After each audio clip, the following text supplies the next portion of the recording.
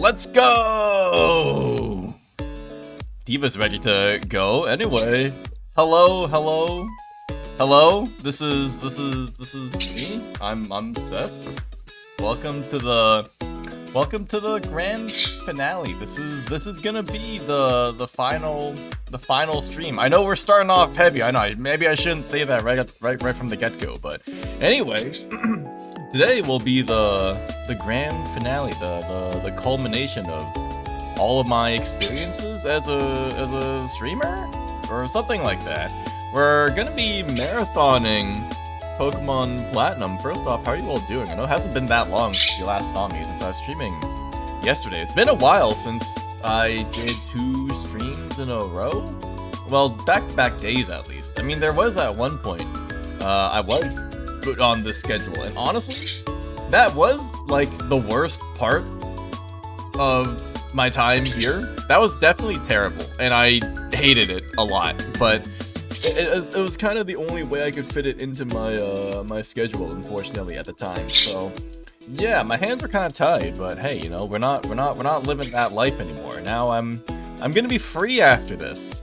Well, I say free. Free makes it sound like I'm suffering. I'm not suffering, but I am sentimental about this whole thing, about having to finally say goodbye to everything. But we've got plenty of stuff to talk about. I've got the schedule that I whipped up open on my, well, not on my other well, technically yes, on my other monitor, but I've got 2 that I'm actively using right now. So is it really the other monitor?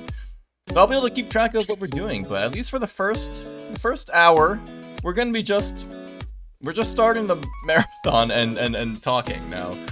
I have it scheduled to be 8 hours long, but depending on how things go, it will probably take a little bit long.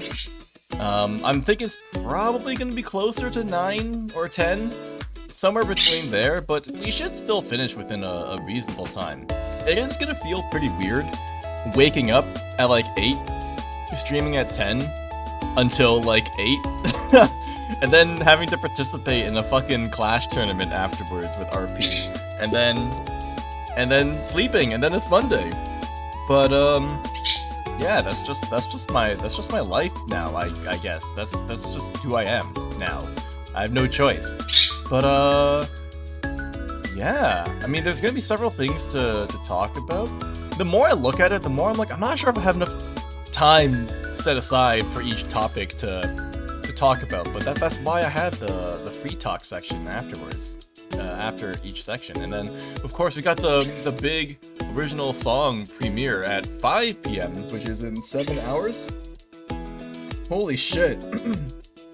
Okay, you know, it doesn't really feel real until I actually start, but the fact that I don't think the marathon's gonna be that bad.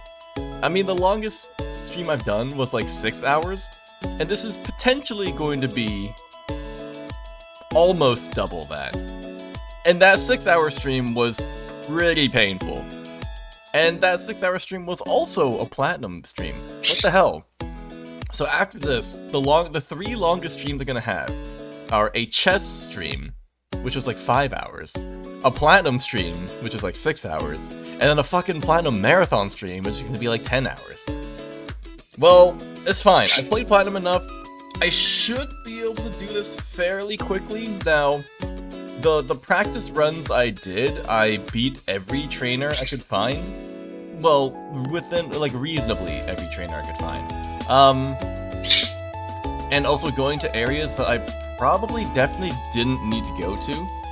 But I've never tried just like skipping some areas and trainers and just not getting to like an insanely high level. I don't know how that's going to work for me. I think it should be fine, but I think I'll also, in that case, hang on to some of the X items just for the Elite Four.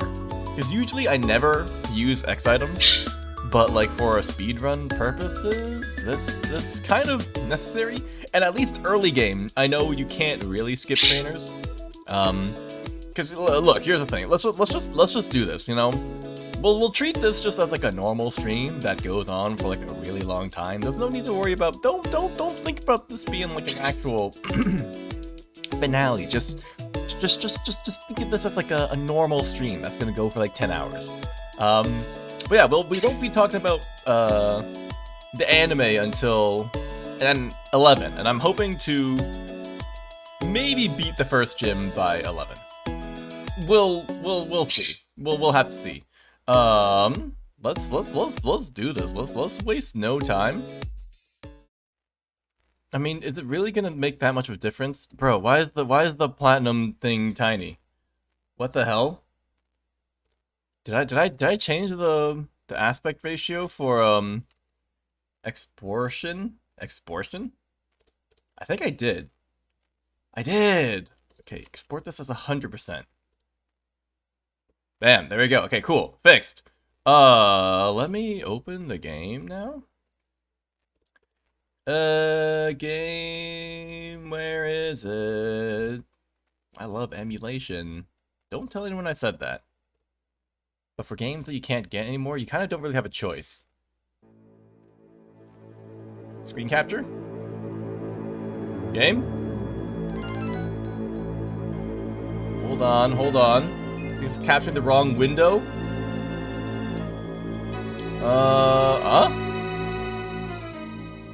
Hold on. Bruh. It was working earlier. No, platinum. Wait. Okay, there we go. Okay. It just took a second. Okay. Now, I do have speed up enabled, so if I really need to go fast, I can. But I think I won't need to. It should be fine. I think. Okay. So this is just a normal run of platinum. I say normal, but I mean like a marathon run, of course. So the strategy, from what I understand, and at least for the world record, is to use Empoleon, which for sure works. I've done runs of this with all 3 starters actually. So in my practice runs, I've managed to beat the game with Turtwig, Piplup, and Chimchar. And I will say, the Chimchar one was definitely easiest in a way, but the Empoleon one was the most comfortable, I think. I think Chimchar in general is the best for all the gyms, whereas Empoleon is the second best for sure. And Torterra is like terrible. That run was fucking awful. It's okay for most of the game until you get to the 7th gym where you fight Candace. And the main problem is you can't really outspeed you can't outspeed, what's it called? Oh my god, I didn't save. You can't outspeed the Frostlass unless you have like something that's relatively fast.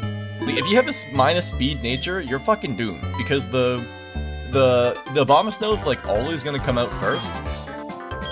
Which doesn't, actually now that I think about it, doesn't affect the Frostlass's speed, but at least they'll make it so that Blizzard is like perfect accuracy. In fact, I think you can't even outspeed. Oh no, the Abomasnow doesn't have Blizzard, it has Avalanche, which you can actually survive if you're a high enough level, which is pretty crazy if you think about it. But the Frostlass is the biggest problem for sure. Like you can't outspeed that shit unless you have something that has a higher speed than average, or you just use an X speed. But then you have to rely on not dying. But yeah, it's definitely more comfortable as what's it called? Empoleon. But the problem with that is it's not comfortable at the beginning, which is a little bit of a problem. Chimchar is pretty good for most of the game. The Fantina fight can be a little bit spooky, but it's not too bad since you'll be a much higher level at that point. But for Piplup, Gardenia is like a big problem. She fucking hurts.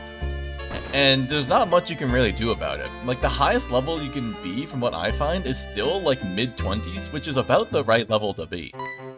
So it's actually fairly difficult to beat Gardenia with Piplup. But other than that, it's not too bad. I think it should be pretty easy to outspeed Cynthia's Garchomp, even with the Piplup that isn't like super fast. But we'll have to see. So yeah, we'll also see if I'm gonna run out of things to talk about. In fact, I'm almost certain that we will. There's no chance that I can get through like 10 hours without running out of stuff to talk about before deviating to just talking about the game. But there is a lot to say about the game, because I know a lot about the game. Yeah, I mean, you can get Pluck in Floaroma Town, which is the main key, the key item for beating Gardenia, I think. I don't know how the speedrunners do it, but that's how I did it, and it seems to work if you just spam Pluck. It's not foolproof. It's okay. I am also going to try and get a nature that doesn't lower my attack, special attack, or speed, which might be a lot to ask for. But I feel like it's necessary. I need the speed for Garchomp, I need the attack for Gardenia, and need the special attack just, like, in general. So we're gonna save the game. Can this saving speed up a bit? Like, holy shit. Alright, so we can use some speed up. Alright, so we want Piplup, which is this Pokeball? Alright. Okay, so yeah, if he gets Turtwig, that's fine. It's not a big deal. It's not a big deal. Okay. I think it's also good to teach Return early. Maybe not early, but it will be useful for a while. 100 base power is very good. 105 base power. But I don't know when you get max happiness, which is... Yeah, I have no idea when you get max happiness. But otherwise, this is gonna be not too bad, I think. He's got Turtwig. Okay, I'm just gonna spam pound. Turn the battle animations off. We don't need to see that shit. There's no way to check your summary during this fight, so you kind of have to either win or lose and just see what you get afterwards. I've also never actually played Platinum with headphones on, so I've never realized that there's some stereo going on. Like I'm getting like attacks and stuff in like one ear mostly, and it's kind of weird because I'm not really used to this, but oh well. Okay, so we beat Turtwig and we get our level up, and then we can check our stats. I feel like that's probably minus special attack. It's probably not that big of a deal if it's minus special attack, but yeah, like, it's probably fine, but it might be a bit of a problem. Okay. Now, I usually do play these, like, Pokemon games with speed. So it does, you know, whenever you play a game with speed, it's in like, Star Rail especially, I know, you talk about gacha again. Like, in Star Rail especially, when you play on speed and then you play on normal speed, it feels so goddamn slow. Oh my god, it's adamant nature. What the hell? Okay, we're gonna soft reset, and then we're gonna do this again. Hello, Venom guy. It's good to see ya. He's talking about Star Rail again. How often will he talk about Star Rail? But no, it feels so slow in Star Rail to play on normal speed after you play on, like, double speed. Double speed just feels like normal. Like this speed to me feels normal. I might lose.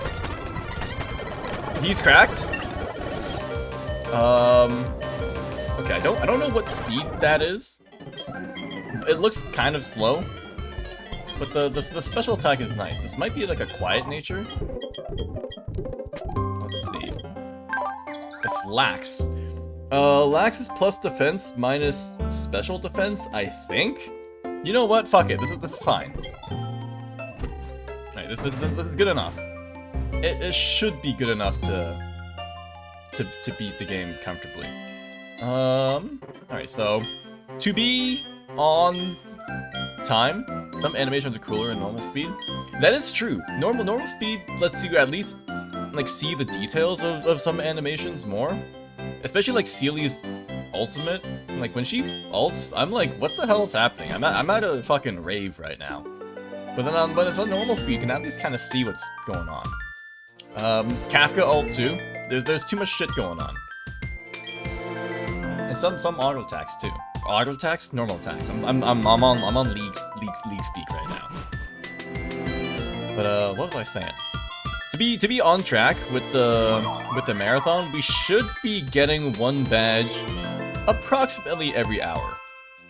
Which sounds a bit like it sounds kind of like a daunting task.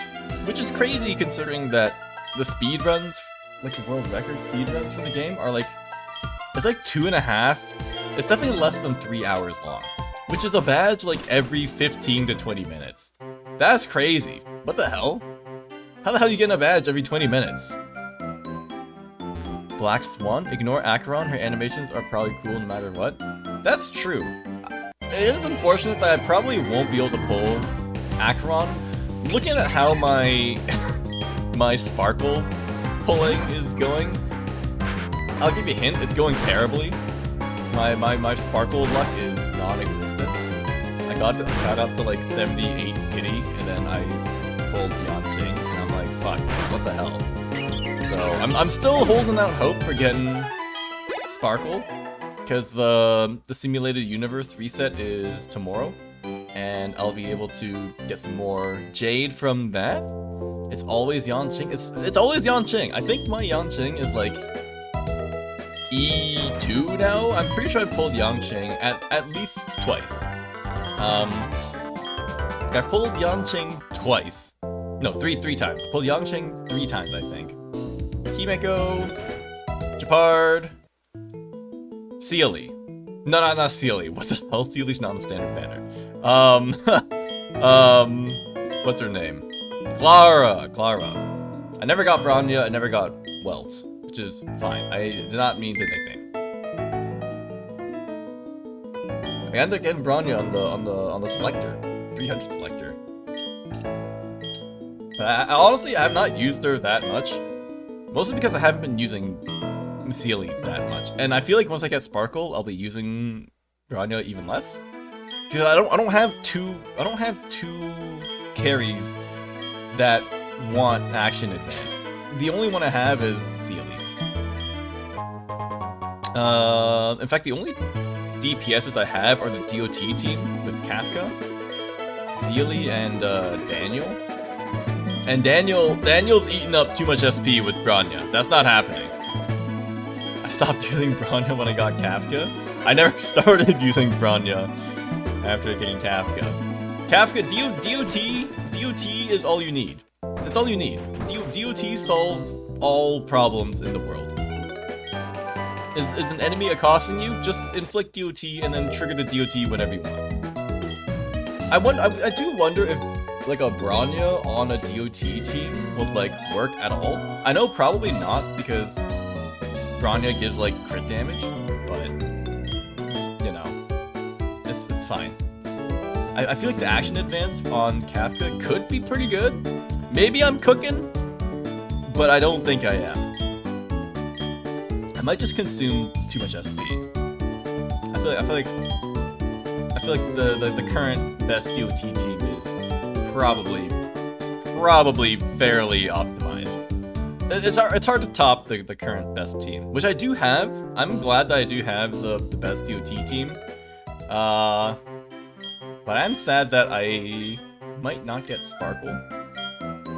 She does get an attack buff, but you have better options for DOT. Yeah, like Rod May's like just damage bonus, and especially the speed she gives is so helpful.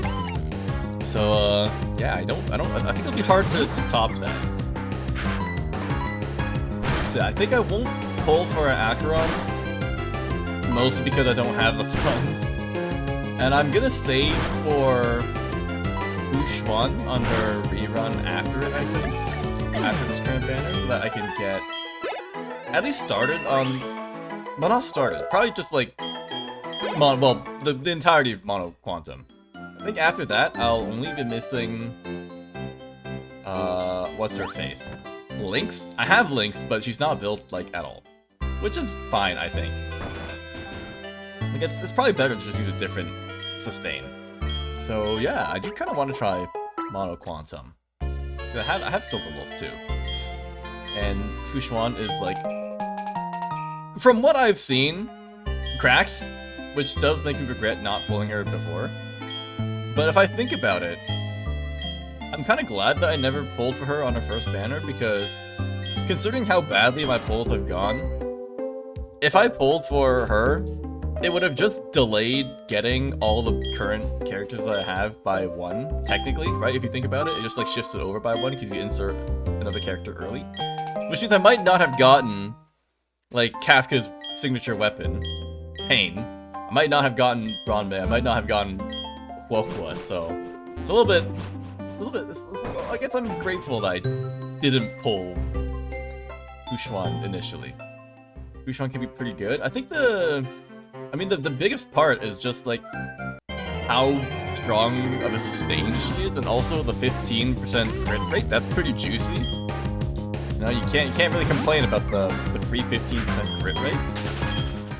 Especially when Sealy will miss, like, 99% crit rate hits, which is, like, insanely sad. But I don't think that's happened before. I mean, I don't really pay attention, honestly, to when her attacks crit or don't. I just look at big numbers and I'm like, yes, that's a big number. It's gonna help with Akron, I can't get crit stats. I keep forgetting that Akron is like a crit nihility DPS. But nihility isn't just DOT. I know nihility is not just DOT. It's about debuffs, but like, I'm just so used to the Kafka, where I'm like, yes, nihility, DOT, but no. And I do also technically have Akron's, maybe not best team, but like a good team. Because I hear people say she's really good with like Silver Wolf, Pella, and Japard, with that light cone that makes it so that you get burned, or the enemy gets burned when they hit you, because that applies like another debuff, or really like any sustain that has that preservation light cone that burns on hit. And then she can get the stacks. I'll probably pull for Akron on her rerun. It's just that early gameplay where like you just have no resources and like you want every character because every character is like good for your account. But eventually I'll get to the hey Diva, what's wrong? Eventually I'll get to the Genshin point where it's like you have a bunch of characters and like you don't really need anything more. Like I haven't pulled Chiori because I don't really need Chiori. Who's the next character? I'm not even sure. Is it Arlecchino? Maybe we'll see. Akron could easily just have Silver Wolf, Wei Nai Fen, and Xuan with the Fire Flying debuff. Yeah, like any...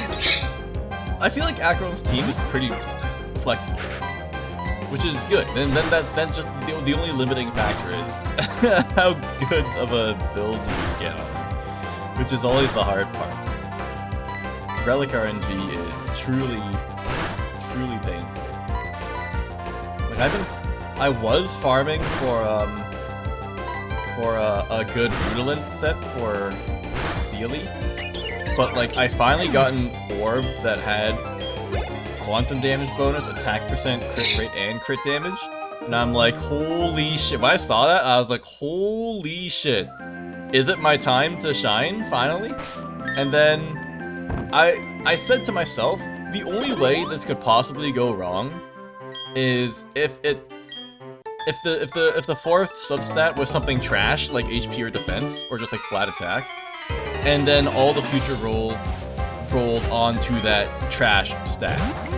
And that's exactly what happened. I leveled up to 12 in one go, and I just see I just see HP percent increase to like 15%, and I'm like, I just fucking died inside. I was like, oh my god, what? And that kind of killed my motivation to keep farming Rune Arena, because I don't think it's even gonna be that big of a damage increase, considering that the orb I currently have on her is a god roll, and then the rope is like almost a god roll. So I almost just have the best possible relics on her, but with Space Sealing Station instead of Rudolph. But I just really don't want to keep farming it. It's like, it's hell. It's insanely painful. Trying to get 70% crit rate is a nightmare. Like right now, my build is totally fine with Space Sealing Station. I mean, Fushuan helps with getting the 15% crit rate for Rudolph Arena.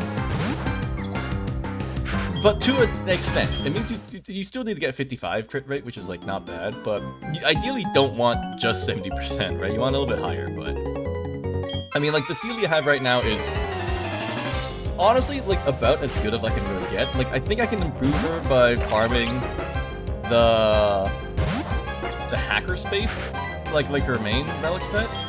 I kind of don't want to. I kind of don't want to at all. Yeah. Like, I'm fine with Space Sealing Station. I think it's fine. Her stats are pretty good. I think she's got like 3,300 attack.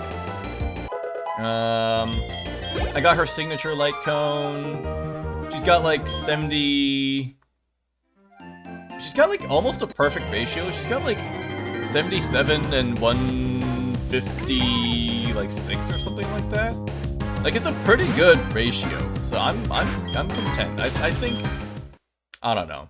If I don't have anything else to use my Trailblaze power, I might farm for better relics, but I don't think I think I'm free from farming sealed relics.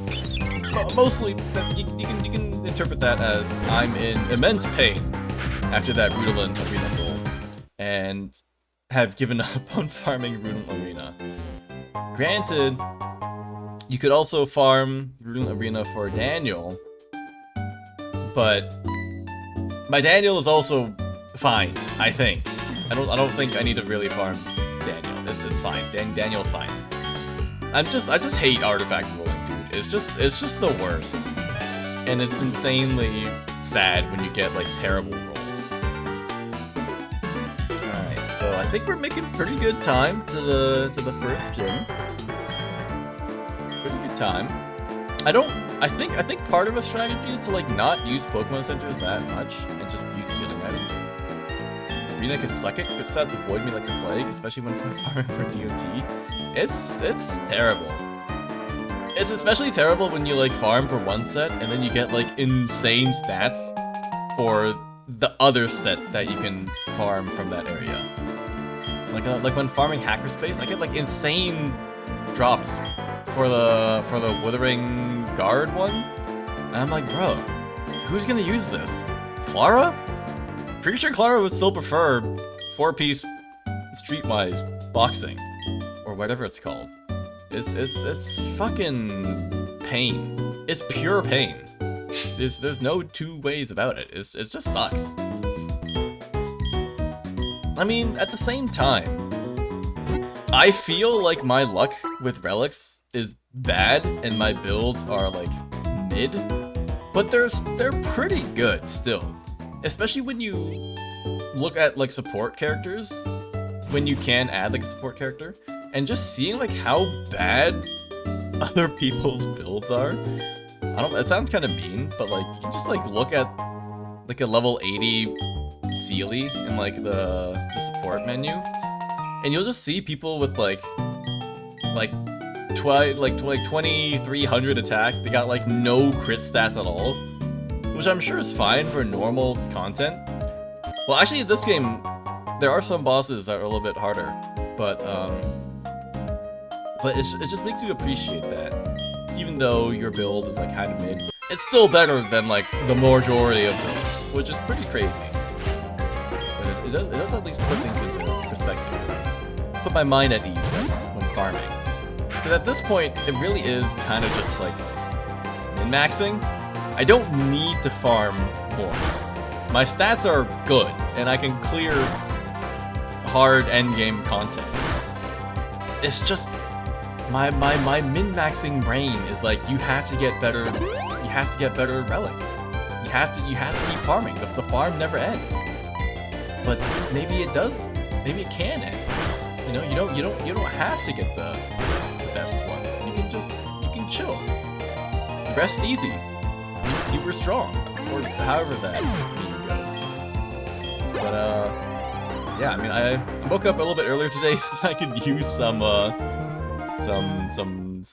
resin and trailblaze power, because I know that we're gonna be going for like 9 hours. So I didn't want it to overflow. Actually, now that I think about it, I don't think I condensed any resin. Fuck it, it's fine. In Genshin, I'm literally just not. I don't really have anything to farm for. I don't even use speed for my Kafka. Her speed is 117. I don't care to farm more for it. He's cooking up the the 0 speed Kafka. Honestly, I'm not sure how well that works. I mean, if it works for you, then it works for you. But I thought in general you want high speed Kafka.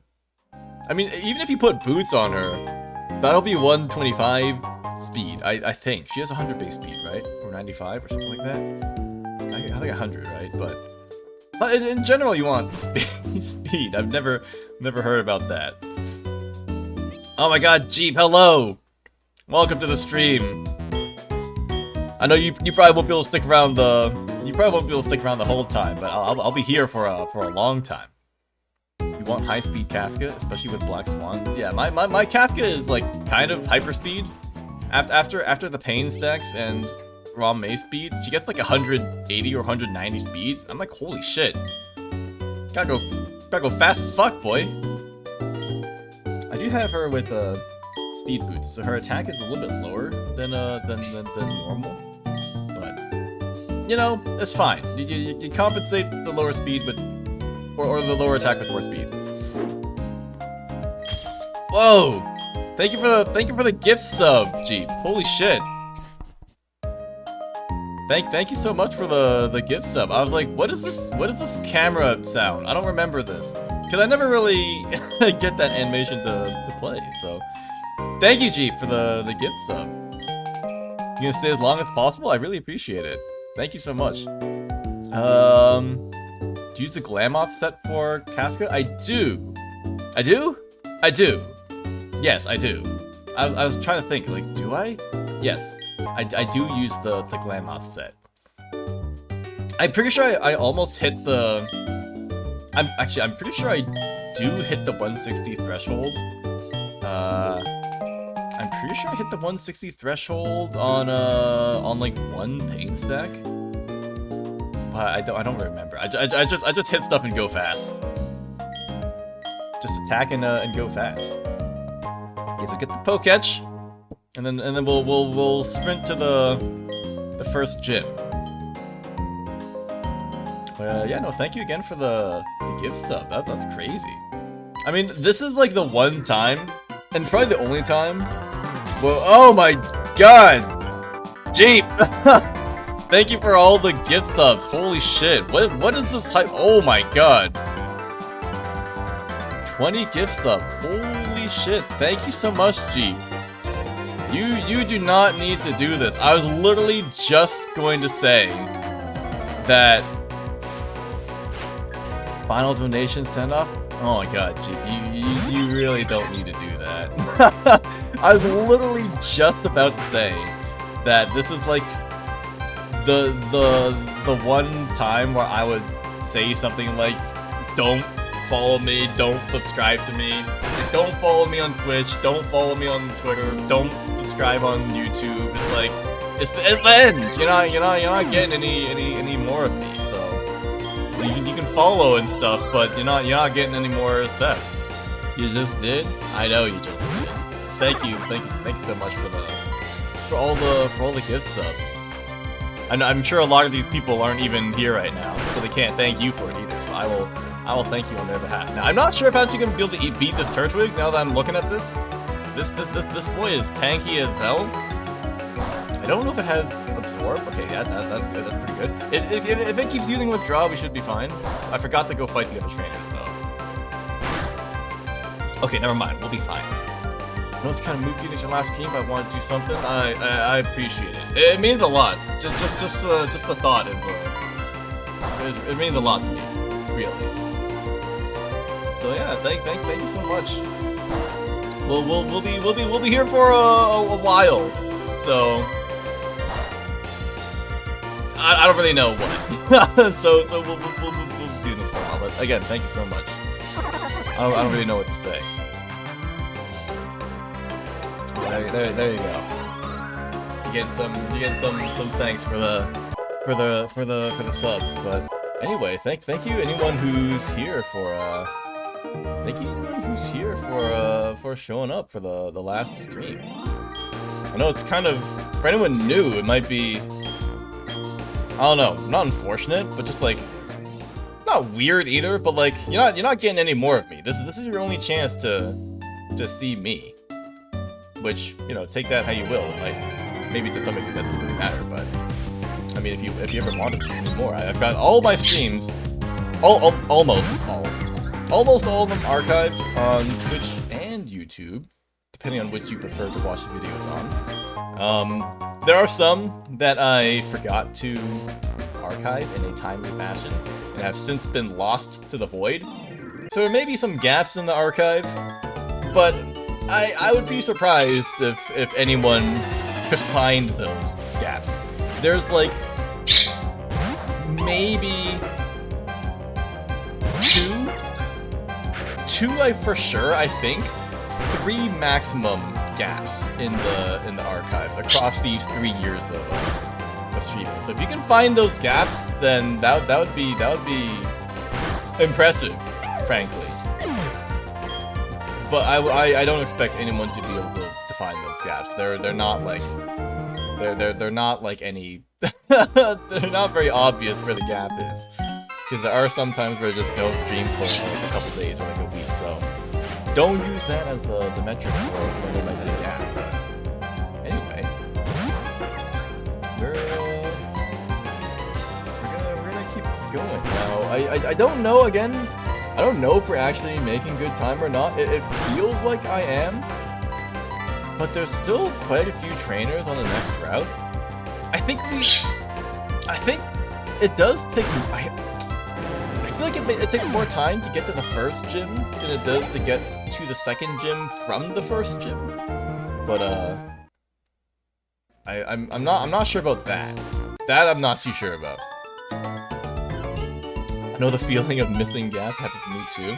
It's just like I know I should have got. It's too late to do it now, but I should have gotten into the habit of like just archiving streams as they happen, so I don't have to do them in batches like afterwards. But I don't know.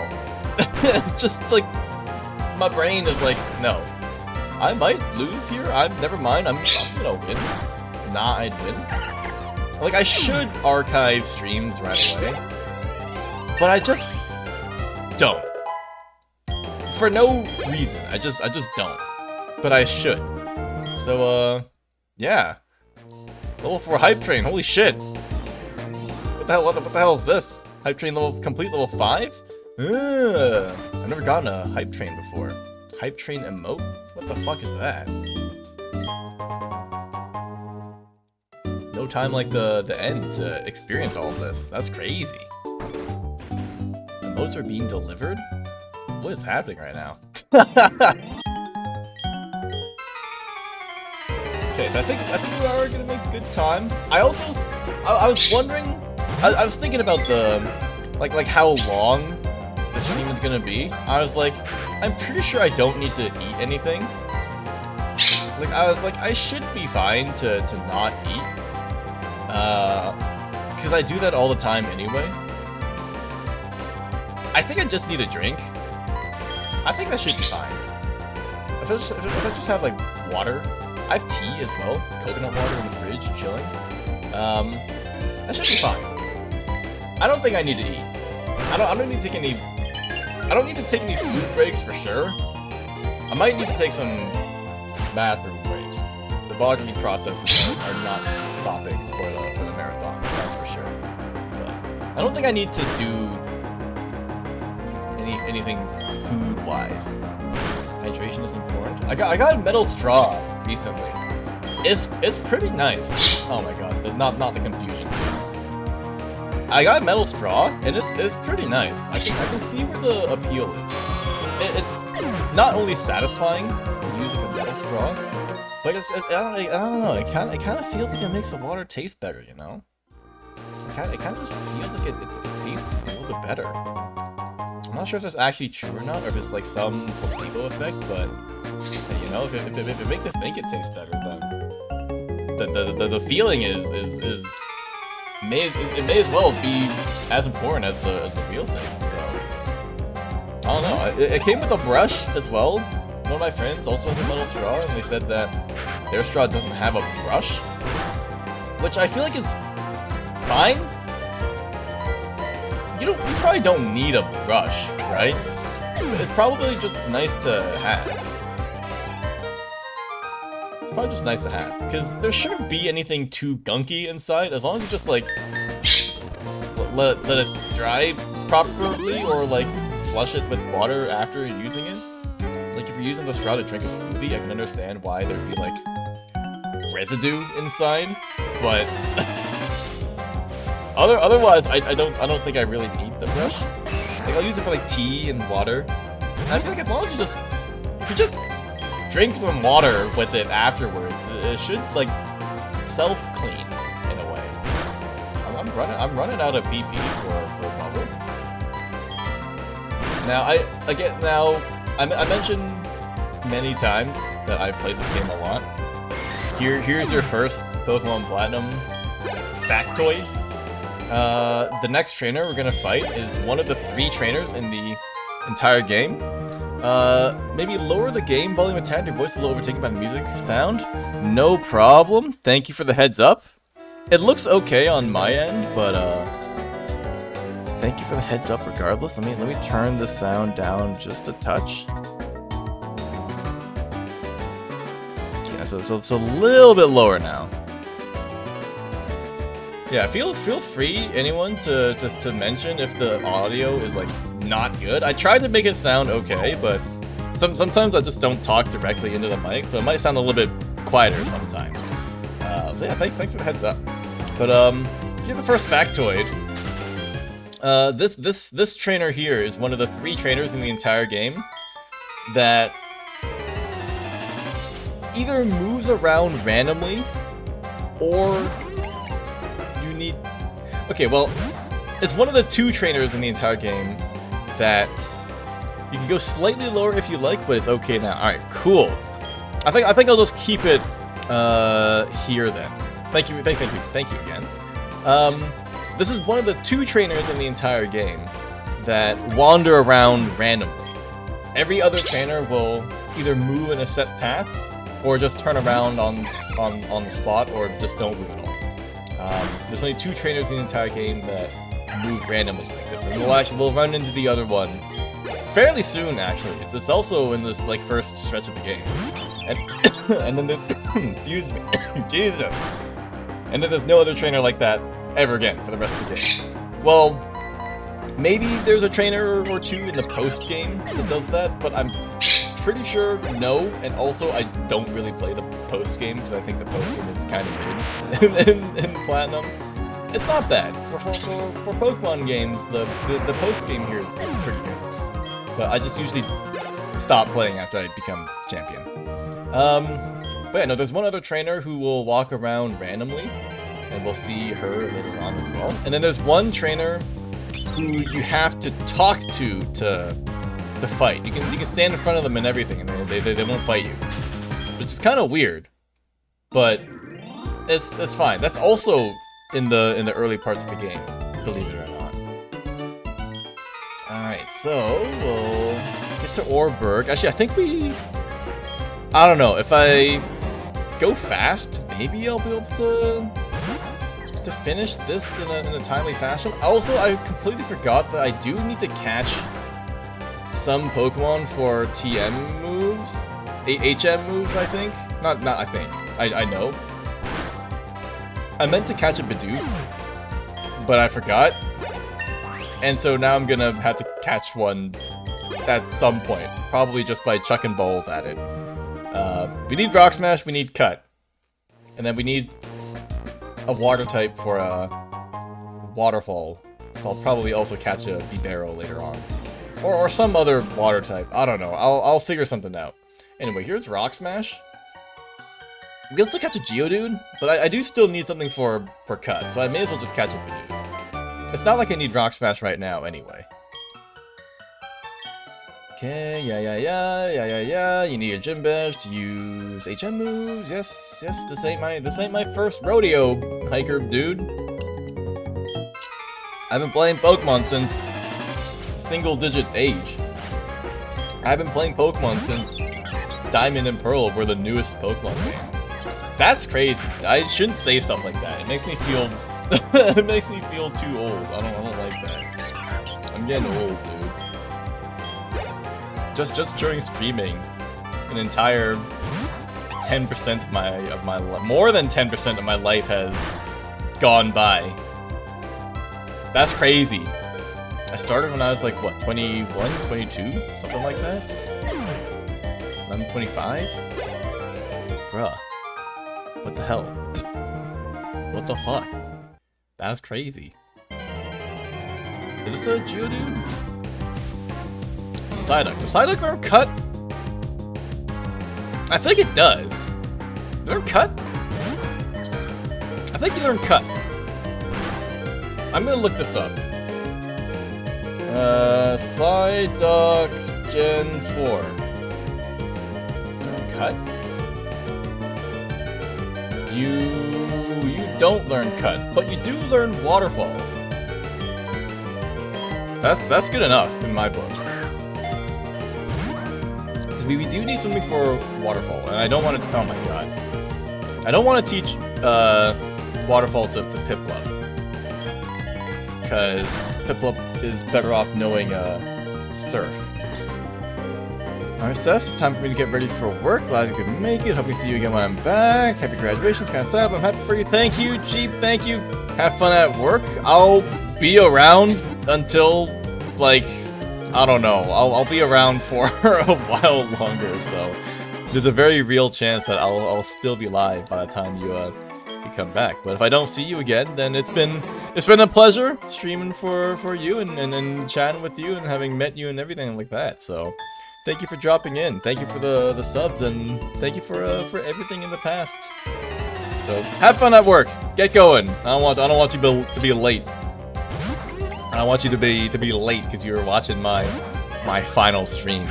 That would be not how I want things to go. Don't crit me. Don't crit me. All right, nice. Okay, so we'll evolve soon, and then that will make us more than strong enough for the Roark fight. We're also approaching hour 1, where we will switch over to talking about the Pokemon anime, and I should probably release a tweet I said I would as well, that we're switching gears. But let me save or heal first. Maybe I should tweet it out now. Okay, hold on. Not save. Heal. Open up Twitter profile.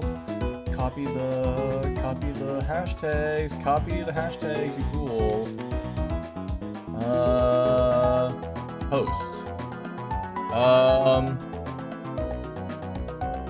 We're approaching hour 1, meaning we're shifting gears to talking about the entire, all caps, entire Pokemon anime season by season.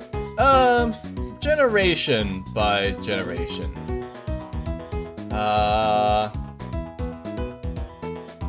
Should I see anything else? We're shifting gears, talking about the entire Pokemon anime generation by generation.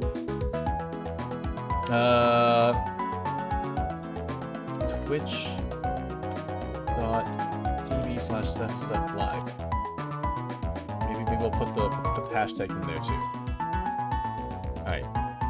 Post. Okay. We're not at hour 11. Hour 11? Holy shit. Hour 1 yet, but we'll be there soon. Okay. So we can come over here to get a fresh water, which is nice. Thank you very much. Not fresh water, super potion. You get fresh water in Diamond Pearl, but they changed it to a super potion in this game. Not sure why. Also, something I learned. I'm still learning new things about Platinum every now and then, which is kind of crazy. But something I learned recently, because I was thinking one thing I could do for this run as well was to collect all the plates, because I do know where all of them are. But as I was thinking about where they all are, I was like, but what about the flame plate? Because that's something you get after you beat the game. And then that's when I learned that apparently, if you have Arceus in your party, you can come to either the Oreburgh Mine or Oreburgh City, and there'll be a new NPC who, if you talk to, they'll give you the flame plate, which is insane. Like, what? Who's gonna have that? What in the world? I kind of wanted to test it to see if that's true or not, but I never got the chance to. But yeah, no, apparently that's what happens. If you have Arceus in your party, you just get a flame plate here from this new NPC. Like, what? Huh? That's crazy. Again, this is all hearsay. I'm not sure if it's actually true or not. Did Zubat learn Fly? Zubat. This is the kind of stuff that I don't know. Because by the time you get Fly, Zubat's already going to be like a Crobat or something. It does get Fly. We're catching you. Live, let's go. Okay, I need something with Fly. Doesn't really matter what. 1, 2, 3. Get caught. Alright, cool. What was I saying? Yeah, the Arceus, but the flame plate. I wanted to try, but I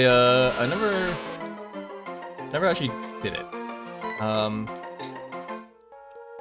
I feel like I know where most of the plates are. Like, I'm running through the game in my head, and I'm pretty sure I know where all the plates are. So I think we can try to get all the plates.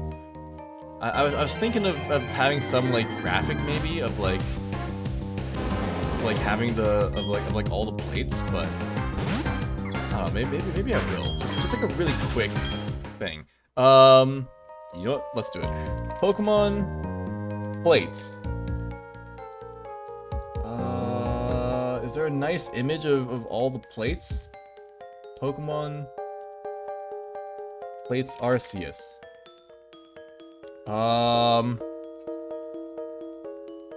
Is there like a nice type? Okay, hold on. Pokemon type list.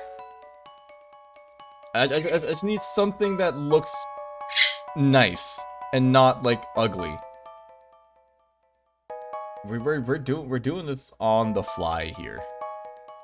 Okay, this one looks pretty nice. Maybe this one.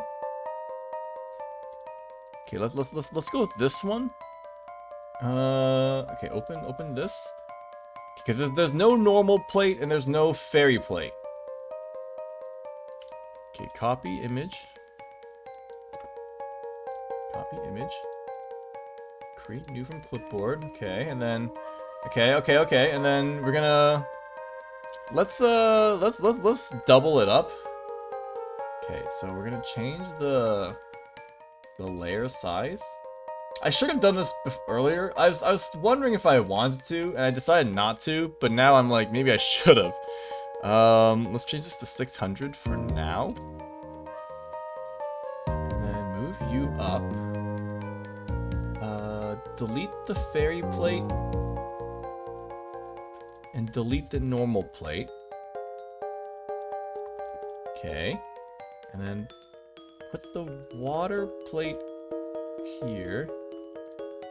Or not water plate, but just like the word water here. Okay, and then put psychic up here. Okay. And then we'll put dragon down here. Dragon and fighting down here. Nice. And then ghost and ice down here.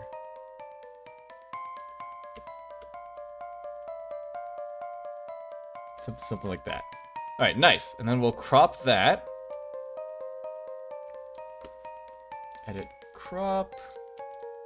Okay, might need to crop it a little bit more than that, maybe. Edit crop. Alright, and then we'll save this to my miscellaneous assets folder. This will be plate list. Okay. And then we'll quickly switch over to here, misc assets, LMNOP. Bam! Alright.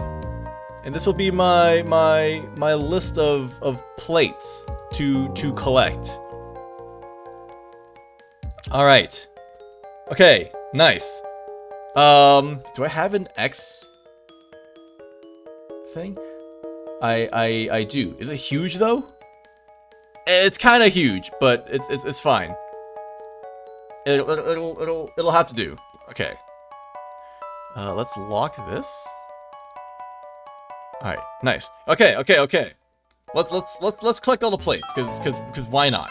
Let's collect them all because we can. And I know where at least the majority of them are. There are some where I'm a little bit like shaky on where they are, but most of them we'll be able to find just like by progressing, which I think is good enough. So yeah, like bug I know, like exactly where the plates are I know.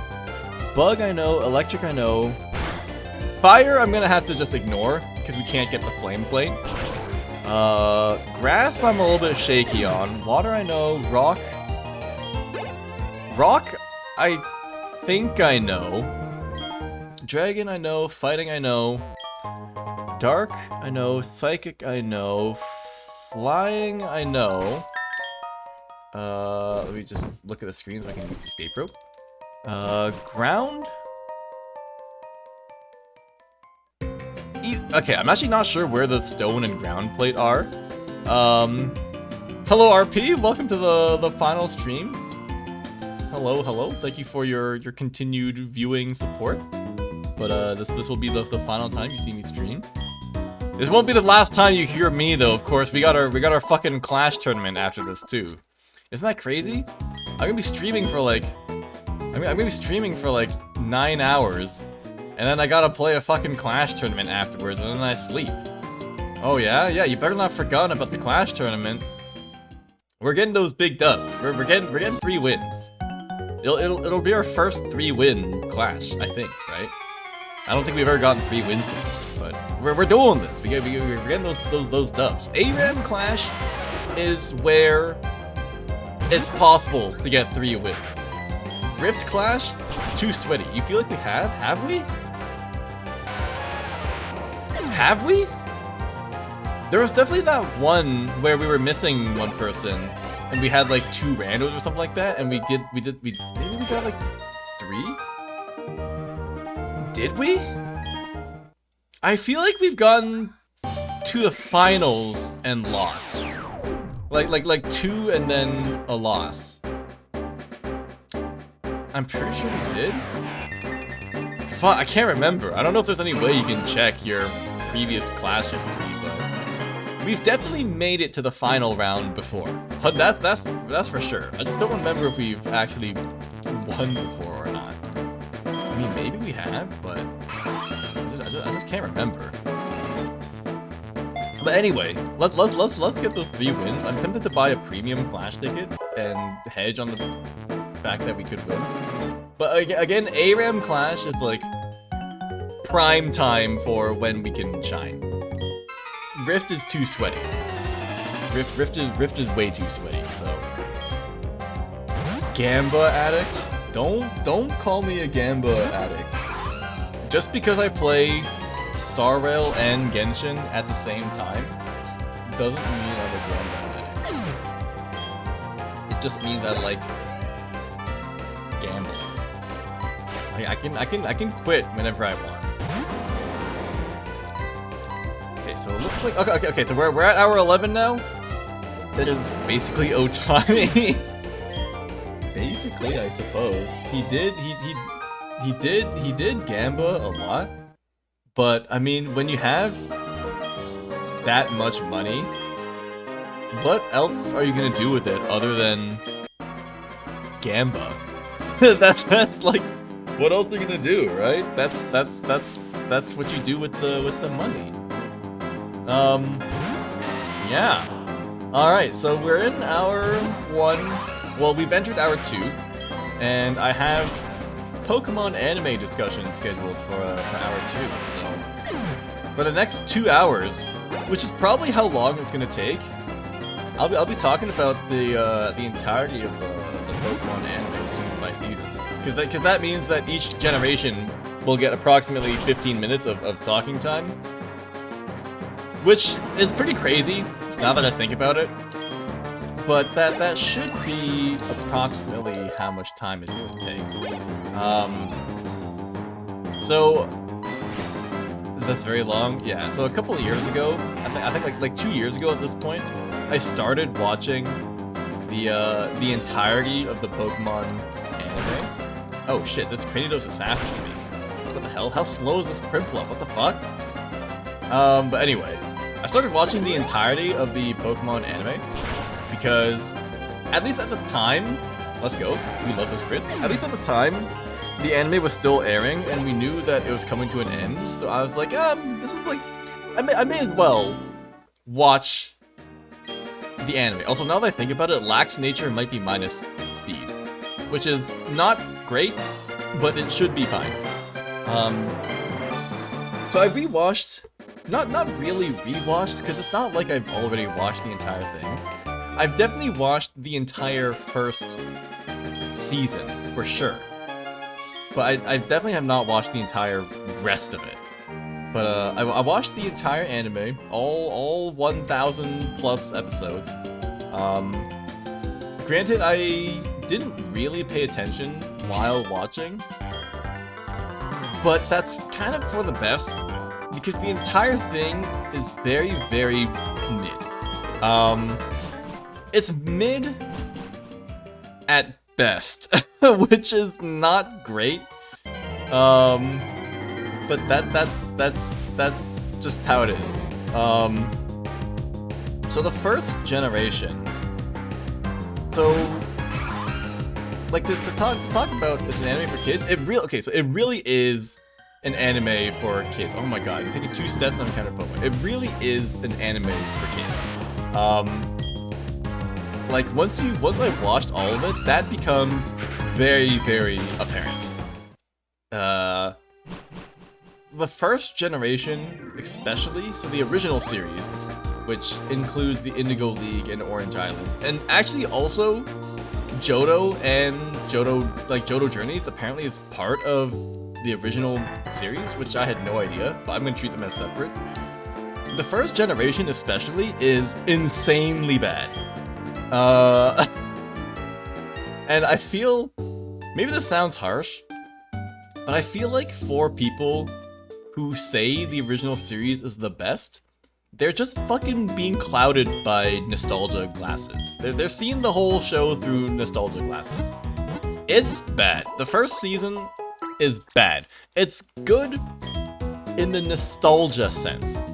But I would say almost everything else about the first generation makes it the worst generation of the anime. It's so bad. Diva.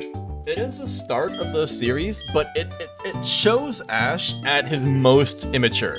And that's terrible, because he is insanely immature. The whole feel of the first season, it really feels like it's from the 90s. But even though it's from the late 90s and extends into like the 2000s with the Orange Island and Johto journeys, it still feels super dated. And I'll make this comparison to One Piece, which comes out at the same time, and which came out at the same time, I mean, and I'm also currently watching right now. But it's so much better. It's crazy. It's like way better.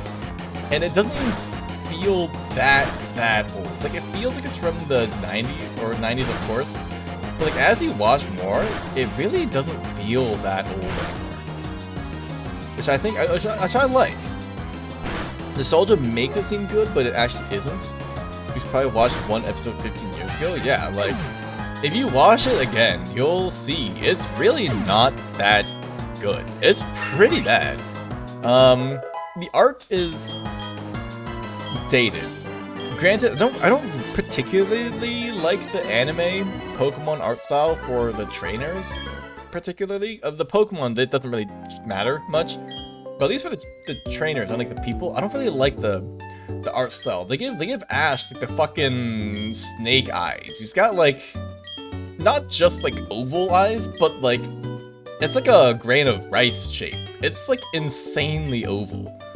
And I just don't really like that design.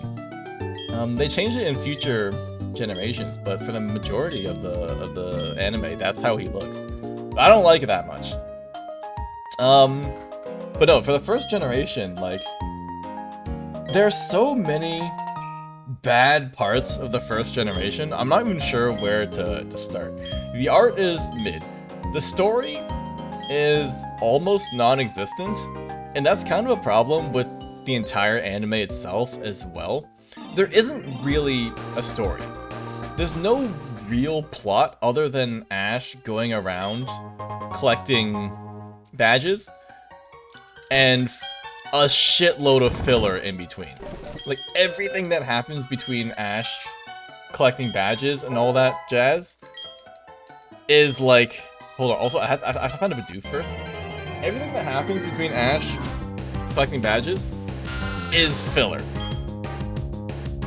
The majority of the anime is, I would consider, filler. I mean, there are things that happen during the filler that can be part of non-filler, like if his Pokemon learns a new move during the filler, or if like it evolves during the filler. But it's otherwise, there's no point in watching it, because nothing impactful happens. Like he'll be walking around the forest and then, oh, this Pokemon got a little scratch, and then they spend the entire episode like helping the Pokemon and getting it back to its like Poke Pals. I'm like, bro, I mean, I know you're trying to show off the different species of Pokemon, but at the same time, it's like nothing's happening.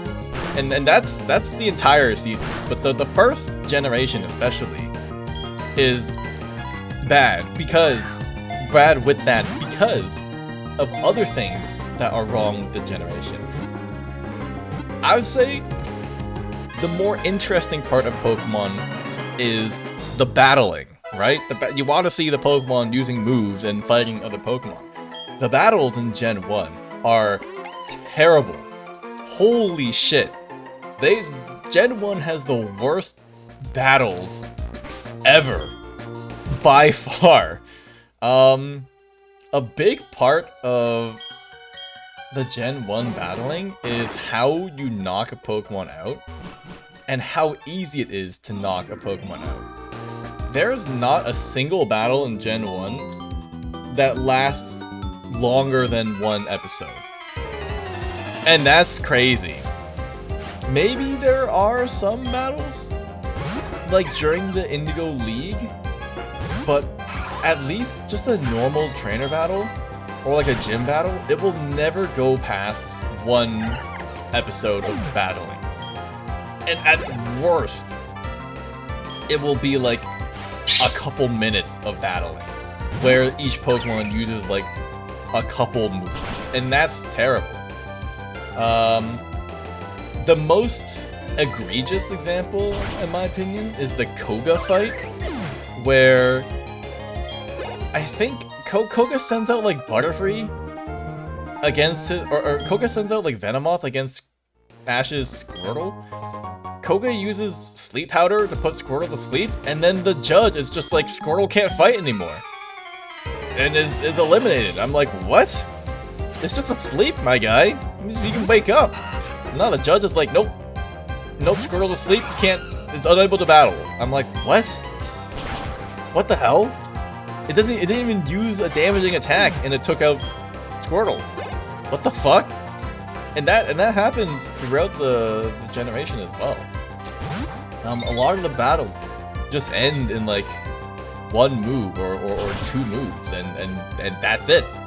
That's the battle. It's crazy.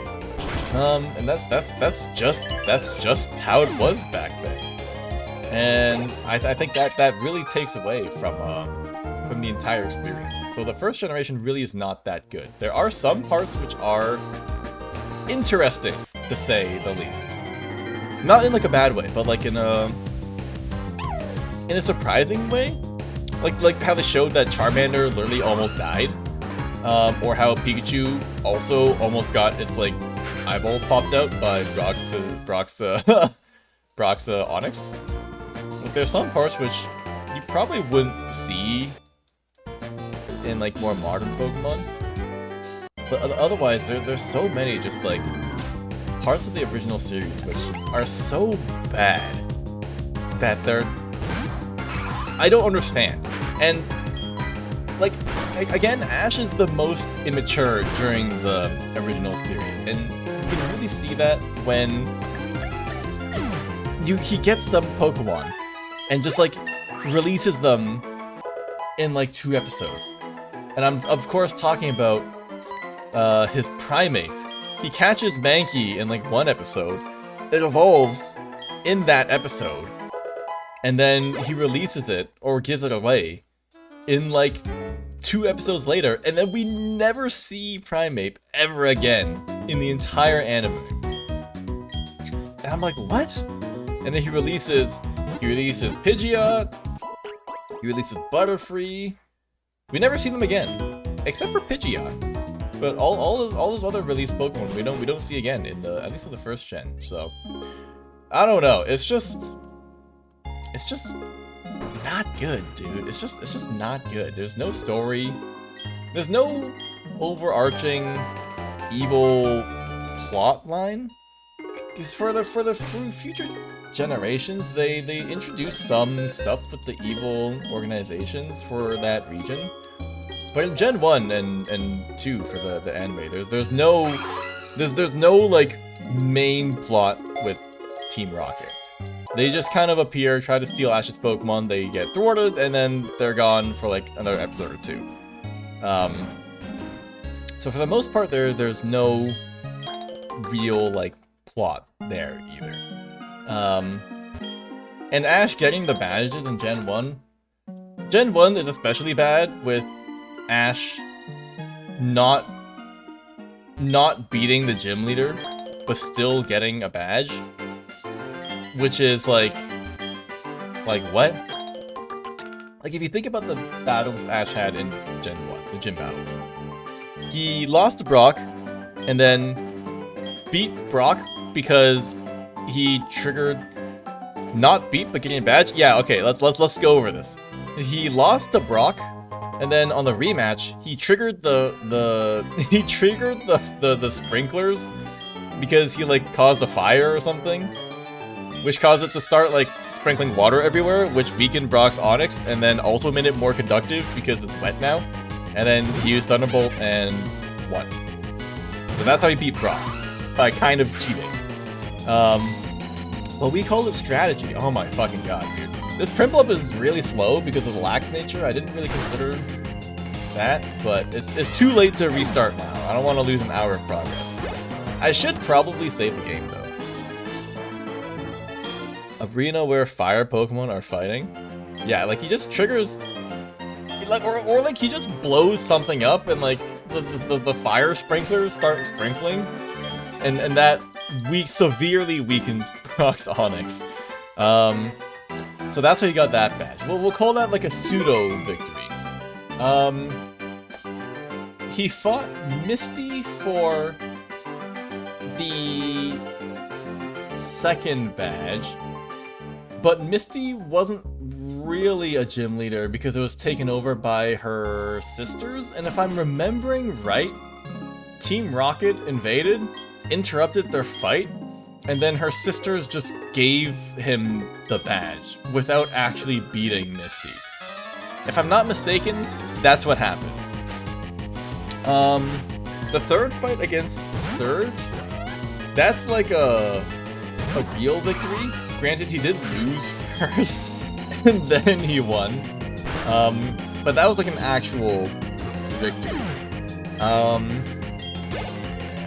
Then came Erica, I think. Erica, he did not even fight. Because were there any golden Team Rocket lines? Team Rock, there was that one band episode where James participated in the beauty contest and got huge badonkadonks and was showing off to Misty. That did get banned. Also, no, the Jesse's complaining one is from the Ruby Sapphire generation, I think. Team Rocket didn't really have that many good lines in the first gen, no. Where was I? The Erica fight, he didn't actually fight Erica because Erica doesn't let anyone who isn't a girl into their gym, so Ash had to cross-dress. But they didn't actually fight because a fire broke out in the gym, and he saved her Gloom, and she gave him a badge for saving her Gloom. And that's it, they didn't even fight. Sabrina, he lost to, and then he sort of, he got like a wild Haunter for the gym fight. The Haunter made Sabrina laugh, and then she gave him a badge. So there's that. They did fight, but he got the badge for making her laugh. Yeah. Who else? Who's the next gym? Is Koga the next gym? Yeah, Koga's the next gym. Koga was an actual fight, but Koga did knock out one of his Pokemon just by putting it to sleep, which is fucked. Like, what? Blaine was also an actual fight. The Blaine fight, I would actually say, is one of the more interesting fights in the generation. Because that's when Ash's Charizard really actually does something. And then the last gym is the fight with Giovanni. But Giovanni was too busy dealing with Mewtwo, so he had to fight like Jesse and James instead. And they ended up like destroying the building, and then without even finishing the fight, because you know they blasted off again, and then he just picked up the badge from the ground. And that was it. So that's Ash's gym history in the first gen. He didn't even he really didn't even fight most of the gym leaders properly. So yeah, that's Ash. Like the battles, man, they're really not that good. And then in the Indigo League, he made it to the top 16. And because he's at his most immature, he fucking brags about that like all the time in the Orange Islands. He's like, don't fuck with me, I made top 16 in the Indigo League. But that's only like winning 2 rounds or something like that, and then just losing. Ash is stupid? That's what I'm saying. Especially early, when he's 10. But somehow he's still 10 by Unova. Which you can probably just ignore the narrator for that one. But yeah. Yeah. What else? The Indigo League was pretty interesting. but the fights were not that good. But I didn't even know Ash was 10.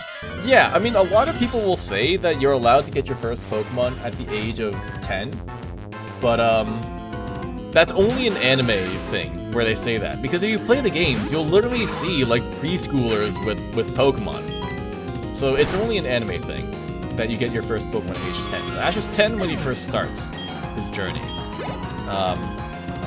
I don't know about you, but I would not let a 10-year-old child just like off into the world with a Pokemon that can just like breathe fire and blow up buildings. Like that shit's insane.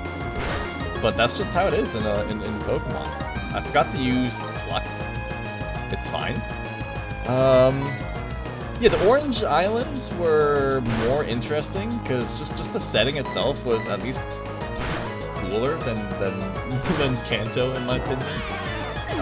And they always do the thing near the end of the season where they show off some Pokemon from the next generation. So we saw Tracy with his Meryl, which is of course only from Johto. Yeah, but then after the Orange Islands, they moved on to Johto, and like Ash talked about his like Indigo League placement so much. He's like, yeah, I'm top 16. Like, bro, you ain't shit. You shut up. It's not even that high of a ranking. But he was proud of it. I mean, as a kid, I guess that makes sense. But yeah, he's 10. Johto was better than the original series, in my opinion. But there was a lot of similarities, I guess. Like, if you watch the Johto series, it really does feel like more of the original series, just now in Johto. I think Johto, to me, was the one that stood out the least. Not really in like a bad way, but it's just not particularly interesting either. There is one incredibly good episode from Johto where there's just like a bunch of kids comparing the sizes of their Dunsparce, and it's just out of context. It's just the best. It's the best episode ever because it's just a bunch of kids being like, no, my Dunsparce is bigger than your Dunsparce. My Dunsparce is a whole 5 centimeters bigger than your Dunsparce. It's just like, it's so good. You need to look up Pokemon anime Dunsparce episode. And just like, it's so funny. It's just like out of context. It's so good. That's one of the best episodes ever. But overall, the second generation was not that great, but it was a little bit more interesting than the original series, at least, because you really can't get much more boring than the original series. Not boring, but just like not interesting. I actually don't remember. Oh, no. Okay, I was gonna say, I don't remember what, like, the climax for the Johto season is, but it's the Silver Conference, I think it was called. I don't remember how Ash does, but it's fine. His team... Oh, I should talk about his teams. His team in Gen 1 for Kanto, he catches more than 6 Pokemon in Kanto. But the Pokemon he has, I don't know. They're classics, I guess, because you can't really consider them anything other than classics. He gets Bulbasaur, sure. You like Bulbasaur, never evolves. He gets Squirtle, sure, never evolves. He gets Pikachu, yeah, never evolves. You see a pattern here. He gets Butterfree, released. He gets Caterpie, evolves, released. He catches a Pidgeotto, evolves, released. He gets a Snorlax during the Orange Islands. I actually thought he got the Snorlax during the original series, but he actually doesn't. He gets it during the Orange Islands. What else he get? He catches a muck used in like one battle in the entire season. He catches a Krabby, also used like only during the Indigo League, but it evolves during then as well. Also, here's the second trainer in the entire game, and second and only trainer who, second of the two trainers who walk around randomly. Yeah, this trainer. What other Pokemon does he catch? He catches 30 Tauros, but that was banned in the US. There is an English version of it, I think, but it is banned because he did get a gun pointed at his head, and they did not want to show kids that. Which, honestly, fair play. I think those are the only Pokemon he catches in Gen 1. In Johto, he catches his Noctowl, which is shiny. He catches Heracross, which is cool. He gets Phanpy, which doesn't evolve until Advanced Generation, which is the Hoenn season. What else does he catch? He catches Totodile, never evolves, of course. He catches Chikorita, evolves into Bayleaf, and then stops. Does he get anything else? Can't really remember. It's so forgettable. I don't really remember actually. But his team was not that good in Kanto or Johto, and that's kind of something that will happen for the majority of the generations, but it's not nearly as bad as Gen 5, I think. We'll get there when we get there. But I don't really have that that many strong memories of like what actually happens in Johto, which I guess speaks volumes about how good the Johto season actually was. I don't know if it was just Johto Journeys or if it was like two things. I think the original series is 4 seasons, I think. It's the Indigo League, Orange Islands, Johto, and Johto Journeys, or something like that. I think Johto was split into 2, but the original series was split, like Kanto was only split into the Indigo League and the Orange Islands.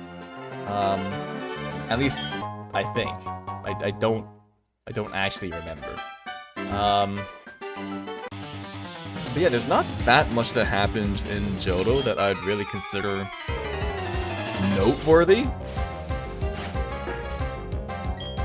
I'm trying to think, but I don't think anything really happened during Johto. So yeah, you can take that how you will, but I don't think the Johto journey was particularly interesting.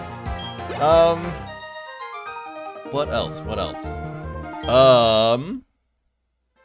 You can actually skip you. You only have a Piplup. Get out of my face. But yeah, then at the end, during the Silver Conference, they showed off that trainer who had a Blaziken, and I'm pretty sure he won, or something like that. And then Ash lost. I don't remember his placement. Probably not much higher. Maybe like 8th.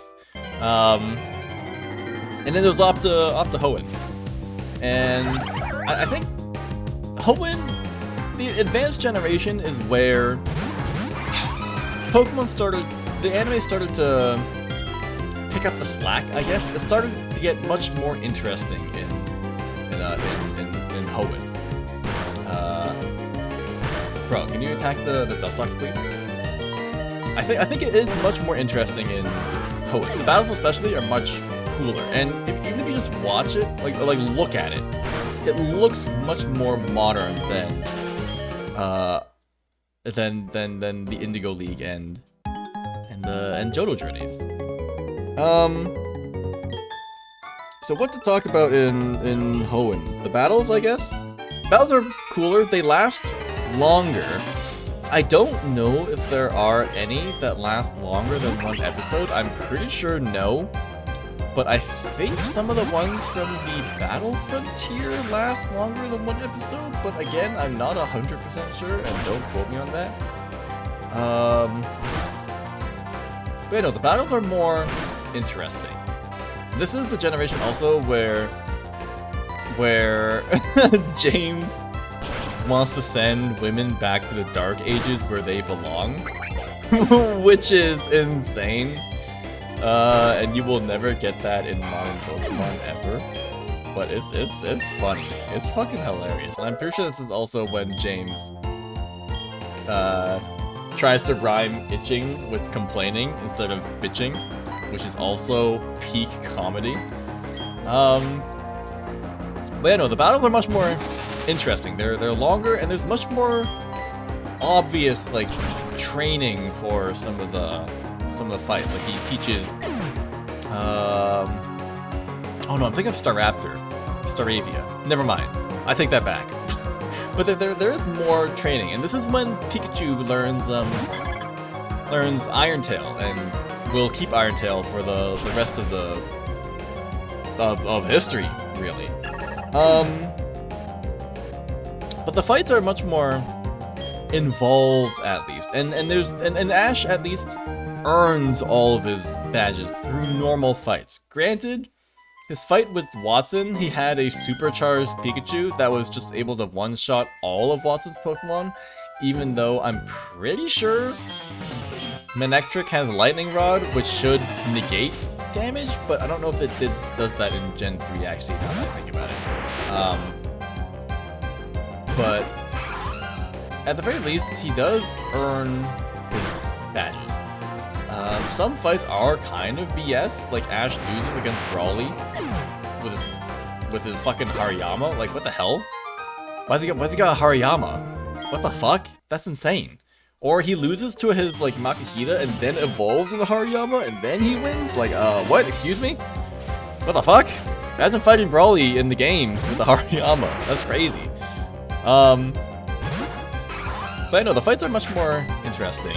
The Pokemon Ash gets in the advanced generation are also much cooler, in my opinion, and actually half decent for a team. He gets his Pikachu, of course, and then he gets also a Trico. We like Sceptile, because it does evolve in Sceptile and he doesn't release it. Wow, he's learning. So Sceptile is pretty cool. We like Sceptile. He gets his Phanpy evolves into Donphan. That's pretty cool. What else does he get? He gets a Tailo that evolves into Swellow. That's pretty cool. He gets Torkoal. We like Torkoal. What else does he get? Pikachu, Phanpy, well, Donphan. Sceptile. Well, I got such a Pluck. Sceptile.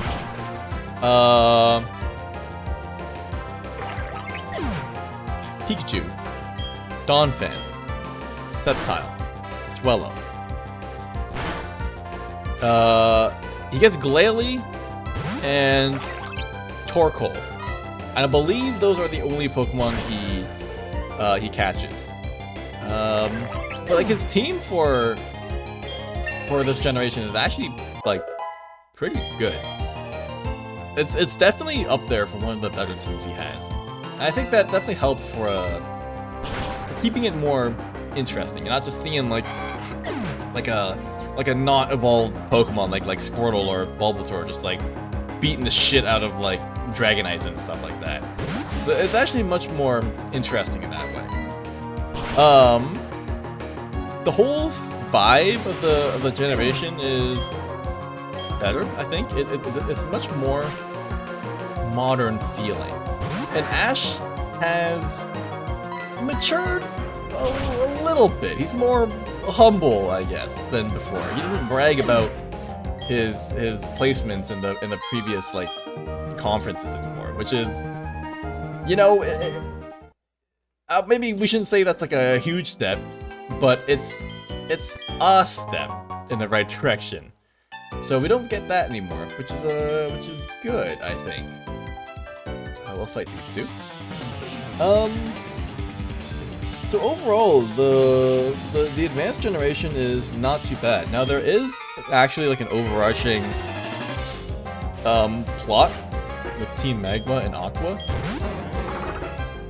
but it's kind of like, I don't want to say weird, but it feels like so extra, and then all of a sudden they're fighting Groudon and Kyogre.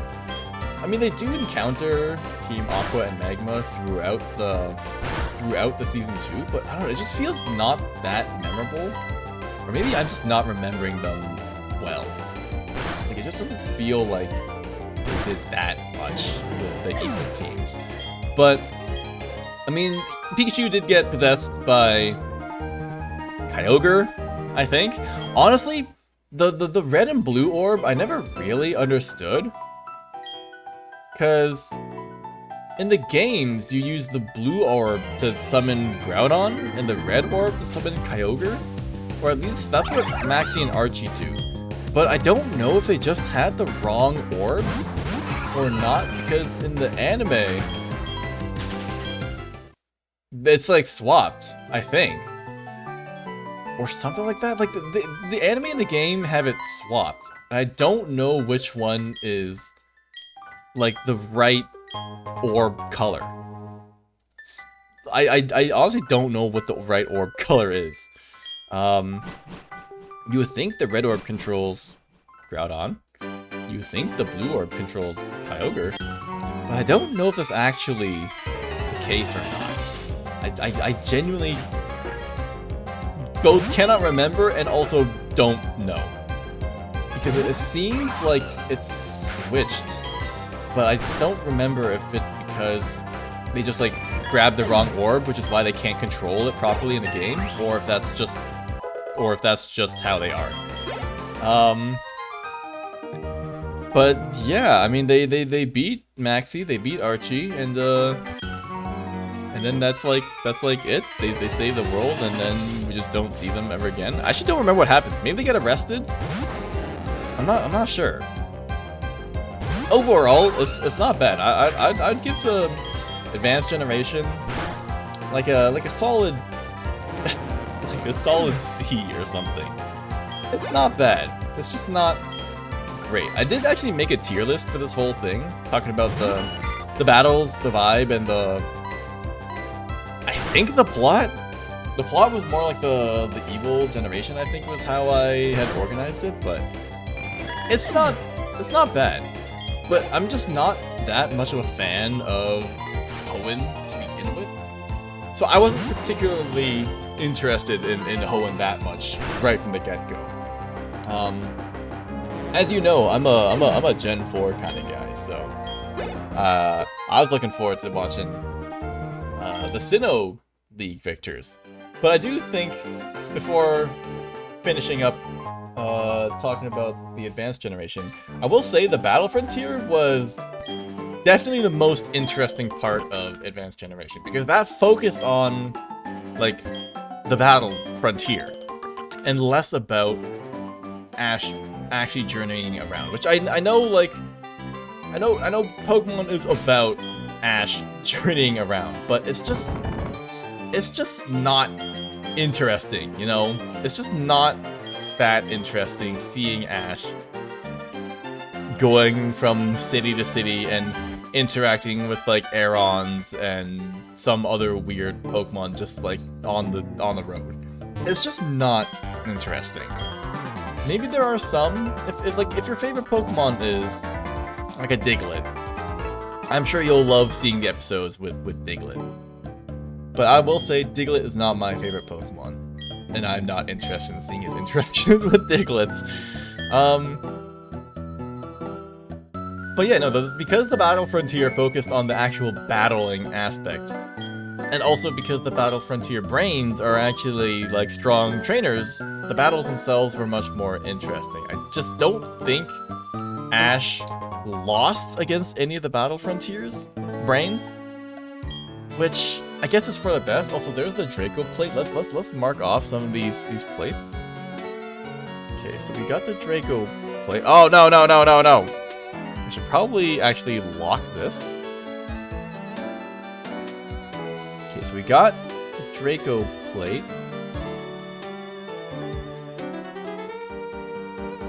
And we won't be able to get the flame plate.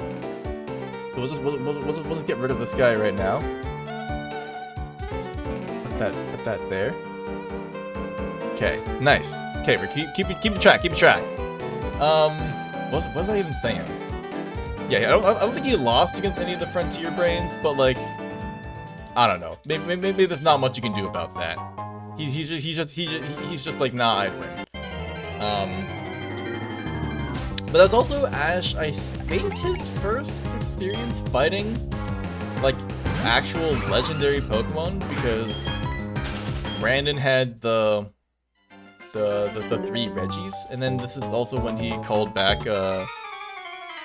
Charizard to fight with him as well, which was pretty cool. So overall, it's the Battle Frontier segment was much more interesting than the rest of the season. But overall, it was still kind of mid, but a step in the right direction. And then we move on to the Sinnoh League, where I do think that in terms of how interesting each generation is, it does get more and more interesting than the first season, than the original series. I do genuinely believe that, but it's just a matter of how much more interesting. Gen 4, you know, I'm all about Diamond, Pearl, Platinum. I like Gen 4. It's one of my favorite generations, as you can see since we're playing Platinum right now. It's I do like how they start in Diamond and Pearl. It doesn't show Ash, it shows Dawn, so it shows one of his companions instead, which I think is a much more interesting way of introducing the generation. The battles for Gen 4 are much better than Gen 3. Because Ash gets some pretty nice Pokemon in this generation too. His Chimchar evolves into Infernape at some point. Ash's interactions with Paul. So this is also when Ash first gets like a real rival, I guess. Because in Gen 3, Ash didn't really have a rival. May had 2 rivals, but I don't think Ash actually really had a rival in Gen 3. But now in Gen 4, Ash actually gets like a rival, someone he can regularly compare himself to, I guess. And his first rival is, of course, what's his name? Drew? Is it Drew? Why does that not sound right? Pokemon Drew. No, it's not Drew. Drew is May's rival. Paul. Ash gets his first rival in the form of Paul, and Paul, as we know, is a fucking asshole. We hate Paul. He's just like, I don't know. He's like immature Ash, but actually with strong Pokemon. He's like a min-maxer. He's like a Pokemon min-maxer as a character. Which is kind of weird, but it does mean that he's like I don't want to say like a worthy rival, but like someone who's actually strong and will give Ash a run for his money. In fact, Ash never beats Paul a single time until the Sinnoh League conference. So in every encounter with Paul, Ash always loses, and Paul is always like, "You're fucking weak. What are you doing with your life?" And it's just like, whoa, Paul, calm down. Jesus, you're also 10. Relax. You're just a bunch of kids. But Paul is a good rival in that he's strong and he always beats Ash because he's a better trainer. There's no two ways about it. He's just a better trainer than Ash, and so he always wins with actual strategy. Until the league, where Ash's unpredictability wins him the battle, but that's neither here nor there. The gym battles are also much more interesting. They look pretty good too, especially the fight with with Roark and his Rampardos, like the hits his Gradiatos and Rampardos gets on Ash's Pokemon, they look like it fucking hurts, dude. But yeah, the fights are much more interesting, and it's when he really picks up some like strategies that he uses a lot in that generation, especially the counter shield, which is when his Pokemon starts getting attacked and he's just like, alright, use Water Gun, but fucking start breakdancing and spinning and shit. And so they start spinning, and then the opponent is like, holy shit, it's a shield, but also it also damages me.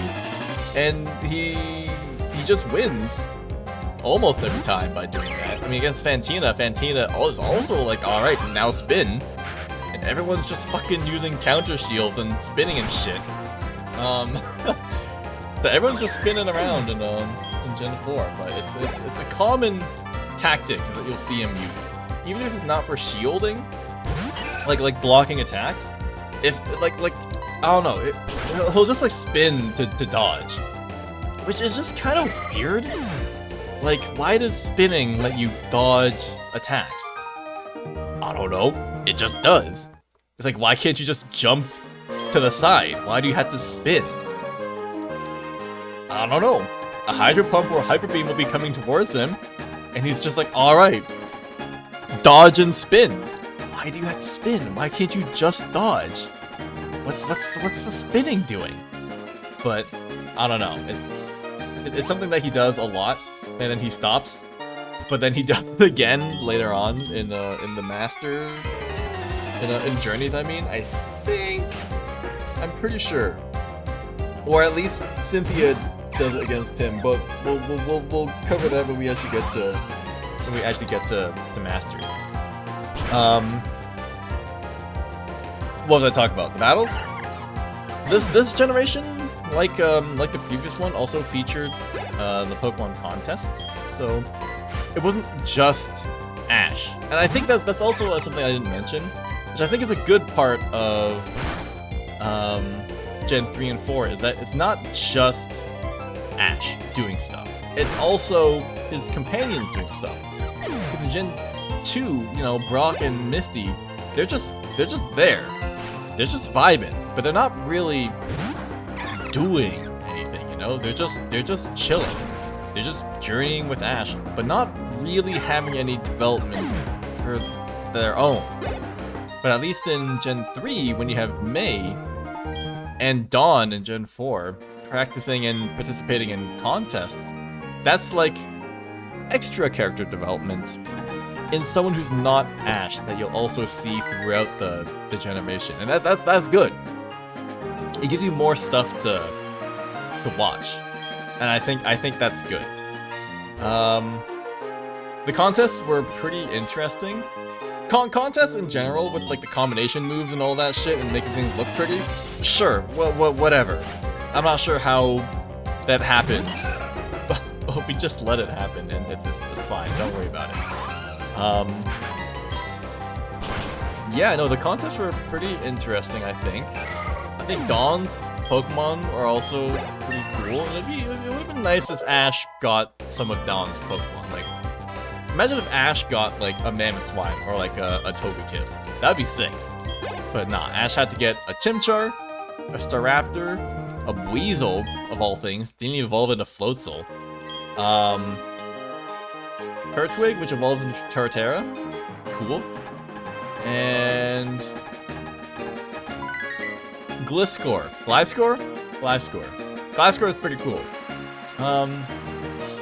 But yeah, no, Ash's team in Gen 4 was also very, very solid. Staraptor, Torterra, Infernape, Weasel, Pikachu,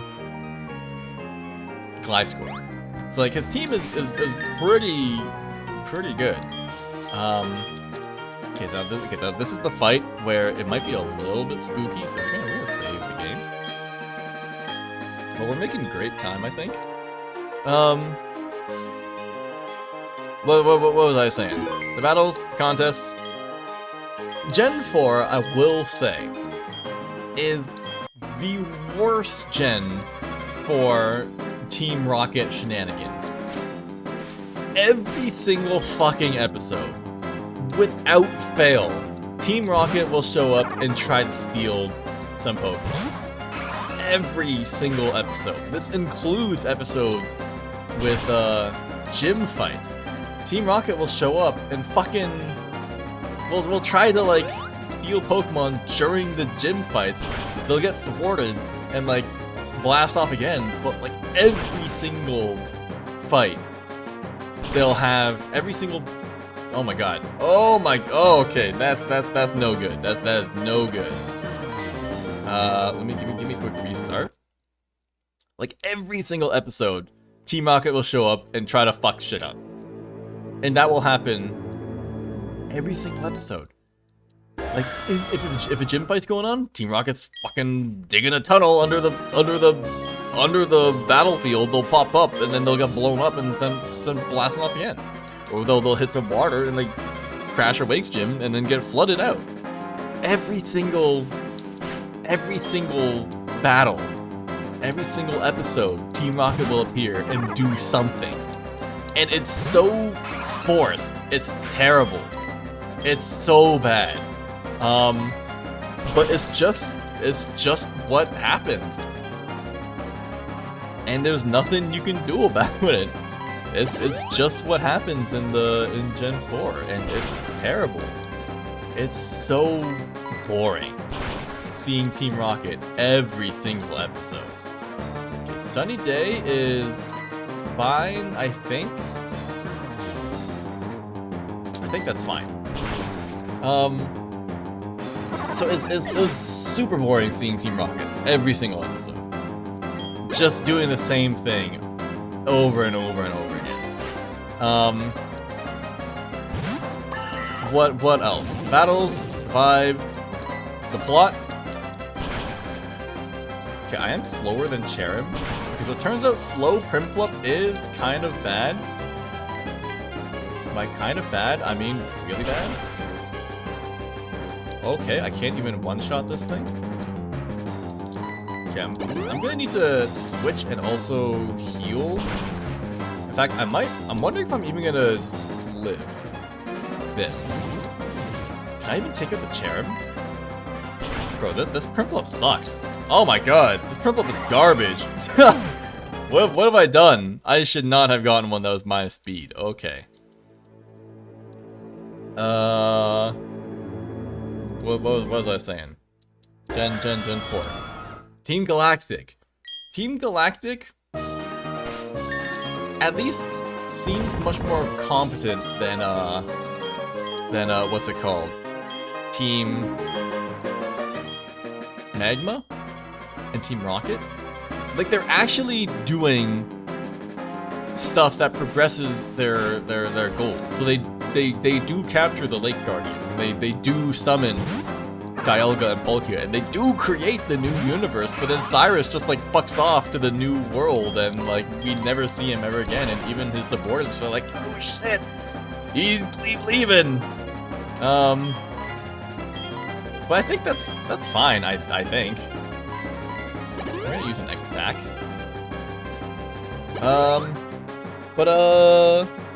Yeah, I mean, Team Galactic actually does stuff, and the executives in Team Galactic are actually like stronger. Like Ash's, like Roxtrogan has like a rivalry going on with Saturn's Toxicroak, and like is never able to win until their like final fight, which is pretty interesting. But yeah, no, Team Galactic is much more interesting than the other guys, the other teams, which I think is good. What else? The final fight, the final conference in Sinnoh, I will say, is fucking bullshit. Like, it's actually one of the most BS things that happened in the entire series, in my opinion. It's so bad. Hold on. Let me go to Zubat. It's so fucking bad. Because of a single trainer who goes by the name of Tobias. So Ash is able to beat Paul finally, which is like a big deal. Because the whole deal with Paul and Ash is that Paul was never able to beat, or Ash was never able to beat Paul until now. He beats Paul, and that's kind of where, like, holy shit, he beat Paul. That's pretty bad. But we get the citrus berry. It's fucking delicious. Okay, that's a strategy. So he's finally able to beat Paul, and we're like, oh shit, Ash beat Paul, finally. Well, just barely. But then in comes a trainer known as Tobias, who they first introduced as Tobias was able to beat every single gym leader with one Pokemon. And it's just like, what? Huh? What do you mean he beat every single gym leader with one Pokemon? And then you see what Pokemon he has, and this guy's an action replay Game Shark user. Like, you're telling me this guy just appeared out of nowhere with a fucking Darkrai and just beat every gym leader's ass with just the Darkrai? That's crazy. And now Ash has to fight this guy? Granted, he did actually beat one of Tobias's Pokemon. He beat Tobias's Latios. I don't know, he's got fucking Darkrai and Latios. But it just feels like they added Tobias into the anime just to beat Ash. And no other reason. Like, he just came, he beat Ash, and that's it. He appeared in like 2 episodes, and he's gone. He's gone. He's just gone. And that's crazy. I guess there's also another rival Ash has in Conway, because Conway was doing like the gym challenge, and also Nando, or whatever his name was also doing the gym challenges. But they're more forgettable, I think. But it's like, man, Tobias just appeared just to take Ash out of the league, and that's it. That's it. Ash's Pikachu was able to beat Latios by just jumping on his back and using some Thunderbolts, and that's it. It's wild, dude. Like what? Huh? So yeah, Tobias just felt shoehorned in, no reason, and just beat Ash just because. And that's it. So I don't know. I think overall the generation was going pretty well until that point. But then Tobias came around and just whooped Ash's ass, and that's it. The rest was history. And then Pseudo ends, and it ends there. There's no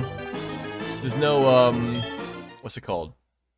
Battle Island arc. He never goes to Battle Island, Battle Resort and Battle Resort, Battle Village or something. I don't know. He never goes to Battle Frontier. Oh, he has Barry. How could I forget Barry? Barry is also extra annoying in the anime, because not only does he try to find Ash every time he encounters them, but he also idolizes Paul like crazy. But Barry, I don't know.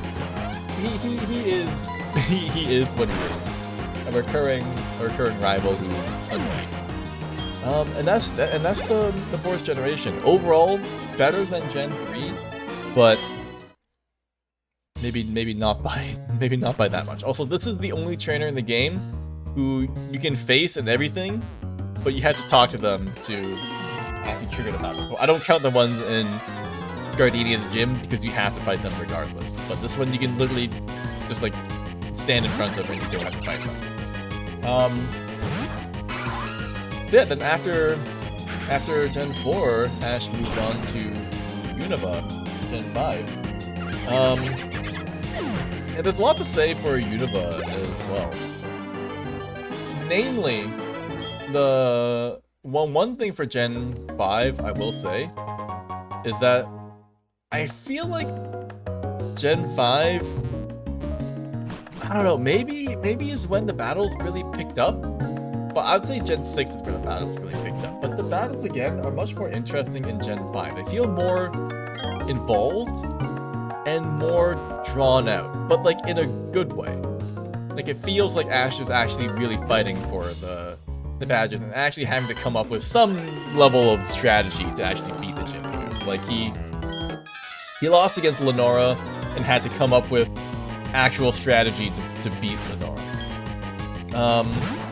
And another interesting part about Gen 5 is because of the difference between Black and White and Black 2 and White 2, there's 2 extra gyms or technically 3 new gyms in Black 2 and White 2 that aren't in the original Black and White. So Ash fights the normal gym leaders up to Gym 7 in Black and White, and then fights the second gym in Black 2, White 2 as his final badge, I think. So it's kind of like the first generation that shows that there can be more than just 8 gyms, and you can just get any 8 badges from any of the 8+ gyms. Which is pretty interesting, actually. So I think that was a cool little tidbit of information that we got, but it never became relevant ever in any of the future generations, so I guess it doesn't really matter that much. But though, the battles were much more interesting. The teams the Pokemon Ash caught in Gen 5 are probably the worst Pokemon he gets in any of the generations. Like, I would even say by far the worst. He catches an Unpheasant, well, a Pidove that evolves into Unpheasant. He catches a Rock and Roll that evolves into Boldore. Boldore is kinda Garbo. He gets Crocodile. Crocodile is definitely his best Pokemon, for sure. What else does he get? He gets a Tepig that evolves into Pignite, and he gets a Snivy. And he gets... Oh, I completely forgot about Gibble in Gen 4. Anyway. Forgettable, I guess. What else does he get? He gets... So he has Pikachu, Pidove. Oh yeah, this is when he also gets like much more than just... Oh my god. I can't believe plucked it in KO. He gets more than just 6 Pokemon. So he gets Pikachu, he has Pidove, Tepig, Snivy, Roggenrola. He also catches Swaddle, which evolves into Leavanny. He catches a Palpitoad.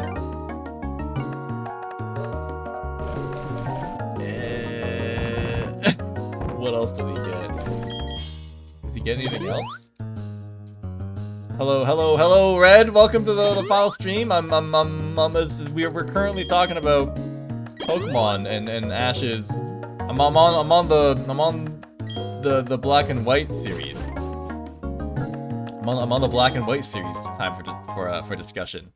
Me and my shitty sleep habits. Hey, you and me both, brother. I experienced the anime trope last night, where I kind of just couldn't sleep last night until like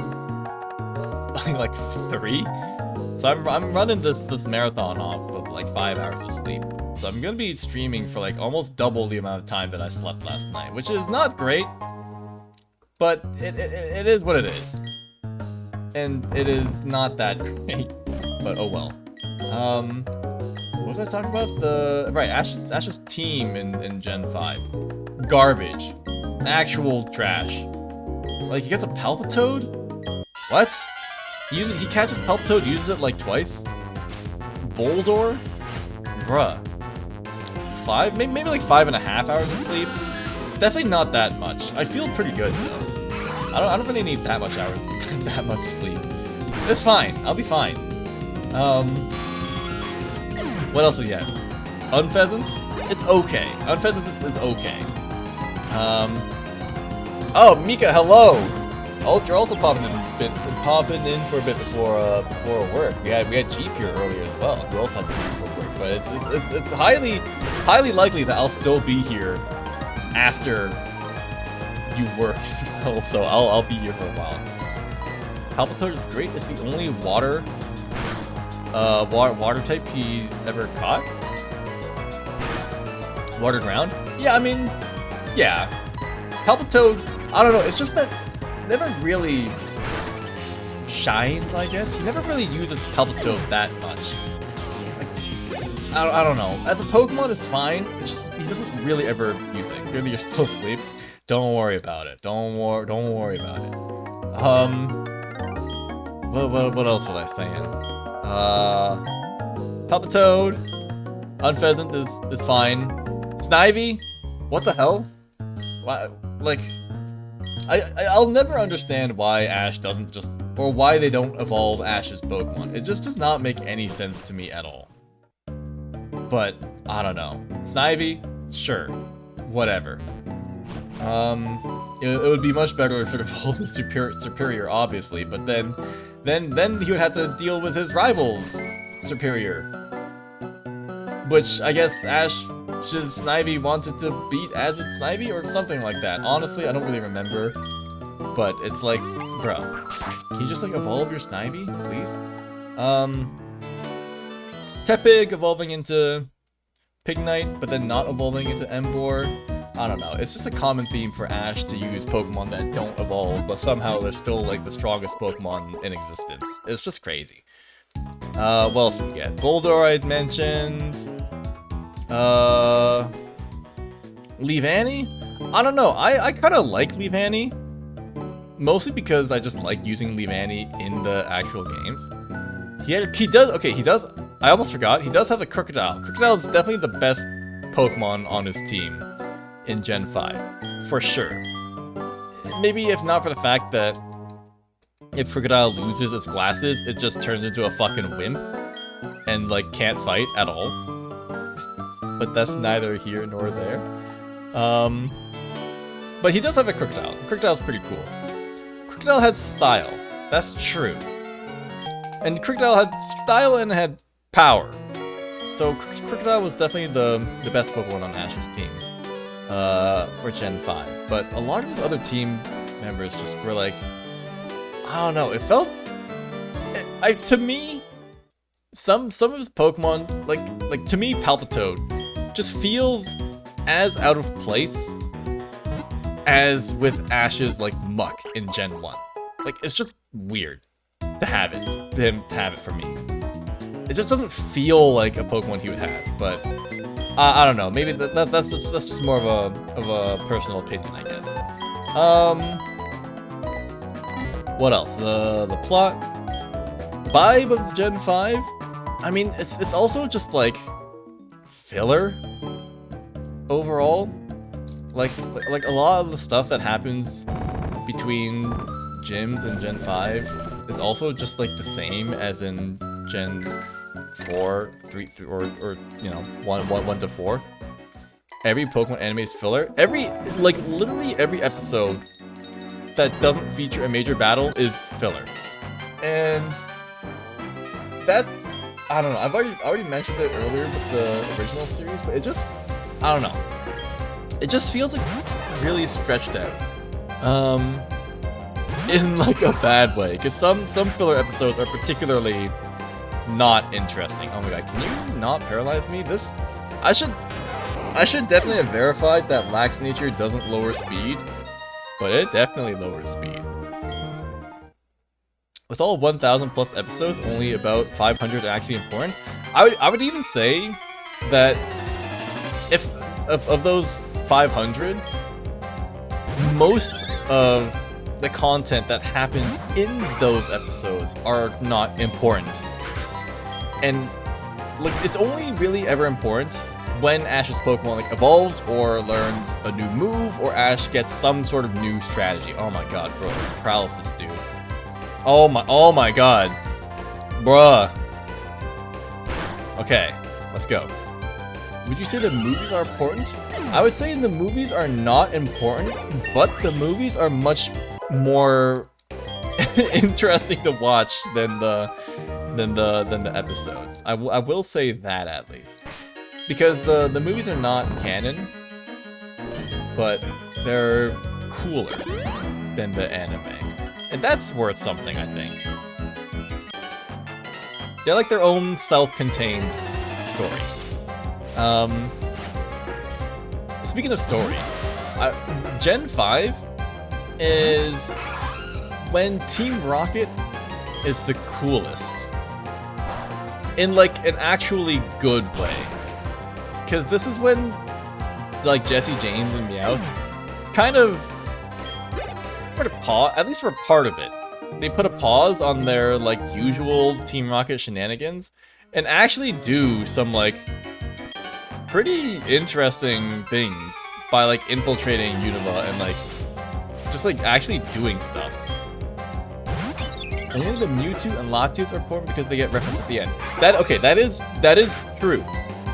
That is true. I did forget about that. I guess you could even say the Mewtwo movie was referenced in the original series when Giovanni like left the gym in the hands of the Team Rocket trio to go deal with Mewtwo. So in a way, like, those movies are more important. I was pretty surprised that they referenced the Latios movie at the end as well. But anyway, Team Rocket does do much more interesting things in Gen 5, and they actually seem competent. Like, they're actually being like evil agents and stuff in Unova and carrying out like Giovanni's orders in like a cool way, and not just building funky robots that like have huge lips and suck up trees and stuff.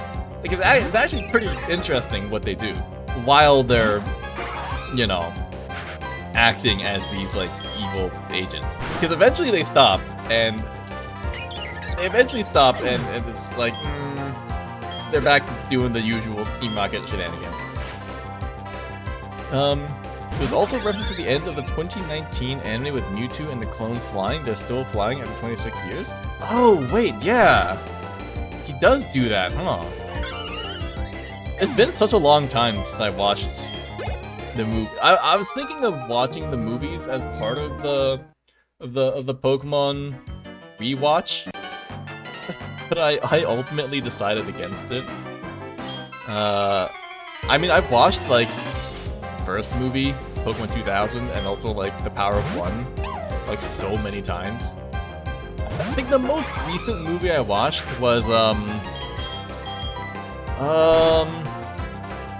ones featuring Reshiram and Zekrom. It says, what am I saying? Reshiram and Zekrom? I think those are the ones that I watched most recently. I think. I definitely didn't watch any of the X and Y movies. That's for sure. Oh wait, no, I watched...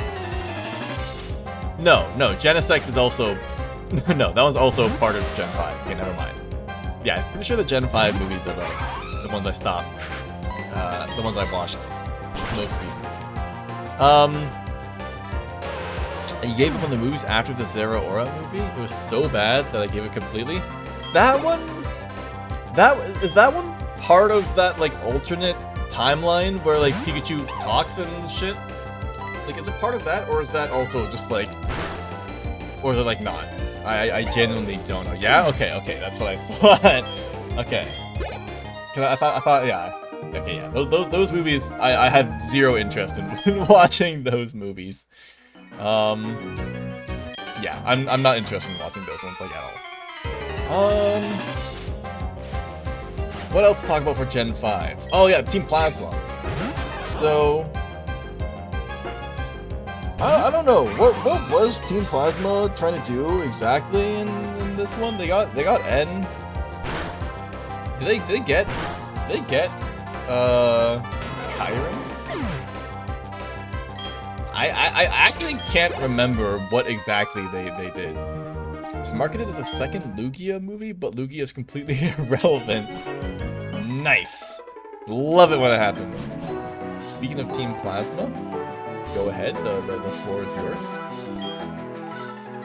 I'm gonna come up here to get this, but otherwise I don't need to do anything else here. I'm gonna ignore this area. Get the PP up, because this could be useful. Okay, we're trying to we're making good time as usual, I think. Making good time.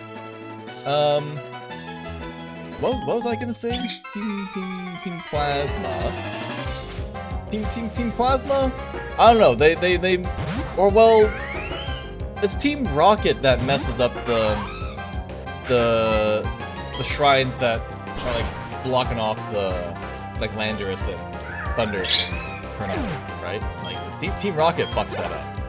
Oh yeah, because Giovanni. Yeah, because Giovanni wanted to get the power of something, and it had to do with like those three. And then they stopped Giovanni from doing that as well. PP up, yeah. I bet you wish you had PP up for Osu. Fucking burned. Fucking got him. Holy shit. Okay, let's go. Fucking burn. Yeah, let me heal. We don't need to go to the Pokemon Center. Just use the potion.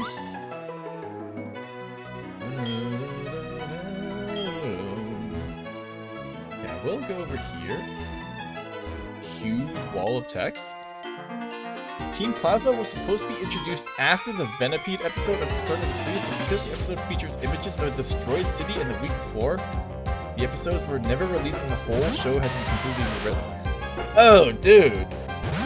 I had no idea. That's pretty interesting. I feel like something else happened while watching as well that made me think like I was like this is like a weird order. Oh, it was something. Oh, I can't remember. There's something else that happened that was like in a weird order that was released, and I was like, I thought like Ashley didn't have a Pokemon or something like that, and like he had already caught something like before, and I was like, this is like not adding up. I feel like that happens every now and then. Team Plasma seems to be the PETA of the Pokemon world. At least in the games, they're the PETA of the Pokemon world. I don't remember what exactly they do in the anime. I'm pretty sure it's not that though. Because in the game, they want to rule the world by like getting rid of everybody's Pokemon so that they're the only ones who have Pokemon. The scripts of the episodes got leaked just a bit ago. Oh! That's pretty interesting that we're still getting leaks for Gen 5. Wow, what does I can't even remember what Plasma does in this generation. I mean, Colress is around doing stuff, but I don't really remember what else happens. Okay, Rare Candy is good. Rare Candy is nice. Get the Revive, not actually that useful, but we'll hang on to it just in case. Fight you. Okay, so we don't need to fight every trainer. Well, we'll save some time by skipping. There are definitely some trainers who, off the top of my head, I know have like Pokemon that give no experience, so they're pretty much just not even worth fighting at all. Oops, that's not what I meant to do. But no, Gen 5 overall was pretty decent, I think. Those episodes were supposed to kickstart the whole series like Down Pearl did with Team Galactic, but had an awful timing. Oh, yeah, because Team Galactic, yeah, like, from what I remember, Team Galactic felt more, I don't know, not competent, but like the things that Team Galactic did were more interesting than what Team Plasma did. Mostly because I can't remember what Team Plasma did at all. Oh yeah, there's also that thing with Ash's Pikachu losing to the Snivy right at the beginning of the series, which is in part due to Pikachu not being able to use its like electric powers at all because of Zekrom. But it does feel kind of like even then. Like, why can't Pikachu just use Quick Attack and Iron Tail against the Grass type? Why does it have to use Electric type attacks against the Grass type? Like, what's going on there? Like, does he need to rely on the crutch that is Thunderbolt just to beat the Snivy? I mean, even the fact that his Pikachu lost to Snivy just from a single Leaf Tornado is pretty weird as well. But, I mean, sure, we'll say that Zekrom weakened it. He did hit it with a Quick Attack and tried using Iron Tail? I guess so. But, like, do you really need Thunderbolt? Like, come on, Ash. Do you really need Thunderbolt? It's not even very effective against Snivy. Snivy's just too good? I guess so. I don't even remember his rival's name. Oh, there's a Great Ball right here. There we go. That's right, I played this game enough to know exactly where the hidden items are. Yeah. Anyway, Gen 5 overall is not bad. It's just Ash's team is like giga mid in Gen 5. But the battles themselves were genuinely pretty interesting. Shooting and Trip is Trip. Right, it's Trip. I don't know, Trip was kind of like Paul, but like less cocky, which is fine. He was a fine rival, but he kind of beat Ash once, and then he's like, ah, yeah, Ash, you suck. You ain't shit. There's another one down here. Revive. But yeah, no, Gen 5 overall was not that bad, and a step up from Gen 4, for sure. At least in terms of the animation quality, especially. Then moving on to Gen 6 for the X and Y series. The X and Y series, I think many people will agree, has the most high-effort battles, for sure. In every language, all of his names are either named after cameras or at least have something to do with photography. Does Trip have something to do with photography? They should have named him like lens or shutter speed. Maybe Flash. Does Trip mean something in photography? Tripod! Bro, just fucking call him Tripod then. What's the matter? They could name a character Tripod, and I don't think anyone would really be like, that's a weird name. Okay, well maybe some people would be like, that's a weird name, but it's a believable name, at least. You can name someone Tripod, and most people would probably still say that's weird, but some people would not question it. But okay, I see where they went with Trip and Tripod. I understand. But no, Gen 6. I think most people agree. Shootiest photo shoot. I guess just like shooting, I understand as like taking photos. Yeah. But Gen 6. I think people will, in general, agree that the battles in Gen 6 are very cool. And a lot of people say that Gen 6 is kind of like when Pokemon went into like turned into like a shonen series, which I think is a good thing, you know? Like, it makes it cooler. It's easily the best season with Ash in it. I agree. Like the X and Y series is genuinely very good. Oh, dude, I completely forgot to mention something for Gen 5. Gen 5, the companions are so goddamn annoying. It's so bad. Oh my god. Silent is okay. We're going back to Gen 5 for a minute. Silent is okay. He's kind of just like a worse Rock who has a more annoying repeated gag. Iris is just so fucking annoying in general. With her, oh, you're such a little kid. I'm like, can you shut up? And can you stop? Oh my god. Alright, that's all I wanted to say about the companions. That the Gen 5 companions were easily the worst. What was it before if it wasn't the shonen? I mean, Iris isn't wrong though, I guess, but it's just so annoying to hear it over and over again. I mean, it was a shonen, but it turned more into like a battle shonen, with like really intense fights and everything like that, like with crazy animation and stuff.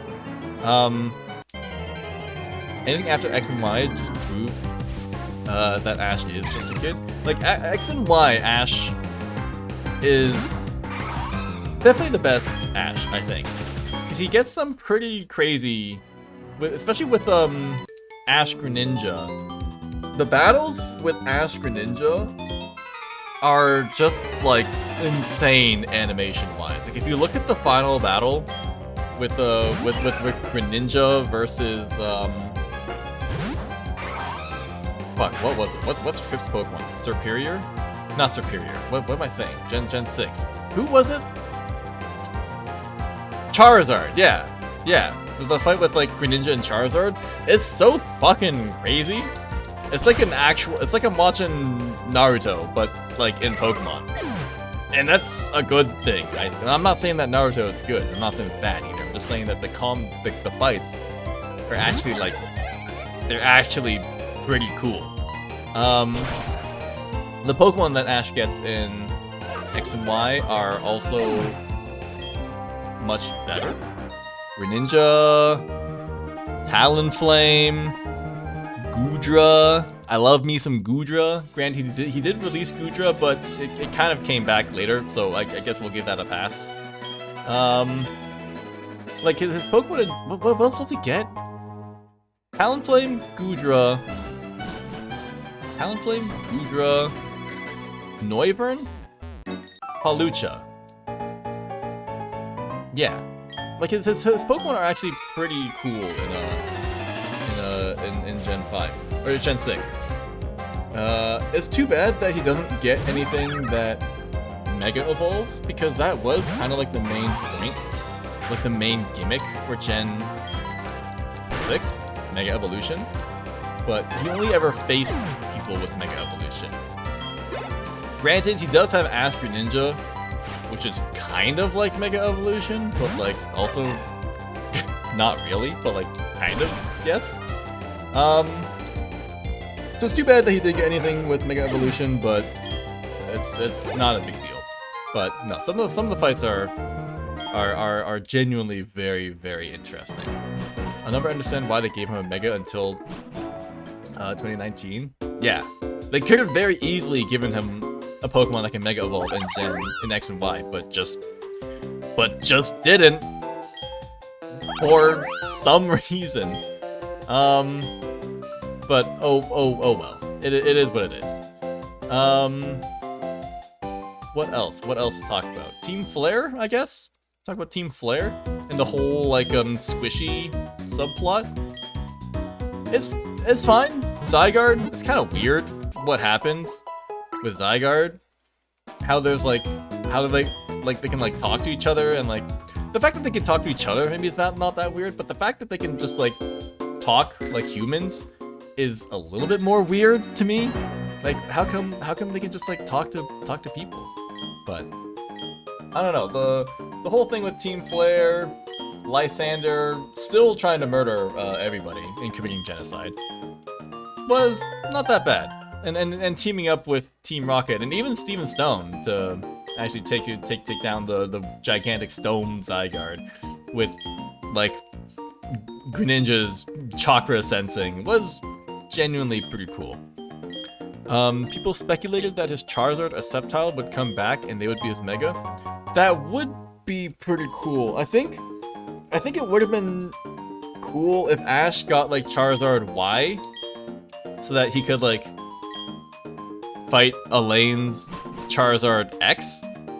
I feel like Sceptile would have just conflicted with that other, like his rival's Mega Sceptile. I can't even remember his name, dude.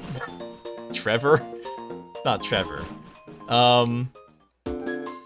So there would be some overlap, but that would have been cool. Or even like his Glalie, get like Mega Glalie. That would have also been pretty neat. But nope. Okay, so here we're gonna get another one of the plates here. I'll still try to. Oh, dude, no, I forgot to get one of the plates. Okay, I'll have to fly back to get it. It's in the old chateau. I completely forgot.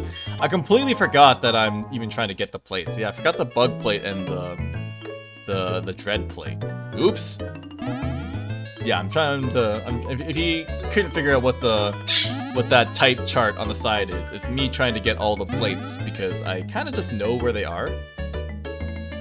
Okay, this one should be the dread plate. No, okay, this one's a spooky. I literally just said that the spooky plate is not the one that's here. That the dread plate is the one that's in the old chateau. Okay, so we'll put that there. Spooky plate. I'm doing this just because I can, for no other reason. I think Septile Theory rose because the poster featured a Mega Septile, and people collectively forgot the rival had one. Ah, yes. Classic. Classic people forgetting things or just like not being able to read. And just like tunnel visioning into like one thing. Classic. That would have been cool, because Sceptile was one of Ash's cooler Pokemon from the previous generations, for sure. What else to talk about for X and Y? The companions. I think Bonnie and Clement, and Serena especially, are like top tier companions. Serena, great companion. We love Serena. Clement's just cool. We like Clement. And Bonnie is like not that annoying considering she's like a toddler. Like Bonnie is like pretty relatively mature for, you know, being a toddler. But we love Serena. We like Clement. Clement is basically another rival, and it's cool because he's also a gym leader, but they actually like fights Ash and trains and shit like that. So Clement is cool. We like Serena, and Bonnie is like actually pretty fun, I guess. Like I do like the gag with Bonnie and Clement and like getting girls to, like marry him more than like other gags that have been used in the past. So I think the companions for the X and Y series are the best, if not one of the better series of set of companions. So yeah, I think that pretty much wraps it up for everything I want to say for Gen 6. Better gag than Brock's, for sure. Better gag than Brock's. Way better gag than what's it called? Not Clement. Than Silent and Iris. I just hate Clement and Cyrus. I keep saying Clement. I just hate Silence and Iris's gag. It's just, I just hate it. Like, evaluation time, bro. Get out of here. Stop it. Stop evaluation time.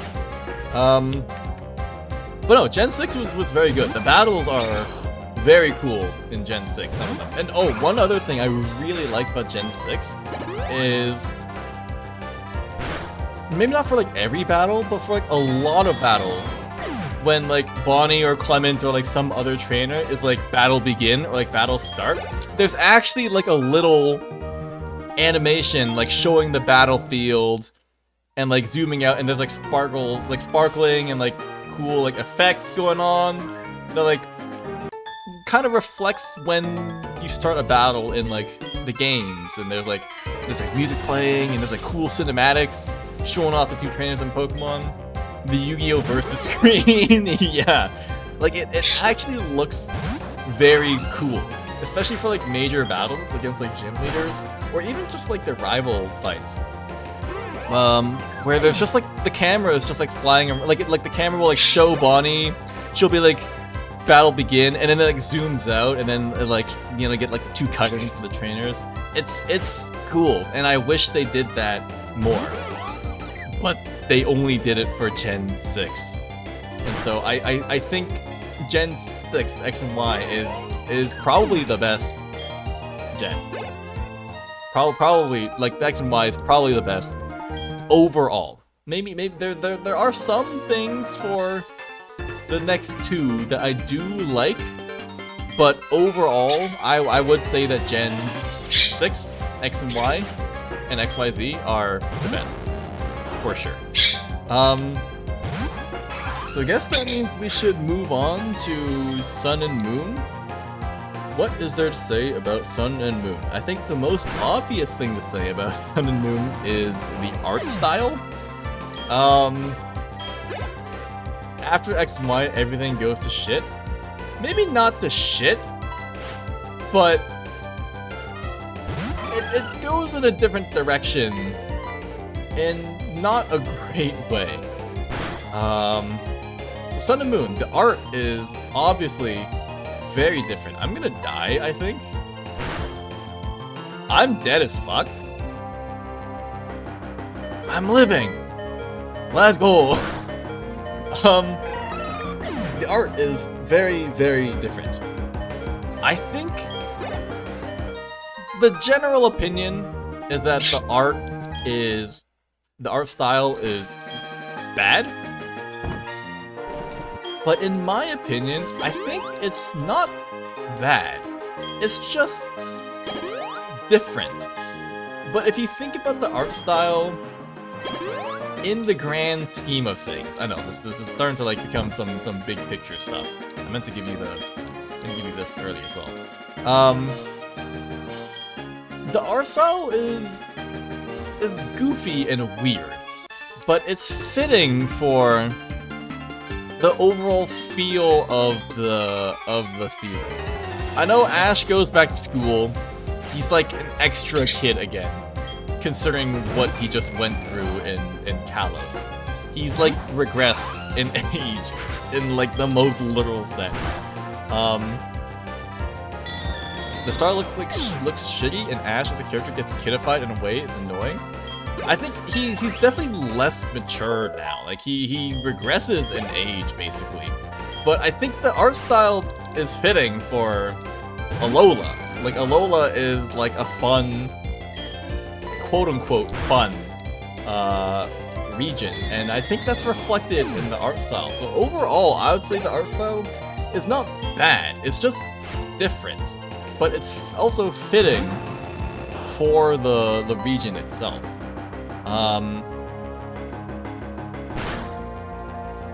Ash is less mature. There's no two ways about that. Yeah, he's less mature, but I think it's also worth saying that while Ash is less mature, the things that happen in the actual season are more mature than any of the seasons before it, and also after it. Which is kind of weird that of all things, Alola gets the most like serious, like the most serious. Which I actually will get Aquajet. The most serious plot points. The whole time he's just the happy cat meme. That's true, I guess. He is just happy looking. But there are things that happen in Alola that are like surprisingly mature. And it's namely the two. I'm trying to find the panel. Okay, there it is. It's the two things that happen with. Oh, it's right. It's right there. It's the things that happen with what's her face, Mallow, and also Litten. Oh, I don't have any raw berries, dude. Okay, it's fine. So Mallow's mom is dead. That's not really talked about, but I guess it's kind of hinted at. But Mallow's mom is dead, and I don't know. I feel like they show it off in a very mature way about how, I don't know, about like Mallow like grieving her mother dying and shit. And you don't see that in any of the seasons before it. But Mallow's mother is just like dead. and also the what's it called? The Stoutland also dying, and then the way they kind of show that happening. I mean, it does die, and then it just like disappears forever, like vanish, like literally vanishes.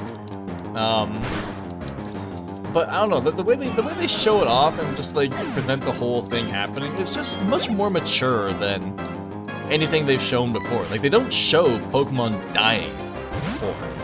Pokemon don't die in anime. In the Pokemon anime. People don't die in the anime, but now people are like dead and dying, and they don't show that before. And it's unfortunate that Ash is the most immature. Sun and Moon also tried to make Ash look like a god trainer, but while it was believable in X and Y because the show actually took itself seriously, it's not believable in Sun and Moon because the show fails to even make him a character. I do agree with that. In Sun and Moon, Ash is like...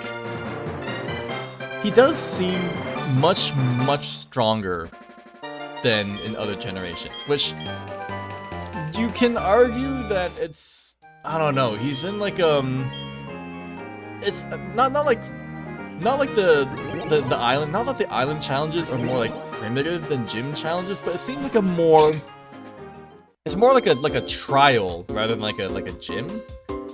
And like you could argue that the totem Pokemon might not be as strong as like an actual gym leader, which kind of inflates the way Ash, like his strength is perceived, I guess. But I don't know. I do agree with that though. He does. They did, especially with the final fight against Kukui. They did go all out in making Ash seem like some god trainer, which felt pretty out of place. But he stopped feeling a character more of a plot device. Hey, people, hey! Oh my god.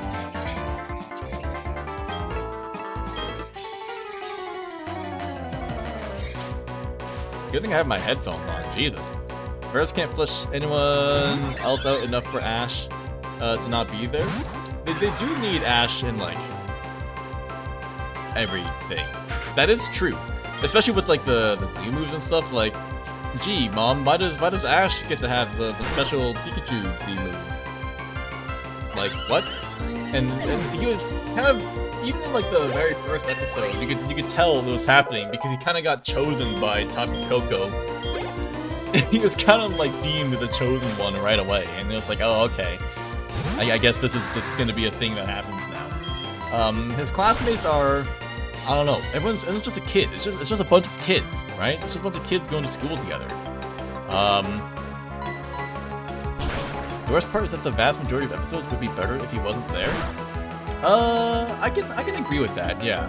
But they had to put Ash in like every single episode because the journey is about him, or something like that. But yeah, no, there are some episodes for sure, which I do agree with that. Like, it just feels like he is shoehorned in. Like, there's like a major plot point going on. It's like, why does Ash need to be here for this? Why can't we just have the other classmates handle this without Ash? Like, do we need Ash here? Like, I agree with that. But overall, I will say that I like Alola as a region. If you just like take Ash out of the picture, I do like Alola a lot. And I like the idea of the island challenges a lot, because it's a unique take on the earning like badges and stuff. Because there are no badges, there are no gyms, and there is no league until the actual end. So I think it is genuinely pretty cool, the concept. But I don't know, it's unfortunate that, you know, we gotta deal with Ash's shenanigans during it. There were multiple episodes, namely in 2019, and the last 11 episodes where I just asked myself, wow, this episode would be good, but why is Ash in it? Yeah. Like when we'll talk about journeys next, after we move on from Sun and Moon. Drought Sun and Moon's anime doesn't even have trials. It doesn't. Yeah, it doesn't have trials. It only has the grand trials, which, sure, fine. We'll just have the grand trial. Why not? It does. I don't know. Like, there are some trials, but there aren't. They don't show all of them. And Ash doesn't participate in all of them, because some of the trials are for the other supporting characters. Like the Wishy-Washy trial was for Lana, or the Lorantis trial was for Mallow. So like, it's not their trials, but Ash doesn't even participate in all the trials. Ash just does the grand trials. I don't know, just because? Just because he can? But yeah, I mean, Ash will beat the grand trials first try every time, just because as well, I guess. And I do miss the. I do miss. I don't know. I was gonna say I do miss the trials, but no. Again, they showed the trials. It's just not Ash participating in them. Oh my god, I didn't really want to fight this trainer, to be honest. But no, I like the feel for Gen 7 for Sun and Moon. I just don't like some of the things that happen to it. The Ultra Beasts also feel kind of, I don't know, not out of place, but like the Ultra Guardian part is kind of weird. I do like Ultra Beasts themselves, but like, I don't know, the Ultra Guardian part was not that interesting. Like the Celesteela one was kind of weird. They just dug it up and then it just like blasted off and flew away. Like they built a wall around it and it just like left. The Buzzwole, Ash just like flexed in front of it and Buzzwole was like, oh shit, let's go. Everything anime that's adapted from games is completely ruined, especially Lusamine. Yeah, I mean she got abducted and turned into the weird tentacle monster that can still use Pokemon somehow, like still has to use Pokemon for some reason. But she was like totally okay afterwards, whereas in the game she was like unconscious, and then like Lily leaves to go to Kanto. Every Ultra Beast episode, except the Pheromosa ones, suck. Yeah, like the Ultra Beasts just feel forced, and like it's like not very impactful. Like, do we really need to show this Ultra Beast here? Like, it's not really doing anything, you know? It's just kind of existing. I get it. It's like they wanted to show off the Ultra Beasts, but I don't know. It just wasn't particularly interesting. The part with what's it called? Necrozma? That was kind of neat, I guess. Watching how we get from Necrozma and something like Lunala to how you get the Dawn wings, and how like Necrozma kind of just like explodes, and then the parts just like connect onto the wings of, and like the head of what's it called? Of Lunala and like Solgaleo. So that's pretty interesting, but overall pretty meh, the Ultra Beasts. Because of Beware? We do like Beware. Beware is pretty cool. We like Beware. I mean, I liked some of Team Rocket's Pokemon. There's no reason to watch Sun and Moon over playing the Gen 7 games. Yeah, that's right. That's right. Cause they show everything from the games in the anime, where they don't always do that for the previous ones. Like we get Z moves, we get all the trials. You get all the trials, you get all the grand trials. You see the legendaries, like literally everything is adapted. But the game is just better because you can do whatever you want. X and Y is unique just enough to stand out. I agree. I guess just one thing we don't see as much of is Team Skull, and like what exactly Team Skull does in Gen 7 as opposed to what's it called? As opposed to in the anime, like in the games versus the anime. Because in the games, you know, Team Skull helps Lusamine to some extent, but in the anime, they only like they only have some business with Guzma, and then once Ash beats Guzma in the league, he just like fucks off, and we don't see him ever again. Like they get like reformed or something like that. And that ties into the whole Ether Foundation in the anime being like completely good, whereas I guess in the game they're like kind of not good, but then like kind of good still. Guzma in the anime was the only good character, but he was ruined simply because Ash is there. Ash has to beat Guzma. He has to beat Guzma and then finally achieve his dream of becoming champion of a region that doesn't really have an Elite Four or a gym system at all. So, I mean, that was one criticism that people have for Ash's first championship title, is that he's a champion, but like a very different champion than any of the previous champions and future champions. So, I mean, the championship is a champion's champion, I guess. But it doesn't feel the same. What else can we talk about? Ash's team? What does Ash get? Rowlet, which doesn't evolve because of the Everstone that it literally ate. Litten, which evolves into Torracat, but then evolves into Incineroar literally in the final fight, and then not only does it evolve in only the final fight, it faints in the final fight, and then never participates in another fight after that again. Guzma had a dope introduction, showed himself to be brutal as shit, beating both Ash and Lana.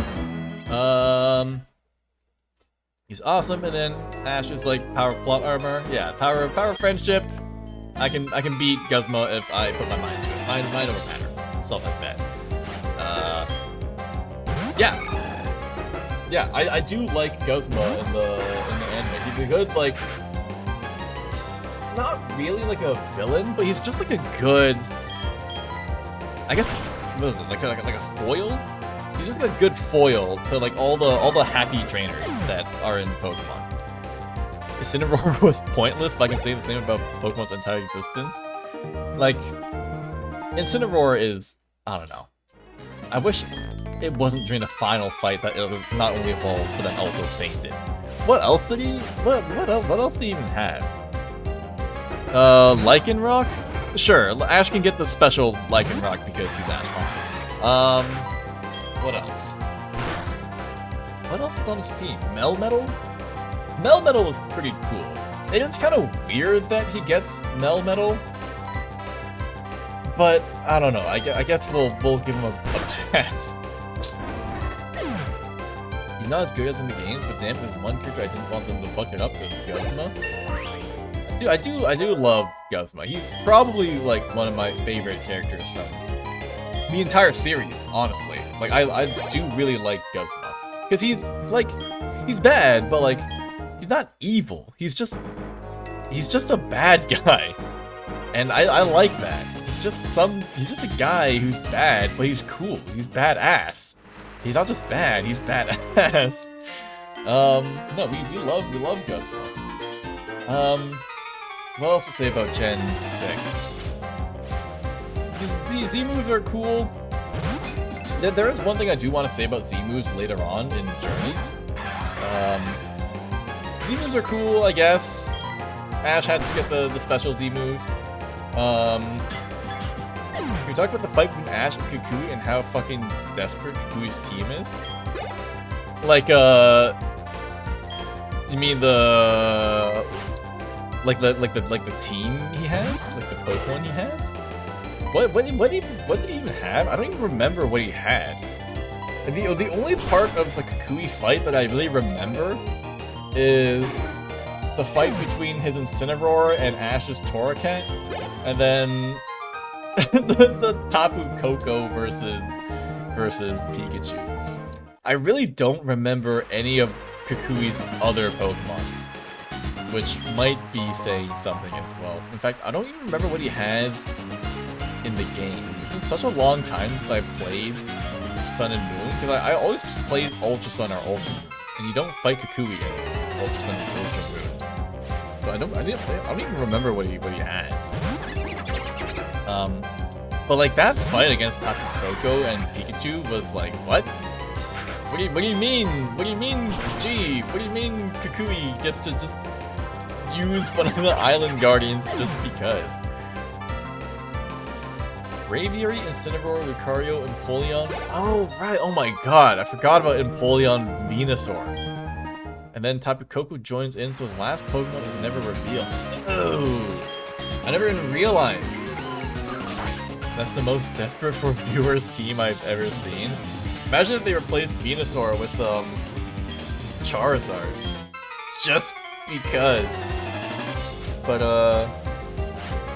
You're right. I never really considered that. I was just like, oh yeah, strong Pokemon, I guess. But I see what you mean. They're trying to make Kukui look cool with some cool and hip Pokemon. But yeah, no, that Tapu Koko fight was like, what? What do you mean? What do you mean Kukui gets to use Tapu Koko? Huh? Not only Tapu Koko, but also the special Z move that Tapu Koko has? Like, huh? What? That move doesn't even knock out Pokemon. It only halves, not halves, they're like 3/4 HP? Is it halves? No, it's 3/4, right? Or 2/3? Something like that. Starter, Alolan, Ninetales, Braviary, Snorlax, Lycanroc, and another thing I forgot. Is it Hawlucha? No. That team is normal. I agree. I mean, people like Snorlax, I guess, but, I mean, like, you got 2 starters, Lucario, well, 3 starters, I guess, technically. Lucario, like, what? Okay, here's the Fist Plate. Cross off the Fighting type plate off our list. There we go, cross that off. Alright, nice. I meant to get some repels, but it's fine. Is there anything else to talk about for Gen 6? I think that's pretty much it. So the battles, the vibe of the region. And again, I like Alola a lot, but the actual plot that happens in Alola perhaps is not that good. But I like it as a region a lot. Last Pokemon is Magnezone in the games. It's weird, but at least it's not like, I don't know. It's not. Yeah, you're right. It's not like just using a popular Pokemon. It's a weird Pokemon to have. But I like Magnezone. I have no complaints. What else? I think that's pretty much it for Gen 7. Shall we discuss Journeys now? So Journeys, of course, is the region that the season that I watched most recently. That makes sense. That's logical if you're watching in order, which I am. I think it's we have to talk about how Journeys is just like trying to sell Pokemon Go. I think it is weird that Go, well, not only is Go named after Pokemon Go, but like a lot of the things that happen in it are just like, it's just Pokemon Go, and I don't know. It's like, how come Ash has so much trouble catching Pokemon, but then Go just throws Pokeballs at everything and just catches like everything? I don't know. I think that's pretty weird. I don't really like how they try to make journeys into just like Pokemon Go. But you get Lucario, and of course he needs the Kanto representative of Venusaur. He's Napoleon. Yeah, he's got all the starters. Yeah, he's got the trying to sell. Trying to sell. He's trying to sell. But Pokemon Go. I think it's weird, especially like raid battles. I don't know, it's just kind of weird. I mean, I wasn't a huge fan of Pokemon Go to begin with, so it just feels extra weird that that's kind of the direction they went for journeys. But sure, whatever. They can show off like a lot of Pokemon that way. Sure, I get it. That's fine. But it just also feels like forced, pretty much. But it's fine. Whatever. Sure. Well, Pokemon Go. Why not? I do think it's, since we're moving to 2019, I'm gonna say it, Go should have been the only main character. Like, it wouldn't have been weird if it was just Pokemon Go. But it was like Pokemon Go plus, like, Ash trying to get into the Masters 8 and fighting a bunch of trainers and stuff. Like, it would have been more cool. Yeah, like, you're right. It would have been more cool if it was just Pokemon Go. Showing off, like, raid battles and, like, Go's journey. But, I mean, hey, it's Ash. It's still the generation where we have Ash. So, of course we need to have Ash as a part of this. What else? Like, Pokemon Go? Sure, whatever. Well, I love Pokemon Go. As like a subplot going on. There's no evil organization, except for, well, okay, I say that, but literally, as I say, I completely forgot about the Rose Corporation or whatever they're called.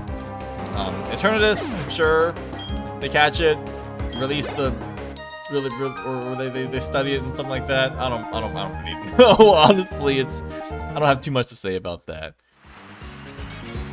Every episode that didn't focus on Ash was the only episode you actually enjoyed.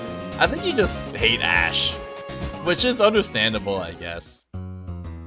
Well, there's a calcium up here that I want. Right there. Episodes that focus on Koharu are the best in the season. Who is Koharu? Who are you? Who are you? Let me first sell some stuff.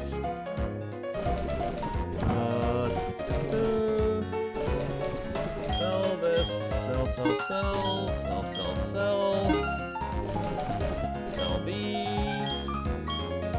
Sell this. Sell this. What was I saying?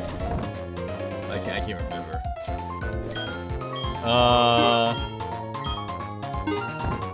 Masters 8? Yeah, so Ash had participated in the Masters 8 tournament, or whatever it's called.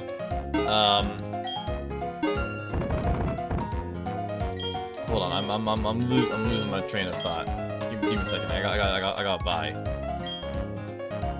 Vision 2019 series does everything in its power to make Ash into a god, but all it does is make him look like a damn cheater because his strategies are literally impossible. Ash always does impossible strategies, and the characters are always like, oh, that's just Ash being Ash. He's just doing his usual Ashness. But like, I mean, it is like, come on, you have to at least mention how Ash gets to use both Dynamax, Mega Evolution, and Z moves just because Lion wanted him to.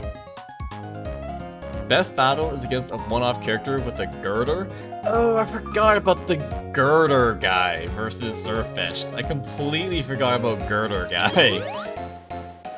Was that the best battle? I don't know. There weren't really any battles that I remember very well. I do like the one with the Surfetched versus Gallade. I thought that was pretty neat. Okay, we're maxed out on Carbos. I think that's the max everything. I don't think Calcium is even gonna work. I can try. I wanted speed. Oh, okay, wait, wait, hold on. You can get more. You can get more special attack. Hold on, give me a second. Give me some calcium. That good? That fight was too good for no reason. Maybe wish that I was following that guy because he felt like a better rival than anything Ash had in 6 years. I don't really remember much about Girder guy. I just remember him having the girder and getting his little girder cut in half. That sounds terrible out of context after I said that. My bad. Yeah, I can buy 2 more calciums? I don't know if that's enough though. I can buy 1 more calcium, never mind.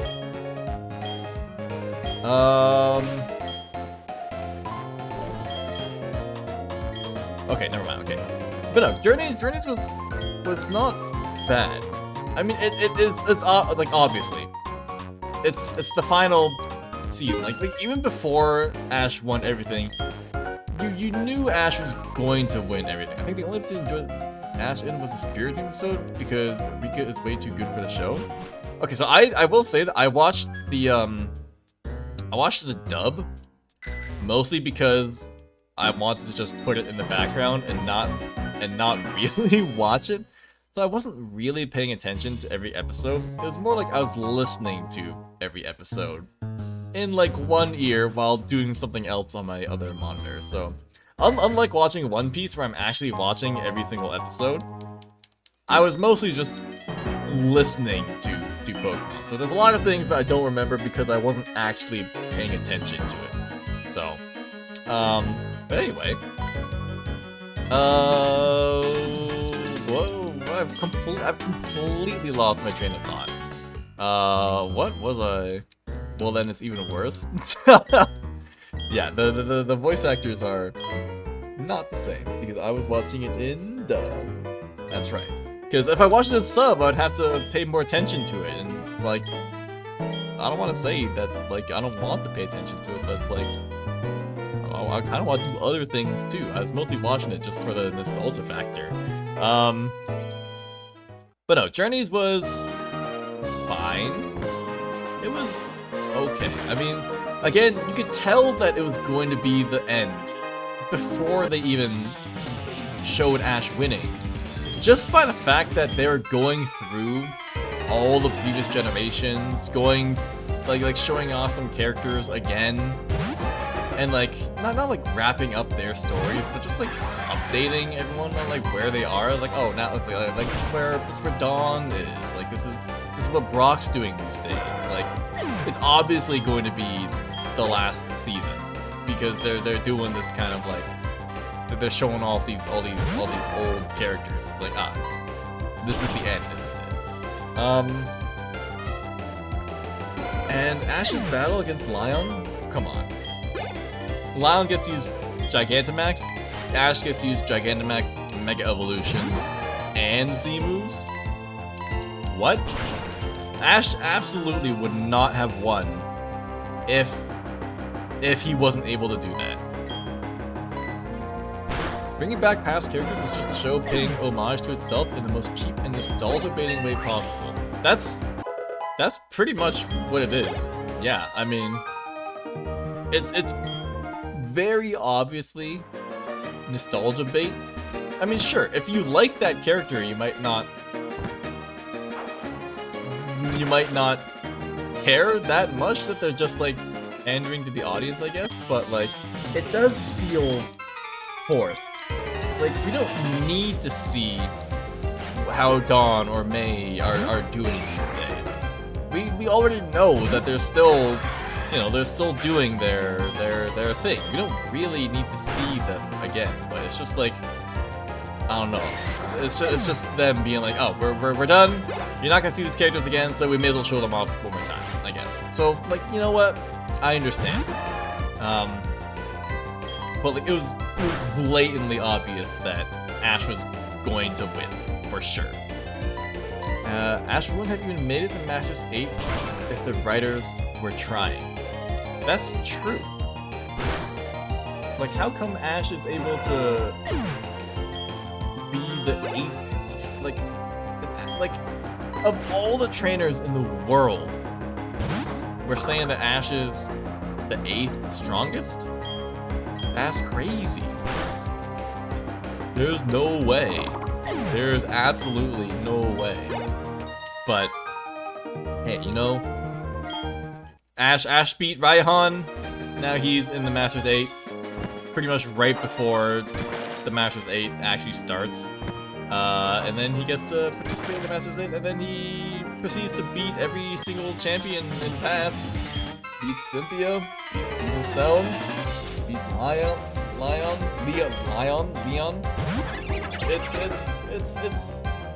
It's a stretch in the... It's a stretch, for sure. Like, come on. Speaking of Masters 8, that was the worst arc Pokemon has ever given us.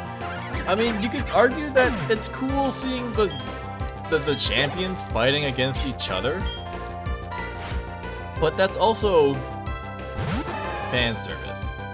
Like, for sure. That's fan service. Absolutely. I don't really mind. I wouldn't say the Masters 8 is cool as like a concept. I would say it's just interesting seeing the gym leaders like fighting each other and stuff. More than the concept of trying to figure out like who the strongest trainer is. I just want to see. I don't know. I wouldn't have minded seeing Cynthia fighting like Steven Stone or something like that. Like that's some like fan fiction kind of stuff, and I'm frankly okay with that. It's just a matter of, do we think Ash really is the strongest trainer in the entire world? In the entire world? In the world! Like, come on. Obviously not. But, you know, this is Ash's final season. We gotta give him everything he's ever dreamed for, of course. It's cool to see it, but that, as a concept, really with the fact that the writers just use an excuse to suck off Ash. Yeah, I mean, it was just to show that they wanted to make Ash the strongest trainer, and for all of his dreams to come true. Of course, he still doesn't say that. He still thinks he's not a Pokemon master by the end, because him, a Pokemon master, is someone who can understand every Pokemon, and the Latios was still mad at him, and he's like, I'm not a Pokemon master, I'm gonna keep adventuring, which, you know, is, I don't know, I guess the most fitting way for Ash to go. And I will at least also say that the way they, the way they, I guess presented the final scene where, like, Pikachu, like, throws the stick up into the air, and then it lands, and then they continue their journey in, like, some path, and we don't see them ever again. And then there's the homage to the first opening, like, I want to be the very best, but like a soft piano playing it, and we don't see them again. I think that genuinely felt nice, considering that I had watched the entire thing. It felt like a nice way for them to get rid of Ash, I guess. But it felt like, I don't know, it just felt like peak nostalgia for me, which I did like.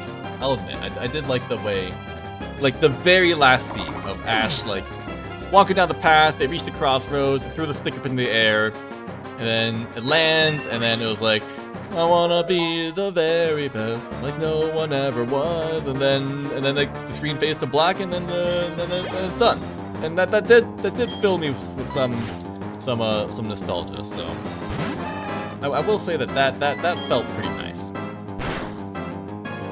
I think he should have beat Cynthia. Oh, I think Iris should have beat Cynthia in the Masters 8. That would be interesting to show Iris's growth as a trainer. But I guess they just wanted to keep Cynthia as like oppressively strong, I guess. Which, sure, you can do whatever you want, Pokemon. Sure, you that's pretty painful. Get some HP back.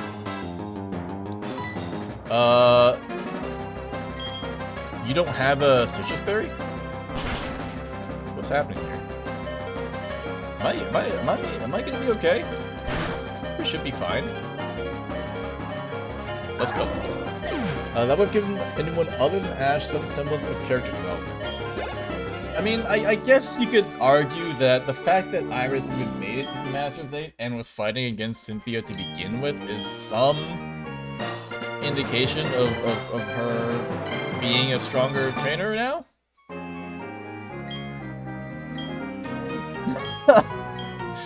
But, I don't know. It would have been nice. I think it would have been very nice if Ash was able to face Iris in the Masters 8. But no. But no. That would have been. They fought earlier when Ash visited Iris in Unova, and Ash beat Iris. So I guess it was pretty clear that Iris was not gonna win against Cynthia, because then they'll just be fighting again, and it will just be like the same fight. So, I don't know. It would have been better if Ash faced Iris first in Unova, lost, and then faced Iris in the Masters 8 and won. And like beating Iris in the Masters 8. I think that would have been more interesting. Masters 8 was basically just Elaine shows up after 6 years. He and Ash will have a rematch, right? Wrong, he gets his shot kicked in by Leon in the first round and is given one line of dialogue after that. Well, anyone who faces Leon just is unlucky, I guess, because Leon is the strongest trainer in the world, and then they gotta get Ash to face Leon, because that's kind of the whole point of why Ash joins Masters 8, right? Because he wants to face Leon. Not that he wants to become the strongest trainer, he wants to face Leon, but Leon is the strongest trainer, so... I don't know.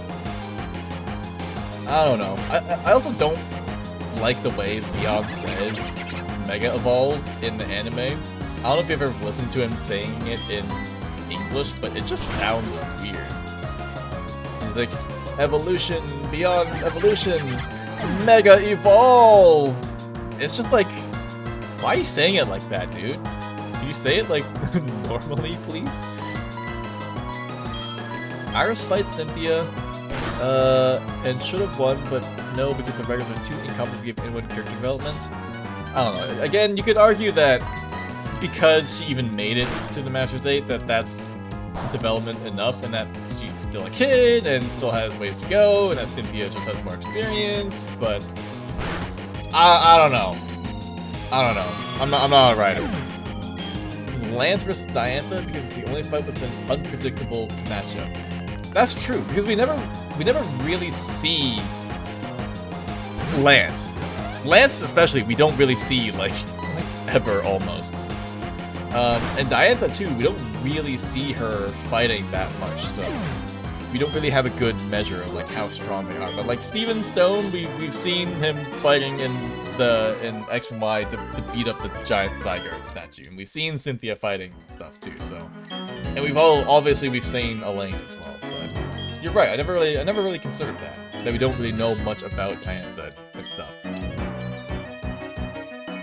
I mean, the obvious thing to point out will be that, Diantha has like ice types, fairy types, and Lance has like dragon types, but I mean, he of course has more than just dragon types.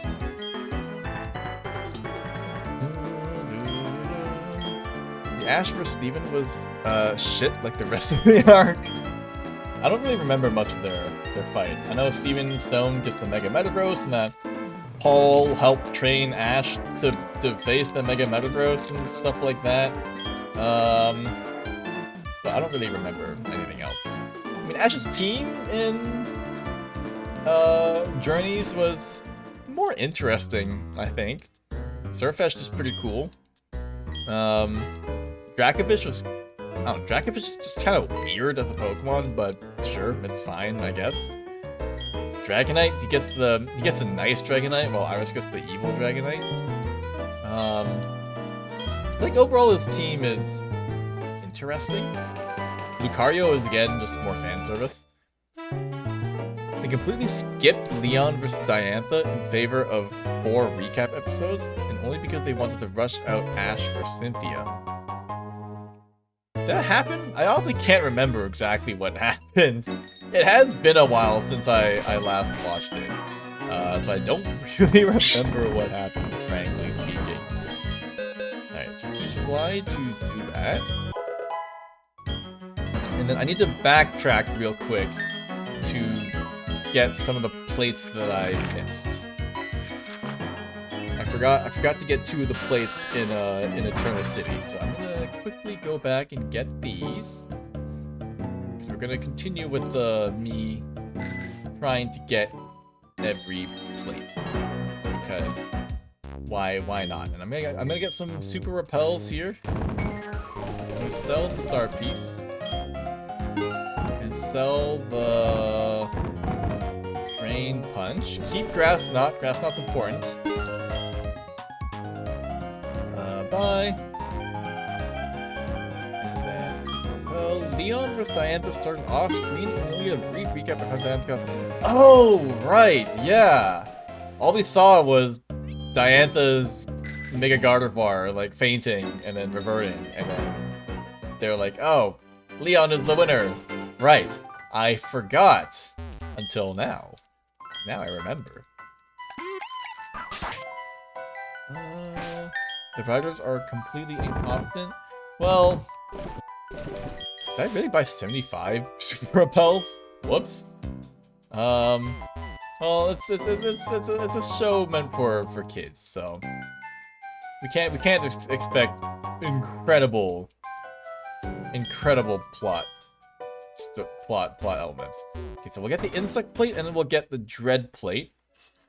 I don't remember if there's a rare candy here or not. There might be. Okay, this is the old ghetto. X and Y was for kids, and that season slapped. That's true, I guess. That is pretty true. Okay, there's a rare candy, yes. I don't know. I'm not a writer. I'm not super critical either. Those are just my 2 cents on the entire anime, every season. Would I watch it again? Oh, absolutely not. Are you insane? Absolutely not. Liko and Roy set off is for kids, and that season currently is fantastic. I have not watched New Horizons or whatever it's called. Just Horizons, I think. I've not watched it. Currently, honestly, don't have plans to watch it. I've got One Piece to watch and a lot of it. So I don't really have the time to watch other things. So yeah, that's One Piece is my life now. We've mostly used up the buffer time I have set aside for talking about Pokemon as well. We'll soon be moving on to the next topic at hand, which I'll actually send out a tweet for as well. Please watch it. It's filler. Its first filler episodes come in episode 35, and before that, it's just plot all over. I'll consider it. I just have a lot of One Piece to get caught up on, and by a lot I mean 700 episodes worth. So I got other stuff to watch now, but I'll think about it. I'll think about it. Of course, you won't be able to hear me talk about it because, well, today's my final stream. But you can at least know that it's in my headspace. Approaching our what is this? 1, 2, 3, 3.5, 3.5. Meaning it's time to shift conversation topics again. This time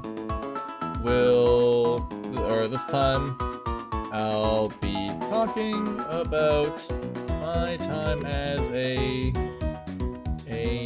VTuber slash streamer. Hashtags twitch.tv slash SethSethLive. Do you think the final 11 episodes are worthy of being Ash's send-off season? Hold on. Post this. The last 11 episodes. Really like to wrap up Ash's journey, I guess. Tie up all the loose ends. I don't know. I think the thing with Team Rocket was fun. I like the part with Team Rocket. And honestly, I will miss Team Rocket more than anything else. Even if they were super annoying in Gen 4, I will miss Team Rocket because they've kind of become like a, I don't know, just like a staple. So I will miss Team Rocket. Those were the worst 11 episodes you've ever seen. I think I like the Team Rocket part, and I liked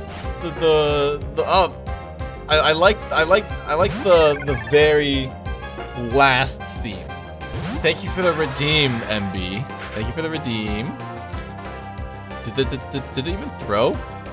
Ow. Okay, it does work at least. Thank you for the redeem. Also, it's good to see ya. How have you been? I've just finished wrapping up discussion on the entirety of the Pokemon anime. You don't really care for Team Rocket because it's clear the writers didn't know what to do with them. I mean, they're just like a gag. They're just there, just for fun, for shits and giggles. And I for the most part, I liked what they did with the ending for Team Rocket. But I mean, I don't really remember all of the what's it called, like all the things they wrapped up at the very end of the anime. I just remember Team Rocket and how Ash left on another journey. So there's stuff with like Latios and Latias, but I don't know. I don't really remember that. They also never actually did anything with Giovanni past Black and White. That's true. Unless you count the stuff they did in Sun and Moon, which I don't think you really can, because Giovanni was like in the updates, and then Team Rocket was like, yeah, we got the Pokemon, and then Giovanni was like, cool, keep doing your thing. But yeah, I like the Team Rocket. I like the Team Rocket trio. I'm gonna miss them. But no, it's time to shift conversation. No, it's a great segue to my time as a streamer slash VTuber. No, man, I didn't think we'd use up the entire half-hour free talk buffer that I had set aside, but here we are anyway. Also, this Goldeen here has Horn Drill and is a Nuzlocke run killer if you're not careful. So anyone who's playing Platinum Nuzlocke, take notes. This Goldeen has Horn Drill, so do not use a Pokemon that's lower than level 31 against it. My time as a VTuber. This is completely unscripted. All of this is completely unscripted except for the order that I talked about these things in. Horn Drill Goldeen is the GOAT. It'll definitely make you remember it forever. I've been horn drilled by it before, so I for sure remember it. But what do I even say for this conversation segment? I don't think I ever have. Well, once you've played Platinum like 50 times, and you'll have experienced everything. My time as a streamer, what do I even talk about? So, I'm pretty sure I've mentioned it before, but maybe I haven't. I've at least said it to RP before, but I mean, of course, everything you see on stream, like all the assets, like the corkboard design and all the sticky notes and all the Polaroid photos, like I drew like all of this to use as like the overlay. So like everything, like the outfit and the rigging and everything, and for any any music videos that I make, all the video editing and audio mixing and illustrations, and thumbnails, and art and everything. I've done it all myself. I didn't want to. I wanted my time as like a streamer to be like an experience, I guess. I wanted to experience everything, so I was like, I'll just do everything myself, which does mean that a lot of it is like not like shabby, but like amateurish, like not super polished, because I mostly don't really know what I'm doing, but it's at least something that I can say that I did all on my lonesome. It's got the homemade feel. Yeah, it feels homey, and it feels me because it was all me. It's like it was all things that I whipped up and put together. So it's satisfying. It's a satisfying feeling being able to look back and see all the things that I've been able to accomplish and do for the streams and stuff. Like all the illustrations and video editing. Like I had to learn a lot of stuff. You know, I wasn't born. I didn't come out of the womb knowing how to rig a model, but hey, here we are anyway. I mean, having to learn all this stuff from scratch, and definitely not doing things properly. But hey, you know what? It's okay because it's something that I was able to do. This whole time I didn't realize on the side there's a bunch of fusions. Yeah, the background is just the Infinite Fusion. It's just like an Infinite Fusion wallpaper. I used it for when I played Infinite Fusion, and there's just like black bars on the side. But I kind of just like how it looked, so I just left it there ever since. So I've claimed it as my own background. I didn't do that. All right, that part I didn't do, but everything else I did do. But like I had to learn a lot of stuff, like, and even like during the streaming process, I wanted to include upgrades, quote unquote, DLCs, if you will. So like having more emotions and like how do I trigger this? Like doing stuff like this and this and this and doing stuff, all that kind of stuff. You should really play Infinite Fusion. I agree. I played Infinite Fusion. I'm not a fan of the Kanto games, particularly, but I will say that Infinite Fusion is very fun. So it gets the Seth's seal of approval for sure. But yeah, no, I had to learn a lot, and doing upgrades, doing like stinger transitions. It was a lot to learn. The learning curve is pretty steep, but thankfully there's pretty good documentation for like how you can like do certain things. So it's not like I was just flying blind and just seeing what sticks. I at least had some direction for things I wanted to do, which was nice. If I had to do this without any guidance whatsoever, I'm not sure how long this would have lasted. But hey, you know what? We're here 3 years later, so obviously what I was able to do was at least satisfying to some degree. But like, just to prepare for the streams, like again, I'm not sure if I've ever mentioned it before, but like I started streaming, of course, in March of 2021. Yes, March of 2021, and yeah, now it's March 2024. 3 years. Yeah, that makes sense. Yeah, I started streaming all the way back in March of 2021, but I spent like several months preparing for it. Like maybe around October of 2022 is around. Oh my god, I don't have. Okay, probably use pluck, not metal plug.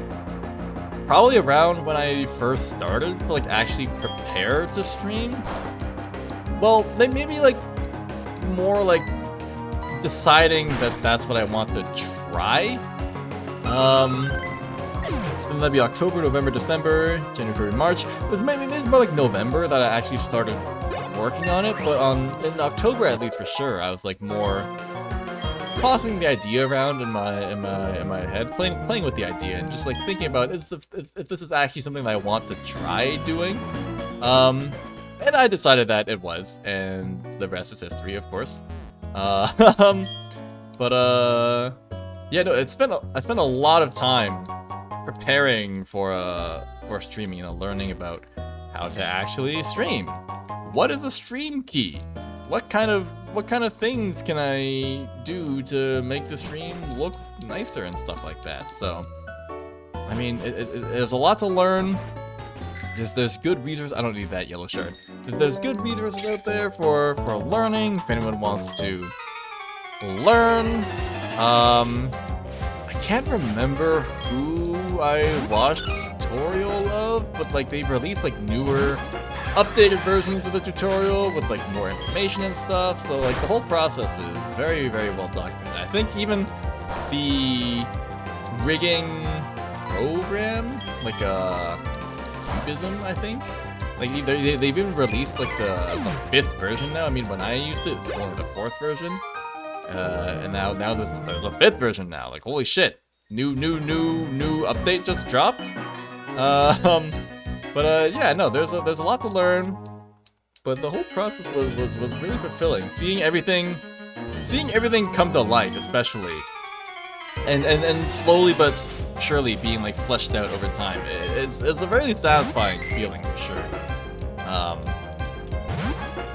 I can't really describe what it's like, but it's just a sense of fulfillment, I guess. But I guess looking back on it all makes me feel much more sentimental about it, about this whole thing being over. I mean, definitely like when I first announced that this would be the grand finale and that I would no longer be continuing my streaming activities after March. At the time, it was still January. I was like, "Ha, we still got 3 months.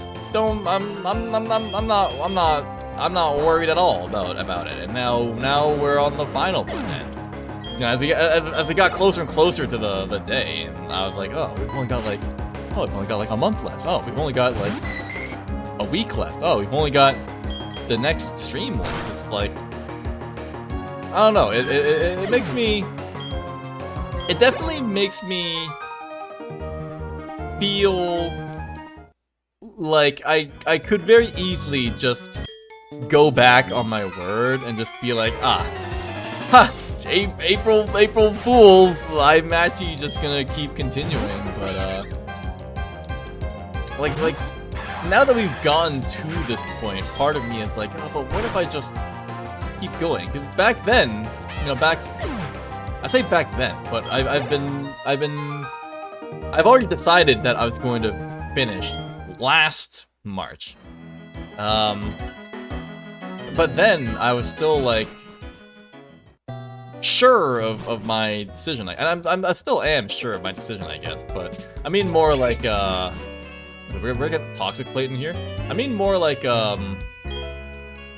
being more confident that this is the decision that I want to go with, I guess. And it's definitely making me waver in this choice of mine a little bit, but I don't know. I'm a man of my word. Also, what is this? What area is this? Is this area 2? I'm a man of principle, you know. I've already told myself that this would be the end, so this is gonna be the end. You know, I can't just be like, never mind, jokes. I'm actually gonna keep going. No, this is the end. Okay, so the toxic plate is somewhere here. I just don't know exactly where it is. It's just somewhere here. It's usually not one that I pick up, so I don't actually know where it is. And it's somewhere here. Just gotta look for it. Don't give me the awe. I'm being sentimental here. Did I miss it? Where is it? Okay, I see it. It's right here. Okay. But yeah, no, like it does. Now that we're at the end, it does make me feel like I do want to just continue. And it's super easy to just be like, yeah, no, let's just keep going. But I don't know. I feel like, especially, I've completed, like, maybe not everything, but pretty much everything that I wanted to do during my time as a streamer. You know, I wanted to, you know, make art for myself, or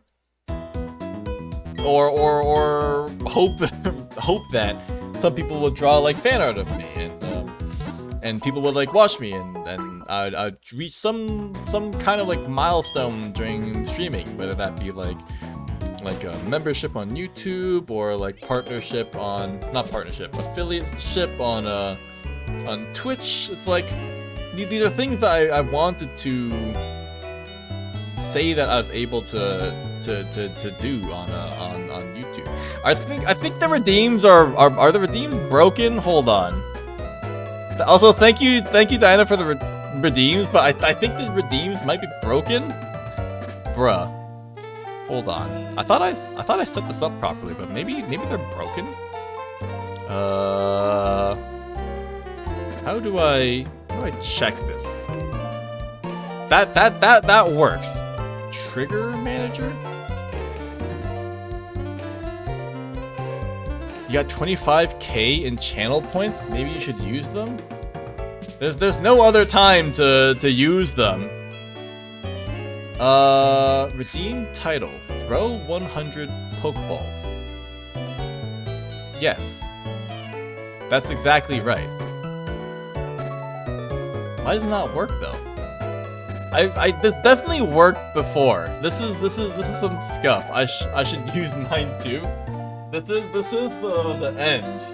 This is the end. But why is it not working? I swear it worked when I was checking it earlier as well, actually. Like if I do this, is it gonna work?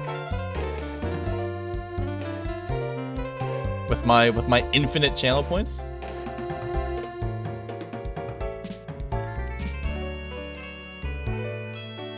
Bro, why is it not working?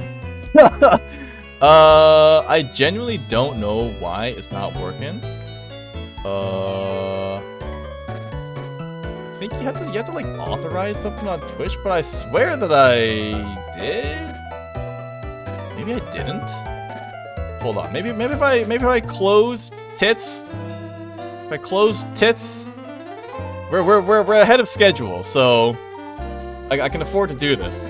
Some last minute scuff for the true VTuber experience. That's right. I can't go without some final technical difficulties. This is the peak. This is the peak viewer experience. Okay.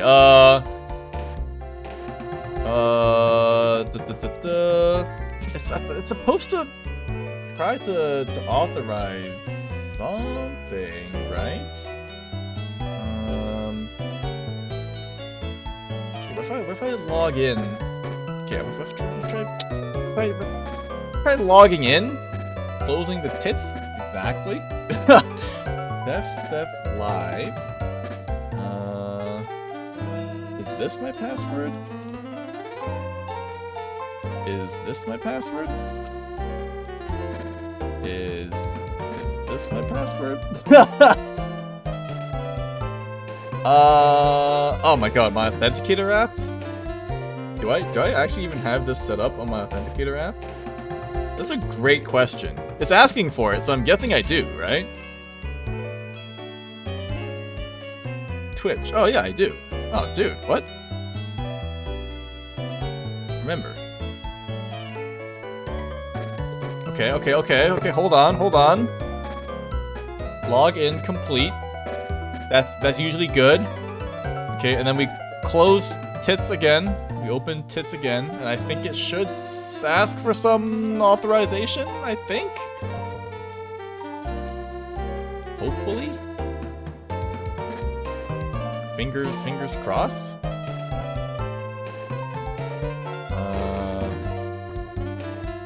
Is it doing anything? Hello? tits. I managed to get this. It was working fine before, and then I didn't do anything, and it stopped working. Is this working? Like, it works if I throw it myself. Bruh. I gotta head out for now. Hope I can join back in for the end. If I can't, then may the stars that guide you be ever bright. Thank you so much, Mika, for joining me. In all the past streams, you've been around for a very long time, so it's been an absolute pleasure being able to chat with you and then show you a lot of my first time gaming experiences. So it's been a pleasure chatting with you. So good luck, have fun with your job, and maybe I'll see you again. But if I don't, then it's one more time. It's been a pleasure streaming for you. Entire stream trying to fix tits. Try to get to work. It's gonna work. Redeem. It's working. It's working. It's working. Okay, it's working. Nice. I feel like I didn't really do anything to fix it, but it's actually working now. Let's go. Oh my god. Whoa, Jesus Christ. Oh boy, it's working. Oh baby, it's working. Holy shit. I am only now realizing that there's more than just Pokeballs in here. There's bears and shit flying all over the place. Holy shit. Ow. Thank you for the redeem. That's one way to use up all your channel points. Thank you for the redeem. Oh my god. Ah, wait, RP, how many channel points do you have? Don't you have like 24k or something like that? Ah! Alright, this has become the content for the final stream. There's bears and shit flying all over the place. You're not even getting all the Pokeballs for it. There's like presents and bears flying around too. Holy shit, you know, I didn't set any cooldown on this, so it's just, oh my god. Bruh.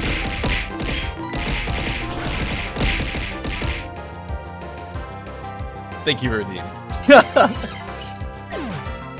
Alright, well, I'm glad I was able to get to work again. You could have spent those channel points on taking ownership of this channel. It only costs like 2 billion. It only costs 2 billion. Robot redeem? Redeem robot. Oh my god. Okay. Thank you for that, redeem. I have not used this one in a while. Because does this one work well? I think this one works well.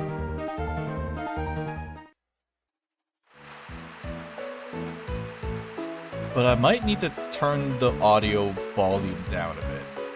So I think it does make it kind of loud. I also do, for this one, want to monitor it to make sure it's okay, because this one I gotta do a little bit of finagling with this one. Main mic, monitor, and output. Yes. Okay. Filters. Check 1, 2. I'm a robot now, I think. Okay, cool, nice. I'm definitely gonna forget to turn this off, but hey, we're RoboSec now. Alright, cool. Alright, well, thank you for the redeem. This is what the robot one sounds like. Oh, you want Robo and Beaver? This is gonna be terrible. I have no idea what this one. I don't think I've ever mixed them together before, so this is probably gonna be, like, insanely terrible, and this is not my fault at all. Check, 1, 2. Okay, wait, no, the reverb is not that bad. The harmony redeem is the one. The harmony redeem is the one that actually is kind of bugged, and I don't recommend using it, because it'll just like stop the audio completely at some point, and just like mutes the mic for some reason for like a couple seconds, and then it goes back to being okay. And at least these ones are fine. These ones will work. It's just I've never mixed all of them together before. The vibrato one works. I wouldn't even say it's like vibrato. It's more like wiggly. It's not really vibrato. It's more just wavy. I think it's called wavy on Twitch, right? It's not called vibrato. I have it as vibrato in my audio filters. But yeah, is there an auto tune one? No, there isn't. No, there isn't. Okay, well I guess the robot is kind of auto tune, but not really. It's not really auto-tune, it's just kind of auto-tune. But anyway, thank you for all the redeems, guys. This is crazy. I've never had this many footballs thrown at me before. My catch rate is 0, so you can throw as many footballs as you want. You will not succeed in catching me, but you can feel free to try it. Also, again, I'm almost certainly going to forget that I have this filter on. So, if it's starting to be too much, you can, for the low price of 1 channel point, you can force me to get rid of it whenever you want. But it's just missed. That's trash. I don't even miss. You can feel free to get rid of it at any point you want. Anyway, that segment's supposed to be me talking about my time as a streamer. I don't even remember what I've already said. Experiences, sentimentality, doing stuff, accomplishing things I want to do. Yeah, accomplishing things I want to do. I feel fulfilled. This whole experience, I feel fulfilled with the things I managed to do. Also, I wanted to teach brass knot because this is the thing. I'm content with what I've managed to do here. So I'm leaving with maybe not like no regrets, but I'm happy with what I've been able to do. So I want to end on like a high note, I guess. Maybe not like peak stuff, but I'm at a point where I'm happy with what I've done. And I feel like if I just keep going, that I don't want to call it the burden of streaming, but just like setting aside time as life gets busier and busier will get harder and harder. And so I feel like the quality of the stream will more than likely decrease the longer I have to do this. But I'm not like forcing myself to stream, but because I do have to set aside time to do this. Obviously, I'm doing this marathon for, the entire day, and then participating in a mini Clash tournament right afterwards, pretty much.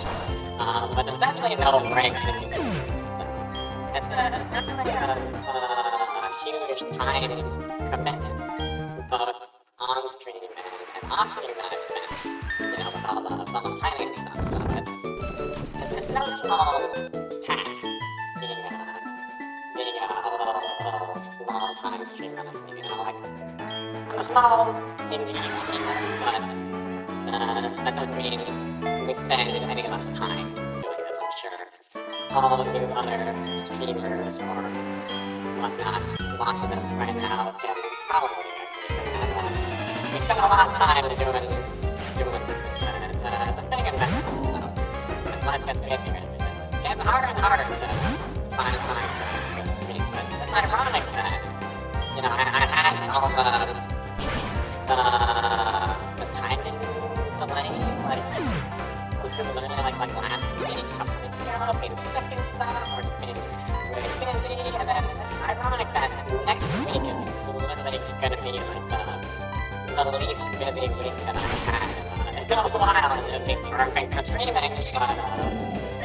I'm already decided that it's fine to move on, so it's going to feel weird, for sure, tomorrow especially, not having to, you know, because usually around now, on Sundays, when I would think about, you know, what do I want to do next week? You know, it's time to draft up the schedule to release on Monday. I don't have to do that anymore. And that's, I don't know, that's gonna feel kind of weird. You know, I'm gonna be getting home on Tuesday and Thursday, be able to sit down and maybe even think about streaming, but then realize that I have nothing to stream. There's no more streaming, so I don't know. It's gonna take some getting used to, but I think it'll be nice for me to be able to take a break from all this, you know. A well-deserved break, I think. It's been both a long 3 years, but also a short 3 years. Long in the sense that, you know, it's 3 years. It's like more than 10% of my life. It's like 15% of my life at the point of starting it has gone by. But now, it's already done. And it feels like it hasn't been that long. But, no, it's been 3 whole years. That's crazy. So, yeah, it's gonna feel... it's gonna feel more empty. I mean, less to do during the day, but honestly, having more time to do other things is really nice. And I don't know if I've mentioned this before, maybe I have, but like, just like, the idea of streaming games like I do, makes me feel like, if I'm playing a game that I could be streaming, it's like, it's not that it feels like a wasted chance if I play a game I don't show people my first experience. It's just like, it just feels like an extra incentive for me to play a game because I'm able to show my first experience. So it kind of, to me, starting to feel like a waste if I'm not showing people my first experience, I guess, which is not what I want, you know. I'm a gaming streamer. I stream games, honestly, but that's ironically, and I guess, what's the word? Paradoxically, by being a gaming streamer, I feel like a little bit less of a gamer, because I'm not really playing games in my free time, because my free time is used for streaming, so it's not that good of a job, but it just feels like I'm not playing games for the sake of playing games. I mean, I still am, of course, but it's just not the same feeling as when you just play games alone. I mean, you can argue that it's more sad to just play alone, it's like dreaming alone, but that's just different. It's not really like sad, right? So, I don't know. It just feels like I'm less of a gamer by being a gaming YouTuber, which is kind of weird to think about. So, you know, I'll turn off the... I usually like to keep the audio filter routines on for a while. I think it's been plenty of time. Oops.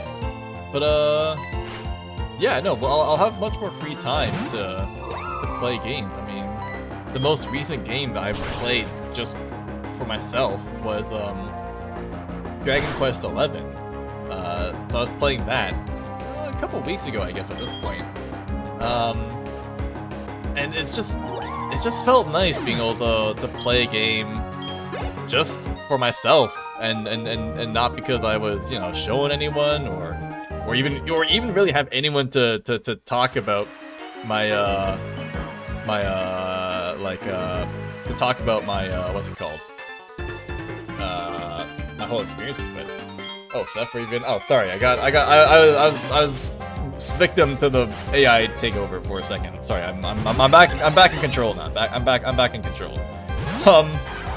But no, it's nice just to play a game just for the sake of playing a game and not having to, you know, show anyone or or even talk about my experience with. Not that that's bad, you know. It's not that I don't want to do that. It's just, you know, it's just an experience just for me and no one else.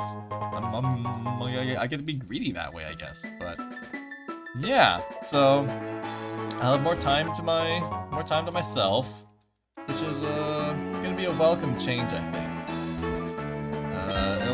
At the very least, it'll give me time to water my plants on another day of the week as well, because I've been noticing that in my little greenhouse that it gets it's pretty humid in there right after watering, which, you know, that makes sense. But then it stays humid for a couple days, and then the humidity really drops off if I don't like regularly mist it. And the plants inside, they're fine because they're more drought tolerant plants, but it gets noticeably drier throughout the week. So I'm thinking, oh, it'd be nice to be able to water them on Saturday as well. But if you are like me and you are a plant addict, not even a plant fan, you're an addict. You bleed like chlorophyll. I'm like up to my neck in plants. Like watering all the plants, that's like a monumental effort. Like it takes me like at least like an hour and a half to water all the plants properly. So, oh, thank you for the redeem again. It's time to get weird with it. Okay, now this one is really weird. Thank you for the redeem, and also thank you for the redeem. Let's get the googly eyes going first. I haven't gotten googed in a while, you know. It's usually Vids who redeems the googly eyes, and I had to introduce a limit to the number of googly eyes because Vids was going a little bit crazy with the googly eye application. Okay, hold on, this one's a little stuck a little bit weirdly. All right, let's go. Thank you for the redeem. Now let's get weird with it. Main mic monitor. All right, cool. And then this, I like this one the most because it sounds like, I don't know, it sounds funny, but it sounds best if I'm like making long sustained sounds rather than like short ones. But I mean, this is fun. I like the wavy one. The harmony one is also really good. It's just unfortunate that it's kind of buggy and doesn't really work properly.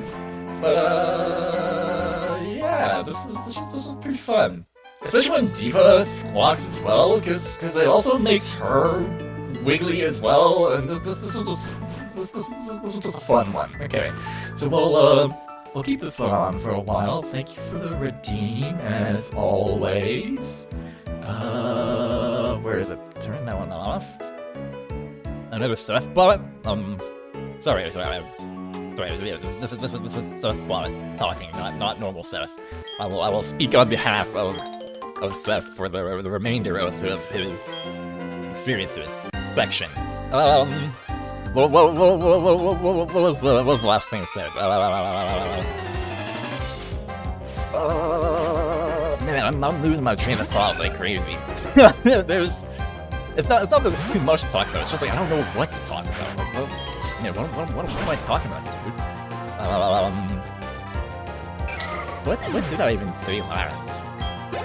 Experiences, things that I did, accomplishments, feeling fulfilled. I don't know. I feel like I've mostly talked about everything. Oh, being a gamer, being able to play games because I was just playing games. No, it was nice being able to play Dragon Quest just for fun, without showing anybody my experience, because none of my friends play Dragon Quest, and it's just me. But no, it was nice just to be able to play games. But I mean, streaming also gave me a reason to play a lot of games that I never would have even thought about playing to begin with. Like, if you know me, RP especially, you know that I fucking hate scary shit. I hate scary movies. I hate scary stories even. Creepy images? Hate it. Like, I hate creepy things and scary things. I would never play a horror game just for myself, just because I can. That is not something I would ever do, ever. But, you know, doing this here gave me a chance to, yeah, I guess, like, step outside my comfort zone and do things that I wouldn't consider doing. Like, I would never play a horror game, but I've played a number of horror games anyway, and honestly, one series of horror games, the Yomawari series, I do actually really like, despite it being horror, and me not having, like, an aversion to horror, but just, like, being easily spooked. So yeah, no, like, it gave me a chance to try these kinds of things, so it's, and then that way I'm kind of appreciative of streaming. And not only just being appreciative for being able to play new games, but just, like, trying out, you know, and gaining all these kinds of experiences again. First off, I'm gonna switch to get rid of this attack drop. And getting the chance to learn how to do all these things. Like, obviously, I would never have learned how to stream if I never became a streamer to begin with. Like, I don't know anyone who learns how to do this kind of stuff just because they're curious. Not because they want to do it to be a streamer, but, like, just because they want to see how it works.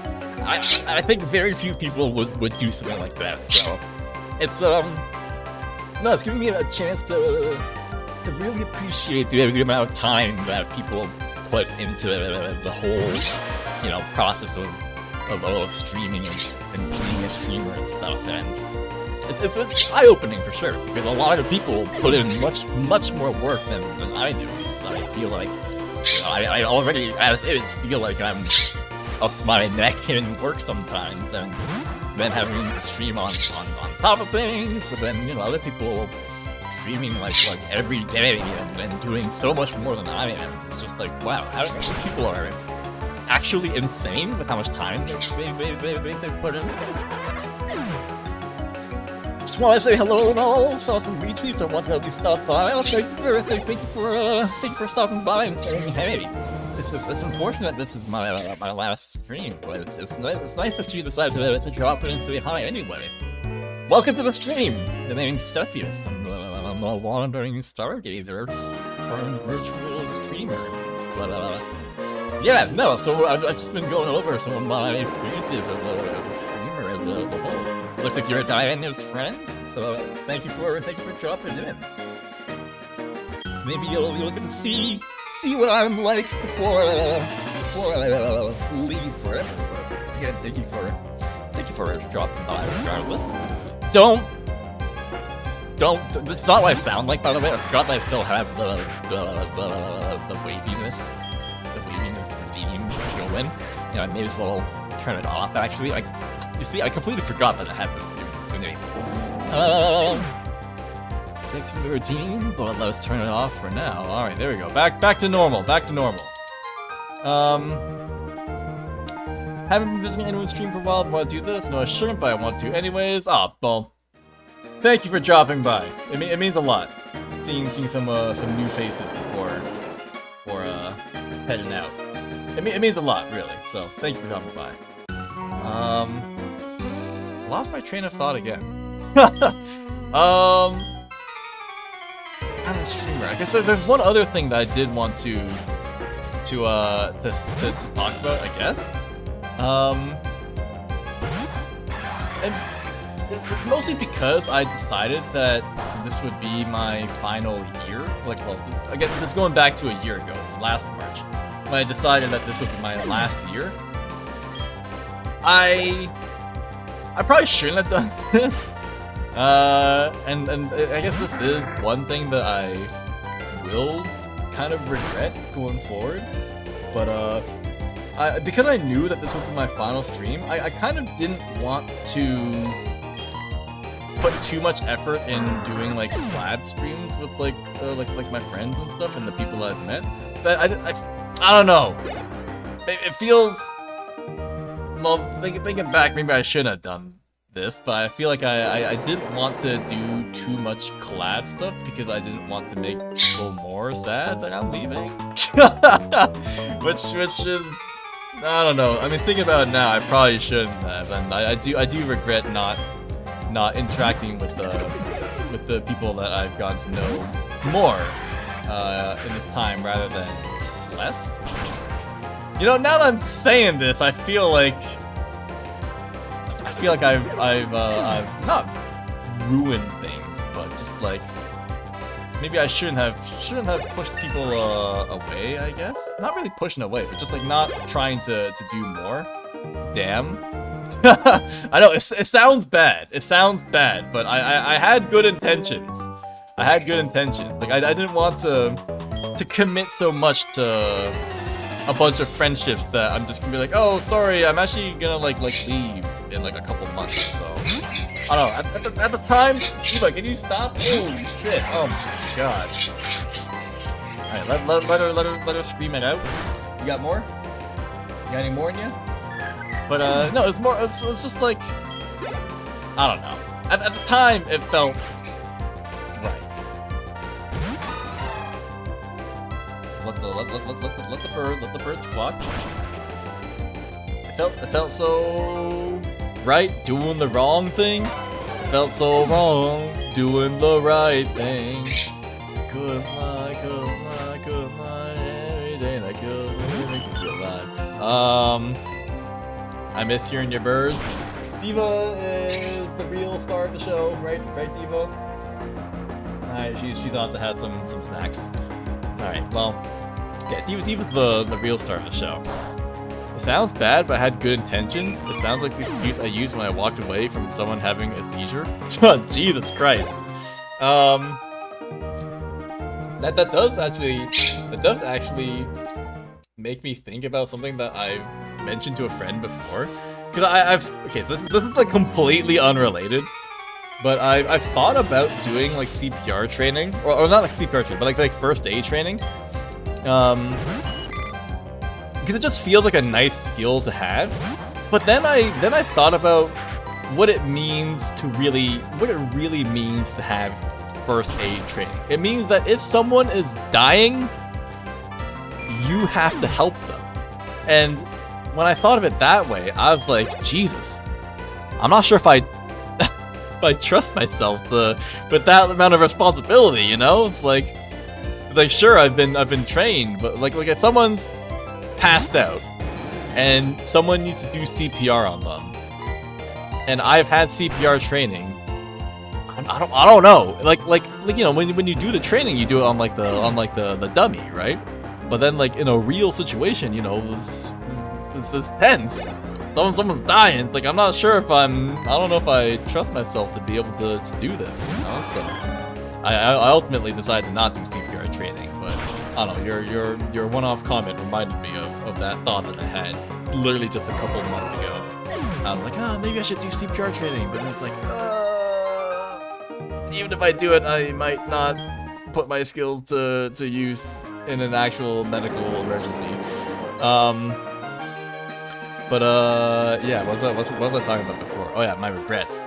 Yeah, I do regret not talking to people and spending more time with the people that I had met during my time here more. But I mean, it's what's done is done. So I mean, it is a regret that I'll carry forward, but I mean, there's not too much I can say about it right now. I've been contemplating what I'm going to do with all this, you know, the YouTube and the Twitch and the Twitter. What I'm gonna do with all this after after this final stream. It's like, obviously I'll leave it up. Like that's for sure. I'll archive everything. I actually do still need to archive some stuff onto the YouTube channel. Diva, what's wrong?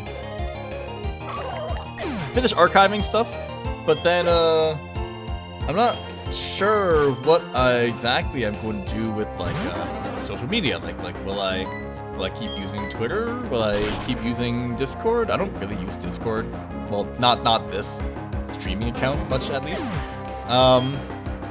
it's like, will I keep using it? Will I be liking people's posts and interacting with people on Twitter? It's like, I was like, maybe not. Haven't really decided.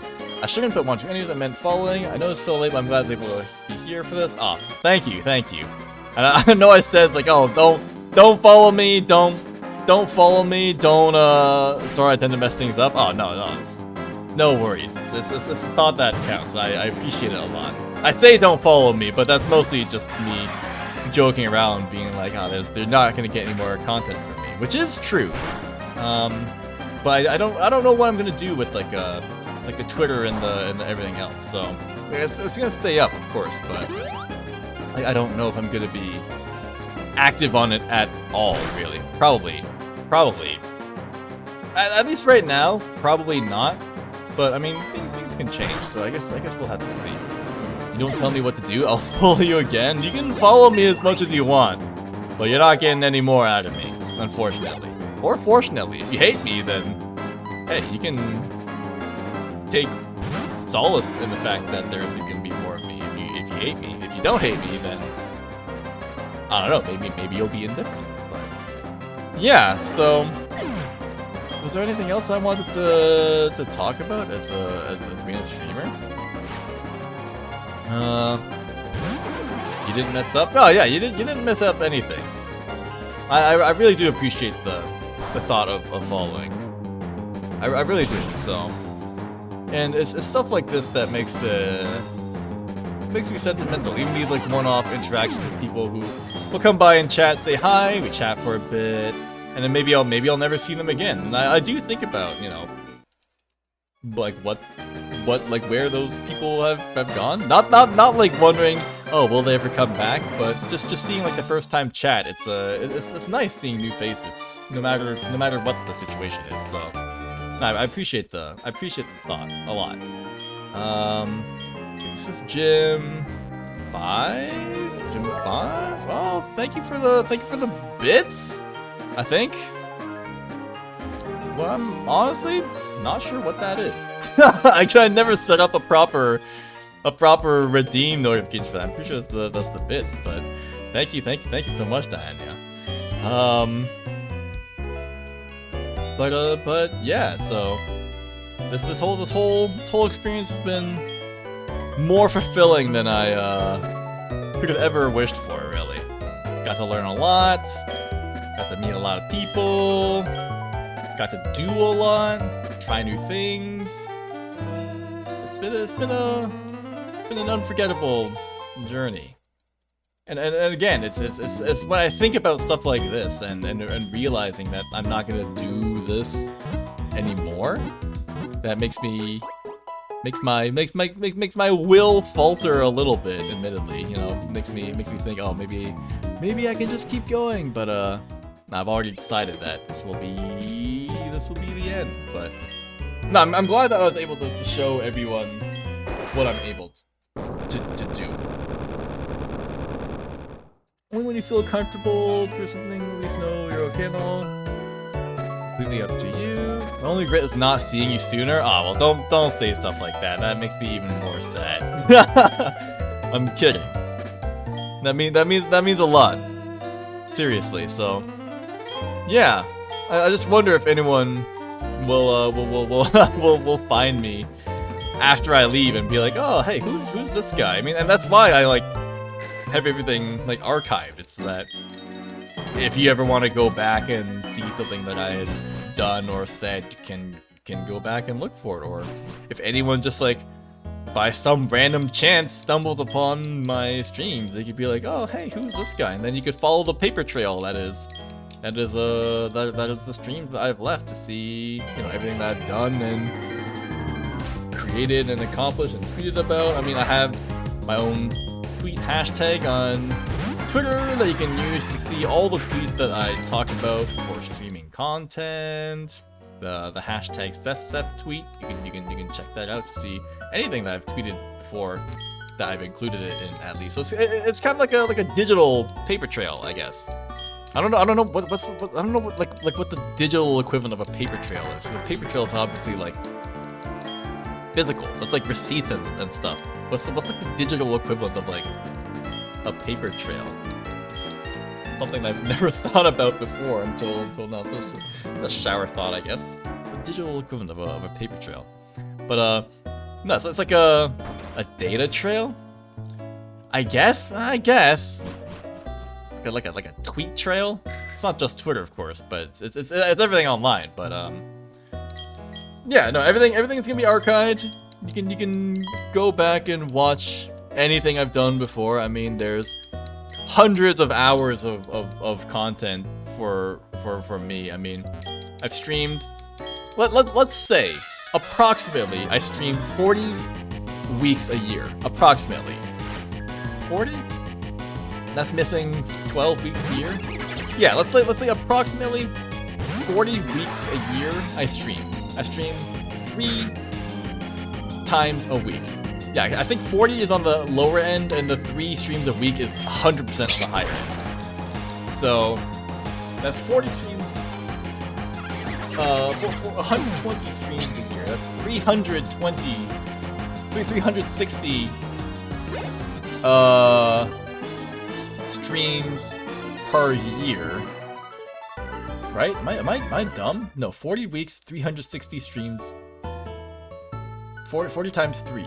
Yeah, 120, 360 streams total. And then on average, maybe like 3 to 4 hour long streams. So that's like 1,000 hours of me. Documented, logged and archived forever on both YouTube and Twitch. So basically your OS2 playtime. Okay, well don't say that, because we always joke that you no life Osu. Now it sounds like I'm no lifing streaming. Don't say that. I don't want to hear it in that kind of context. That shit's terrible. That's terrible. Oh my god, I forgot the I don't know life it. You're right. You recently started not no lifing it. You have a full-time job? You do have a full-time job. Isn't that crazy? Like, that's also something I like to think about. Like all the things that have happened in my life and in other people's lives I know while I've been a streamer. Like, there's so much shit that has happened. Of course, a lot of stuff that I haven't talked about and will not talk about. But like, you a full-time, like, in the time that I started streaming, and now we have lived together, and you left at some point, and then now you have a full-time job, and like, it's crazy. Like, there's so much that has happened between now and when I started. And that's crazy. You have money now? You do have money now. You have more money now. You're not rich per se, but you have more money. None of us are particularly rich. But that's okay. We have the friends we made along the way. Like, there's so much stuff that has happened between when I started and now. You know, you and I lived together for like the better part of a year. Okay, so there's the mind plate, which I forgot to pick up as well. Diva has entered my life and has also taken over the stream sometimes. I moved twice in this time as well. That's pretty crazy. Like, that's like a lot of stuff has like, I went to Japan and came back. Like, that's, well, I would hope that I came back, you know. It would be terrible if I wasn't able to come back. But like, so much has happened between when I started and now, and I can kind of attribute like a lot of events, I guess, to like certain points in time for when I was streaming. I don't know, it's kind of a weird feeling, I guess, being like, oh, hey, you know, this was when I was streaming then, and this is when this thing happened. So it's, I don't know, it's a weird feeling, but it's I don't even know the right word. I don't know how to describe this strange feeling of being able to attribute certain life events to when I was a streamer, but it's just part of it. Oh my god, I never fought YouTube. Oh my god. But no, it's just kind of cool to me, I guess, that I can attribute these kinds of developments and changes in my life to certain points of my streaming career, and being able to say like, oh, I was streaming for all these crazy life-changing events. But yeah, a lot has changed. You know, my life has gotten busier and busier as time goes on, harder to find time to stream. But no, there's no but. It's just a lot of changes in my life and other people's lives as well, and it's just nice in a way to be able to say that, you know, I was able to do this while all of that was happening, and being able to remember it in that way, I guess, is one way to say it. I guess. I'm not even sure how I'm supposed to, or how I want to describe these, but yeah. Well, lots of stuff has happened and changed, and it's just nice being able to look back fondly and then think about how I was streaming while all of that was happening as well, and being able to talk about, oh my god, and being able to talk about some of those things, like being able to talk about my Japan trip and tweeting about the Japan trip while it was actively happening. So yeah, it's just a nice feeling. A nice feeling to be able to look back fondly on all these memories. You were tweeting about it? Yeah, I was tweeting about it. Yeah, I guess I never even mentioned it to you, even though you were there beside me. Yeah, I was sending some tweets out about where we were and some photos that we had seen, or that I had taken from the places that we've done. I was sending daily tweets actually about what we had done that day. I guess I completely forgot to mention that I was doing that, but it doesn't matter. You weren't involved in anyway. None of you and the guys that we went with were involved in any of the tweets regardless. So it doesn't really matter. But I guess I forgot to tell you. Whoops. Oh well. That was almost half a year ago. No, that was exactly half a year ago. Six months ago. That's crazy. It's already been 6 months since you went to Japan. When are we going again, huh? Round 2? I'll see you there. I'll see you there. Narita this time? Narita? Meant to Haneda last time. Let's go to Narita. Get the max repel. Now there's 3 trainers in the grass here. I'm gonna skip them in the interest of time. So we'll just walk past you guys and look at this one. Get some nice potion. And there's a nest ball over there, but I don't need it. There's defog, but this is the only area. There's only 3 areas in the game that really need defog, and it's completely optional regardless, but we'll do it anyway. Yeah, was there anything else? I'm trying to think of anything else that I really wanted to talk about during this stream. Oh! Yeah, one other thing.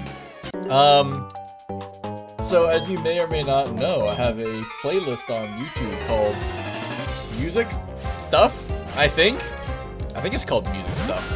But as my time as a streamer, I wanted to do some song covers, and I mean, I don't think I'm a particularly great singer, but I can say that I feel like because I've gotten just like more confident in talking in general, and just like singing karaoke streams and doing those song covers, I feel like my singing ability has gotten a little better over time.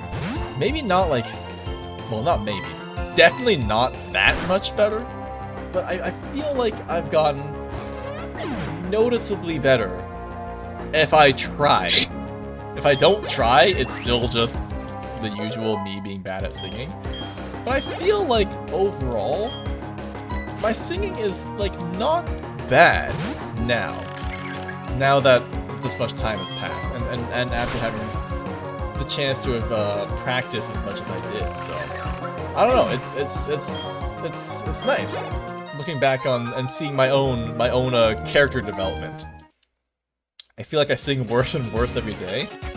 And they say if you don't use it, you lose it, right? So I'm sure if you keep practicing, then anything's possible, right? Granted, I don't think I'm that good at singing. I think I'm like average at best. I'm not even sure if I would say I'm above average. I feel like the average singer is maybe just like what I am. I really don't think I'm that good, but I don't know, maybe on a good day, I could be above average. On the worst day, I could be like significantly worse than average. Like, I guess my worst day would be like post-COVID. I mean Backstreet Boys Reunion World Tour. Where my voice was like absolutely shit. Horrible, absolutely terrible. If I sang on that day, terrible. That would probably be like the lowest point for being able to sing, but yeah, no, I feel like at least for that, my singing ability has gotten better, so I'm able to take something from this whole experience, I guess, and bring it with me into the future. Maybe the next time we go for karaoke, some of my friends will be like, "Whoa, you're pretty good at singing. What happened?" I'll be like, "Huh, yeah, I wonder what happened. That's weird. I just sing to myself in the shower. That's where all my practice comes from. That's the excuse. That's the excuse I'll use. Yeah. I need to not fight these trainers because they have a Gyarados and a Raichu, and that's very annoying. I don't want to fight it. Thank you for the redeem again, Diana. Thank you for the redeem. Oh, ouch. Thank you for the redeem. I should look into fixing it so that it doesn't throw non-Pokeballs, but it's fine. It's fine. It's just random shit. That'll work too. But yeah, no, it's nice that I'll be able to take some skills that I developed here and use it in the future. But really, the only application for the improved singing ability is when I go to karaoke and impress, I don't know, my friends and be like, "Hey, look at me! I can sing this song okay-ish," and be like passable. And they'll be like, "Wow, I'm gonna miss you. I have to get going now." Aw. Don't say that. That makes me sad too. But no, thank you, Dania, for dropping in and chatting with me. Hope to see you again. Hope to see you again as well. I'll be around for the next while. We're already into the 5th hour now. Holy shit! This is going by super soon, super fast. I'll message you sometime soon. I'll look forward to it. But thank you so much for dropping in and all your redeemed and chatting with me at all. As always, it's, as a streamer, I'm sure you can relate as well. But just showing up and chatting it means the world. So thank you so much for coming by and saying hi and sticking around and interacting and all that stuff. It really does mean a lot, so I hope to see you again as well. But if I don't see you during the stream, then same for Mika. It's been an absolute pleasure being able to stream with you and chat with you and all that stuff. So I'll see you around. So I'm sure you have stuff to do. So don't let me keep this. Get going. Get out of here. Get out of here. Maybe I'll see you again soon. All right. We'll keep going. We are. What do I have scheduled after my time as a VTuber talk? Free talk until 3. Yes, free talk until 3, which then I'll talk about the VTubing community get cancelled and then stop streaming forever. Okay, well I shouldn't say it like that. Ah, thank you for the redeem, Danya. Thank you for the redeem. I'll see you around, Space Cowboy. Is that what he says? See you around, Space Cowboy? Something like that. Again, thank you for dropping by. Yeah, okay, so I guess we're just in the free talk now. It's my chance to unwind and stretch and get some more water, I guess? My water is still okay. I had some tea this morning. I've been drinking orange pico lately. Kind of mostly just like changing up the pace from my usual morning tea. I usually have Earl Grey. I mean, I like Earl Grey. Don't get me wrong. I love Earl Grey. But I've been drinking pretty much nothing but Earl Grey for the better part of like 2 years probably. So I was like, I need a little bit of variety in my life. So I was like, oh, look at some orange pico. Why not? People like orange pico, right? So it's pretty nice. It's definitely stronger tasting tea-wise than Earl Grey. Earl Grey has more of that, you know, that bergamot citrusy kind of taste. But orange pico has a more, I don't know, tea taste. It's not like a green tea taste. Green tea tastes like green tea. Like if you had to ask me what green tea tastes like, I'd say it tastes like green tea. If you had to ask me what orange pico tastes like, I would say it tastes like tea. Like if you took green tea and you took out the green flavor, that's what green tea tastes like to me. That makes no sense at all. What am I talking about? It tastes like tea if it wasn't. It tastes like green tea if it wasn't green. Like it doesn't have that like leaf taste. I know it's still made from leaves, but it just doesn't taste the same. It tastes like tea, but it just tastes like different tea. Man, you can really tell I'm running out of stuff to talk about when I'm talking about the difference between fucking orange pico and Earl Grey. Anyway, I actually still have a mug of is it even a mug? That's a whole other topic. I have another cup of orange pico in the fridge. Actually, I made 2 cups this morning. Not only did I make 2 cups, I made 2 cups of double strength because, you know, I'm only running on like 5.5 hours of sleep. So I had some double orange pico this morning. But I brewed up a second cup as well, and I just have that chilling in the fridge, which I can go and indulge in at any point. Oh my god, does Tangela live? Yeah, so I can go indulge in the orange pico whenever I want.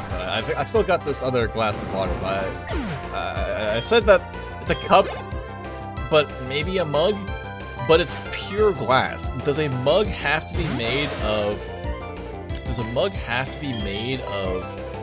ceramic for it to be considered a mug? Or can it be glass? I feel like the ceramic mug, it helps with some of the insulation, you know, helps keep it warm and stuff. It's not very conductive. Glass is a little more conductive, I think. I'm not very sure actually. But it's definitely not a normal mug. It's just like a big cup with like a handle on it. I'm not sure if you can even really consider that a mug. So yeah. I have more tea chilling in the fridge. I got some coconut water as well if I wanted to have some coconut water. That's also there chilling. I can have some of that if I really want. I'm not feeling hungry. I got snacks with me actually. I already opened the bag, but I haven't indulged yet. I got snacks. I should be fine. I don't really need food. I'm like a robot. Some of my friends call me a robot. Like I don't really need that much sleep. I don't need to eat that much. I don't even drink that much during the day usually. I try to stay hydrated, but I usually don't even end up drinking that much. Yeah. Okay, get the King's Rock there. But I don't think I need to eat. I could probably eat in the short amount of time I have between the end of the stream and before the Clash tournament. I'll just eat during the Clash tournament. It's fine. It's fine. Whenever I die and respawn, I'll just take a bite of, I don't know, whatever food I have in the fridge. Definitely not AFK while playing Clash. Definitely not. I do kind of. I can feel like I feel like I can use the washroom, but I think I'll be fine for at least a little while longer. As long as you don't drink water, you don't need to pee. It really is just that simple. Okay. I'll look over. Yeah, I think we're making like incredible time. I don't think we'll finish. Maybe we will actually finish well ahead of schedule. That would be pretty crazy. That would be pretty crazy. Alright, because we've already gotten Surf. Well, not gotten. We still need to beat Cyrus here, but almost. Almost. He was dropping one of her a wing feather. Don't destroy it, okay? I want to keep it. I've been collecting all of Diva's feathers and fluff. So like her wing and tail feathers I keep in a separate jar, and then like any of her other feathers I consider fluff, and I put that in one jar. I've collected a significant amount of fluff and feathers at this point. I've only been collecting them for like a couple months. I started collecting them during her shedding period, which was last month. She was losing not like a lot of feathers, but like a significant amount of feathers. Like it's like noticeably more feathers. Like I go to January, you got like the normal amount of feathers, you got like a couple every week, and then like in like March, there's like fucking feathers everywhere. She's not like naked looking because she's a very fluffy bird, so you don't really notice her losing any feathers, but you notice a lot of feathers like on the ground. And then now we're back in March, and she's, you know, it's back to like the normal, you know, 1 or 2 a week. You don't really notice her losing any feathers at all. And at least for like a couple weeks, she's like a porcupine with all the new feathers coming in. But yeah, I've been collecting a lot of her loose feathers and just been stashing them away in a jar, like I don't know, like some weird collection. But I think it's pretty cool having a jar of blue feathers. That's pretty cool. Well, blue and white, because most of her fluff is actually white. So it was only really the wing and tail feathers and some of the feathers on her back that are blue. The rest of her body is more like gray and white. Yeah, so it's a fun collection, right? You dumb bird, right? Yeah.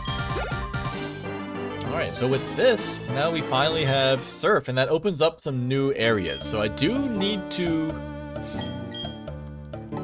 surf in some areas to get rare candies and the splash plate, especially, which I know where it is.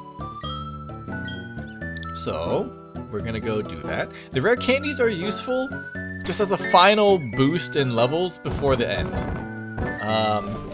Which they're not that important, but it's just nice to have.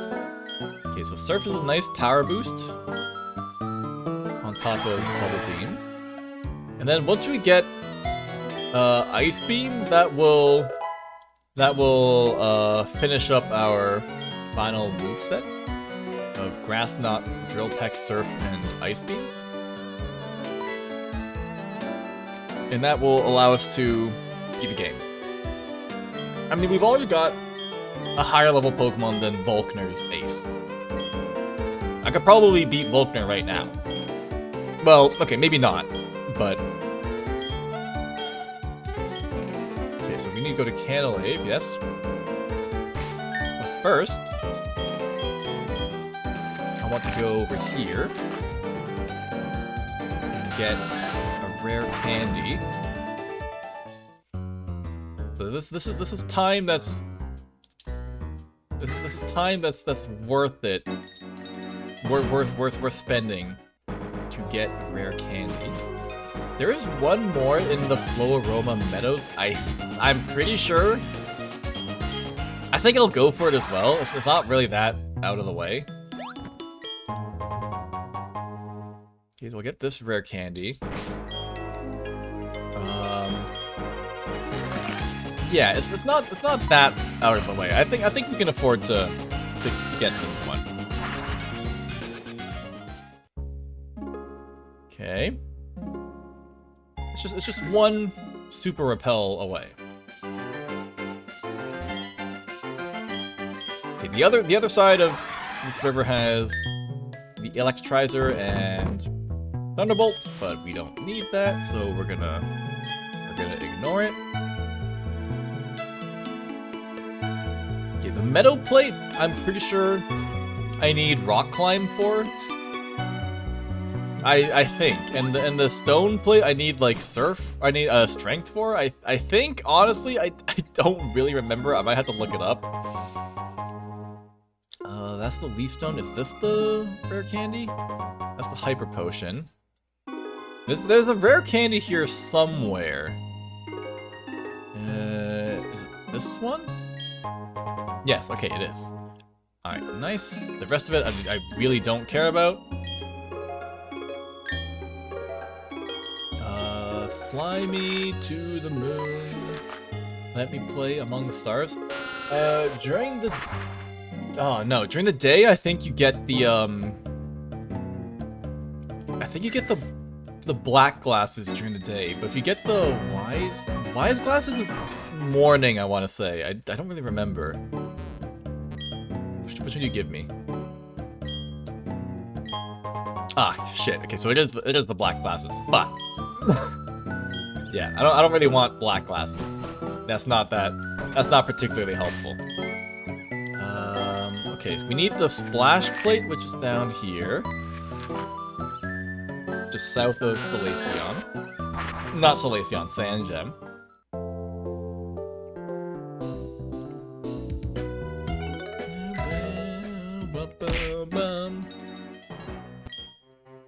Oh, thank you for the redeem, Diana.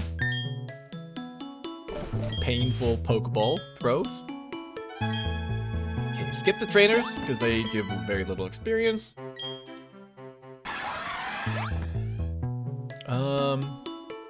I don't do you guys give more experience? I actually have no idea. The Splash Plate is down here. Okay, very nice. Cross that one off our list. Make it smaller, please. Water. Okay, ground. Okay, bug. Okay, wait, no. Okay, I forgot to check that off. We got bug as well. We got bug. Okay. We got bug and we got dark. Yeah, I just forgot to check it out. Those were in the old chateau. Okay, nice. We're almost done. Electric is in Sunny Shore. Flying is at Pokemon League. Grass, we need Rock Climb, I'm pretty sure. Ground and Rock. Where's Ground and Rock? Fuck. Where's Ground and Rock? Steel is on Iron Island. Ice is in 224 or 223, something like that.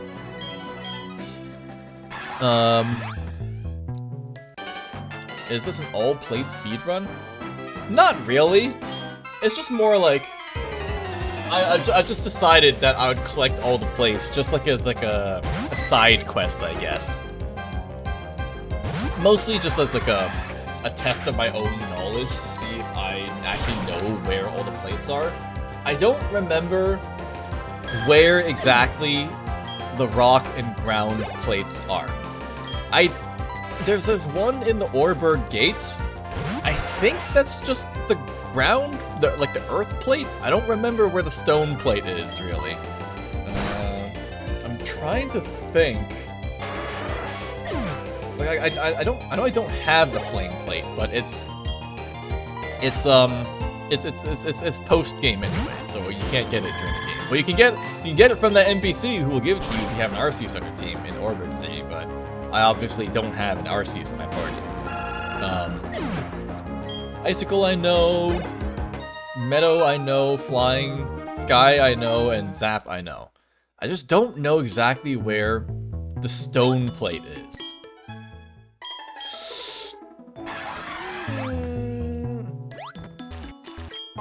I'm trying to think of where it is.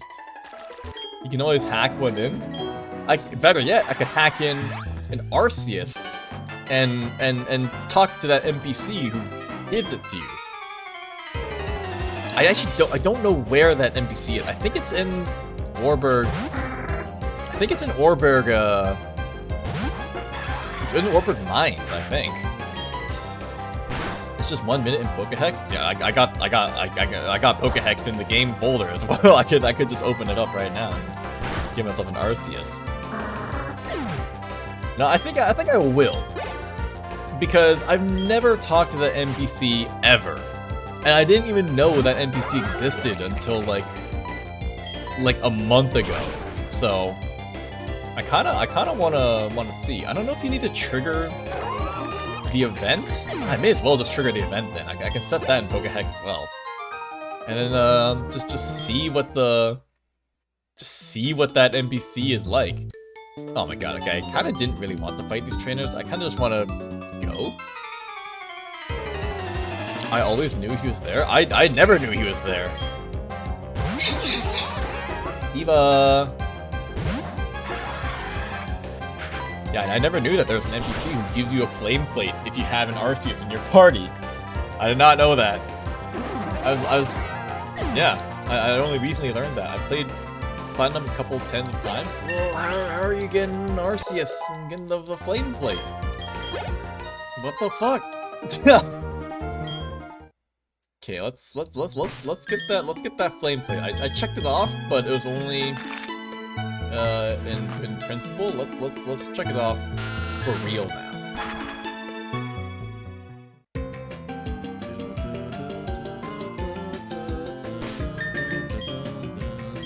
PK Hex? Okay, well, I mean that'll answer that, but I have not. Let me speed the game up. We've got a lot of data to save. Okay, let me close the game because it doesn't like it if I have the game open. It won't let me load a file. Okay, so we go here.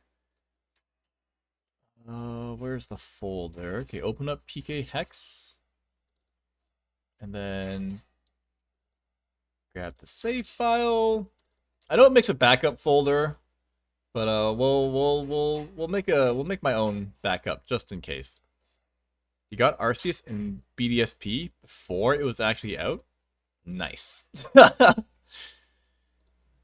so party Arceus level 1, sure, set that. Okay, and then save. Let's check the event flags. Arceus disappeared.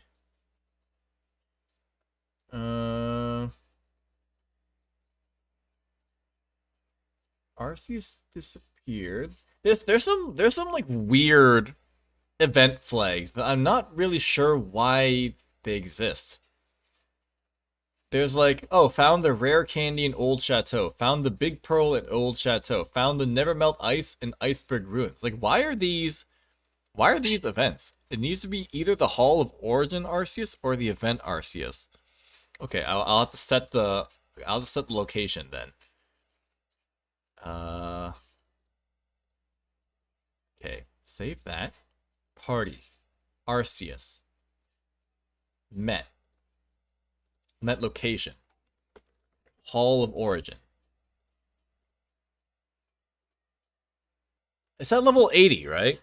It probably doesn't matter. Set. Maybe it does matter? Set.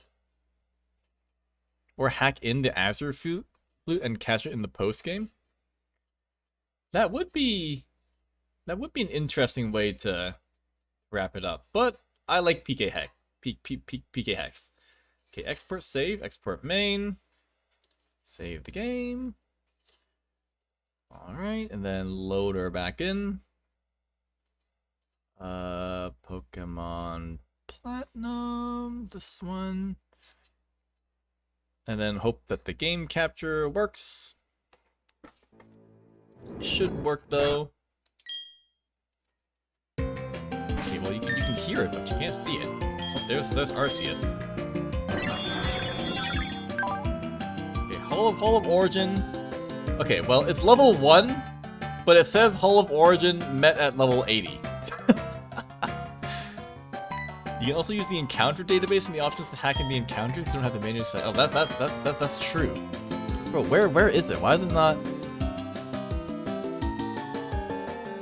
Pokemon Platinum?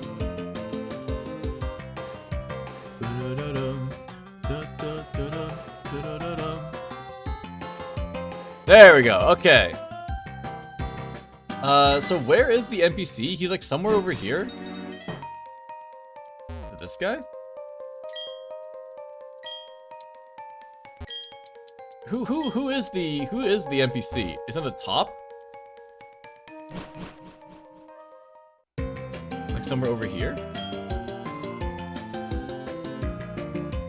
It's at the top. Is it you? Is it over here? Oh mine. Where is the guy? I've ignore that.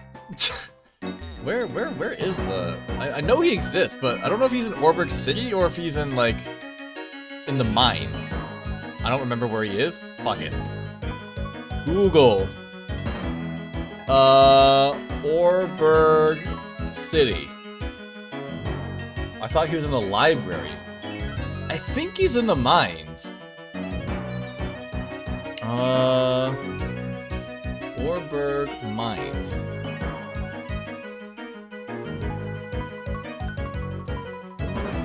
Mines. Flame plate, basement 1 from a hiker. Okay, basement 1 from a hiker, Orberg Mines.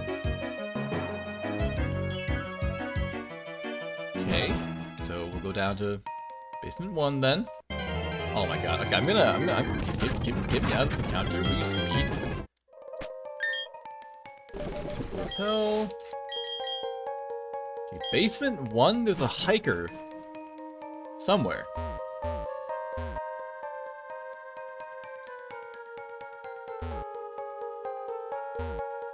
Bruh, bruh?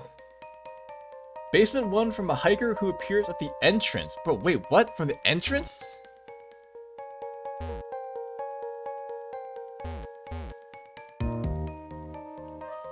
He's not here, dude.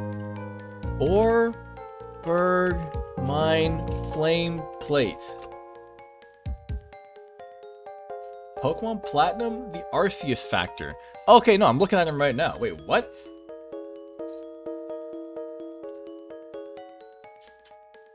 Oh! It's only the special Arceus. If you said... Oh my god. Okay, hold on. Okay, it's the other Arceus. Oh my god. Alright, save the game. Okay, okay, so it's only the special event Arceus. It's not even the... It's not even the other Arceus. Okay. He's also in the different locations if you trigger this. Okay. That's pretty neat actually. Alright, PK Hex. Platinum. Save file this one. This one. Okay, and then go party, view, met. This needs to be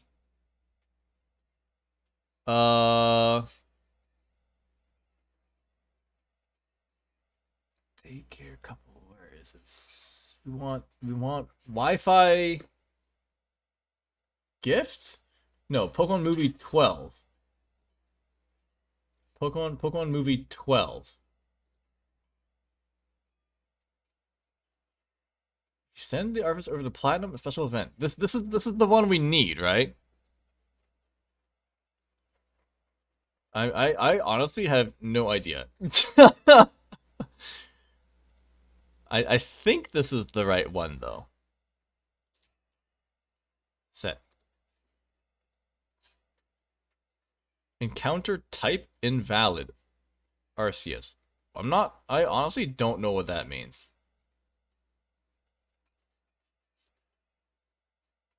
Language, English, friendship, form, origin game. Diamond, pearl. Diamond? Can you get this in diamond? Movie 12? Just hack in a couple of them and hope one of them work. Okay, we'll set that. Oh, fateful encounter. Yeah. Set that shit. Fuck it. You know what? This is good enough. If this doesn't work, then I'm just gonna cross off the flame plate and just call it a day. All right, and then we'll open it up. Hold on, let me help. It's fine. It's fine. It's just a little NPC who doesn't really do anything, I guess.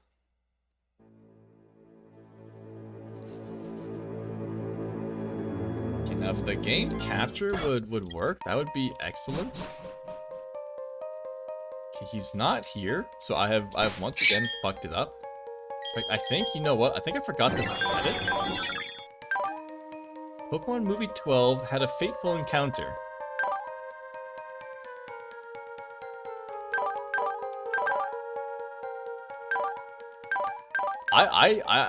Oh, you know what? It's probably supposed to be in a Cherish Ball. I don't know how much the game checks to validate that it's actually the right one, you know? I've no idea. Anyway, for now, we'll just say that it's fine. Actually, you know, I could even look up the event database, right? Wi-Fi events? No, this is different. It's fine. It's fine. We'll keep this Arceus for now. I guess I can always come back to Orberg Mine and do it some other time. But we'll say that the flame plate is complete for now. Also, this fucking game capture, dude. It's not working. It's working. Nice.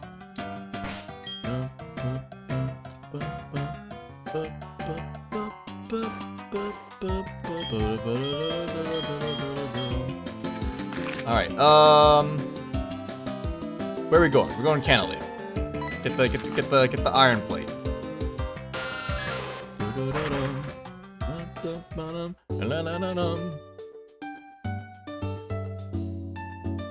Okay. Bike me up. Bike me up. Bro, where's the stone plate?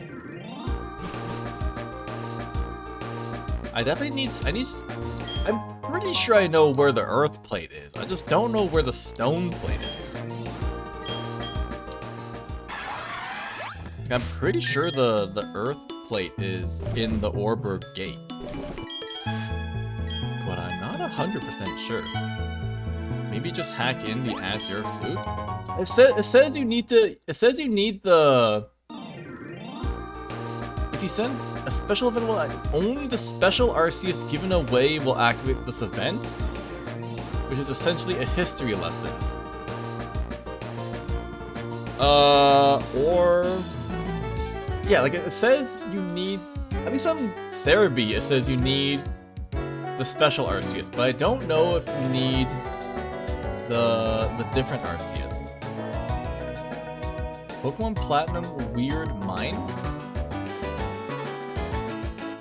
If you have Platinum in Arceus, any Arceus. Oh, okay, so any Arceus. Oh wait, no. If you have Arceus and Platinum,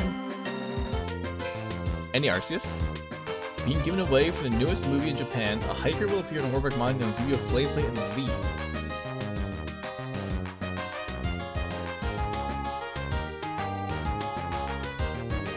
I got a faithful Arceus from Poke GTS, but hiker's not showing up because you get the Pokemon via a good hack doesn't mean you unlock the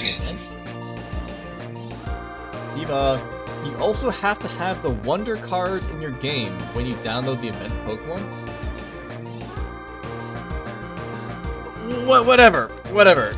It's fine. It's fine. It's just a flame plate. I'll just consider it obtained because it's a pain in the ass to get, and it's also post-game only. Alright.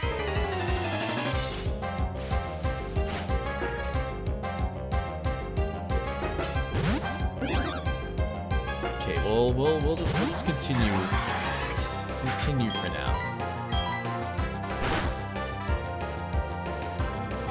I'll just consider that. I'll just treat it as if I got the flame plate and just move on.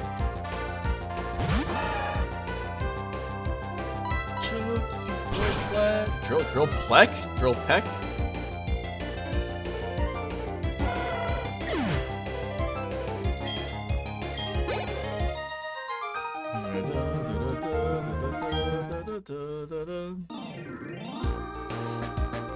Oh shit, okay, wait, hold on. We're already at 3, which means that it's time to talk about the VTubing community. Okay. Time to get cancelled. Hold on.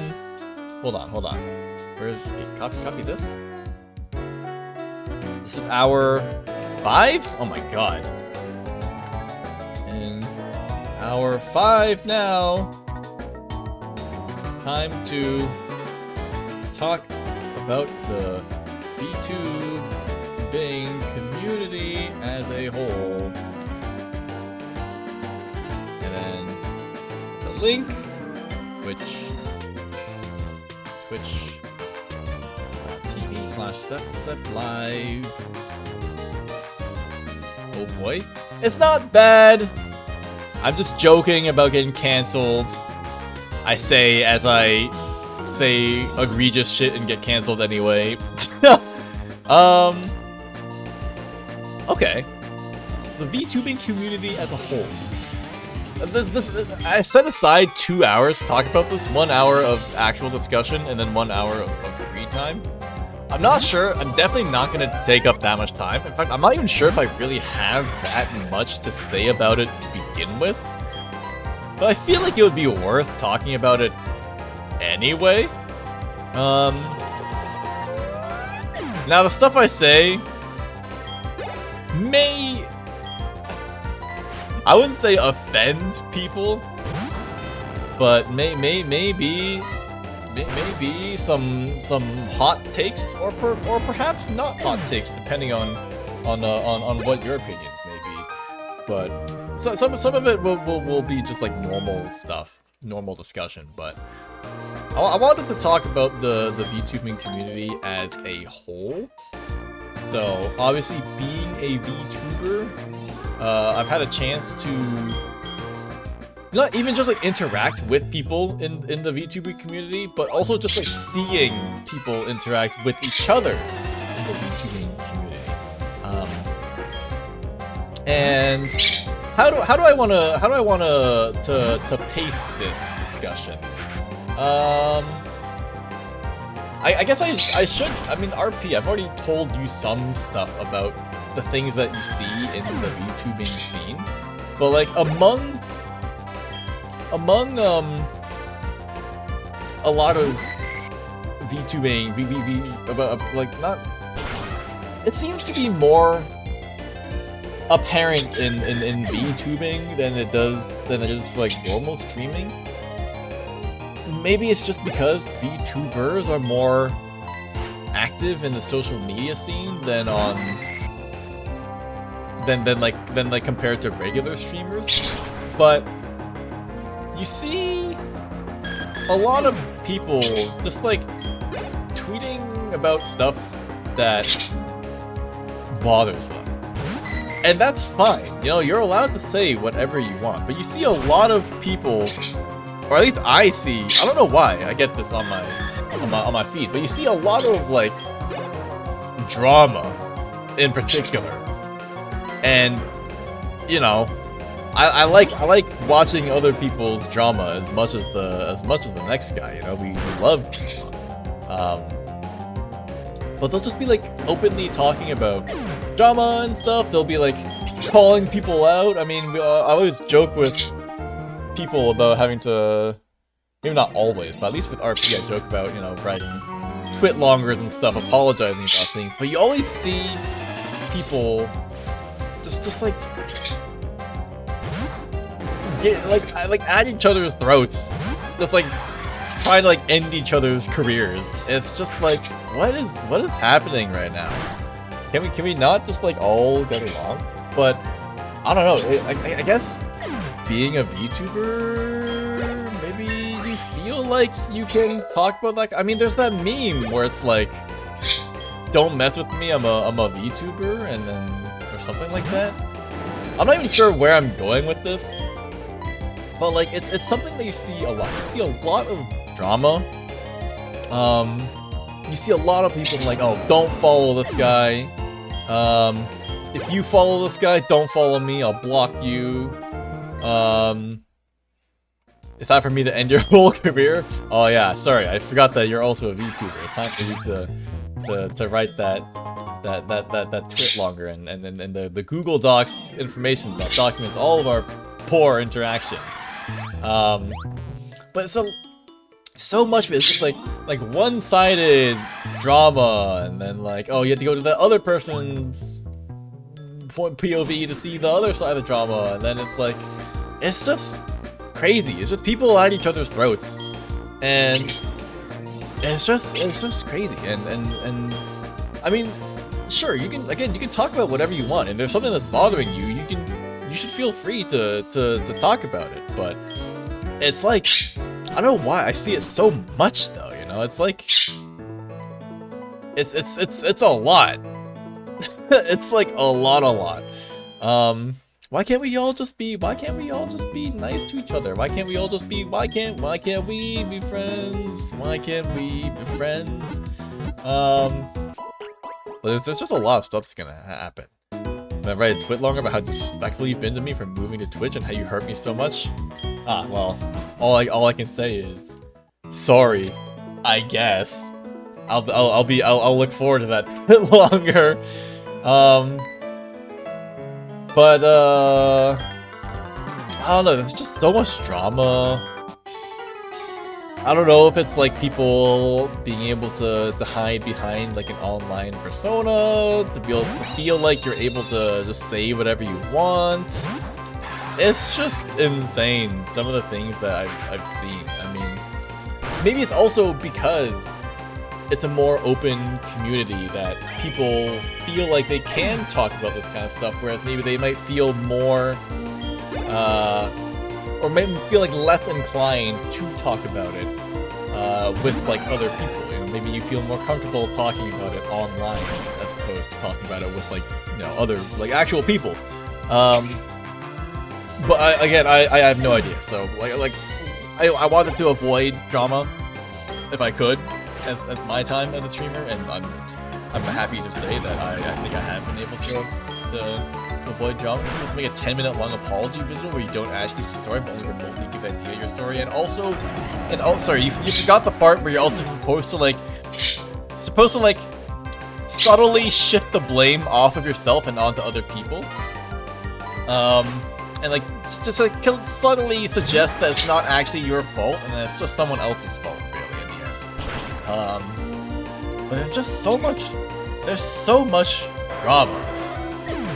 And for sure, some people probably like to ride the drama to get more, you know, more clout and stuff like that. Again, you can do whatever you want. But I mentioned to RP as well, but like if you want to incite drama, then you should be prepared for people to not only like follow you because of the drama, but to know you as the person involved in the drama, rather than like for other things that you might want them to know you for. Because I think that's just a given, you know? If someone just like punched me in the face, and then they continue to interact with me for like a while, I would just know them as the guy who punched me in the face. You know? That's just how that works, because you know people from like first impressions better, right? If the first impression is like drama, I feel like that's just how you would come to know the other person, you know? So I don't know. You see a lot of drama. People people are. I find that VTubers especially are more than willing.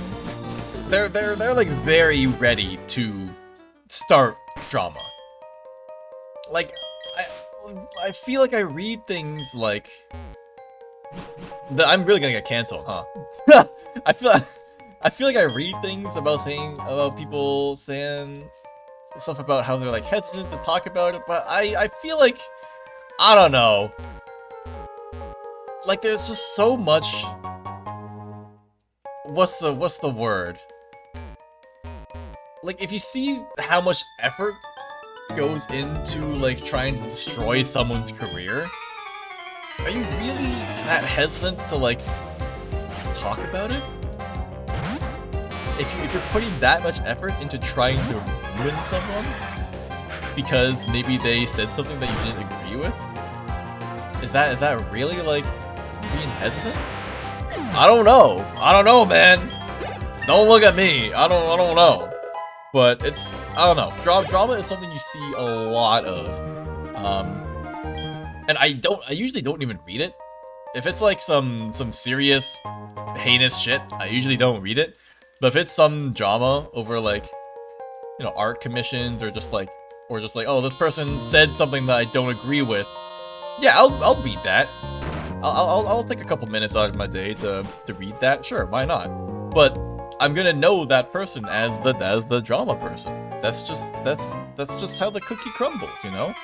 That's just how they crumble cookies. So I don't know. You see a lot of drama. There's also cases where Twitter's Twitter, and it's just Twitter being Twitter as well.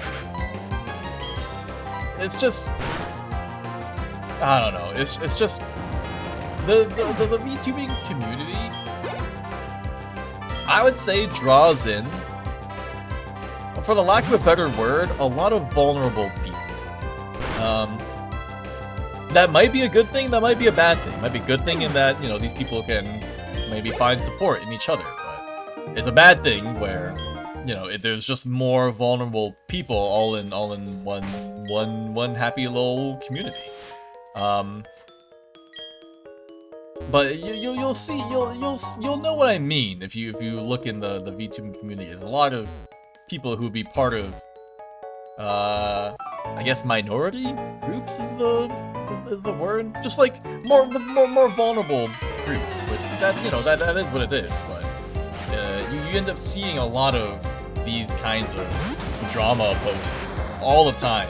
I don't see any on my main, but then, you know, on the streaming Seth's account, I see it all the time. Maybe it's because I read it and stuff, but, you know, I've been in this rabbit hole long enough. I don't want to say it's it's like 4chan. It's not like 4chan at all, but it's just kind of, you know, you just see so much, man. It's like if something like that happened to me, even if it really matters to me a lot, like someone like really offended me or something, I don't think I would say anything. Like if someone has like completely different views from me or like offends me in like a serious way, I don't think I'd say anything. It's not worth it to stir up drama. Just you know, move on in a way. But I don't know. Maybe that's just me being able to say stuff like that now before it actually happens. Maybe in the heat of the moment, it might be harder, but I don't know. You see a lot of drama. People seem more than eager to stir up drama. What else? People start drama. People like stuff. Well, there's something else I wanted to say. Thank you for the head pat, Diane. Thank you for the head pat. Oh wait, no, I need to. That's an actual redeem. Whoops. But no, there's a lot of drama, and that's not a. I mean, the drama itself maybe is not a good thing. I mean, it's sad that all this drama is happening to begin with, but you know, I don't know. I don't really know where I'm going with it. You just see a lot of drama, and it's unfortunate that all this happens to begin with. I mean, it's just my personal opinion that I think that you should be more conservative with what you say online. Anyone can see anything you say. So if you want to say something bad about someone, you can say something bad about someone. But I'm just not sure if that's the most productive way of handling situations. You know, like if your private interactions with someone need to become public information in order for you to deal with it. I'm not sure if that's the best way to handle that kind of situation, you know. So I don't really know, but you see a lot of that kind of stuff. It's unfortunate that it happens, and I mean, there's nothing that I can do about it other than just don't interact with those kinds of tweets. I mean, by reading it, I'm pretty sure Twitter thinks that I like to see that kind of stuff and it will send more to me. I don't always read it. I'll glance at it and be like, there's some drama. I could probably even check right now while this battle is going on. Just quickly scroll Twitter. I have it on my phone too. I can even see how long it takes before I find some drama. Let's see. Let's refresh the home page. Hold on. I got switched to surf. There we go. All right. Let's see if we can find some drama. Or yeah, this counts drama. No, maybe not that one. Drama. I feel like lately maybe I've gotten less drama. Alright, well there's some drama / hot take. Alright, well you see, like, it's just, I don't know. Maybe it's because, again, that the VTubing community is so open about everything and accepting as a whole, that people can say things without maybe really thinking about the consequences. Like, maybe it's just something that you wanted to say, but maybe other people would see that you just talking about something as an invitation to start talking shit. I don't know, but this is stuff that all happens in the VTubing community. People will talk about something that's important to them. Someone might have conflicting views, and then they start fighting, and then you see it all the time. So that's something that's. Oh my god, holy shit. You good? She's good. No, you see it a lot. Again, it's unfortunate it happens. But I don't know, it's just something I've seen, like, a lot. And I guess it's kind of, what's the word? It's kind of, I guess, soured my opinion of the VTubing community as a whole, that there's just so much drama everywhere, all the time. Because I don't know, like we wanted to, I wanted to stream to show people, you know, my experience as a streamer, but you know, there's so many, to know that there's just so much shit going on out there in this community. I don't know, it makes it feel like it kind of makes you feel like you don't really want to be a part of all this, because you know the drama is kind of part of the community as well. So it's like, oh, if I'm part of the VTubing community, am I also going to be associated with drama even though I'm not actually participating in it? Maybe not. I mean, I think it does. Maybe that's more of an internet in general thing, I guess. But Shiva.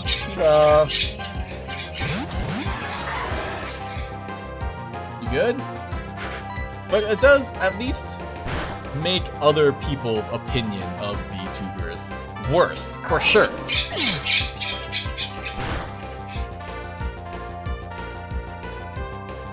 Like for someone who doesn't watch VTubers, if you learn that there's so much drama going on that's probably gonna make your opinion of VTubing as a whole worse.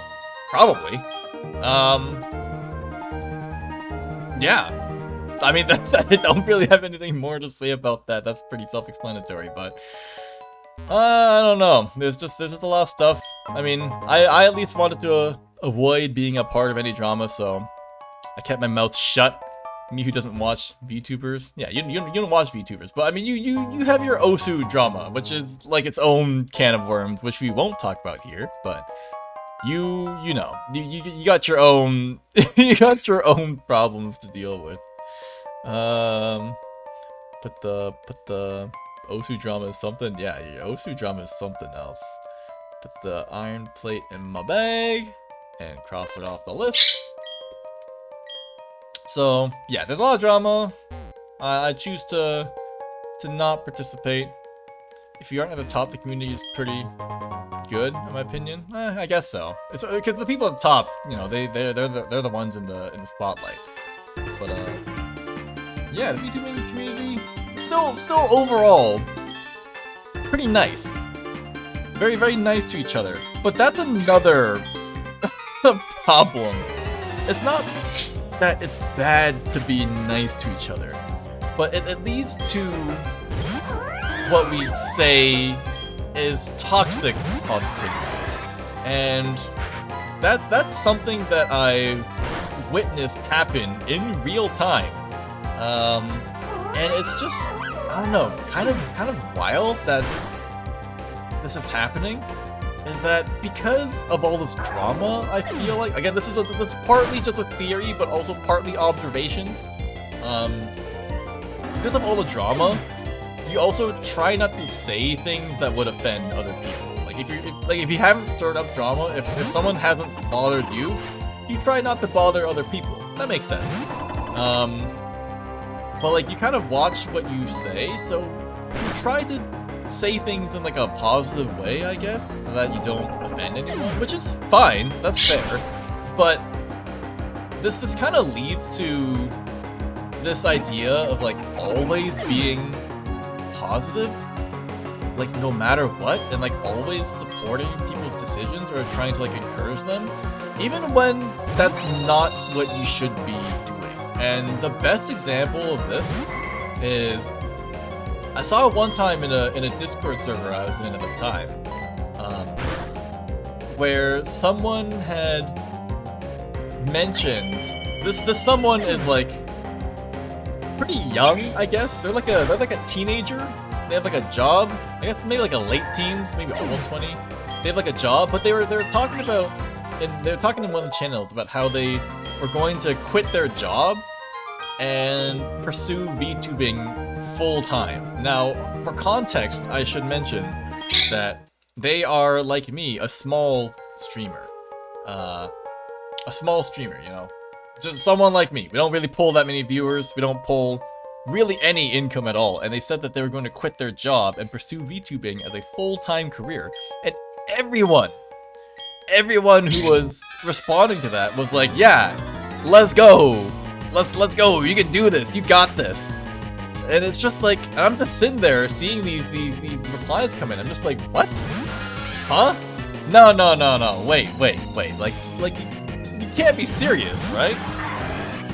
It's crazy, but people were just being like super supportive of this very obviously terrible decision. You know, as small streamers, we're not like making considerable amounts of income to offset the income that you would lose from quitting your job. And I'm pretty sure that person did, you know, follow through with that, and I'm pretty sure it's still streaming now. I won't mention them by name, but I do think about how they're doing these things, and maybe I should have said something, but at the same time, if I did, or people might have been like, oh hey, this guy really wants to put, you know, a lot of effort into streaming, but then this guy named Seth, he's like, no, you should, you know, maybe reconsider what you want to do. But like, it's just, I don't know, it's just that kind of toxic positivity that encourages people to, I don't know, make bad decisions. or just like not think about how to do something differently, I guess. I don't know. That's also something that I've seen happen a lot. There's also a tweet that I saw. Maybe it's related to like, maybe it's because I was sending out tweets about how I was like wrapping up my streaming, but I'd gotten something pushed to my my homepage or my timeline about someone who'd made like I guess like an infographic, but more like like something that was like, if you're thinking about quitting VTubing or like stopping being a VTuber, it's like, hey, have you considered these? It's like, and like some of the points were like, oh, I wanted to stop. Hey, Diva! Oh my god! And it was just like, hey, if you're thinking of stopping because you don't have any like viewers during your streams, or like, you feel like you're not as popular as before, it's just like, oh, you know, why don't you try just like.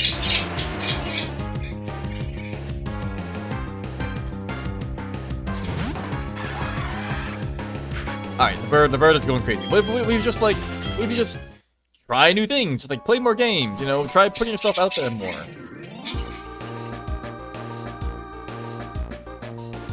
Diva, oh my god. It's like, instead of respecting the person's decision to stop, like me, it's like you tell them to keep pushing themselves and keep trying new things until something sticks. And it's just, I don't know, it just feels so like, I don't know, I guess not like inconsiderate, but just like, well, yeah, maybe like inconsiderate of the original person's feelings for why they came to that decision to begin with. So I don't know, this toxic positivity is also something that we get a lot in the VTubing community. Just the idea of you shouldn't. It's like you should support people no matter what, and you shouldn't shame people no matter what. And it's just like, that's, I don't know, that just doesn't sound right to me. Like, should you shame people? Like, should you never shame people no matter what? Maybe, like, maybe you shouldn't shame people, but like, you should at least help people maybe reconsider certain things. Maybe not, shame isn't the right word. Maybe just like think about more rather than like make them feel bad about certain things. I don't know. I'm just rambling at this point. I'm not sure I'm even forming any cohesive thoughts anymore. But I don't know. It's just something that we get a lot in this community. Let them have realistic expectations. We gotta, I don't know. That's what I would say? Yeah. I guess, yeah. Let them have realistic expectations. But it's just, I don't know. You see people say, just be like super supportive no matter what. Even if it's like terrible decisions, like quitting your job to be a VTuber. If you're like super famous and you're making bank off of streaming, then sure, you can do whatever you want. I mean, even if you aren't, you can also still do whatever you want. It's your life to live. But I just wish more people would maybe not view the whole streaming scene through like rose-colored glasses and like being more realistic with things. I just wish, yeah, that's one thing I wish would change in the community, is that more people were real. I guess. I don't know. That's probably a terrible way to word it, but oh well. I'm not really sure how else to word it. This is a great segment. This segment's going great. I feel like there's something else that I wanted to talk about as well for the community, but I can't really remember what. Was there something else? There probably was. Okay, so we talked about toxic positivity, drama.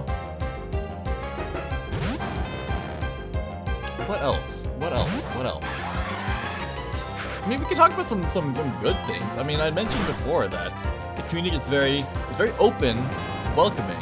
You know, it's a very colorful community. There's all kinds of people. So if you join, no matter, I would say no matter what, there's going to be people that, you know, are like, maybe not like-minded, but will be in a similar situation to you, and so you'll never be alone for sure. As long as you talk with people, you'll never be alone, and that's a pretty cool thing, I think. It's a way for you to express yourself without being, you know, I guess afraid of being judged. There's always going to be people who judge you, no matter what. But there's always going to be people who have like similar like I said situation before, but similar like experiences as you, and so you can be open about things, and people will be able to be, you know, like empathetic and be able to relate to your experiences as well. And I think that's nice. So it's a very nice community to be a part of when you look past all the drama and all the other bad stuff that happens. So oh, I remember what else I wanted to talk about. There's not just a lot of drama between people, but there's a lot of drama in streaming / VTubing groups as well. Whether these groups are like groups or like agencies or whatever, there's a lot of drama within groups, and I feel like that's inevitable because when you join a group, if it's not just like a group of friends, if you're like, if you had to like apply to join a group, it's going to be inevitable that you might not mesh well together. That's inevitable. But that can cause serious problems when you're in like a streaming group, and this can lead to a lot of drama because maybe you don't have good interactions with each other. There's a lot of groups that, I don't know, if you look it up, if you look up just like auditions for like VTubing groups or like quote-unquote agencies, you'll see a lot of groups that kind of advertise themselves as agencies, and it just feels kind of weird. Like if you look at some of them, I've looked at some of their applications just because I'm curious as to what like information like a group would want to know about you, and like it's pretty similar to just like an actual agency application. Like I looked at some of the Hololive and Nijisanji applications just to see what it's like, and the groups will ask you like pretty much the same thing. It's like you're not bound by contract. Like you don't need to. They shouldn't be asking you this much information. It's just a group. It's just for fun. Why you? It's only a game. It's only a game. Well, they'll be asking for like a lot of personal information and stuff, and it's treated like super seriously. But then at the same time, it's like it's just a group. There's no legal obligations or anything. You can leave whenever you want, technically, and no one can stop you except for writing up a twit longer. I don't know. It's just kind of weird to me. You can join a group if you want, whatever. But a lot of the groups just seem to advertise themselves as like agencies with like no promise of doing anything. And even the ones that do claim to be agencies, they're like the sketchiest things ever. Like if you see a group that claims to be like someone who's opening auditions and like is like they have like open auditions, but then like if you check their like social media account, like they got like 50 followers. Their one and only tweet is that they've opened auditions. There's no information on them at all, and they're requesting personal information from you. It's just so sketchy. But I feel like so many people are for the lack of a better word, so hungry for clout that they'll do anything to to get more clout. So they'll apply to like those kinds of groups and stuff, even though they're like insanely sketchy, and also make no promise of anything. In terms of like streaming aid, it's just, I don't know, kind of crazy to me that there's that much going around. I mean, you can look it up right now on Twitter, like auditions for VTubers or just like VTuber auditions, and you'll see a lot of groups that are like tiny, but they claim to be like companies or like agencies, and it's wild that this is happening as well. So be mindful of your own safety. Be skeptical at all times and ask questions. Be careful. If it sounds sus, it probably is sus. So trust your gut is what I would say. But you see a lot of that. So yeah, a lot of people are very eager to join groups and agencies, but I don't know. That was never really something that I wanted to do. Mimi! Oh, hey Mimi! You probably don't remember me? No, of course I remember you. I remember I remember everyone. Thank you for dropping by. Thank you for dropping by. It's nice to see you again.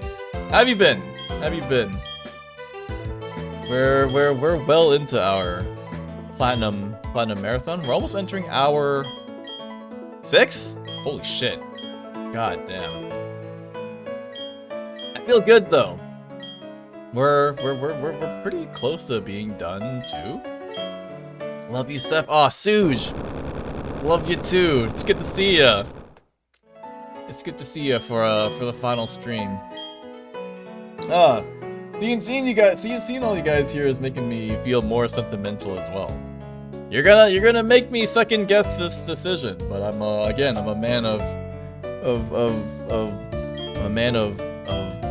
what word did I use?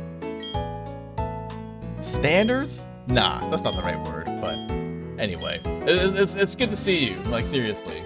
I'm glad you could stop by for a final stream. I don't want to say we're almost done, but we've only got 2 more patches left. It's good to see you too, dude. The feeling goes both ways. The feeling goes both ways. Yeah, we've been making great time, so I think we might actually finish early. I think we might actually finish early, but again, I mean, seeing you guys here really reinforces stuff that I talked about before as well. Hope streaming has treated you well enough. I know it's rough at times. I'm glad you've made a decision to benefit yourself.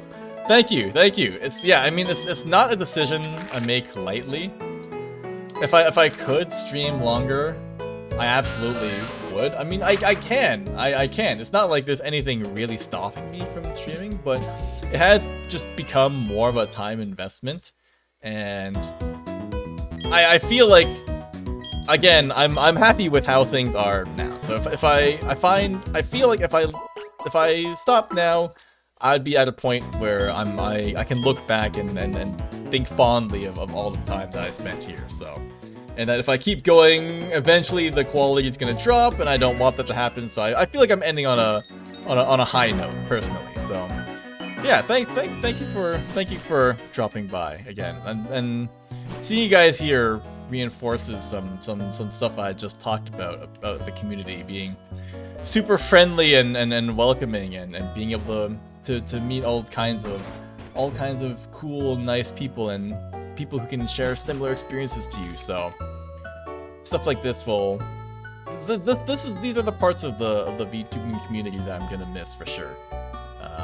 I might not miss, well, I probably will miss streaming itself, just like the act of streaming. I'm probably gonna miss that as well, but I'm definitely gonna miss, you know, seeing and meeting new people for sure. That's definitely one of the more cool and fun parts of this community. So thank you for being a part of my streams. I mean, I'm saying that, it sounds like the stream's gonna end soon, but we've still got like, I don't know, probably like 3 more hours of stream left.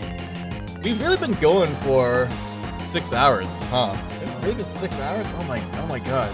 Live for 5 hours, 48 minutes? Oh my god. Okay, well, at least we're ahead of schedule. That's the good part. I just don't know if we'll be able to stay ahead of schedule. Even going at it? I really have. Jesus, I haven't really. I know I just sent the tweet out earlier about being at hour like 5, but I don't know. I've been talking so much about so many things, I guess, that it doesn't even feel like it's been that long. So, time flies when you're having fun, and this is one of my favorite Pokemon games. So, you know, it's key to deviate, especially in your last stream. I guess so. That's right. I can do whatever I want for my last stream. I can say all kind of shit. I don't have to take any responsibility for it. It's a joke, by the way. That's a joke. But yeah, no, I think we'll make great time. So I was a little bit worried that we would go significantly over time, but looks like we'll be just fine. Actually gonna get canceled this stream. If there's any time to get canceled, it would be the last stream. But I don't think I can. I mean, okay, well, I say I don't think, but I can say stuff that would get me canceled, but I don't think any of my discussion topics would really ever get me canceled. It's just me talking about, you know, my experiences and my 2 cents on the community as a whole. But everything for the most part is positive. I've had many good memories streaming here.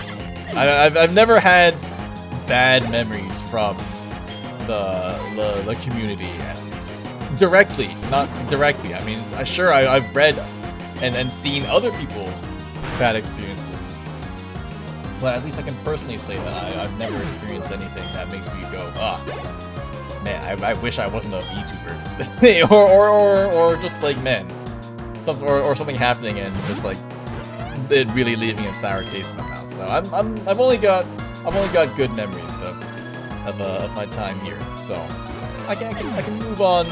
I can move on happy, but we're not done here yet. We still got stuff to do here in the platinum.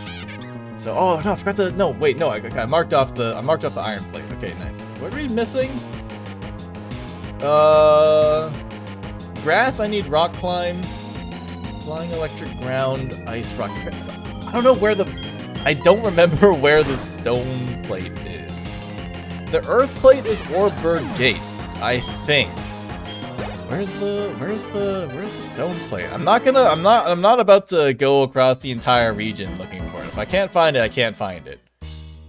But I hope I can at least remember where it is. But I genuinely don't remember where it is. This is a banger of a game to end on. Absolutely, especially this will be the 3rd time I've played Platinum on stream. Which is perhaps too many to some, but perhaps to some not enough. I mean, I think just in the time, just between since I started streaming and now, I've played Platinum. I've played Platinum 3 times on stream, and I've probably played it at least like, I don't know, like somewhere between like 5 to 8 times just off stream within the past 3 years. So I've probably played Platinum close to like 10 times in the past 3 years, which is like maybe too much Platinum, but it's my favorite Pokemon game by far. So this game needs to be married. I could never. Bro, RP, you play fucking Osu like all day. Just convert that to Pokemon Platinum playtime. You'll have played that much Platinum in no time. The songs are different. The songs are fire in this game. They're absolute bangers. Have you heard the soundtrack? Exactly, that's a song. That's a song. I bet there's Pokemon Platinum maps on Osu. Probably. Actually, I'd say that with like 0 confidence, but probably. Probably, right? Sure. The soundtrack is good. There probably is. Do I have escape rope? I do. Okay, perfect. Nice. Okay, so let's go get the earth plate, or at least I'm pretty sure the earth plate is here. This game's soundtrack is so fire, it gives PTSD. Exactly. This is the source game for where all the Cynthia memes come from. We can't have Cynthia memes without this game's soundtrack. Well, Diamond and Pearl if you count it, but the soundtrack for this game is not just nostalgic, but super good as well. Okay, so the earth plate is over here, I think. Oh wait, is the stone plate in Victory Road?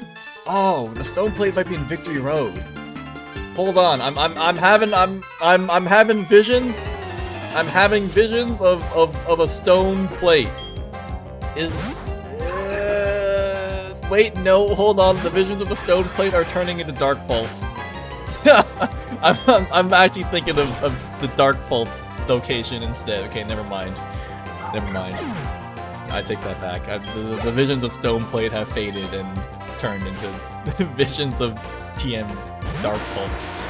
Oops. Okay, I'll have to double check where you get the stone plate. Assuming this is not the stone plate. I think this is the stone incense and earth plate.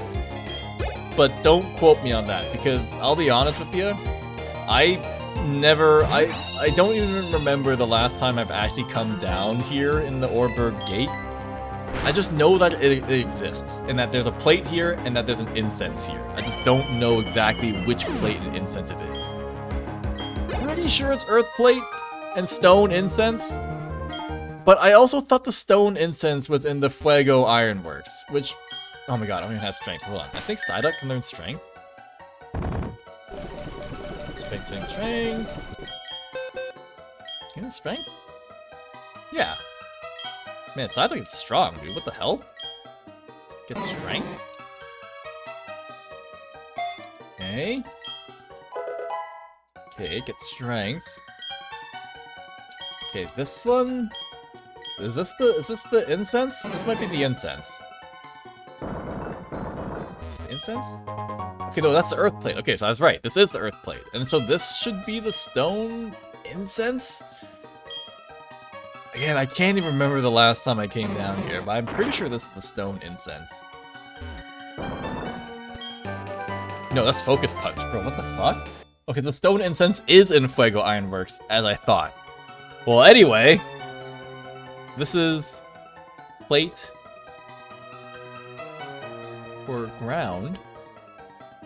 Where's the stone plate? I know where the metal plate is. That requires rock climb.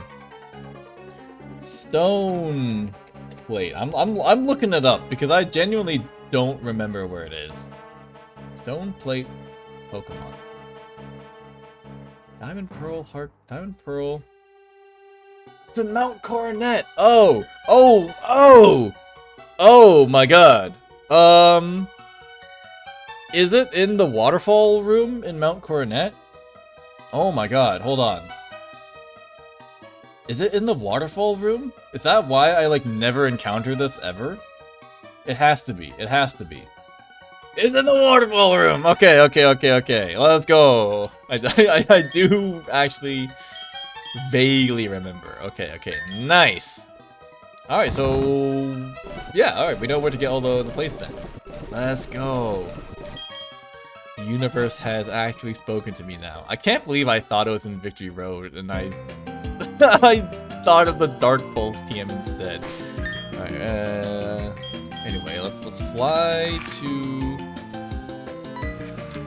back to Twinley Town.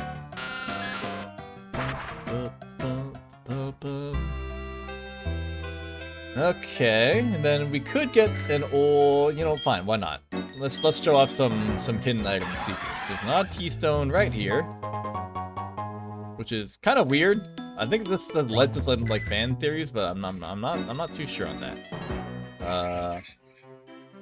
Keep going up here, and then the rogues be like, "Hey, help me! I'm being accosted by Galactic. Eva, what's wrong?"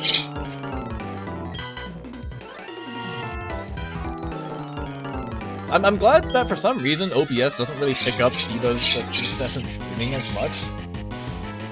But like she always does the exact same like she always does like the exact same motions whenever she screams. Like she'll squawk like crazy, and then she'll like lift her like wings up, like not like out, but just like up, and then stick her head like under the wings, and then just like continue screaming while like doing this weird like side to side wing screaming. I'm like, what are you doing, you dumb bird?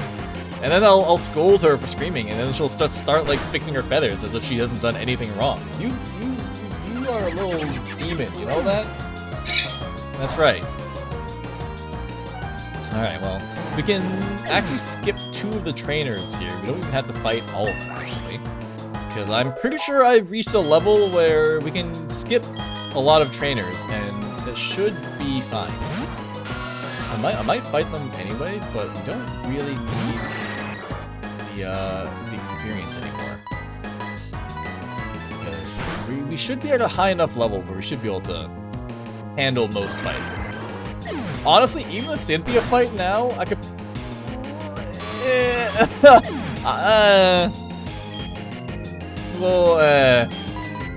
I'm not sure if I can outspeed the Lucario. Probably not. And I'm not sure if I can tank an Earthquake and a Fighting type attack from the Lucario. Also, probably not. In fact, we'll have to see. I'm not sure how this is going to work speed-wise. I might have to use the X-Speed, which honestly, I don't really care. At this point, I'll do it. I'll do whatever it takes to win. I'll do whatever it takes to win.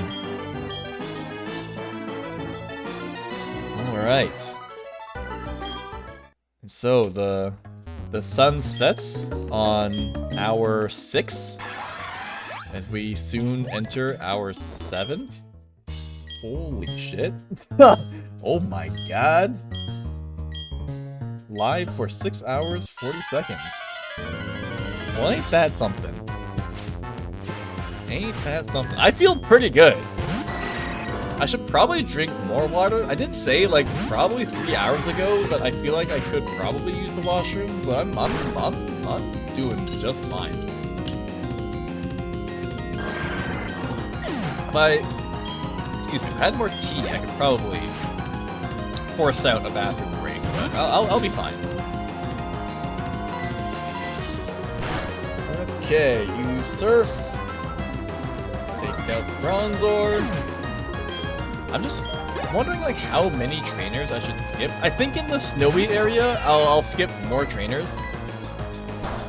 Yeah, okay, that's fine. I'll probably skip more trainers in the snowy area, Route 223 and 224 or 225 or whatever those route numbers are. And then make a dash for Candace.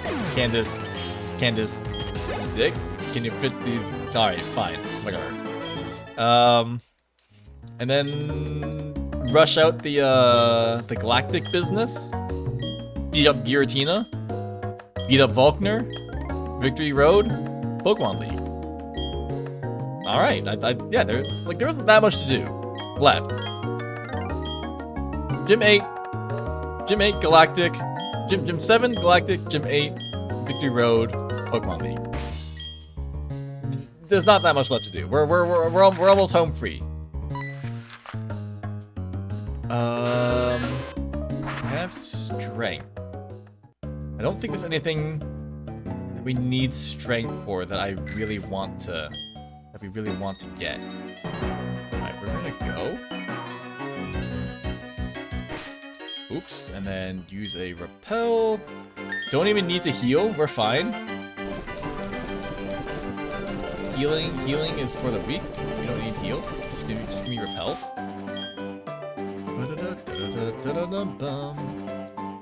Okay, so once we get rock climb, we'll be able to get another TM. Not TM.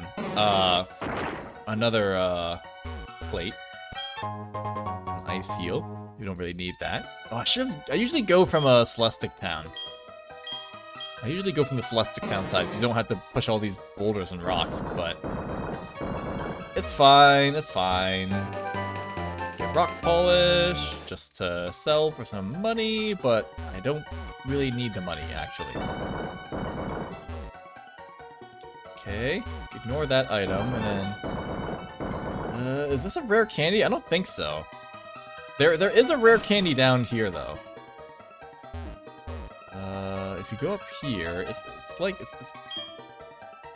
like right up here, I think. It's like right here. All right, cool. There we go. Who needs a dowsing machine? Just memorize where all the hidden items are. Why did they include a dowsing machine? Just know where all the hidden items are? Like, what's the issue? You mean you guys haven't committed to memory where all the hidden items are? What's going on? What's happening here?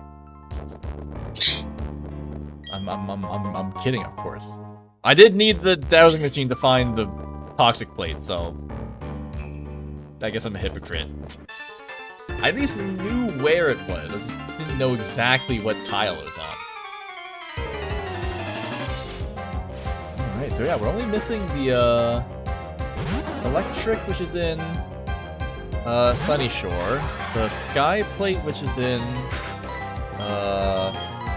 the Pokemon League, stone plate, which is in Mount Coronet, we need waterfall for, and icicle plate we'll be able to get next. Okay, so we've almost completed our plate collection. Nice.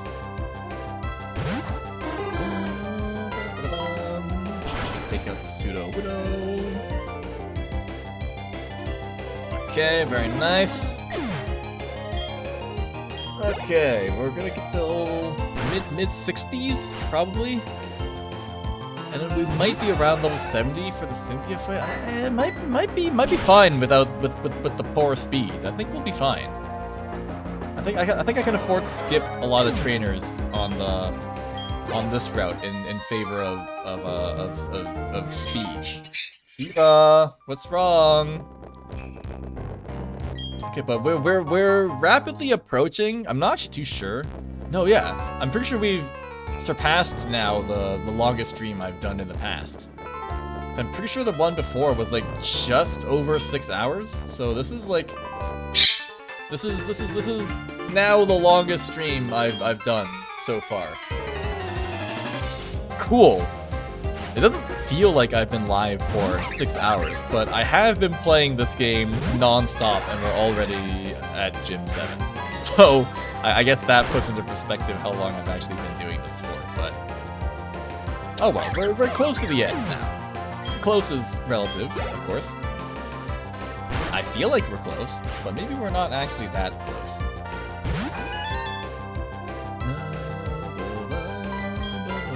Oh, I should teach Empoleon Flash Cannon. That's true. Grass type? I should teach you Flash Cannon to at least help with the next ship. Because Drill Peck is not going to be particularly strong.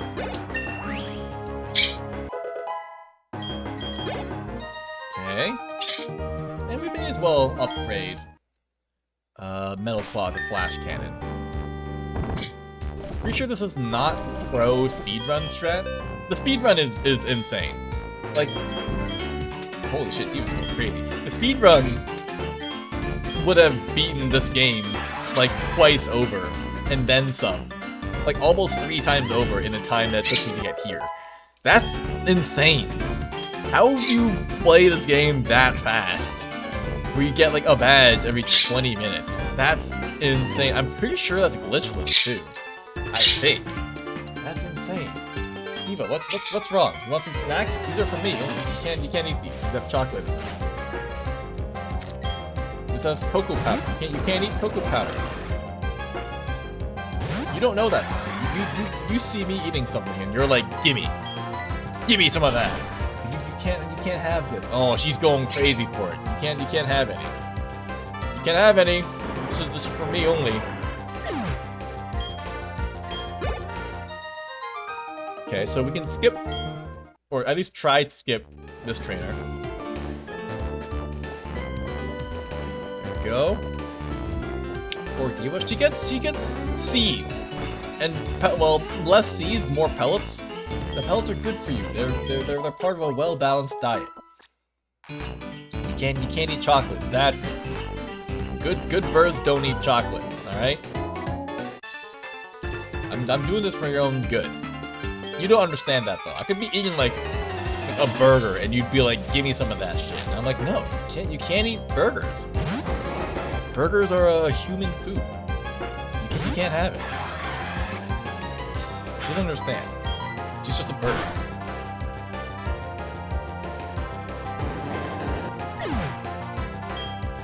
Alright, we're almost there. We're into the free talk segment now. At least give her the bread of the burger? Yeah, if I have like a sandwich or something, I'll usually give her some of the bread. But I try not to give you too much starch, right? Otherwise you'll get fat. I don't want you to be a chubby bird. I mean, chubby bird is like cute, but I don't want you to be like so heavy that you can't fly. Speaking of, I should probably weigh her at some point. It's been about a year since I weighed her last. I'm just curious if she's any heavier or lighter. She's probably around the same weight. She was 110 grams when I got her. But she was still like growing. So then last year when I measured her, she was about 120 grams. I just wonder how heavy she is now. So Point City. It's hard to estimate how heavy she is, you know? Like 120 grams? I don't know how much 120 grams weighs. I guess it's approximately one diva. Right? You fat, diva? Did you gain weight? Did you gain weight? You look the same as before. Surf.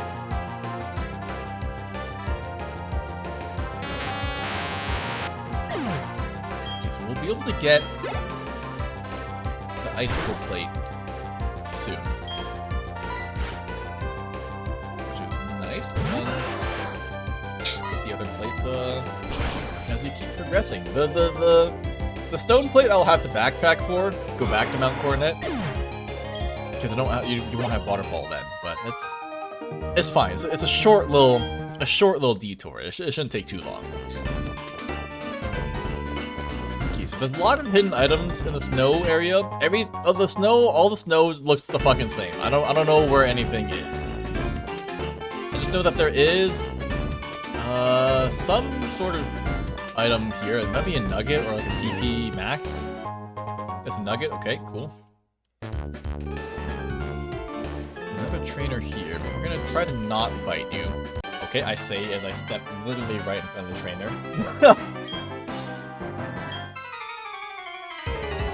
This route isn't that big? Yeah, this route isn't actually that big. It's just, I don't know, in my memories, it just feels big, but this route really isn't actually that long. Maybe it just feels long because you can't run, but like, it's not actually that long. Like, if you just walk from one end to the other, it'll probably take you like a minute. Like, it's not that long. Can you stop protecting? Like, goddamn. I hate when opponents use protect. Because it's just like, what are you doing? You're just wasting my time and wasting my PP. I've only got so much PP. We'll avoid that ninja. And I try to get through the heavy snow. This is not rock climb. Rock climb is up there by the house. This is also not rock climb. Rock climb is up here. This is rock climb. And then if we talk to the hiker in the house, he'll give us the icicle plate after we pick up rock climb.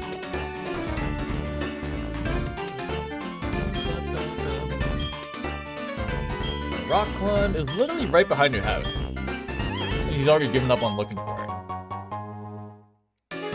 Gets another plate down. Very nice. Put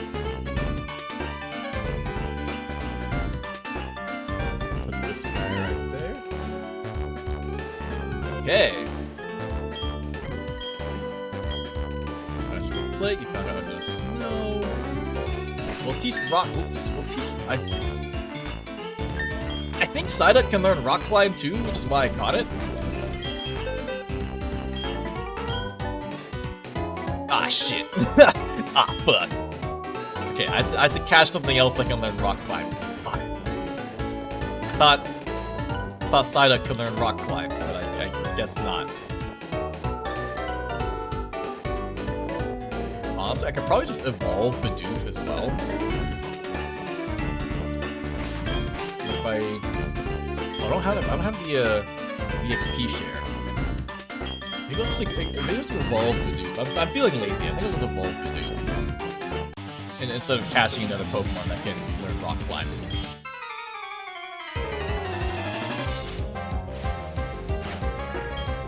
Bidoof evolves at what, level 14? Something like that? Please don't use Pursuit. I'm gonna be very sad if you use Pursuit. Let's go.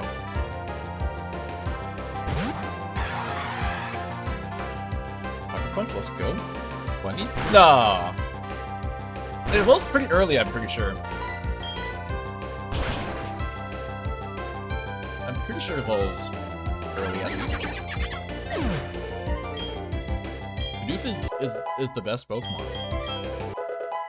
Bidoof is the best Pokemon that evolves at all levels.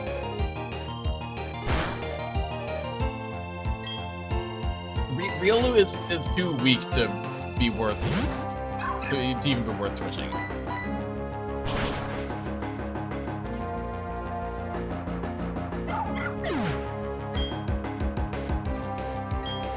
It's like Watchog or Furret, I think.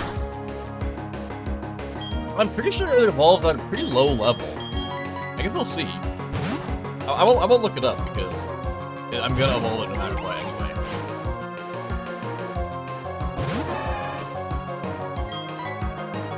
But I guess it is the equivalent of like Watchog or Furret.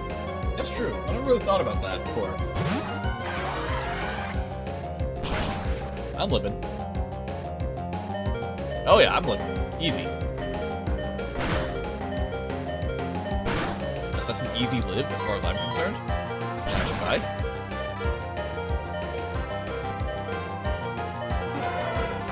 This isn't going to be enough to evolve it. No, absolutely not. Still need some more levels there, but that's fine. I will have to heal Empoleon though. Unfortunate. It's 15. Let's go. We love Bidoof. That's why Bidoof is the GOAT. It evolves super early. And that's why whenever I play Nuzlocke of Platinum, I do like to actually use Bibarel, because Bibarel is, like, strong, considering that it evolves early. The same with, like, Kricketune. Like, Kricketune also evolves very early. So you can get a pretty strong Pokemon at that point in the game. Of course, it falls off a lot, really fast. But it's at least, you know, good for part of the game. And also, I guess Bibarel is so bad that even Watchog and Furret were so stronger. I'm not sure if I'd say Furret is stronger than Bibarel. Kricketune is 20? I thought Kricketune was like 16 or something. I thought Kricketune was early. But I will say that Kricketune was definitely the MVP when I played BDSP. Because Kricketune made the Cynthia fight in that game just so insanely easy. Because of a simple move called Sticky Web. So I was like, while everyone else is, you know, trying to beat her Pokemon, which are all like really fast, you know, Rosevade fast, Lucario fast, Garchomp fast as fuck. I'm just like, haha, Sticky Web, -1 speed. So it's easy. It's 10? Yeah. Yeah, Kricketune evolves super early. I'm not saying that it's strong, but you can at least get a strong-ish Pokemon pretty early. Like, it's pretty good. and was actually like very usable throughout the game as well while I was playing DSP. It's just that it falls off a lot. That's the only real problem with it. To get the Sea King, I don't think this will be enough to evolve it either, but it's fine. We got plenty of time before we need to actually have it evolve. Roll out. You don't need it. You don't need it. I'm not about to use my rare candies on it either. That ain't happening. Let's just use a hyper potion. It's fine. Speed that shit up.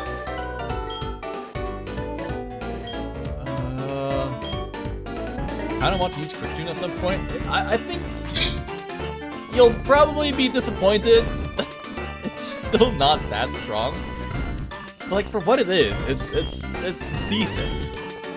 I would say in Brilliant Diamond, Shining Pearl, it's more useful because it gets Sticky Web. In normal Diamond Pearl, I don't know, you can use what, X Scissor, Swords Dance, Night Slash. I don't know what else it's gonna be using. Sing, if you want to get weird with it. It's genuinely not a bad Pokemon. For all the memes it gets, it's genuinely not bad. Please don't use Pursuit. Let's go. And because it was so useful in the BDSP run, my eyes have been open to the tube. You know? My eyes have been open.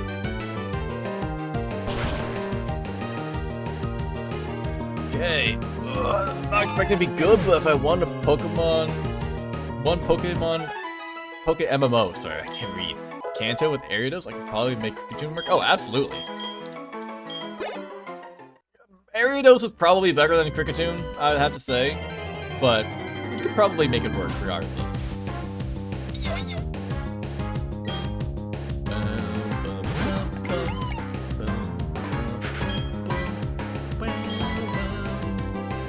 Miles better? Yeah.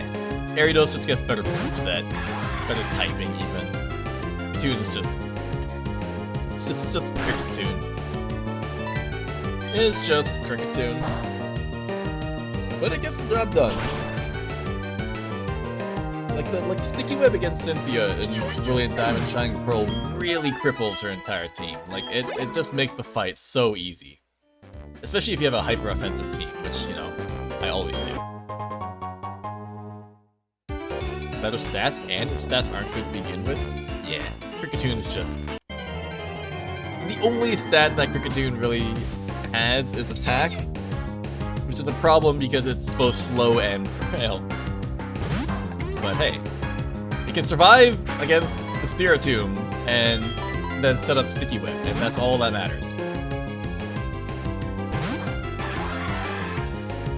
That thing took down Giovanni's Rhyperior. Anything's possible if you put your mind to it. Anything is possible with the power of belief. Okay, let's get our B-Barrel. Let's just speed this up. Nice.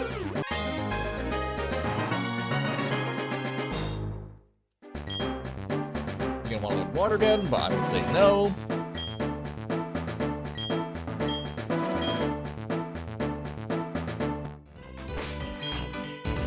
Yeah, I want Rock Climb. There we go. Now you can Rock Climb. Yes, yes. Okay. Very nice. Maybe Zelda can learn Rock Climb in Heart Gold Soul Silver. Maybe that's where I read that from.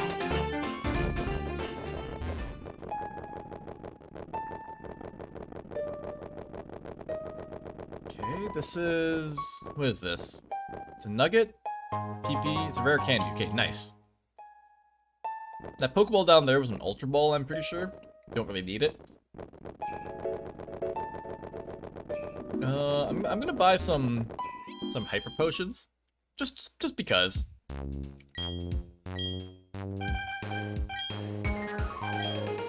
That's more than enough. Probably only really need like a couple. I might not even need any actually.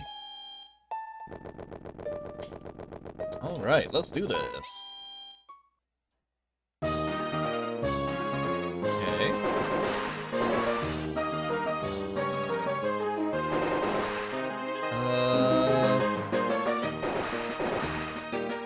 Okay, let me break this one.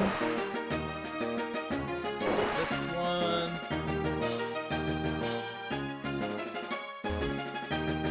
Up here, break these. And we go all the way back.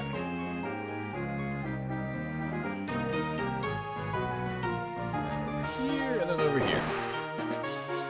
Justice for ice puzzles. I feel like ice puzzles aren't that bad. I know a lot of people hate ice puzzles, but I think they're not that bad. We don't even need to fight any of the trainers in this gym. You can just do that and then just fight Candace. Should I heal? It's probably fine.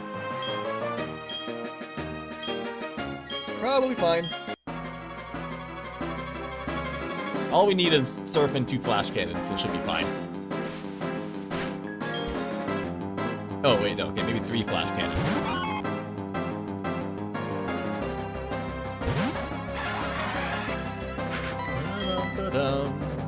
Big attack, I'm eating that up. Delicious. Candy's nuts.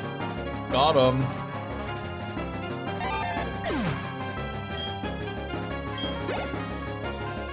Candace dick. In your mouth.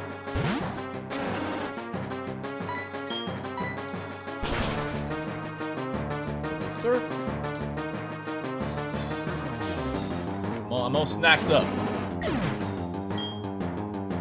Kind of looking like a snack though.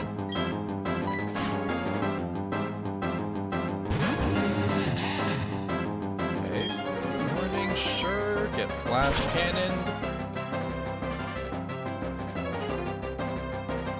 No problem. And then as long as we don't miss the flash cannon, we should be fine.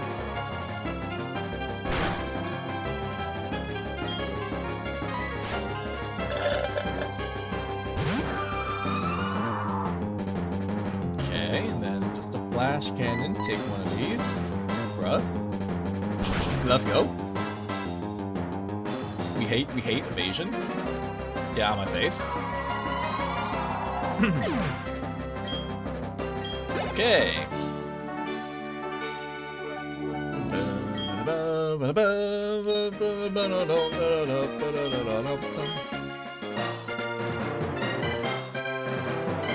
Alright, let's go. Easy.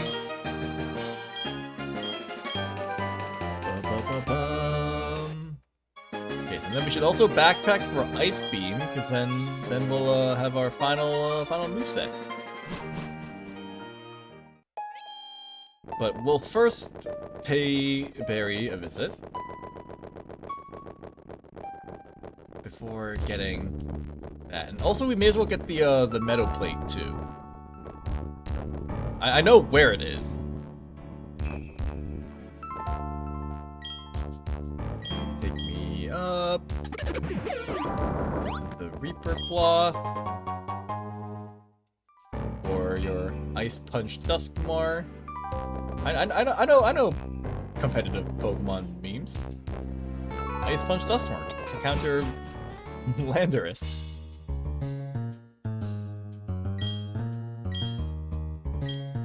Alright. Barry gets beaten by Jupiter. She's like, get out of here, we got stuff to do. Hey Barry, you good? Justice for Duskmar? I like Duskmar. I like Duskmar a lot. Probably one of my favorite ghost types. I like Duskmar, and I like Chandelure for ghost types. For sure. Trevenant's pretty cool, but I like Duskmar and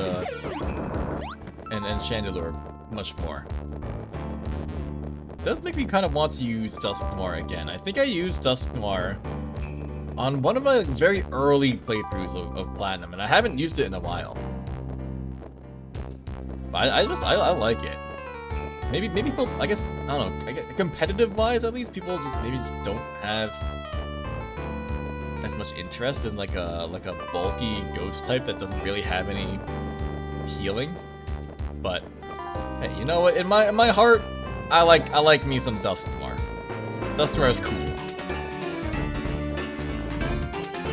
It's tanky. It's got hands. It's got a face on its belly. Can't go wrong with Dusk Noir. I was thinking using Dusk Noir at some point in the MMO region. In a MMO region. You should. Dusk Noir is cool. There needs to be more love for Dusk Noir. All the world's problems would be solved, but people just love Dusk Noir more.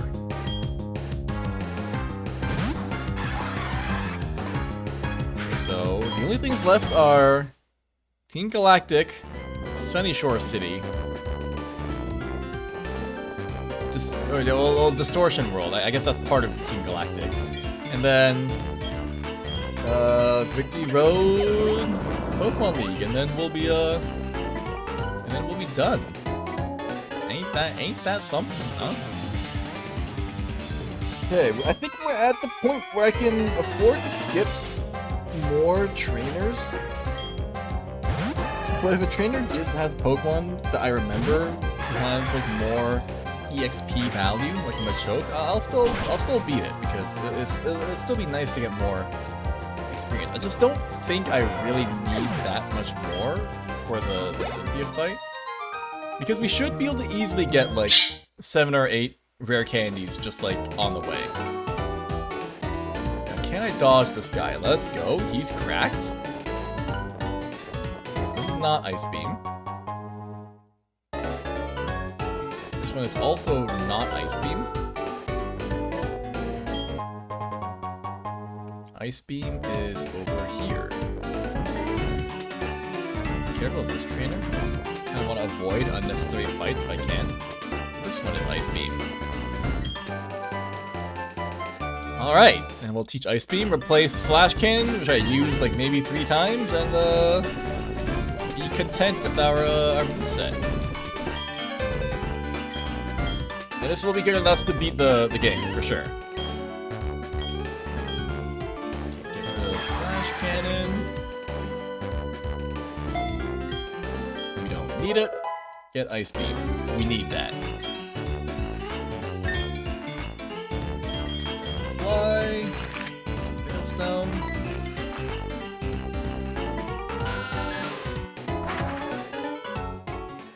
Okay, may as well heal.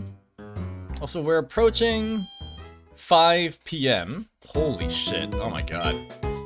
Approaching 5 p.m., which means the song cover will be premiering very soon, actually. It'll be premiering very, very soon. I'll probably stream it. Will I stream it on? Yeah, I'll probably stream it on here. I may as well. May as well. I just don't know if I have it properly. I don't think I have the screen capture properly set up for it.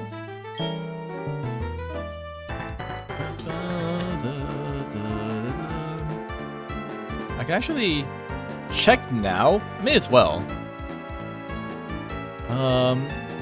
This one's the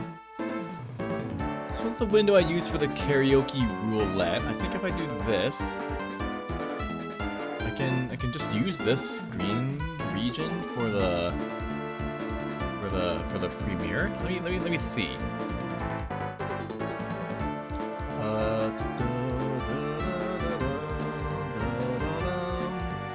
View your channel. Nope, that's the Yona dance. Okay, upcoming song premieres in 30 minutes. Yes. Oh my god. All right. That's happening, I guess. Where's the other window? I miss Looker. We do like Looker. Moderation helps everyone feel safe. Looker is just like he's just like a classic experience for me.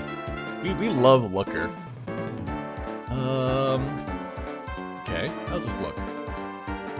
Okay, that looks terrible. Why is this green region so weird? Bro, why is it being all weird like that? I mean, it's sort of all on. It's like it's missing like a little bit of it. I'll reset. I'll center it a little bit more later. Fuck it, we may as well do it now.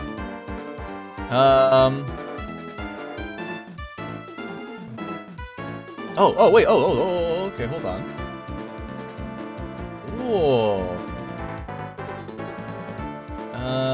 How do I wanna do this? I could just full screen it, but we'll just set the. Yeah, just do a little bit of that, a little bit of this, a little bit of that.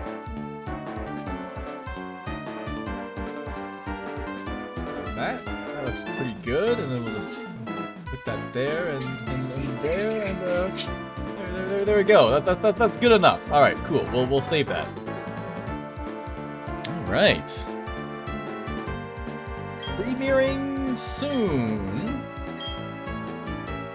Yes, I wish to enter their hideout. Yeah, 2 whole gens since he showed up. Yeah, because he showed up in Sun and Moon. We haven't seen him since, huh? Do you think we'll see Looker again? Probably, right? Maybe. Depends on how much Nintendo or the Pokemon Company really cares about Looker. Which might be not very much.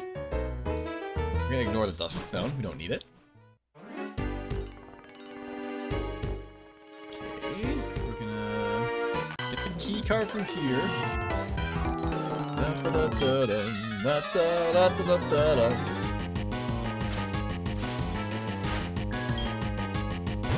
Why do these Plasma? Galactic Prince will have Pokemon that are not that strong.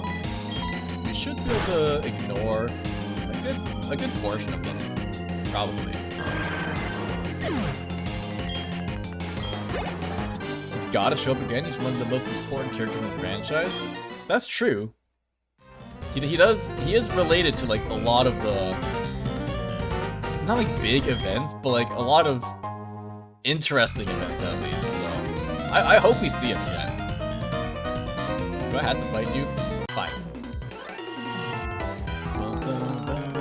You're just gonna have like a Stunky and like a Glanmeow or something.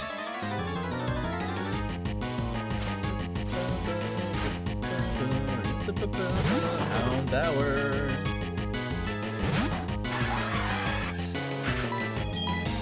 Like I think its involvement with the Ultra Beast is pretty cool. I think his appearance. He did appear in. Was it in Yeah, it was Omega Ruby Alpha Sapphire that he also appeared in, right? Where he gives you like the Mega Autonite or something like that, but he has like amnesia or also something like that. I don't really remember. He was involved in the Delta episode. That was pretty cool.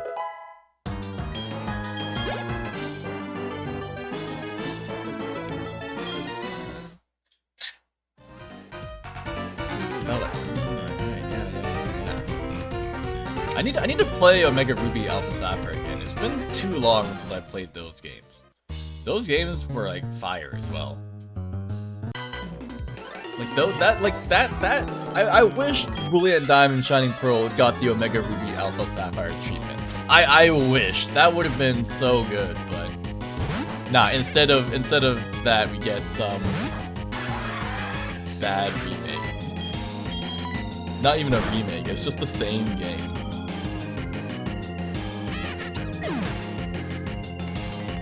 Omega Ruby Alpha Sapphire deserves a no EXP share run. I agree. I really need to play Omega Ruby Alpha Sapphire again. It's like, those are great games. And I only ever played it. The last time I played them was on release. on release day, not release day, but like near release, just like on my old 3DS. So it's just pure nostalgia as well, because it feels weird saying that nostalgia comes from the 3DS games, but like I guess so. Those games are like not particularly new. They are pretty old. Okay, so we go down here. It's gonna be a scientist with Porygon 2, I think? I believe we have a Porygon 2 at least.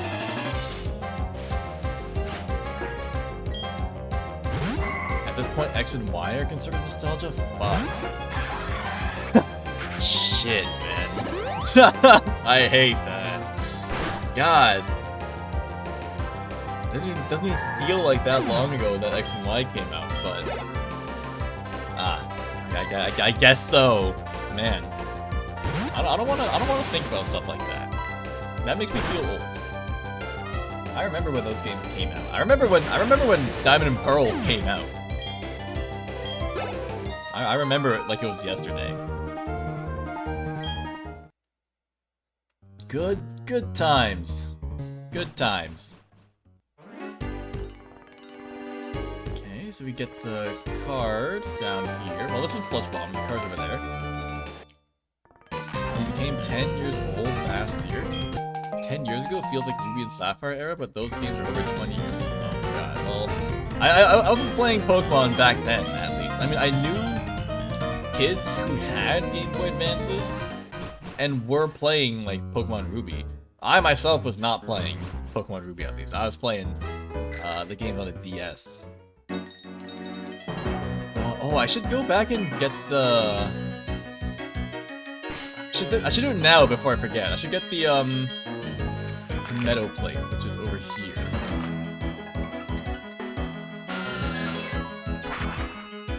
I think the Meadow Plate is over here.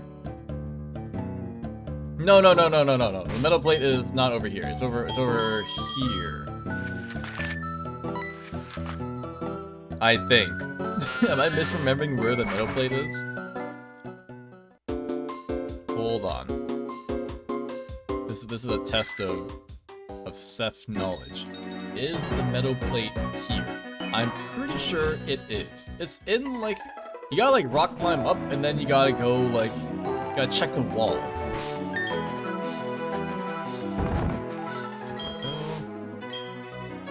I'm very happy they announced Legends AZ for 2025. Legends AZ, I'm looking forward to that. And because it's in 2025, that means it's gonna be... on a new console, right? Are they gonna release it for a new console, or is it gonna be for the Switch still? Like Switch Mark II, or whatever the heck we got planned? Granted, I don't know if I'm rich enough to shell out the money for another console, plus another AAA game title. Probably the new console? Bro, my wallet though. My bank account. I'm poor. I'm poor. I don't got the money to buy a whole new console. That's crazy.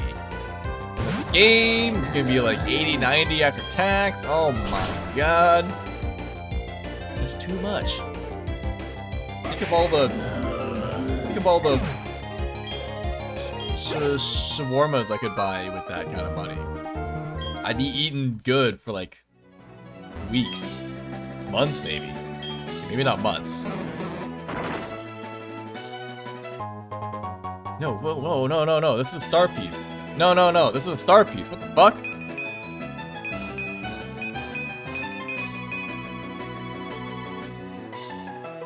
This is a star piece. I thought this is where the Meadow Plate was. I'll just scam someone for the game. Is this not where the Meadow Plate? Fuck. Okay, where's the Meadow Plate? You do need rock climb for it, but I guess I don't remember exactly where it is. Meadow Plate. Route 210. Fuck, okay, I was right. It was in Route 210. Oh no, but you do need Waterfall. Ah, shit.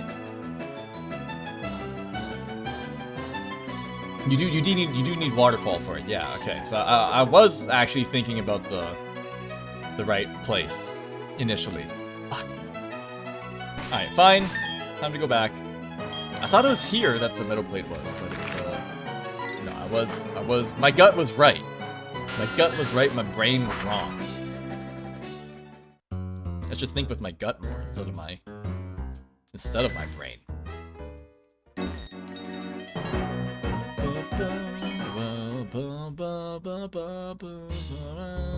Oh, nope, this is the wrong door.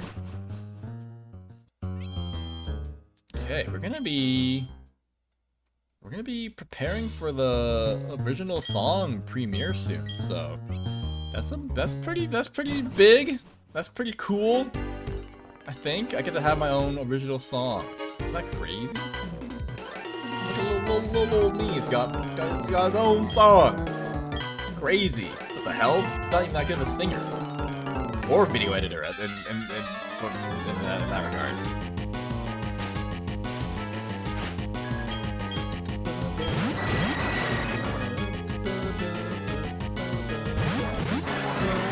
Alright, sorry Psyduck, you're gonna have to eat up the surf. And that, I mean, you're gonna have to offer up all of your experience to Empoleon.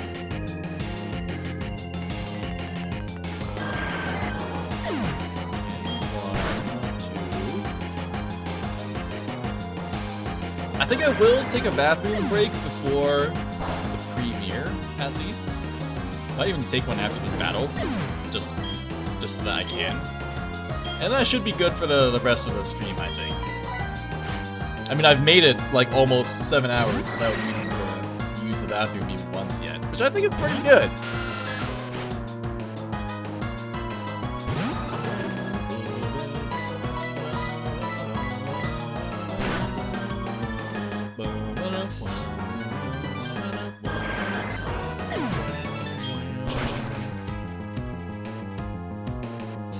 Okay. Yeah, I think I'll take a quick bathroom break after this fight. And then reconvene for the premiere.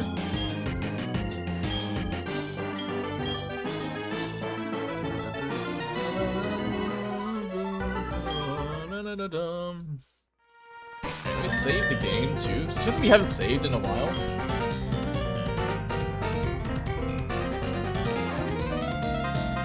Save faster, please. Good chance to stretch too. Nothing like a little bathroom break. Please save faster. I know there's a lot of data to save, but like if you save faster, speed this up. Let's go. Okay, let me put up the break sign. This one. Bam. All right, I will be back in just a minute. Please hang tight.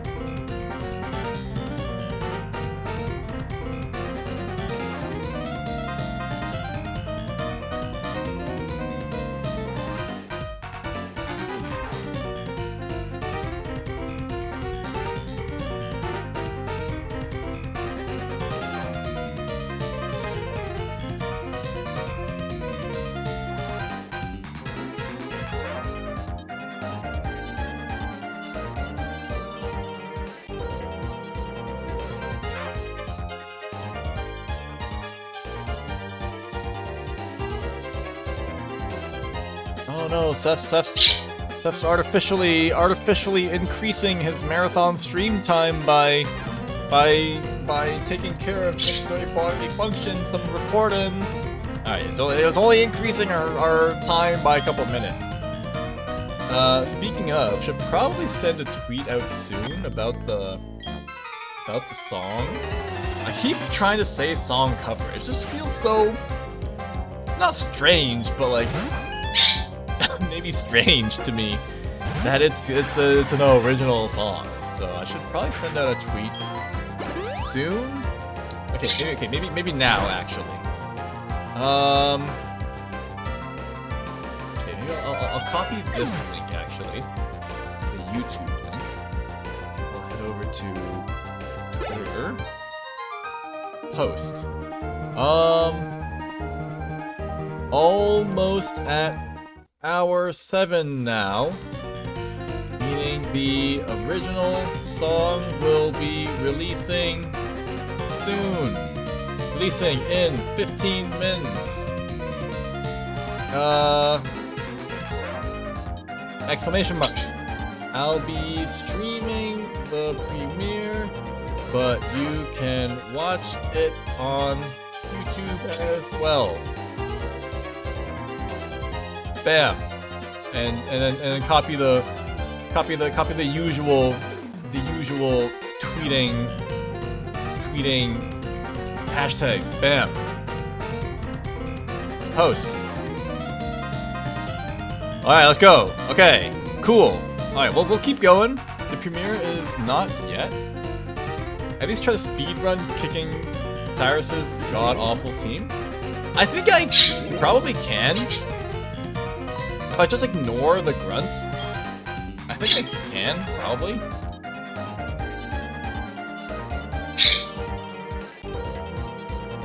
I brought the other tea that I had made this morning.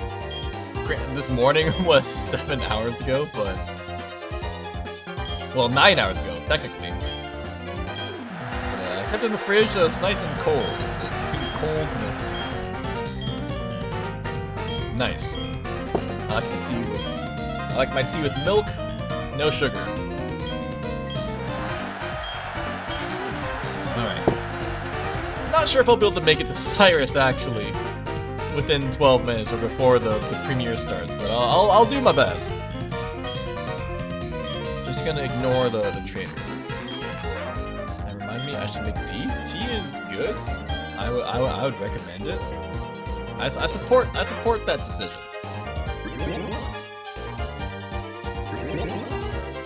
Rest in the beds. Pokedoll here as well, but we don't really need that. Don't think I've ever needed a Pokedoll before when you can just use repels or a smoke ball. Yeah, the fight you two, that's fine. We do get to him, it won't take long to kick his ass. Oh, absolutely. Not with this Empoleon, absolutely not. Yeah, he's going down for sure. Even Cynthia's gonna be a walk in the park. Probably. I probably shouldn't count my chickens before they hatch, but she's probably also gonna be really easy. If I speed the game up, I'll definitely make it to Cyrus on time.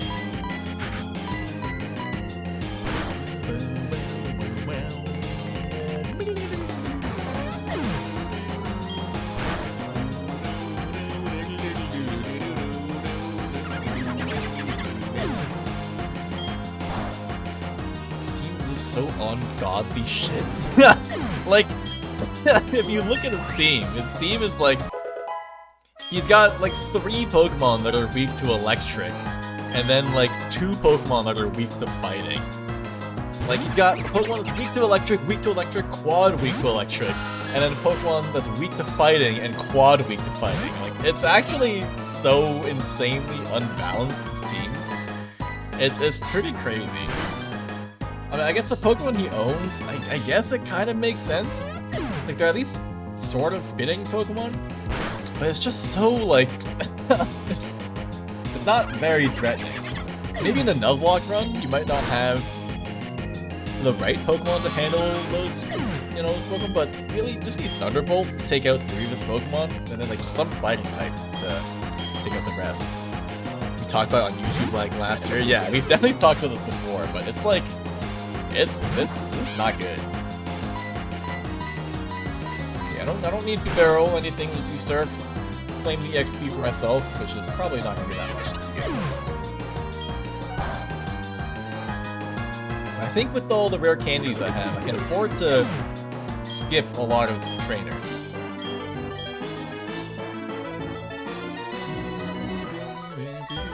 So I think in, like, even in like Mount Coronet, we probably just skip a lot of them. So we go on this one. Go up. And, oh yeah, okay, no, that took no time at all. Let's go. I didn't give him Porygon Z, the dubious disc in the galactic base. That's true, and so is the upgrade. The upgrade is also in at least the Eterna City base. So like, it would have been perfect, right? And I think it would have been cool to show off another one of the new evolutions that they introduced for an older Pokemon in this game. So, I don't know, because like, Electivire, like if you think about the new Pokemon, and like who has them, like Candace's Ace is a new evolution for Snorunt. Volcaner's Ace is a new evolution for Electabuzz. Flint's Ace is a new evolution for Magmortar, for Magmar. Like it would have been cool to if he had another Pokemon as like an Ace that's a new evolution. Well, I guess Honchkrow, but this is in the case of like the new item evolutions. Porygon Z is the only one that wasn't used by anyone. Yeah, so it would have been cool, but I mean there is one trainer in Victory Road who has a Porygon Z, but it's just, I don't know, it's just not the same. It would have been cool if, yeah, like if Cyrus had instead of Honchkrow. Use Cynthia's Togekiss? Yeah. Cynthia's Togekiss. Lucian has Gallade. Like, it would have been cool to highlight the new evolutions, but oh well. A missed opportunity. Like, even Gardenia has Rose Raid. Like, it would have been cool to highlight these new evolutions, but oh well. Oh well. Like, imagine if Byron had like Magnezone instead of Bastiodon. But then we wouldn't be able to hear him say in the anime, I love Bastiodon! No, but he says he loves all of his Pokemon. I love Steelix! Okay, I could probably even beat, Saturn in this time. Probably. The meter's not starting for another 6 minutes. Could probably beat Saturn. Let's get this though. Full restore, very nice. Okay, so we need Waterfall to get the last 2 plates, and then Sunny Shore. Oh my god. For the Zap plate. Alright, nice. Hello. Eliminate one. Let me welcome you. Payback. Yeah. Alright.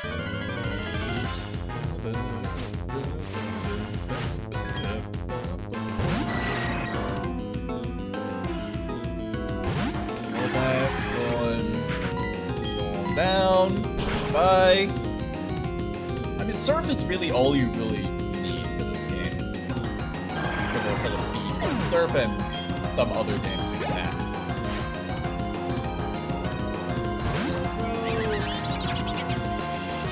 Get Sucker Punch. Probably do, but oh well. I wish the executives were also, or the admins or whatever they're called, commanders, were also like more threatening. I mean, maybe at the time you first fight them, like Jupiter is relatively threatening for a Nuzlocke at least when you first fight her. Same with Mars, but like I don't know. By the time you get to Saturn, it's not really that weak anymore, or you're not going to be really that weak. I don't know. I just wish they were a little bit more threatening. I mean, you do fight Mars and Jupiter one last time on Mount Coronet, but Ah, well. Okay. And now we can, leave and start climbing up Mount Coronet. I guess we can see how far we get before the premiere starts.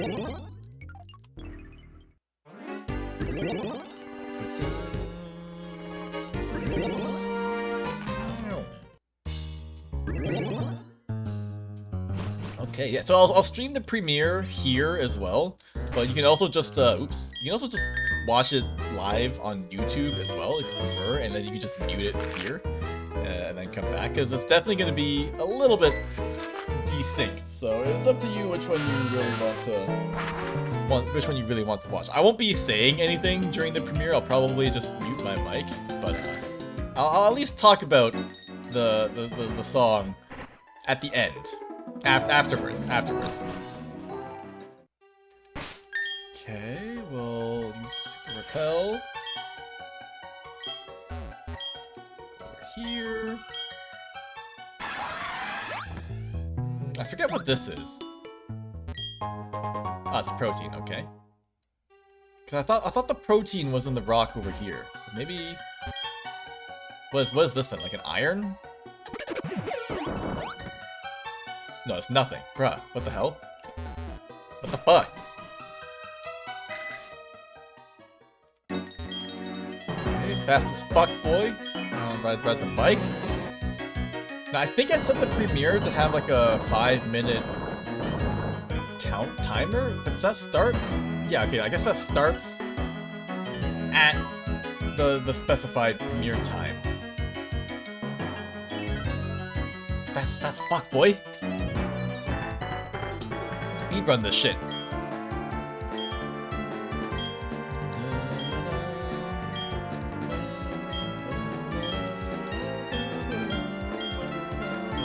Now I will have to backtrack here if I want to get the metal plate, which not the metal plate, the stone plate, which I will need to for the plate collection, but I don't know, I'll do it, I guess. No choice. Okay, let's get this guy. Oh, I thought this was a rare candy. Oh no, I'm thinking of the other. Okay, I'm thinking of another hidden item for the rare candy. But I can at least skip most of the Team Galactic battles, or at least try to. Let's go. Let's go. He's so good. Sneak 100. Okay. Just gotta go up here. So to the right in that cave is where we would get the stone plate, but I need surf. I need waterfall. So we can't do it yet.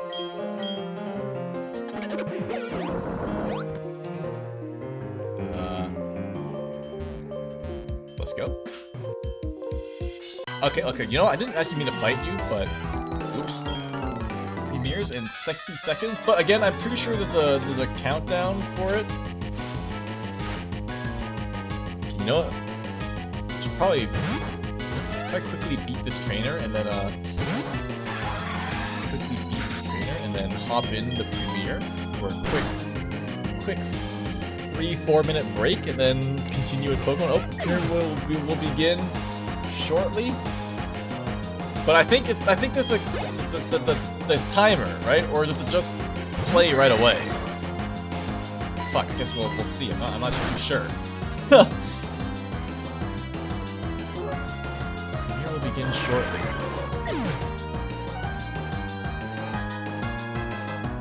Okay, hold on. Let me get out of this fight first, and we'll pause it. I'll even save it. But I think that's 5 minutes for the premiere countdown. Waiting for it, I think. Let me check. It just says it's gonna start shortly. We keep going. I just wonder if it's gonna update live or if I have to refresh the screen, you know? I hope. No, No, no, no, no, no, no, no, no, no. Oh, okay, hold on, the music is playing. This is the premiere music, the premiere lobby. Okay, yes, it's a 5-minute countdown. Okay, so I can still keep going through Mount Coronet for the next 5 minutes. Nice.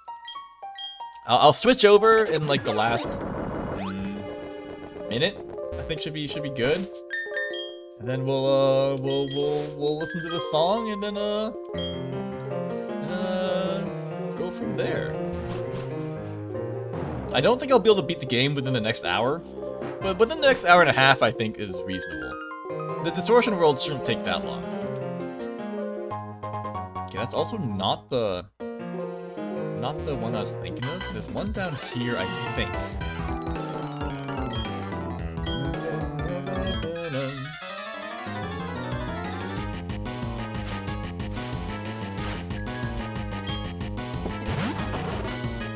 Alright.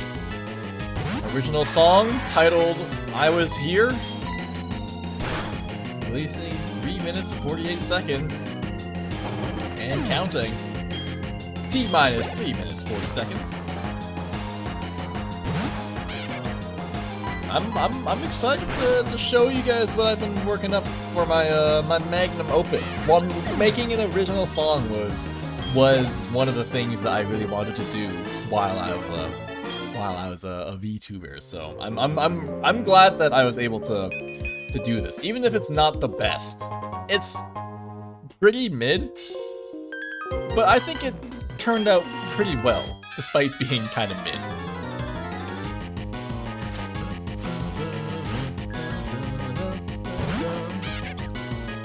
Alright, I'll pull up the lyrics afterwards as well, so I can talk about it. Hello RP, yes, the original song is coming out in just a couple minutes. I'll show it on stream. I'll stream it on here as well, but you can also just watch it from the link if you prefer. I'll be muted here anyway, so it's up to you, whichever you prefer. You can get a better viewing experience on YouTube, of course, because here it'll be, it'll be just in this game window. But it's up to you. It'll all be on YouTube anyway.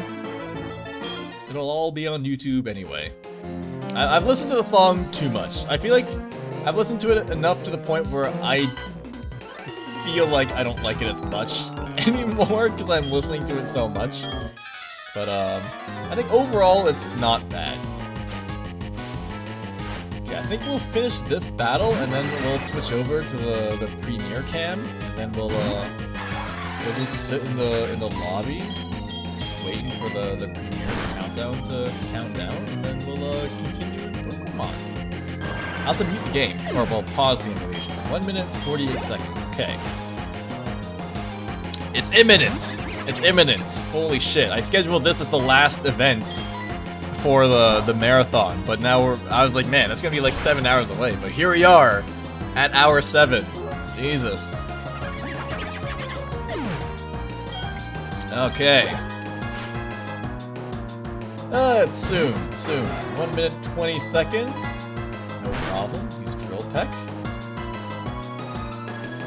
Alright, perfect timing. We'll finish up this battle and then pause the emulation. Okay, nice. File pause.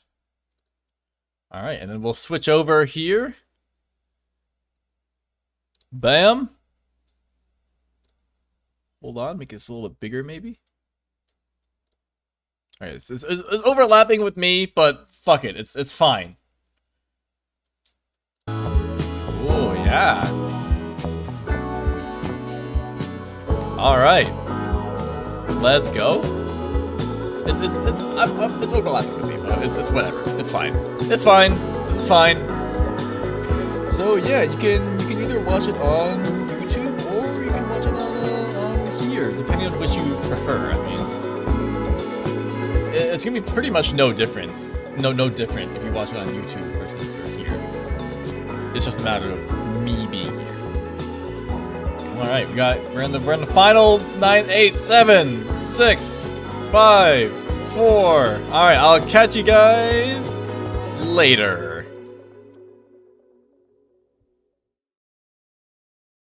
Have you wondered just how many stars in the sky disappear every night from all of our eyes? Would anyone notice if one more leaves as if gone from the world, but not from our memories?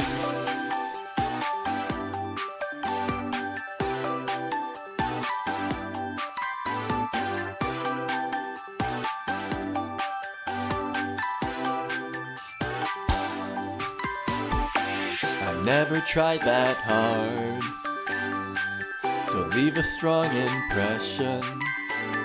It never mattered much if I drew attention. I would wander the world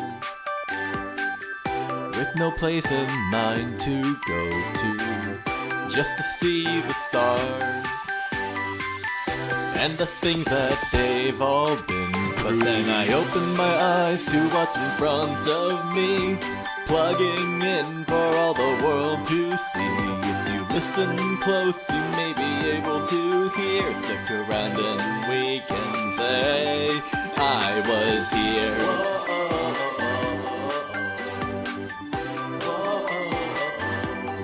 I was here.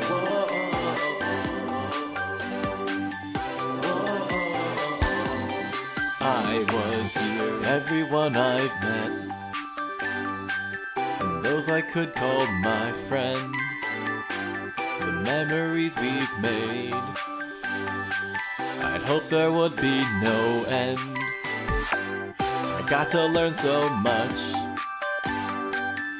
Every day I try to improve, but now it's time to say goodbye to all the things we've been through. But first I open my eyes to what's in front of me, plugging in for all the world to see. If you listen close, you may be able to hear. Stick around and we can say, I was here. I never thought I would try so hard and for it to mean so much to me, but the call of the world is strong.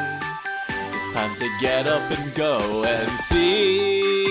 And so I packed up my things and headed out the door, ready to see what the world has in store. The paths I wander tend to be unclear, but together we can say,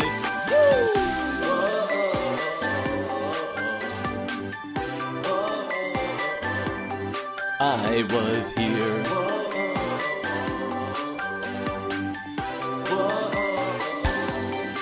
I was here.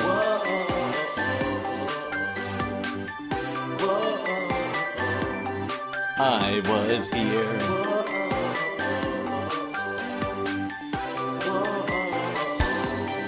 I was here.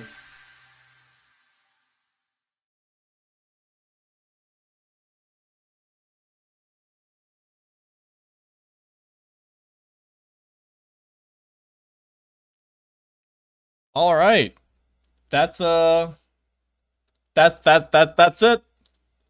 That's all she wrote. That's my original song. I was here. Pog. Let's go. Yeah, that's the song that I've been cooking up for, well, a couple months, I guess.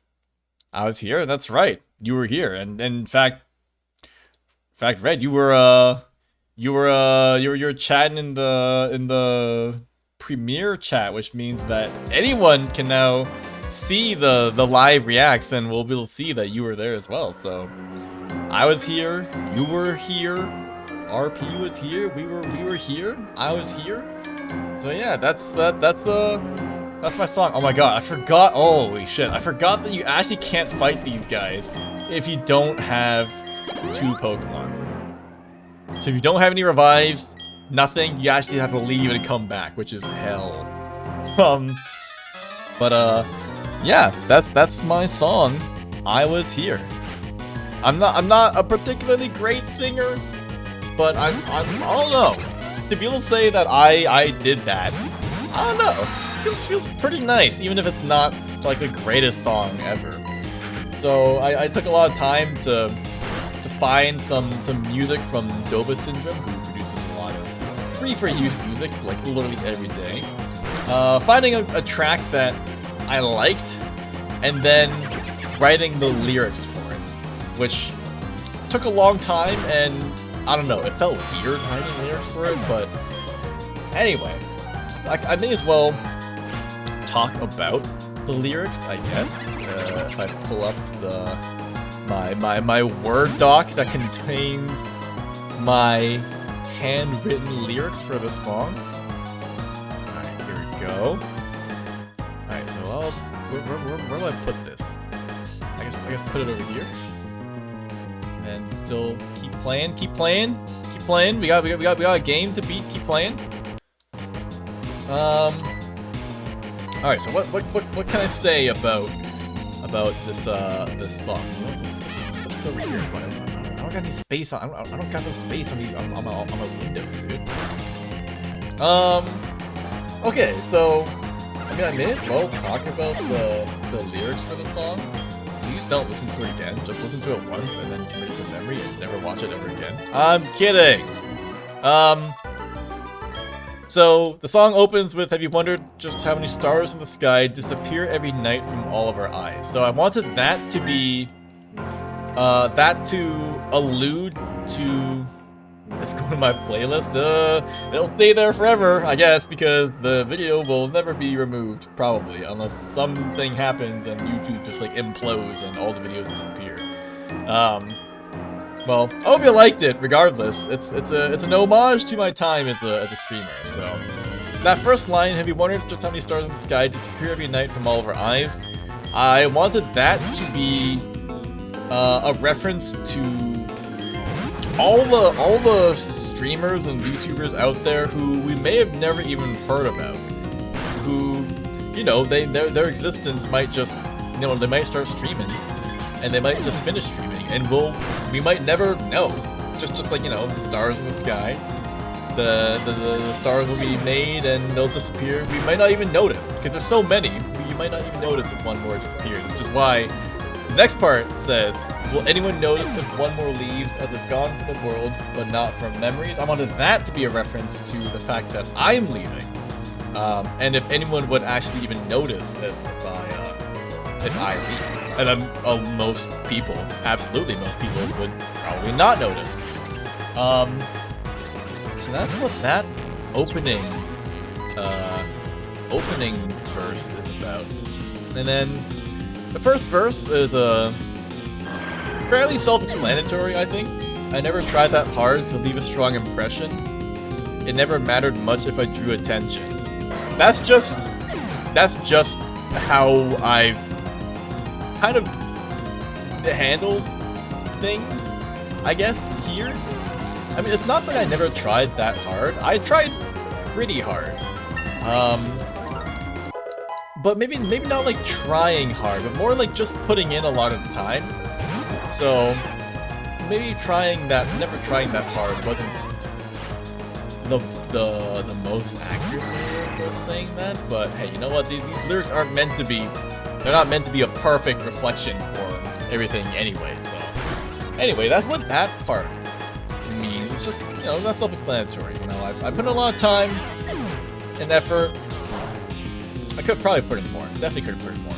But I wasn't doing this to become famous or anything, which is why I don't care if I drew attention or not. I do my thing, whether or not people really, you know, actually they even come to watch me or not. So that's what that part means. Next part, I would wander the world with no place in mind to go to. That refers to the fact that I am the wandering stargazer. So that's more referring just to my backstory, my lore, if you will. Yes, that just refers to the lore, and it also kind of referring to the fact that I don't know, I didn't really have much to do before streaming, I guess. Well, that's not really true. I have a lot to do before streaming, but I don't know. It's just a feeling of wanting to try something new, I guess, and just not really knowing. And then the following line, just to see the stars and the things that they've all been through. That refers to other VTubers. So when I say stars in this case, I'm referring to like other VTubers. Just before I started, I was, well, I say was, but I definitely am still a huge Hololive fan. And so when I say to see the stars, that means to watch the other streamers, but also to be able to relate to the things that they've done. And that kind of refers to how I wanted to be a streamer as well. So then that leads into the chorus. But then I open my eyes to what's in front of me, plugging in for all the world to see. So that refers to, of course, being a streamer, plugging in, you know, starting the stream. That's a pretty clear analogy, I think. And then if you listen close and you'll be able to hear, stick around and we can say I was here. That's just, you know, that's a reference to all of you guys in chat. You know, if you stick around, if you listen closely, because the previous line when I say plugging in for all the world to see, that's like, you know, the streaming aspect. But if you listen close, you may be able to hear is like, I wanted that to be like reference to how maybe I'm not really making like that big of a wave at all in the VTubing scene. Of course, you know, I'm not popular or anything. I know I'm not popular. Come on, be real. I'm not popular. But if you listen closely and you really look, you'll be able to find me. And then if you stick around, you can say, I was here. So yeah, that's what the chorus means. And then we have two more verses. Everyone I've met and those I could call my friend. The memories we've made, I'd hope there'd be no end. That's also self-explanatory. I was here, that's right. You were here. I was here. We were here. So that's pretty self-explanatory as well. I got to learn so much. Every day I tried to improve. That's also not quite true. I obviously wasn't doing something every single day. But this is at least a reference to how much time I put into actually doing this that you see now. But now it's time to say goodbye to all the things we've been through. That's also self-explanatory. That's, of course, talking about this final stream. We're saying goodbye, time to move on. Then that goes back into the chorus, which I had gone over already. And then there's like this bridge. I never thought I'd try so hard, and for it to mean so much to me. Of course, that's also self-explanatory. I put in, and I've had to put in much more work than I really expected, because this was a whole new experience for me. And for it to mean so much to me, it's become a big part of who I am. But the call of the world is strong. It's time to get up and go and see. Call of the world is strong. That's, of course, referring to how I want to dedicate more time to like other things. And so it's time to get up and go and see. And so I packed up my things and headed out the door, ready to see what the world has in store. That's, of course, just a reference to how I'm ready to move on. The paths I wander tend to be unclear, as again, just a reference to being a wandering stargazer, but together we can say, I was here. And then, cue chanting, I was here, and roll credits. So yeah, that's my song. I was here. And that's a quick and dirty explanation of what the lyrics actually mean. There isn't really any like deep hidden meanings in the lyrics. It really is what it is. I wasn't trying to be like cryptic or anything, so it is what it is. But yeah, that's my that's my song. Now we're in the distortion world. I've been through here enough where I just know the right path to take. Once you play the game as many times as I have, you just kind of know exactly which platforms to step on. I mean, it's kind of a maze, but like it's, I don't know, it's not particularly difficult to figure out where to go. He's gonna talk to us about jeans, and I'm gonna say, yeah, I know about jeans, and he's gonna be like, do you really? But yeah, so now that the official song, oh my god, I just can't get used to saying original song. Now that the original song is released, there's no more conversation topics that I have planned. This is it. Now we're in the final stretch for the game, for the finale, for the marathon. So it's yeah. Okay, I say once you've played the game enough, you'll just know where to go. I'm still going the wrong direction anyway. Okay, we go this way. The distortion world kind of drags before you actually get to Giratina. Yeah, like this part is not particularly interesting. The only part of the distortion world that I really like is the upside down waterfall section. That part fucking slaps. More so as a kid. You know, imagine being like 10 years old and then seeing shit like that back in like the mid 2000s. That's crazy. But just the floating platforms, it's just it's fine. It's just platform puzzles. It's kind of annoying more than anything, I guess. So it's meh. It's a cool setting though. This whole map is just to show off the DS capabilities. Yeah, it really is. And that's kind of why I like Gen 5 as well. Because Gen 5 really pushes the console's ability to actually run games. Like, there are some parts of Black and White that just like lag my DS out. And it's just like, they're really going all out, huh? And I do like that for like their final games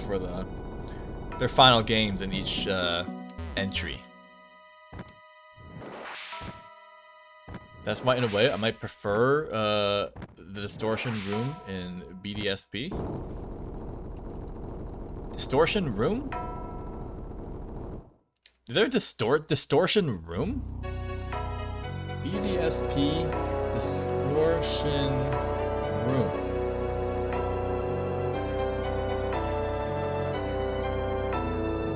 Distortion room? Oh! Okay, right. I completely forgot about this part. Somehow I completely forgot about this. I don't know. I think my brain just like mentally blocked out everything that happens in BDSP. The one where you fight Shadow Giratina. Yeah. Yeah, I completely forgot about Romanus Park because I think I just blocked out things that happened there. Honestly, same.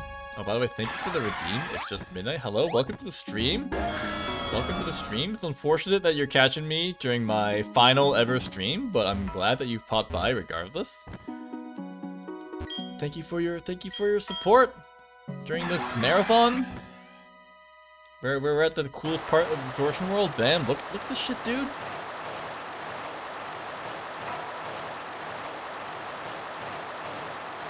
And then a little bit of this. Dude, that's fucking sick. If I didn't mod BDSP to hell, I would have forgotten about it.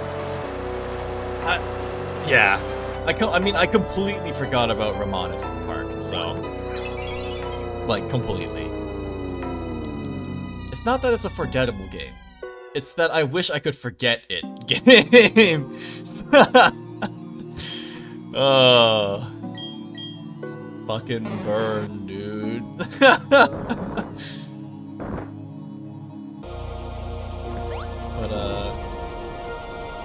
yeah, no, I'm not sure where I'm going with this anymore. I'm not even sure where I'm going with this anymore. Alright, let's just wrap up the distortion world. beat up Faulkner, get through the victory road, and call it a day. And then call it a day. Oops, oops. Go over here.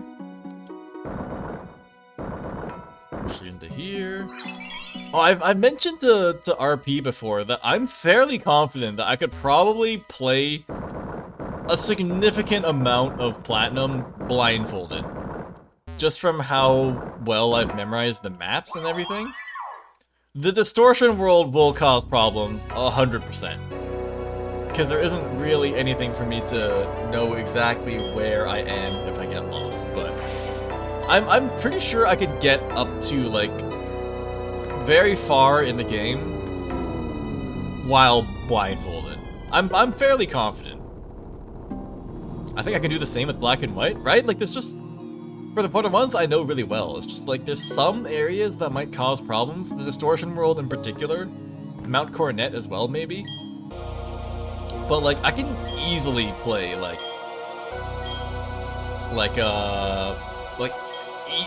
easily play up to probably like, I don't know, Pastoria at least, like Crash or Wake, probably completely blindfolded. Just like with the same strategy of just using Empoleon. Probably. I've never tried because I don't really want to be blindfolded for like 5 hours, but it's something that I could probably do easily. Alright, time to beat Cyrus again.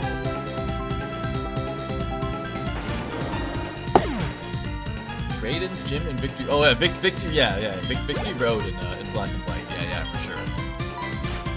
But like, it's just like something that I feel like I can do, and probably will never try.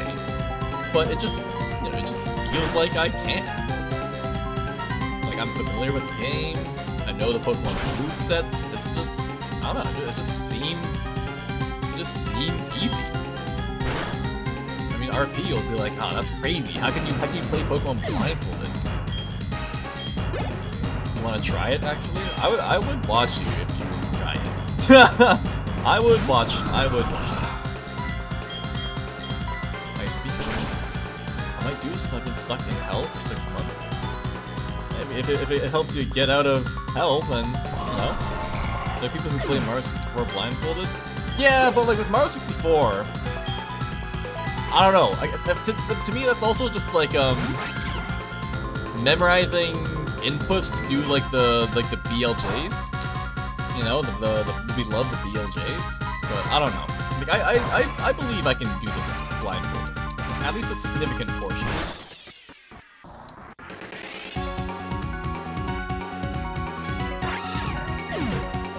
If you watch the Mario 64 speedruns, it really is kind of just like the same. Well, I guess any speedrun is just the same thing. They get 120. Oh, it's a 120-star speedrun. Oh, I see. It's the 120-star one. Blindfolded is a lot harder than just BLJs. Yeah. Yeah, I know, but the BLJs are like one of the parts that I know. Like the BLJs are like that one part where like you line yourself up on the wooden board and then you like fall through. You do like some weird camera things and then you fall and then you just pick up a star that like clips through the ground. You can like fall through the ground to get like a star from a different one. Or, like the chain chomp skip and stuff like that. I don't know. I've watched some Mario 64 speedruns, but obviously not the 120-star ones. And the 120 stars, that's crazy.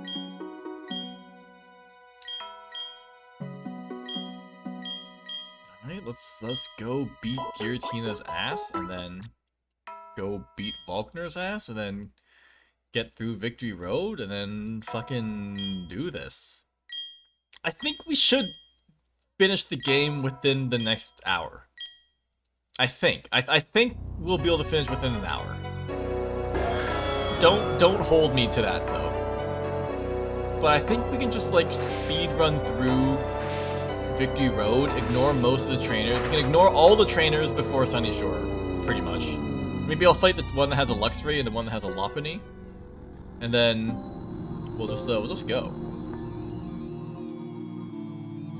How hard do you think a Furret only run is without items in battle?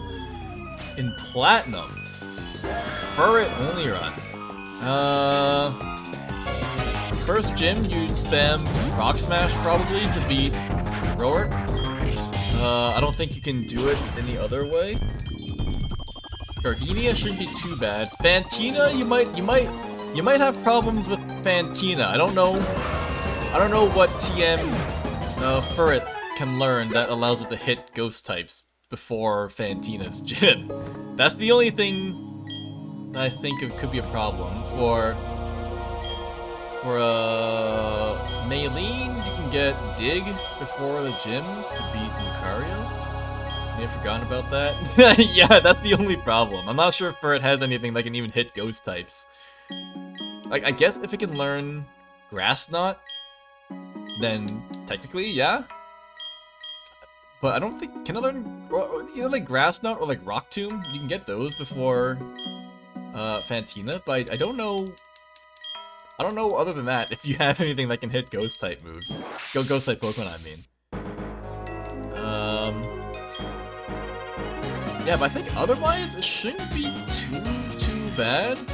Crash and Wake, you can learn Thunder Punch, I think. It should be doable. It's definitely doable. Then Sucker Punch at 36. Okay.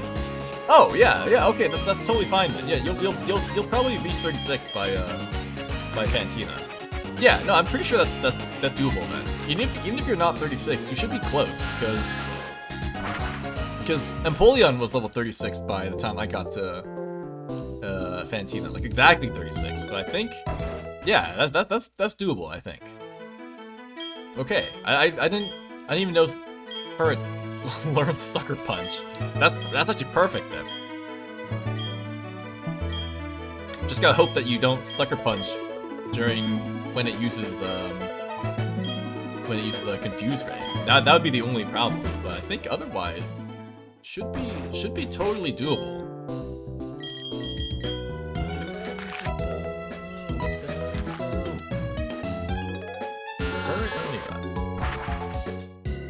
Gives a lot of coverage. Yeah, Furret is one of those weird Pokemon that learns just like a ton of TMs. It's like Clefable just learns like a shitload of TMs. It's like, why is this Bibarel learning like Thunderbolt or like Shockwave, but it just can. So they get some crazy coverage. I guess depending on what Hidden Power it gets, you could also run Hidden Power. But I don't know. Maybe you would prefer running a physical set. I don't know. Return would allow you to do damage, that's for sure. Oh, we need Waterfall. I need Waterfall. Yeah, but like Return would let you do more damage, but maybe more coverage would be. Yeah, it gets Surf too. Yeah, it gets Surf. Bro, it's fucking. What the hell's Furret? Is it Surf? What's up with that? You can do a Furret run once you reach 500. I wish you luck. I think it shouldn't be too bad. I think. Like, the fact that you can get Rock Smash, it gets Surf? Yeah, I'm like 95% sure it gets Surf. Or maybe I'm thinking of Linoon? Okay, you know what? I think I'm thinking of Linoon. One of these weird early normal type Pokemon gets like Surf. It does get Surf? Let's go. I think Linoon also gets Surf. It's Linoon does too? Yeah, let's go! I'm remembering! Let's go! It's just weird. It's like these weird Pokemon that get Surf. Like Linoon gets Surf. Linoon gets Surf. Furret gets Surf. Rhydon gets Surf. Snorlax gets Surf. I'm pretty sure fucking Licky gets Surf as well. Okay, don't quote me on that one. But it's just like a weird. It's one of those Pokemon that just like for some reason can learn Surf. It's not even water type, or even has anything to do with water to begin with. Okay, we're gonna wanna watch out for this guy. Let's go, and then have to fight you. But yeah, I mean, once you get Surf, you'll be able to handle any rock or ground type. But I think for Roark, you can just use Rock Smash and probably win. Probably. I think you should be able to just win with Rock Smash. Quick attack, no problem. Get that up.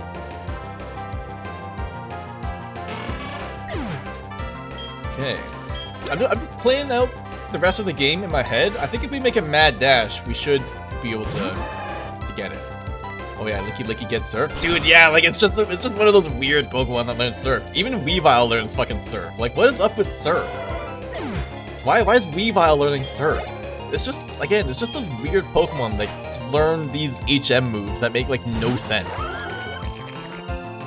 Like it's just weird. Weavile gets Surf. It's fucking weird, dude. Like who at Game Freak was like, yeah, let's give Weavile Surf. Like, who's gonna run Surf on Weavile? And why? Why does Weavile get Surf? It's fucking weird.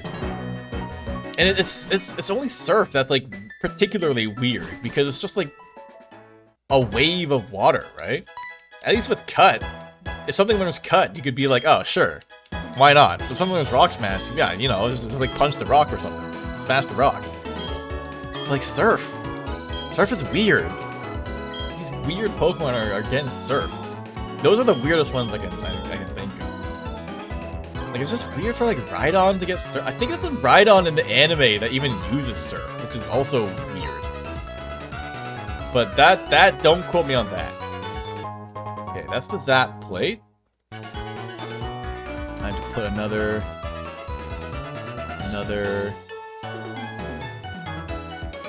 Where is it? Where is? Here we go. Snorlax gets Surf too, but I can imagine Snorlax being so lazy that it just floats in water and then you start riding it to Surf. I guess so, because it's like you'd think Snorlax is like mostly fat, right? And like fat can float in water or something like that. I guess you could use that as like some justification for why Snorlax gets Surf. I mean, there's also the Snorlax in the Orange Islands that Ash catches that can also just like swim insanely fast as well. So I don't know. You could probably make some justification for that. Same with like Licky. They're both like really fat, right? And that helps them float, or something like that.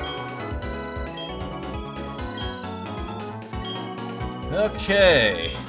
Get Volkner. Get the Zap plate. Because now we're only missing Grass, Rock, Flying. For Grass and Rock, we need Waterfall.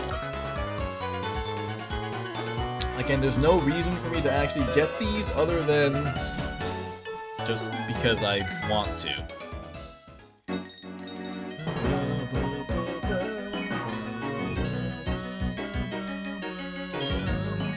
But yeah, the fact that Ferret gets Surf will definitely help you for any Rock and Ground type.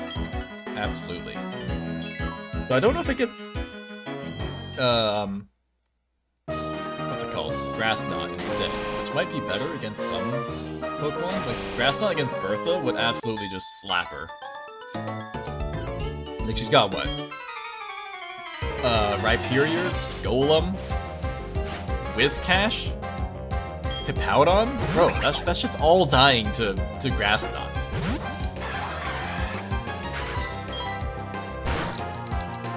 Okay, yeah, so with the rest of the rare candies I have, I can probably just be careful and skip most of the trainers here.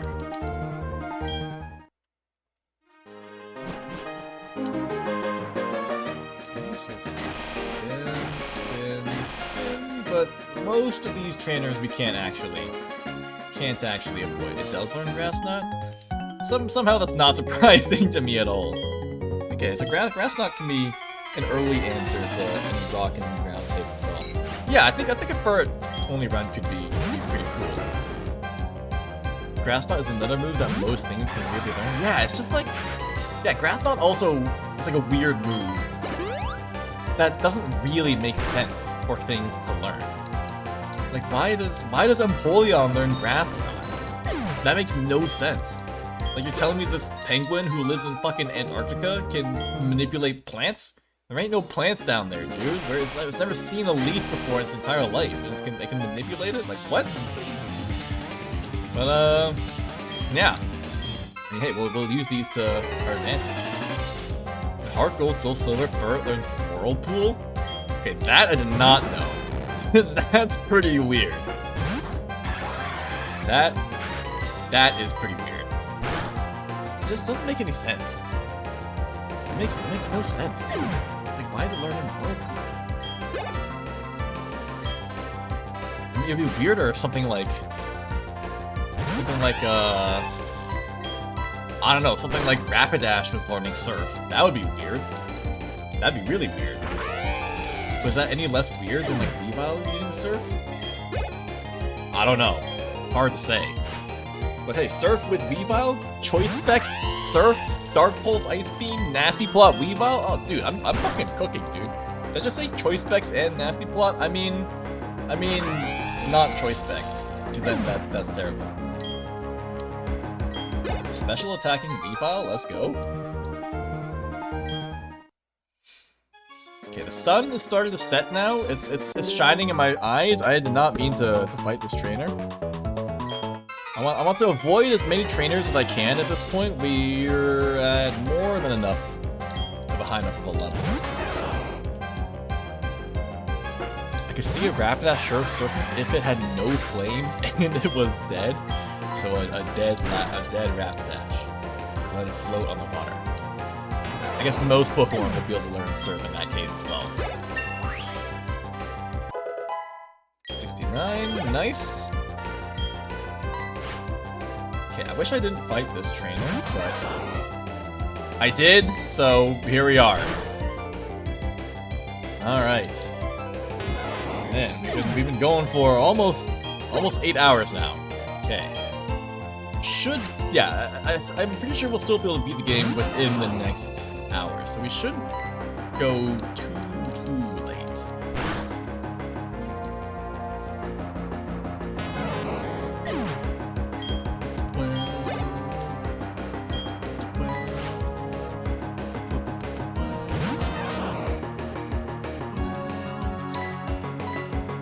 Okay. Most Pokemon not Weavile? Like for Surf? Weavile learns Surf, right? I'm not just going crazy? Well, Weavile's Ice. Ice floats on water. Ergo, Surf. Makes sense to me. Okay, we're gonna avoid that trainer. Like you. I can, but I can't see it. Oh, okay. Yeah, it's made of ice. Ice is less dense than water. Ice floats in water. We'll just float on the Weavile. Easy Surf. But then there's things like Rhydon and Rhyperior. Like, why are they surfing? You telling me those guys are floating on the water? That's crazy. Thing the size of my knee, it can't. That thing the size of my knee, it can't carry a 10-year-old. Well, I guess so. But then we got things like Pidgey using Fly. Like, you're telling me that thing's carrying me on its back? There's no chance. There's no chance it's Zubat is carrying me on its back. It doesn't even have any eyes. It can't see anything. How's it gonna know where to fly?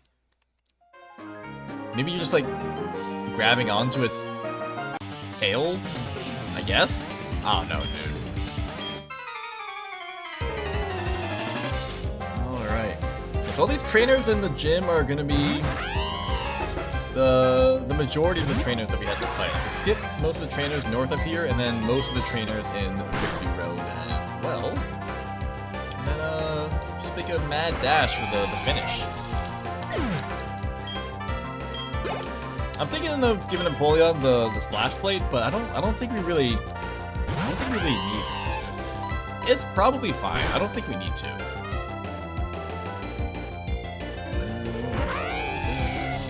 Alright, Demon's napping as well. That means I get some time to myself.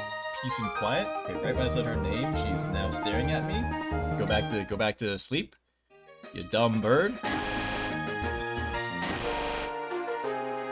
You grab onto his foot for dear life and give it injections of steroids. Maybe get some caffeine in there as well.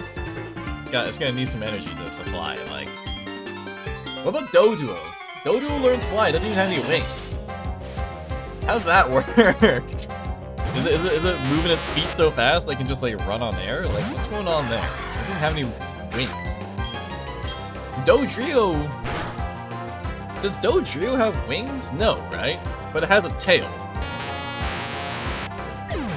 No, yeah, Dodrio doesn't have wings. It only has a tail. And Dodrio is also flying.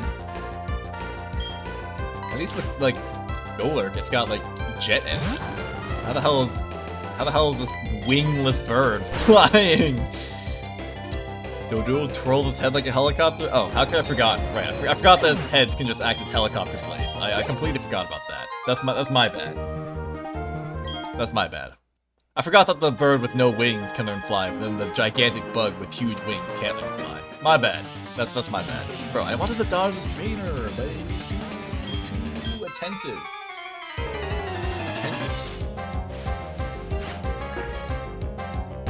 Raichu.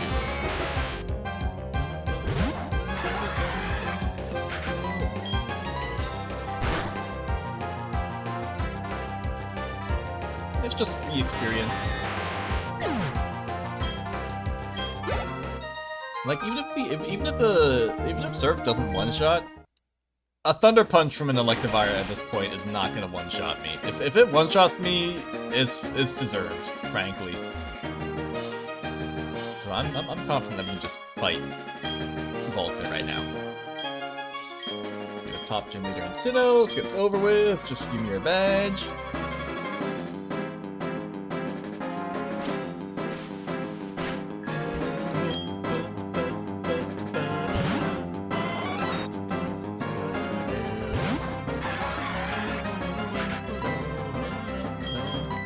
Also, did the Pokeball Redeem break again? It might have broken again. Never mind, it totally works.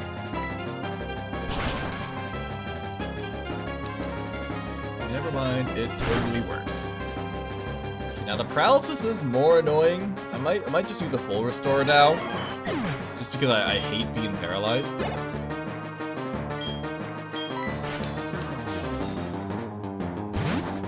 Yeah, I think I'll use a full restore. It's fine.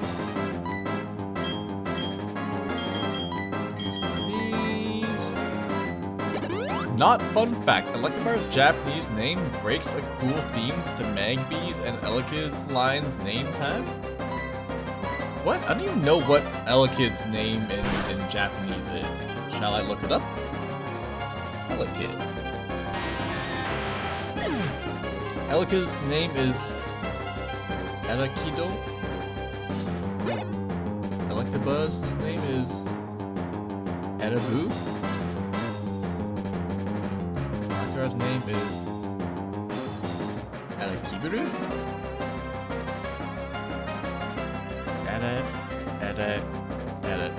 Kido Bu Kiburu. What's the cool name theme that I'm missing here? Hit me with that. Hit me with that. Hit me with that. Not fun fact. What's this name theme that I'm missing?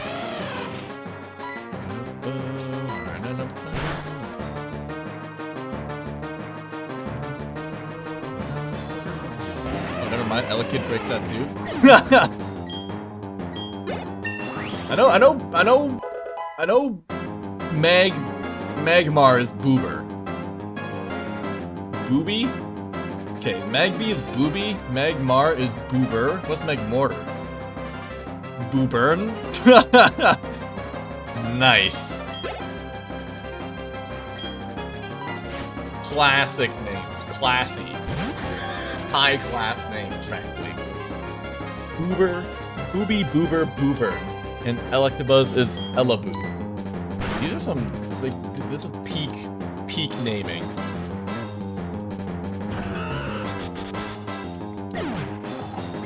Yeah, the only one I knew was Magmar, just because it's such a weird name. They all have Boo, but Elekid and Electivire break it. Come on, Game Freak, what are you doing? You gotta be consistent with yourself. You gotta be consistent. Maybe they weren't really planning on it, because they had to release Magby and Elekid after Magmar and Electabuzz. Maybe they weren't really thinking of it, and so they already broke it with Elekid. But then with Magmortar, they were like, oh, you know, we got something going on here because I can work with this. But they'd already ruined it with Elekid. So, I don't know. Maybe that's part of it. Alright, let's get Waterfall. Get Waterfall, get to Victory Road, and then fly back, get the metal plate, get the stone plate, and then keep going. Actually, they were thinking of it? Ah, okay. Eva, what's wrong? I know you're squawking ugly like because I'm talking so much and you're trying to nap. Yeah. Yeah. You're also a little bit sleep deprived, I know. Alright, give me Waterfall, please. Let's go. It's not much, but it's honest work. Good luck. Okay, let's get in there. Try and skip as many trainers as you can. Try and skip trainers. First off, hit me with that repel. Second off, hit me with that waterfall.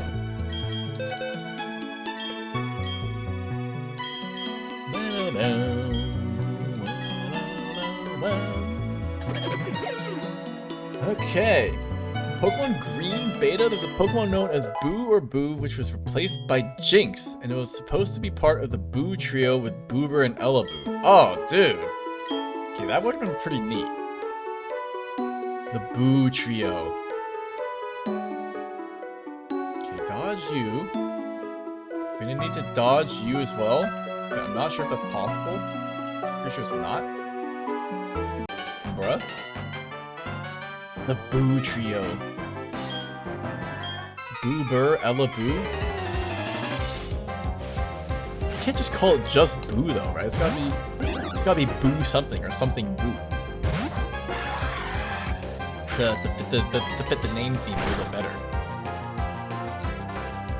Oh, that is one sleepy bird. She's got her eyes closed and everything. Just go to sleep, you dumb bird. Stop looking at me like that.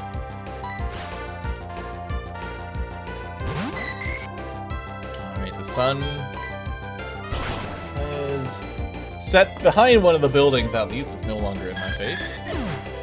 And as the sun sets, so does the 7th hour as we approach hour 8.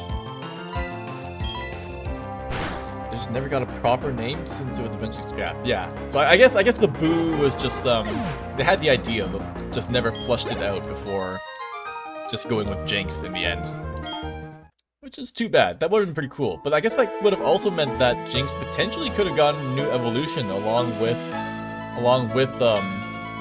Elekid and along with a Magmar and Electabuzz, which that would have been pretty cool. A Jinx evolution, wouldn't that be something, huh? But I guess there'll be something that we'll never actually get. Well, maybe not never. Who knows? We might eventually get some Jinx evolution, but probably not. Well, I can't say probably, but who knows? Who knows what game Freecast could be. I know there's fan games where Jinx has an evolution. There's one that I wanted to play on stream where Jinx gets an evolution. But of course we never really got around to that. Jinx was considered to be a trio back in Gen 1, so it's also got a pre-evolution in Gen 2. That's, yeah! They never cared about Jinx. Poor Jinx. A victim of cancellation and other such design choices. Alright, so now that we've got Victory Road in our flying arsenal, it's time to backtrack for both the metal plate and the stone plate. And then we'll rush through Victory Road, beat the league, and then wrap it up for the marathon run. Isn't that crazy? Victor will looking like an ass with a body. Man, I've never heard of Jinx being described like that before. Poor Jinx will probably never get an evolution. But Who knows? Never say never. Never say never. Okay, going up here. Okay, holy shit. Okay, I almost didn't... I almost forgot about the fact that I haven't actually fought those trainers yet. Am I wrong though? I mean, that is kind of what it looks like. He's not wrong. That is kind of what it looks like. So the stone plate should be up here in the wall. Yeah. Like up here or something? Let's go. Okay. Yes, metal plate. Cross that off our list.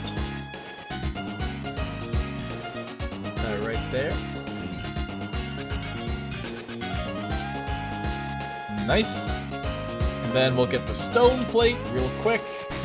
And then the only thing left is the sky plate, which we get in the Pokemon League. And then we'll have collected every plate this game has to offer, except for the flame plate, which I can't get to work, but fuck it, I'll just consider it as gotten, because I know where it is. Okay, so gotta go up here, up Mount Coronet. I'm already repelled up, right? Yeah. Okay, this shouldn't take too long, especially now that we don't have to deal with Team Galactic's shenanigans. Just go down here, go up here.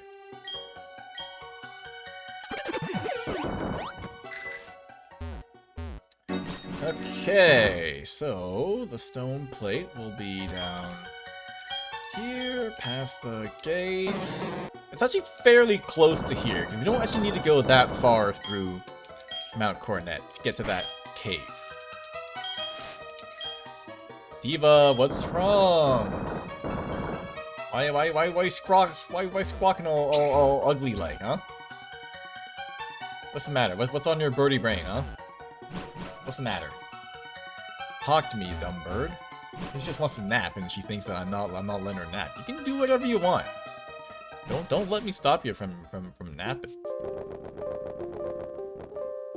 Alright, up here. Okay, yeah, this is where we get the stone plate. It's just that I pretty much never come to this area.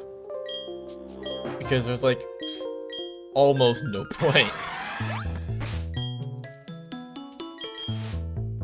Being too noisy to let the poor bird sleep. Do you want to sleep?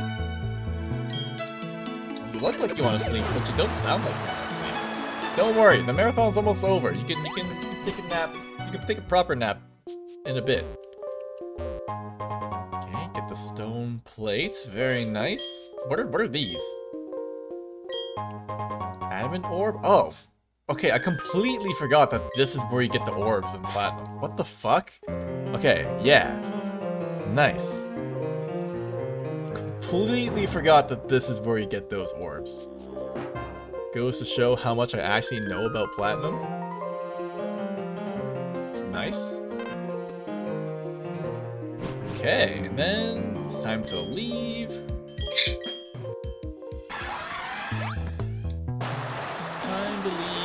Fly back to Victory Road, go through Victory Road, which shouldn't take too long. Beat the Elite Four, beat the champion, and claim my rightful place.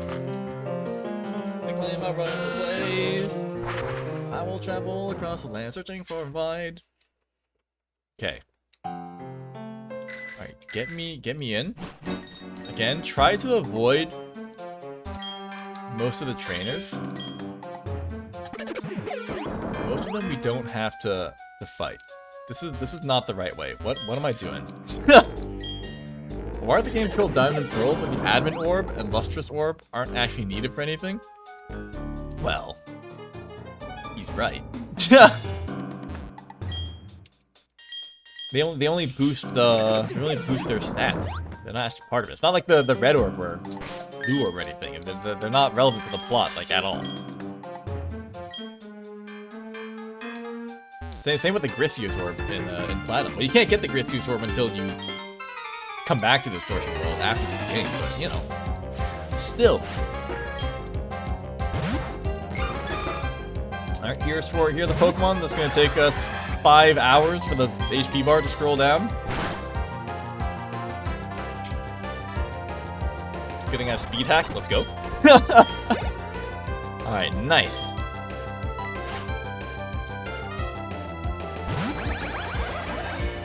Alright, Mag Zone, a little bit of Surf.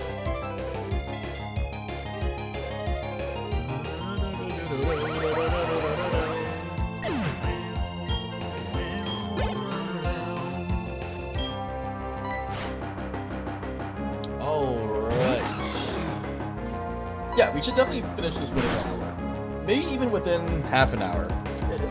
Okay, well, I wouldn't go that far, but we'll definitely finish before hour 9, which is pretty much perfect with the timeline that I have set up. So, yeah. Pick me up.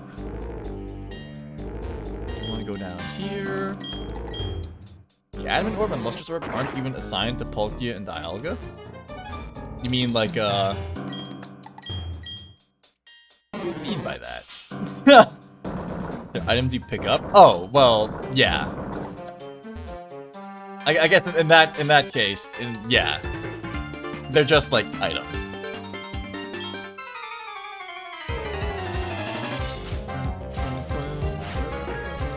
At least in Legends Arceus, at least they do a little bit more. They change them to their origin form, which was pretty cool. They are kind of weirdly designed, but it's cool nonetheless.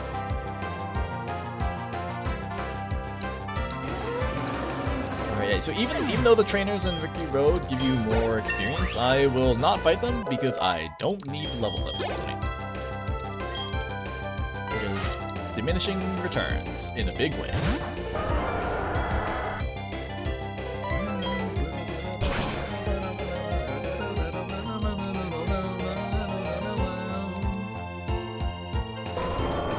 Alright. Mothbin. Right, I forgot that you have a Mothbin.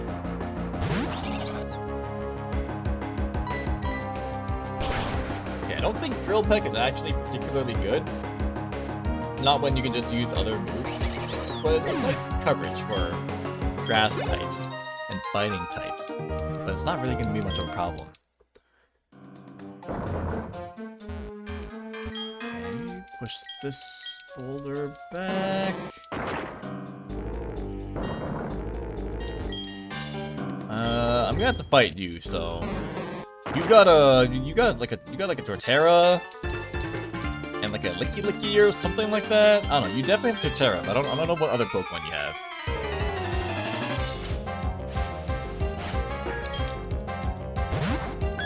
The Adamant. Oh, you're right. Yeah, the Adamant Crystal and Lustrous Gold. Yeah, you're right. I need to go back and not finish Legends Arceus, but I wanted to complete the Pokédex like 100%, but I never got around to actually doing that. Hey, you know, maybe now that I'm not streaming anymore, I can actually go back and do that. Maybe I can do that now that I'm gonna have more time with no streaming. Now that's a thought. Just reallocate my stream time to Legends Arceus grinding. Because it is kind of a slog to complete the Pokédex. I mean, people have done it before, of course, but like, it's like, I don't know, it's fucking crazy, dude. Ah, shit, okay, I meant to skip this guy too. But it's so much, it's so repetitive. Like, oh yeah, sure, I want to use this move 50 times and then catch 40 copies of this Pokemon. Like, yeah. That's peak gameplay, but it's, I mean, you're researching a Pokemon, so I guess lore-wise it at least kind of makes sense, but content-wise it's perhaps not particularly interesting. But those were good games, so I'm really looking forward to at least seeing what Legends AZ is going to be like. Because yeah, like you said, it's releasing in 2025, so I hope that they take the time to make it good. Holy shit, this thing lived? So they got plenty of time to make it good. Indigo disc. I never actually did the DLC for, or I don't even have the DLC for Scarlet and Violet, or the DLC for Sword and Shield. I do have the Island of Armor, and I guess the other DLC for. I have the 2 DLC for Sword and Shield, I think, but I never actually did the DLC for Scarlet and Violet on account of not owning the DLC. It's hard to do the DLC when you don't have the DLC. But I've heard that it's pretty good. So it's I don't know. Maybe. If I ever play the games again, I think I would get the DLC. But at least for now, I kind of want to go back to Legends Arceus. I want 100% Legends Arceus. The Indigo Disc was literally made for competitive players. Yeah, I've heard it's like reasonably challenging. That's what I've heard as well.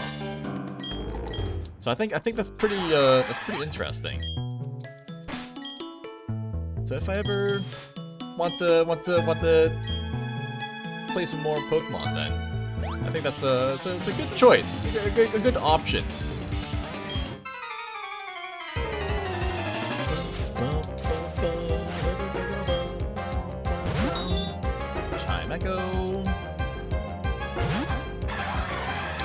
I was at level 90 and still struggled. Yeah, that's what I've heard too. Like I've heard that it's fairly challenging. So, you know, challenge and Pokemon is not really something that you usually get for something that isn't like the battle tower or like the battle tree or the equivalent. So, it's interesting. I might check it out, but again, I wanna play Legends Arceus more first. But we'll see. We'll see. Oh, it's dusk tomorrow. Let's go.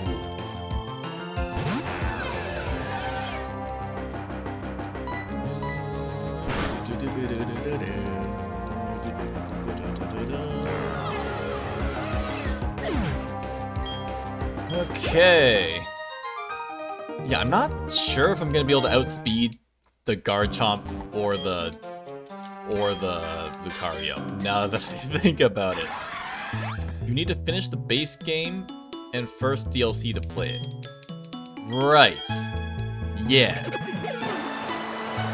That's fine. I guess if you just continue from your current save, it's not that big of a deal, but if you wanted to start again, then you'd have to, well, start again, so that's the downside. But I think Scarlet and Violet were pretty good games. It was definitely a step in the right direction, considering that Sword and Shield and Brilliant Diamond Shining Pearl were fucking disasters. I think Scarlet and Violet were steps in the right direction. They did get kind of weird with it, with the Paradox Pokemon, but I can, you know, everyone needs to get funky with it every now and then. Yeah, you gotta get out the weirdness every now and then, so I can respect it. But I think Scarlet and Violet were genuinely pretty fun. I just wish that it wasn't so, like, linear. They were half a step in the right direction. It's the right direction nonetheless. Considering how terrible the previous games were, I think it's the right direction. I need to go down there. Yeah, that's what I thought. We're gonna have to fight this guy that. You have Tangrowth and Porygon Z, I think. They were completely unfinished. You mean like in a design sense? I mean, it's definitely not super polished, but it's, again, considering how bad the previous game, I think they were pretty fun. I liked it. But my expectations were also very, very low after Brilliant Diamond Shining Pearl. I had no expectations at all. The game's shipped early? You mean like the development wasn't completed when they released the game? It's Rollia. I never really pay attention to that kind of stuff. I just play the game and just see how I feel about it. I mean, of course there were all the bugs that people had with the game, but I mean, like in my experience playing the game, I only had the game crash on me once. I know, only once, but I had the game crash on me once while playing, and I never experienced any slowdown or other like graphical bugs. Even going blind, you can still tell. I mean, yeah, like there's some parts that weren't very polished, but I think overall it's still an enjoyable experience. I had a good time. Of course, my experience would probably be diminished if I had experienced all of the crazy bugs that people were getting, like weird, just like glitches and stuff. But I never got any of that. I was hoping that I would, but unfortunately I did not. I was really hoping that I would. Scarlet and Violet are the reasons why ZA isn't releasing until 2025. But that's a good thing, though. We want that to release later. I want that to release later. I'll wait to play for sure, no problem.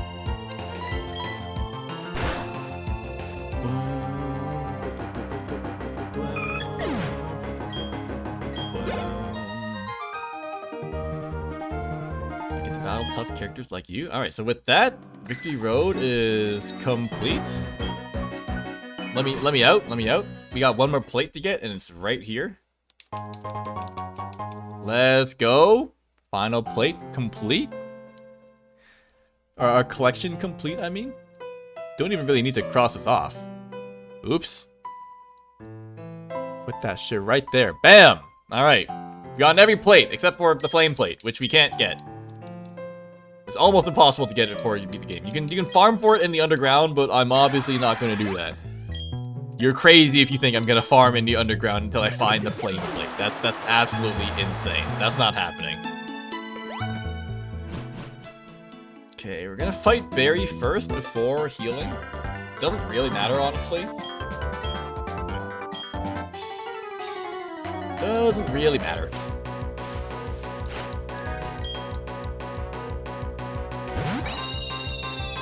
The Pokemon Company knew the games weren't ready to ship, so they had to fix their release schedule. I mean, like the rushed releases are unfortunate, to say the least. Obviously, but I'm holding out hope that AZ will be Z to A will be good, and the games will that the games will feel complete. I mean, who knows? Maybe even a 2025 release, maybe that's still not enough time for them to iron out everything they want to do. But I hope that it'll be good. I have high expectations for the Legends series after Legends Arceus. I'm optimistic.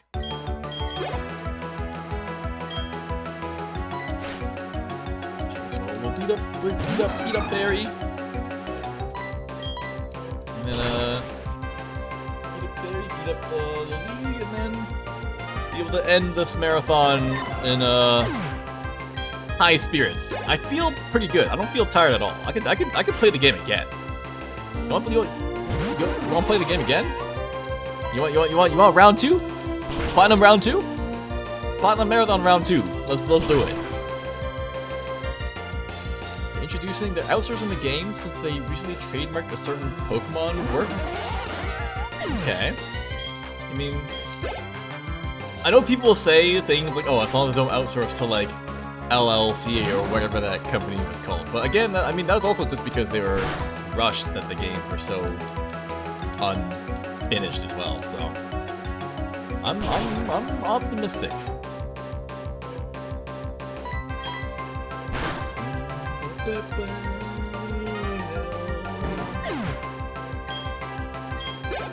Alright. Rapid dash.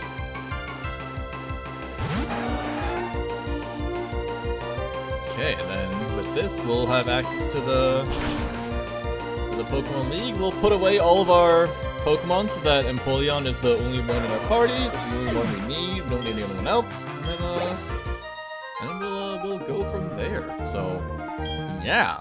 Let's go.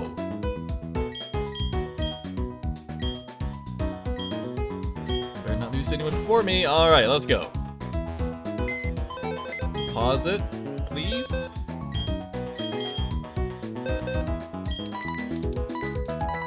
I think that's who's behind Pokemon Works. That's fine. It's just as long as they have time. That's the thing, you know. Just don't rush to release the games. If you're Chad, you won't use items in battle. Easy money. Easy money. I'm not sure if that's gonna be easy money against Cynthia, because I genuinely am not sure if I'm gonna be able to outspeed. I don't know if I'm gonna be able to outspeed Lucario and Garchomp and live to tell the tale. So, well, I'll save before, but if I can't outspeed either of them, then I don't know. I'll just soft reset until I get the Quick Claw to pop off, I guess. It should be fine. I should be fine.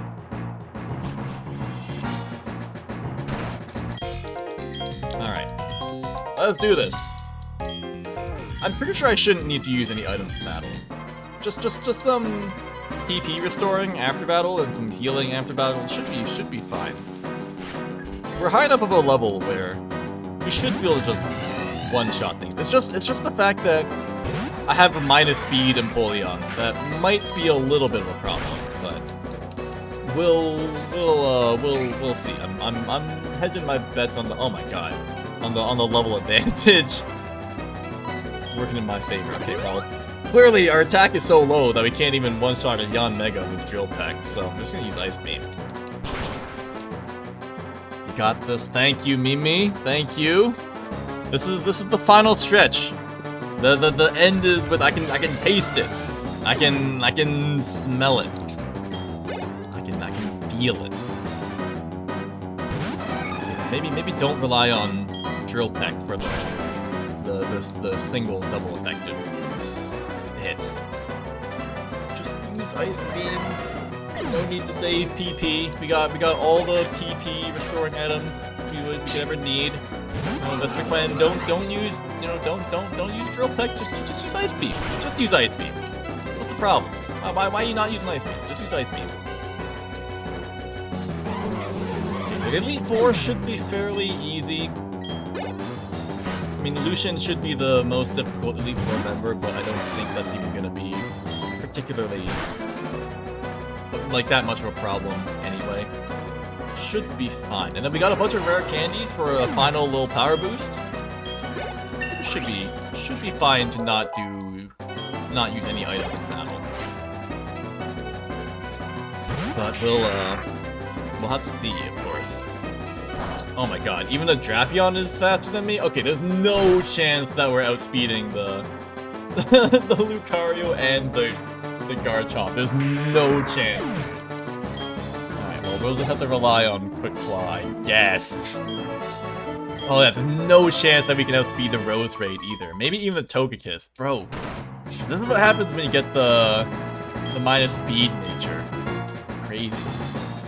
Aaron is the only Elite Four member whose ace didn't change. Between Diamond and Pearl. An ace of is this ace Vespiquen or is it Drapion? I wasn't really paying attention to the levels. Because Bertha gets Rhyperior, but it was not Rhyperior in the original. Flint gets because they use the new evolutions. Drapion. Yeah.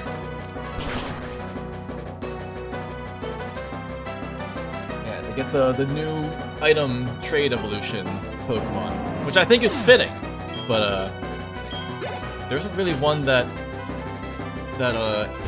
Aaron could have gotten. Well, I mean there's Yanmega, but it's not a new item trade evolution, so oh well. He's the first Elite Four member anyway. It's fine. Bertha.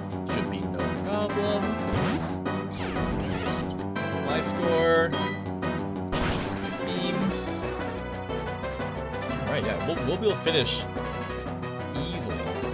Now the second cup of tea is definitely hitting my bladder kind of hard right now.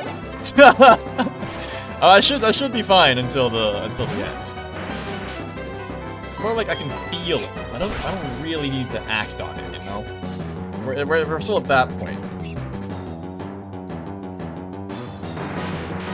I say as I continue sipping on the tea.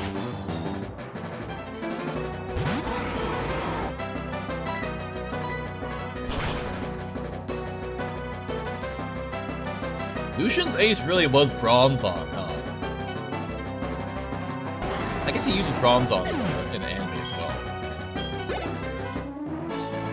Okay, so I think we'll be able to get 2 more levels out of this before we use some rare candies. I think that should be more than enough power to beat Cynthia. But again, I don't know if we can... I just need to outspeed either the Lucario or the Garchomp. I just don't think I can tank an Aura Sphere and an Earthquake. I forgot Lucian even was in the anime. Yeah, he kind of appears like once, fights Ash once, and then like that's it, I think.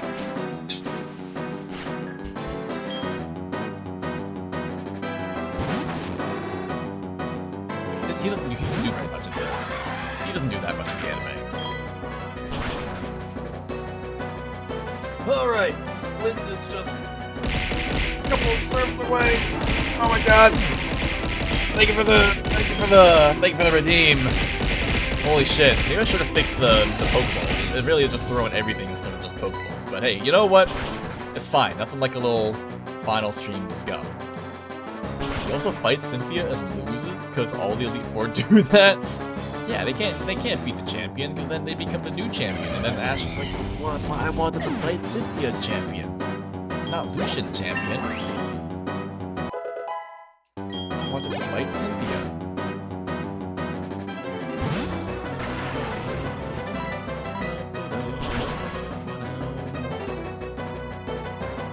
Alright, Diva, we're nearing the end.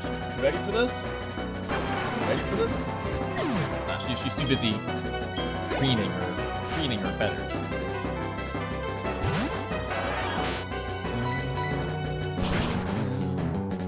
I mean, this whole run has kind of turned into a blur.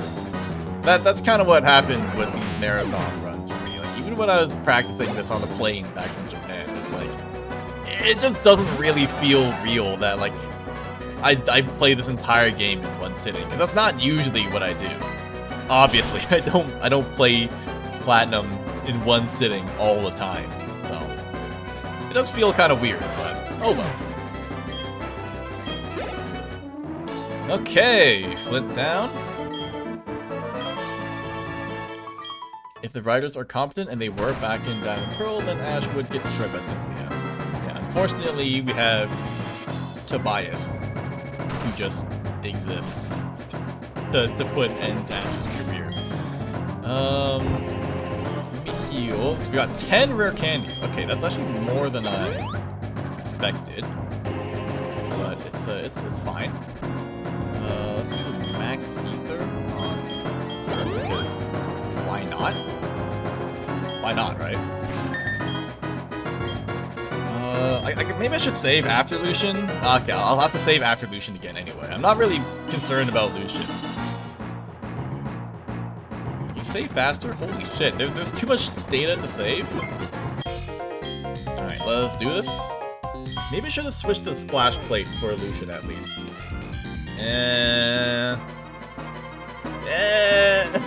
Well, it's too late now. I could reset the game, but it's fine. Tobias is still the biggest question mark in the anime. Oh, no, absolutely. The guy literally just appears for like 2 episodes, beats Ash's ass, and then we don't see him ever again.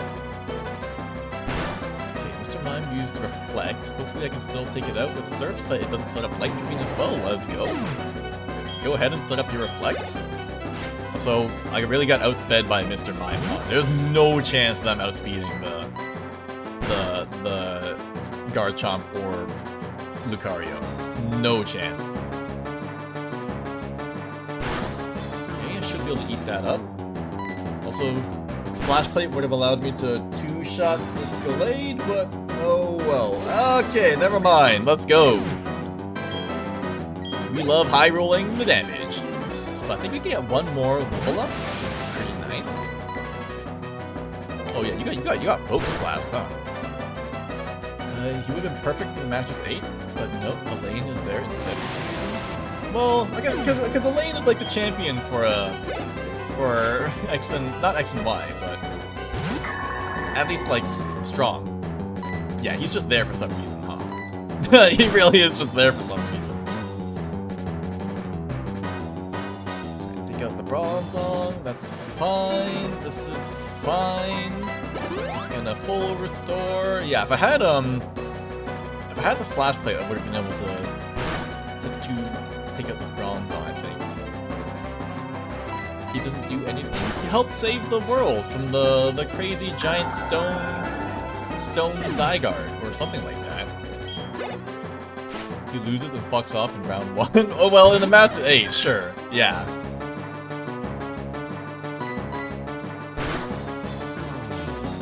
Take out the Espeon. It looks like we're not gonna get one more level, but that's okay. We got 10 rare candies in the back, ready to go. Alright, well, here's hoping that we can beat Cynthia without. Oh my god, look how close we are to leveling up, dude. If I just fought like one extra Graveler and like Victory Road or something, it would have been enough. Okay, let me heal up and save the game. That if we do need a reset, I don't fight the Elite Four all over again. Let's use up the rare candies we collected. May as well. Get a final little power boost. This, I don't know, this might let me outspeed something, but I'm not counting on it, frankly. I'm really not counting on it. With the minus speed, I'm not sure that's happening, dude. So. Well, we'll see if we can do this without what's it called? Without items. The only thing I'm not so sure about is the Milotic. Like, I actually don't know if I can one-shot it with the Grass Knot. I want to say no, in which case the Mirror Coat would absolutely one-shot me, which is kind of spooky, but oh well. Let's see. Do I have an elixir? Yes. There we go. Alright, we got Quick Claw, but I don't know if we really need it. But yeah, we got all the plates. We got only one trainer left. Let's do this. Alright, Cynthia.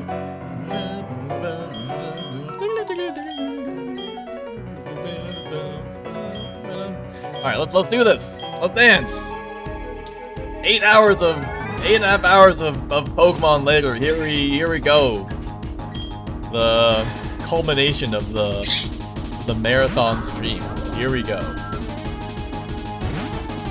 Okay. Spiritomb. Maybe I should turn animations on for this final fight. I can hear boss music. It's the beam. Okay, maybe I should turn the animations on for at least this final fight. Because we won't know if the Quick Claw activates, right? Oh well. Right, here's the Garchomp. Can I outspeed? Let's go. Okay, never mind. This is easy. But I might have gotten the Quick Claw, and we'll never know. Okay. There goes her Garchomp. Lucario. Can I outspeed the Lucario? Oh, dude. Okay, never mind. Maybe I'm just fast as fuck, boy. Maybe I'm just fast. Honestly, her most concerning Pokemon is the Milotic. I'm just not sure if I can one-shot it with Grass Knot. So I'm gonna use Drill Peck first and then Grass Knot. But otherwise, no problem. It looks like this is enough speed to outspeed. Oh my god, what? Bruh! Come on, man! You see how much HP that thing's got? What the fuck? Alright, well, this is fine. It's fine. We're faster regardless. Last Pokemon, Rose Raid, and my logic. You see, look, it's just a low roll, dude. It's just a low roll.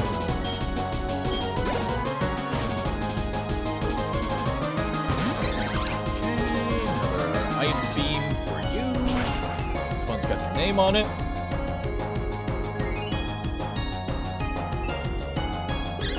Do I hedge on Grass Knot one-shotting?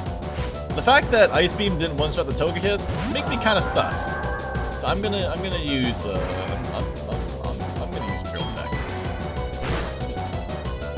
and then we'll use Grass Knot. You see, she's thinking about the Miracle. I can't have that. All right, game complete. Well, technically not yet, but also technically yes. Okay, that's Cynthia down. Ooh, victory stretch. Jesus, my God. It's been a while since I had marathoned this game. My God. Last time was, well, on the plane back from Japan, and then I also marathoned the game on the plane to Japan. But that was like 6 months ago, so it's been a while. But anyway, here we go. Funny how Cynthia's team is a boss rush. It really is. It really is. But a lot of people talk about how difficult Cynthia is. But honestly, it's not that bad. You just need an answer for all of her Pokemon. And to not get bogged down by the Spiritomb. Like, just don't worry about the Spiritomb too much. It's got no weaknesses, but it's not that strong in general, so. Yeah, here we go. Let's register our singular Pokemon, our starter, who we first met just 8.5 hours ago. Here we go. Ah! Thank you for the redeem, Mimi. Thank you for the redeem. Look, it's me. It's me. Clear time, 8 hours, 10 minutes. Let's go. All right. I blindly swept Cynthia with a Dragon Dance and Gyarados. That's exactly right. If you just get Gyarados, 2 Dragon Dances on Spiritomb, you can one-shot everything else. Congrats. Thank you very much. Thank you very much. Holy shit. Oh my God. Is this gonna happen for the entire credit scene? Oh my God. Hold on. Let me switch the screens so that we can see the more interesting of the screen as well. Thank you for the redeems, everyone. It's been that's all my points. This is the time to spend them. So yeah, there we go. That's Pokemon Platinum. We won't sit through the entire credits. I'm just gonna speed through this actually, because I mean this would be the third time we've played through the ending credits here. So same here. Yeah, this is the time to use up all your channel points. Thank you for all your continued viewership. Ow. And thank you for your support during this marathon run. We're just gonna speed through the credits here, and then we'll have some closing remarks as I stated on the schedule, and then we'll be able to call it a day. Spin. Clear. Thank you for the redeem for that as well. All right, let me take a screenshot of this. Let me get rid of all this shit on me.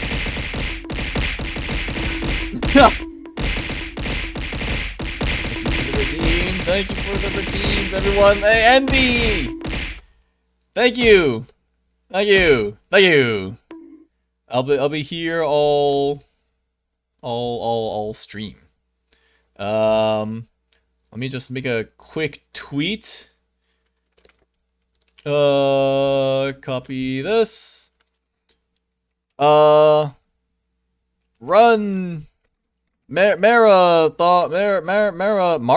marathon run complete. In a mere 8 hours. 8 hours, 10. Oh, the game has decided it wanted to reset. 8 hours, 10 minutes. A mere 8 hours, 10 minutes. Next are some closing remarks, and then I'm off. Alright. Let's fucking go, dude! Holy shit! Well, that's our marathon run of Pokemon Platinum. Dunzo! Round 2? Anyone? Anyone down for round 2 of Pokemon Platinum? We're doing this again? We're doing this again? New run? New game? New game? What's the button input for deleting your save file? Is it this? New game, anyone? Anyone down for round 2? Delete save data? Hell yeah. Once it's been deleted, there's no way to recover it. Delete the save data anyway? Absolutely. Let's fucking go! Round 2, boys! Delete that save file. Delete that save file! Faster. I have another run to complete. Deleting all data. Why does it take so long? Let's go! Round 2. I'm in! Alright, no. We're not doing round 2. Of course not.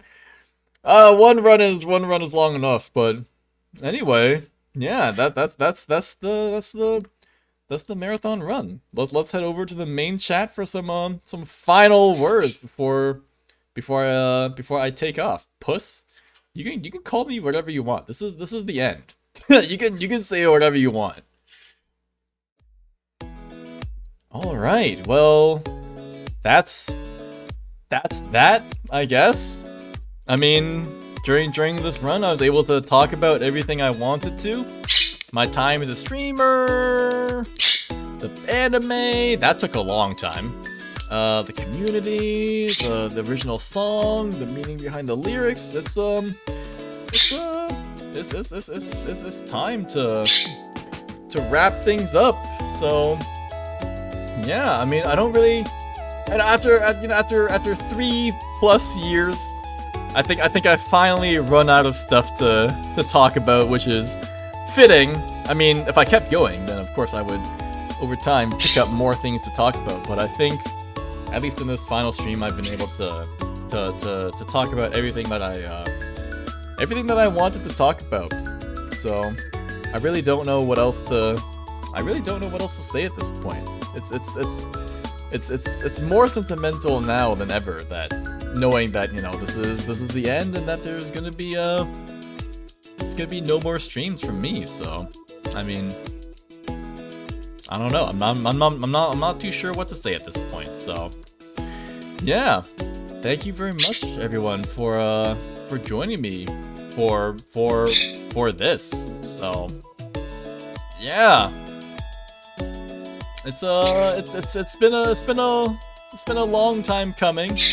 I mean, I knew from the very beginning, you know, when I started like 3 years ago, that of course I wouldn't be doing this forever. But I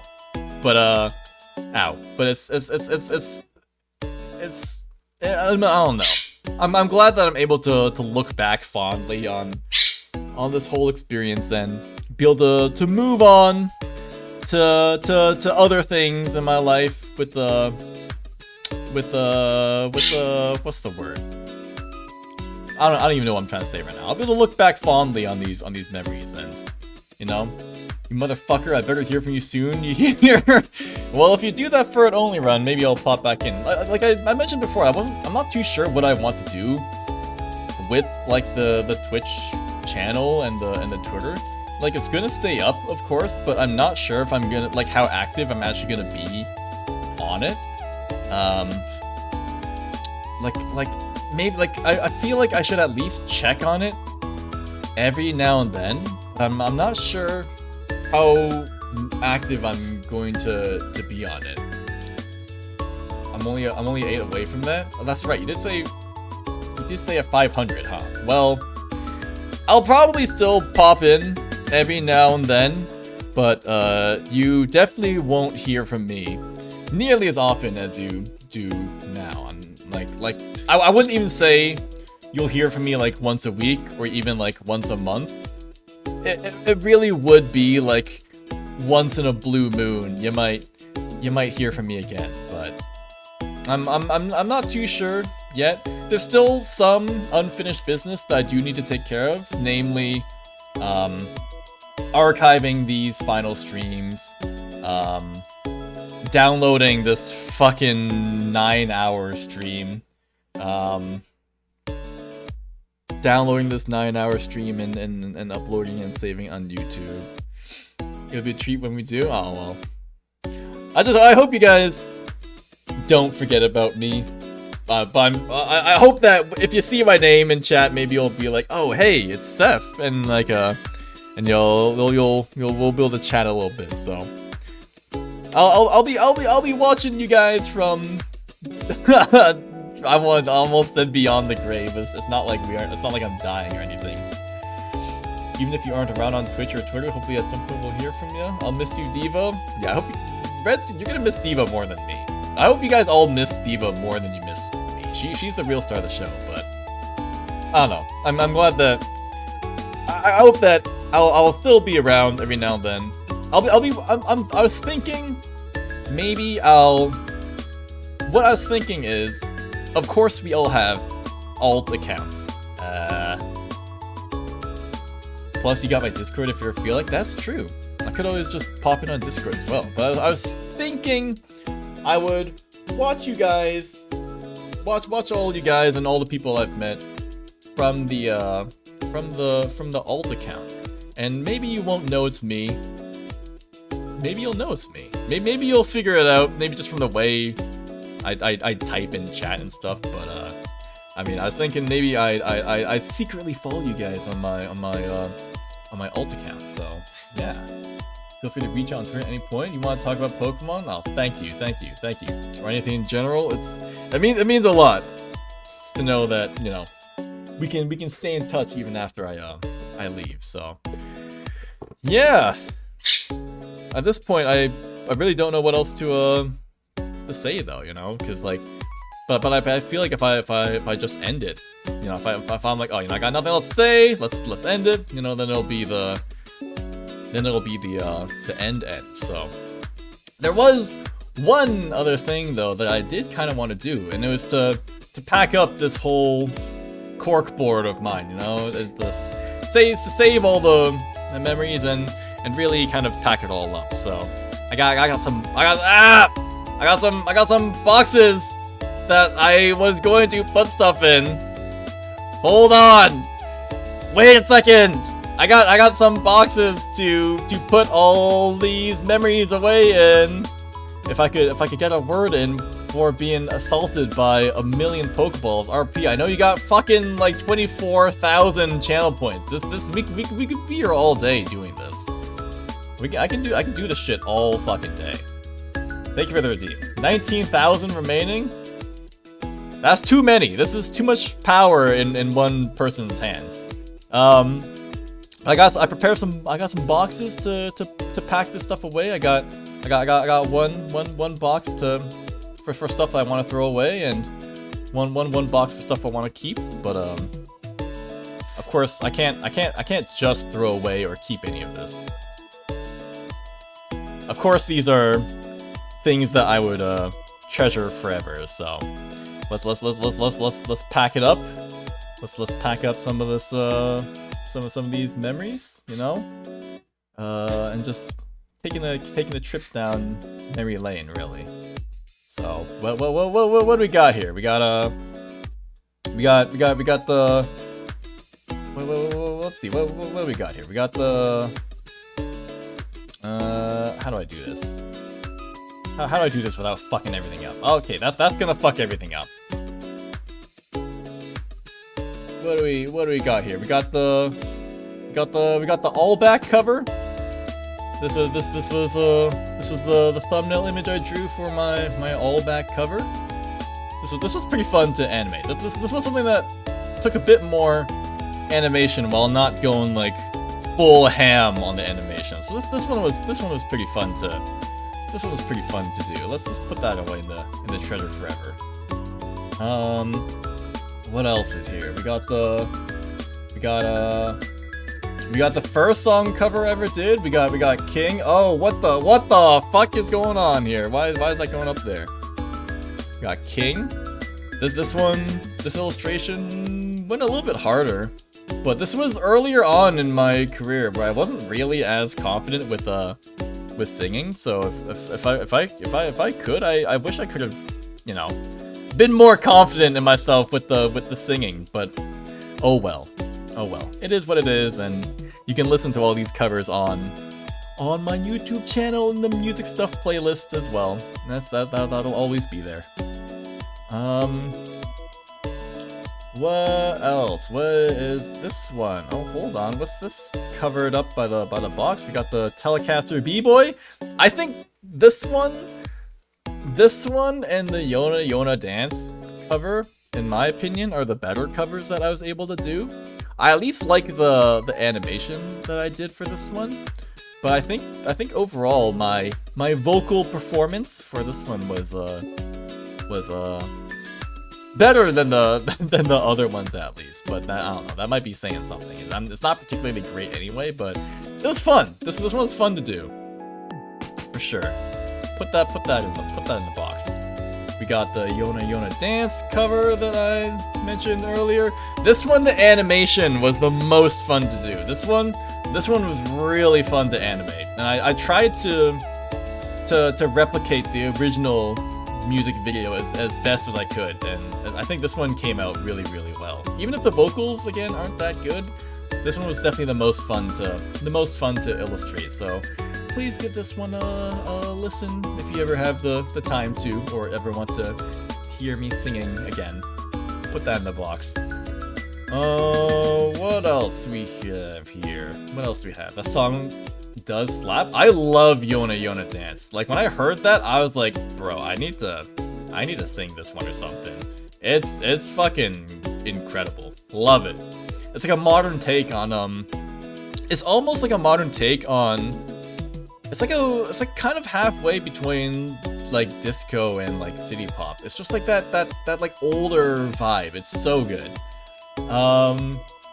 What is this one? We got some illustration by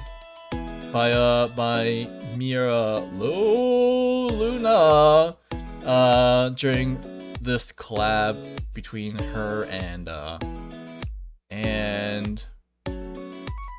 Neb. It was between us three, and this was also very early on. This was like within the first couple weeks of me streaming, which I'm sure I was a fucking nervous, awkward mess back then. So apologies to Neb and Luna for being so awkward back then. I wish I was more confident, but oh well.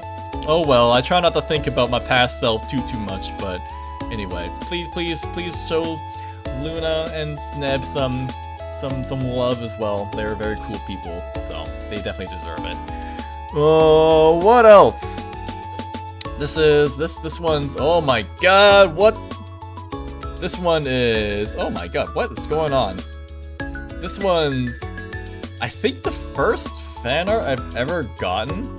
This one's by a viewer known as Hui Hai, who was a regular viewer back in the day when I streamed on YouTube, and they were around for like a pretty long time. It's just the crazy part to me is that I'm fairly sure they live in Asia, which of course has like the 12-hour time difference, and I stream at hours that are not for Asia time zones like at all. But they were still around chatting in the chat in the chat and was kind enough to even draw some fan art for me, and we even chatted in DMs a little bit as well. So I'm gonna miss Hui Hai for sure, but it was a pleasure getting to know them. And if you check the VODs for the old streams, you'll be able to see them. You'll be able to see them in chat as well. So put this in the put this one in the treasure forever as well. What about this one? This one, and also this one are illustrations by someone known as Ego. And I know I never really talked about this before, but Ego is, and this might surprise you as well, RP, but Ego, there's actually 3 people you never end up playing Rocket Edition for that one guy? I did actually end up playing Rocket Edition, and he was around for it. Yeah, Vids. I'm gonna miss Vids.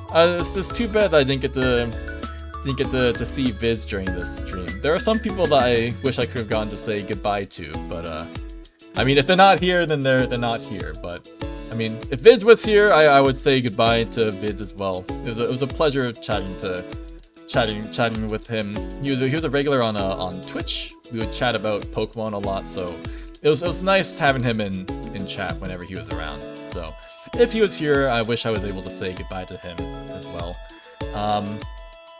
But these two, if you're paying attention, RP, you're not special. If you think that you're the only one who knows that I am streaming as a VTuber, think again, bucko. There's 3 people in the entire world who know that I am streaming as a VTuber. You're the only one who knows me IRL, but there's 2 other people who know me not as Cepheus originally. And Ego is actually one of those people, and he's one who drew the illustrations for these. Yeah. So Ego along with, so you'll be able to see Ego in the very first debut stream, but you'll also be able to see the other person, I believe, in the debut stream as well, who goes by the name of Man of the Sea, I think. And then yeah, so Ego and Man of the Sea, and then RP here are the 3 people who know me by a different name. And that name shall go unmentioned. But perhaps you'll see that name pop up in your follow list at some point in the future. Maybe you'll know it's me. Maybe you won't. And if you don't, that's fine. But at least you guys can all rest knowing that, hey, there's gonna be someone else, me, namely, who's still watching you guys, but maybe just not as the me that you know more fondly. I wonder what the name is. Oh, I wonder what the name is too. Ha ha ha. Anyway, these are some illustrations that are drawn by my good friend Ego, who supported me a lot in the early days of streaming on YouTube. So I really appreciate his continued support as well. And I wish he was here so that I could say goodbye, but I mean, he knows where to find me, so it's not like we're really saying goodbye in that regard. What else? This one is, oh my god, this one's an illustration by Ren during our art collab, and so is this one. So Ren was someone I had met during one of Jeep's karaoke streams, I think. Oh no, it was it was during Jeep's karaoke stream, but like he had invited a lot of people, like guest singers, and I remember Ren was basically guest MCing, but like, what's the word? Like spontaneously? I can't think of the word, but she was just like suddenly started co-hosting. Yeah, she was like co-hosting, and that was when I first met Ren, and we chatted a little bit more after the stream as well, and it was I've only got good memories with my interactions with Ren. She helped me beat one of the games I'd first started playing on Twitch as well, and she helped get me introduced to Twitch, along with she and Jeep both helped me really get started on Twitch as well. You were watching that? I remember you were there too. So, and she was also around for my one of my early Twitch streams as well. So, yeah, I'm gonna miss Ren. I wish she was here so that I could say goodbye. But I know a lot of you guys here are close with Ren as well. So I'm sure you could also pass on my message. But you know, I've also got the DMs where I can say goodbye that way too. But we'll put this in the treasure forever. What else do we have? We got the sticky notes. So these were some sticky notes that I prepared for my first debut streams that were mostly just mostly like just like about me. Just like little tidbits about me. So this one talks about miscellaneous information just about me, and of course none of this changes. It's not like these facts change over time. It's not like I'm suddenly like not color deficient anymore, or I suddenly don't know how to play piano. This all stays the same. But I suppose if I ever rewrote this, I have a lot more that I can put on these sticky notes now. What's this one? Why is this one upside down? You like homework? I like housework. It says housework, not homework. What is this? Why is this backwards? There we go. I got my favorite music on here. This one's a little bit different. Of course, my music taste changes over time. This one has a lot more. I mean, this mentions Eve and Deco 27. I don't listen to Eve or Deco 27 nearly as much as I did back then. Now I'm an Ado kind of guy. RP, you know what's up. Ado and Yoasobi and that kind of stuff. But I mean, it's still J-pop. I still like Mashi Mashi a lot. I still like Chico. I still like Radio, but the music taste changes over time. Put this away. Speaking of Radio, they also did the Go Rush opening recently. Bradio is great. I fucking love Bradio, dude. People need to listen to Bradio more. I love Afro Man. He's so good. Stuff I dislike.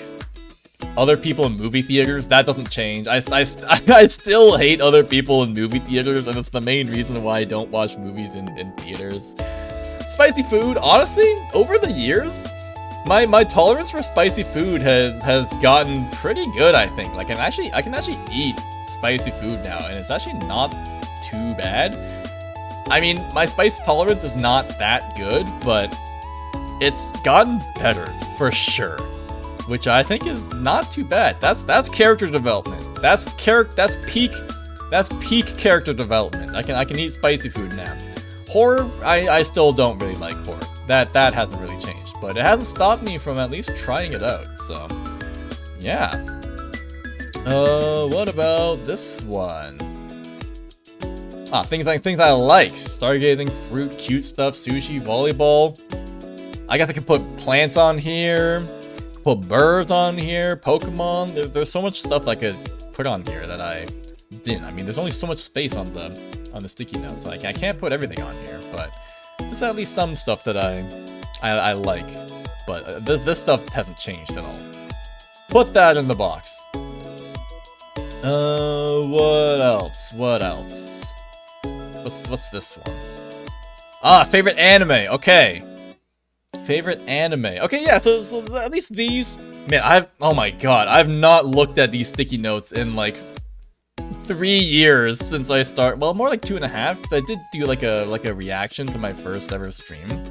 But I have not looked at these sticky notes in so long. Oh my god.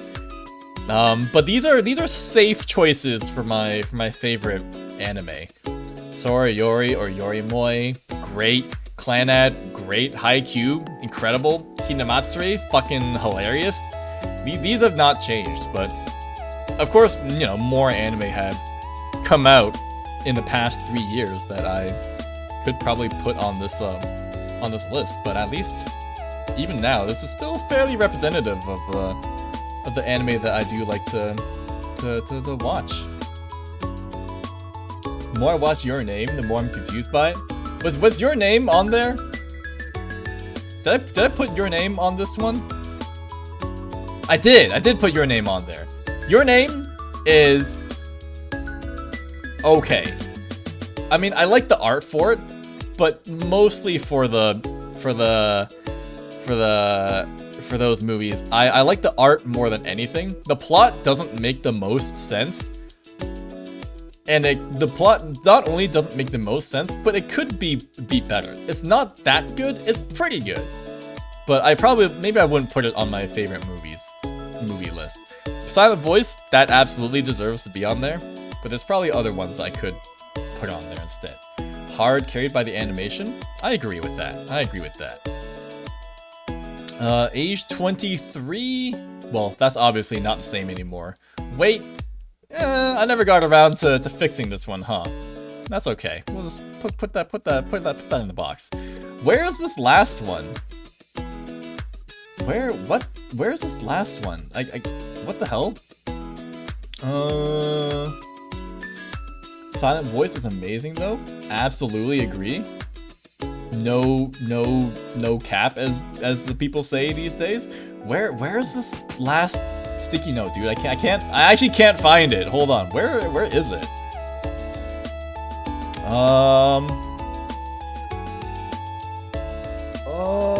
2, 3.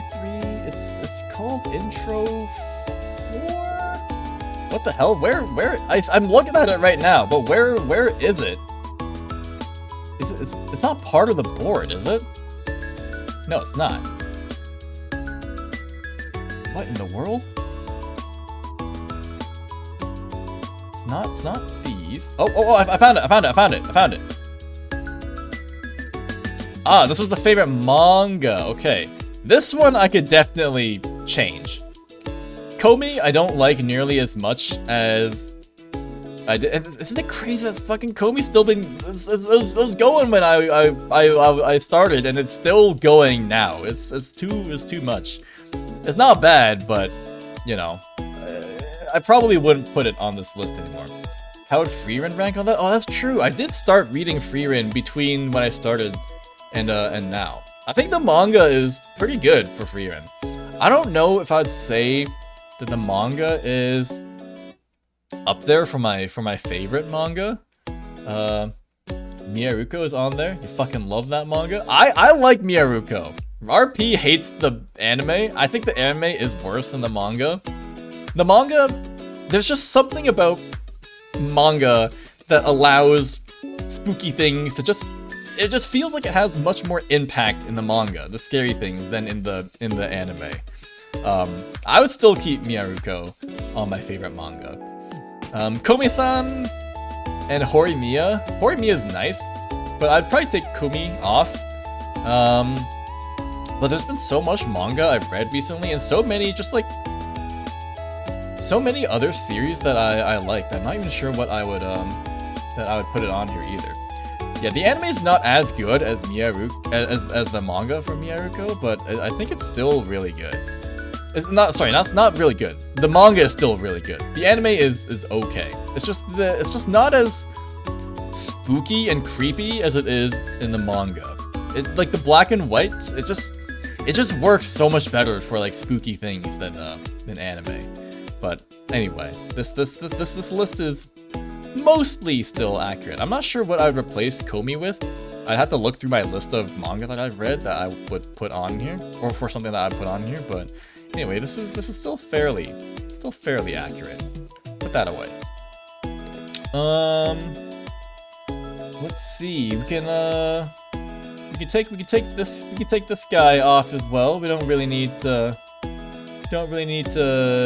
do too much with this anymore. Now that we're done, I did make a little card for myself, but I think we don't really need this one anymore. But we'll put this in the treasure forever. Everything's part of the whole experience after all. Okay, what else? I think that's pretty much it for everything. Sometimes they drag the focus on one thing for like a whole minute. They really would, huh?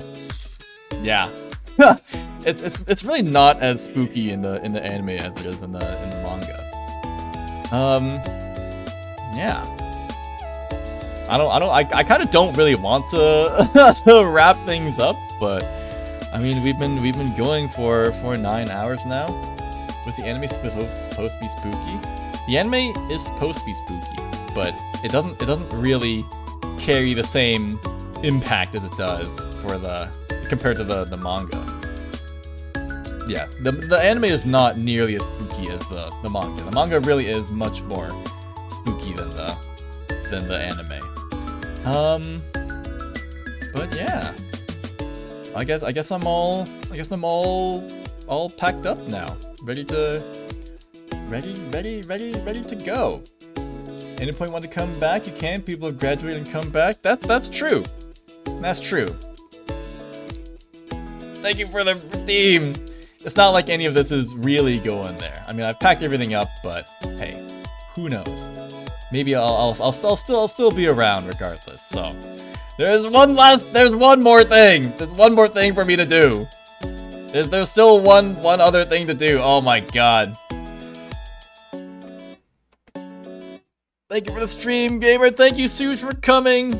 Thank you, everyone, for coming and offering your support during this final stream. So let me do one final thing and push you guys as well into the treasure forever, and I'll roll up the where is it?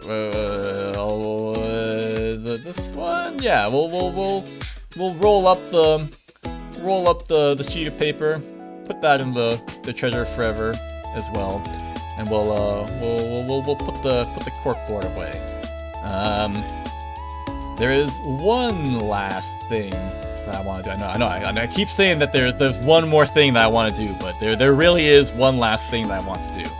And that is, for those of you who came around during my first ever stream, this may sound familiar. Let me turn down the music just a little bit.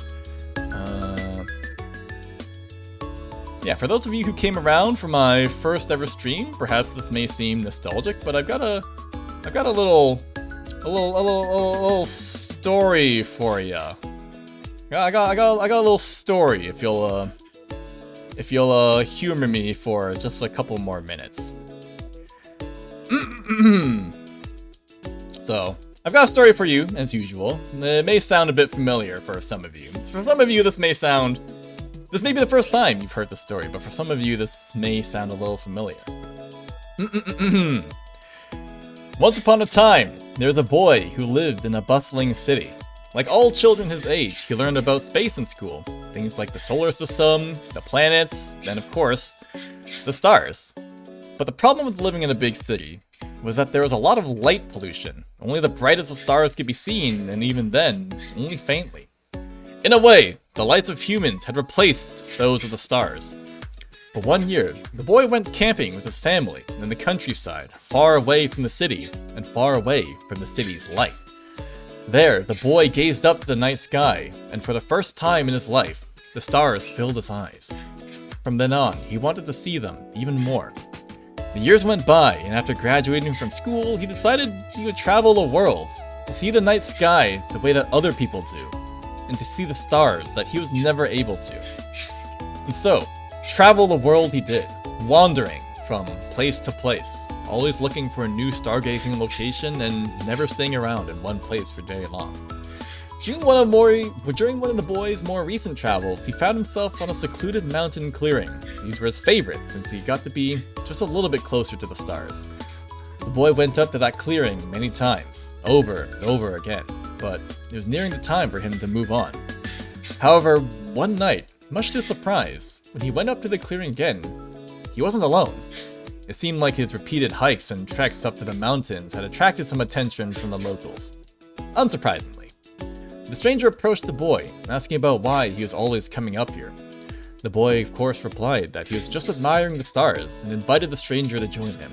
They chatted a bit as the stranger asked about the boy and his travels, to which he replied with a laugh, claiming that the stars were far more interesting than he was. But the stranger's curiosity was obvious, and of course the boy had many stories to tell and many things to talk about. And with a smile on his face, a single thought crossed the boy's mind. Maybe I'll stick around, just a bit longer this time.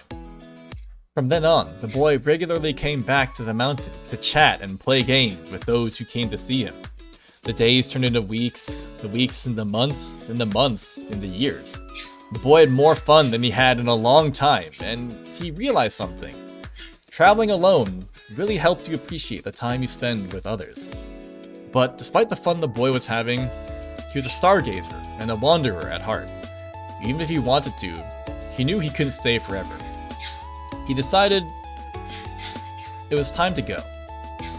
As the boy was packing up his things, those who regularly came to visit returned. "Are you really leaving?" one of them asked. The boy gave a nod. "I'm a wandering stargazer, after all." "Sorry about this."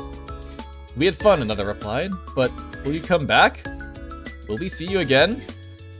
"Maybe," the boy responded. "Or maybe not. The world's a big place. Who knows where I'll wind up? But despite that, you managed to find me once. Who's to say you won't find me again?" Everyone remained quiet for a while before the boy spoke up. "Remember what I always say. If you ever feel lonely, just look up in the night sky. No matter where you are in the world, as long as someone else does the same, you can go stargazing together." The boy turned around and began to leave, as those who came to see him said their goodbyes, one final time. With his telescope in tow, he made his way down the mountain, gazing up at the night sky, smiled, and wondered to himself where he should go next. Who knows where the star will lead me? And so, the boy wandered off into the world with nothing more than the stars as his guide. But he knew that he would never truly be lost. The end.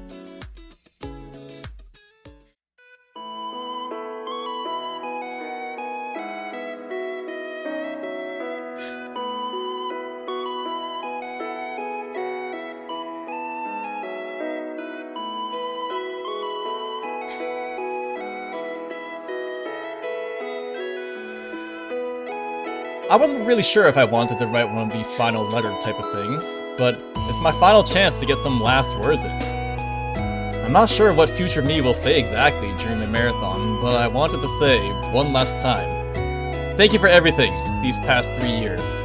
Thank you for watching me, humoring me, supporting me, chatting with me, and everything around and in between. It's been an unforgettable experience, and I'm glad I was able to show you me.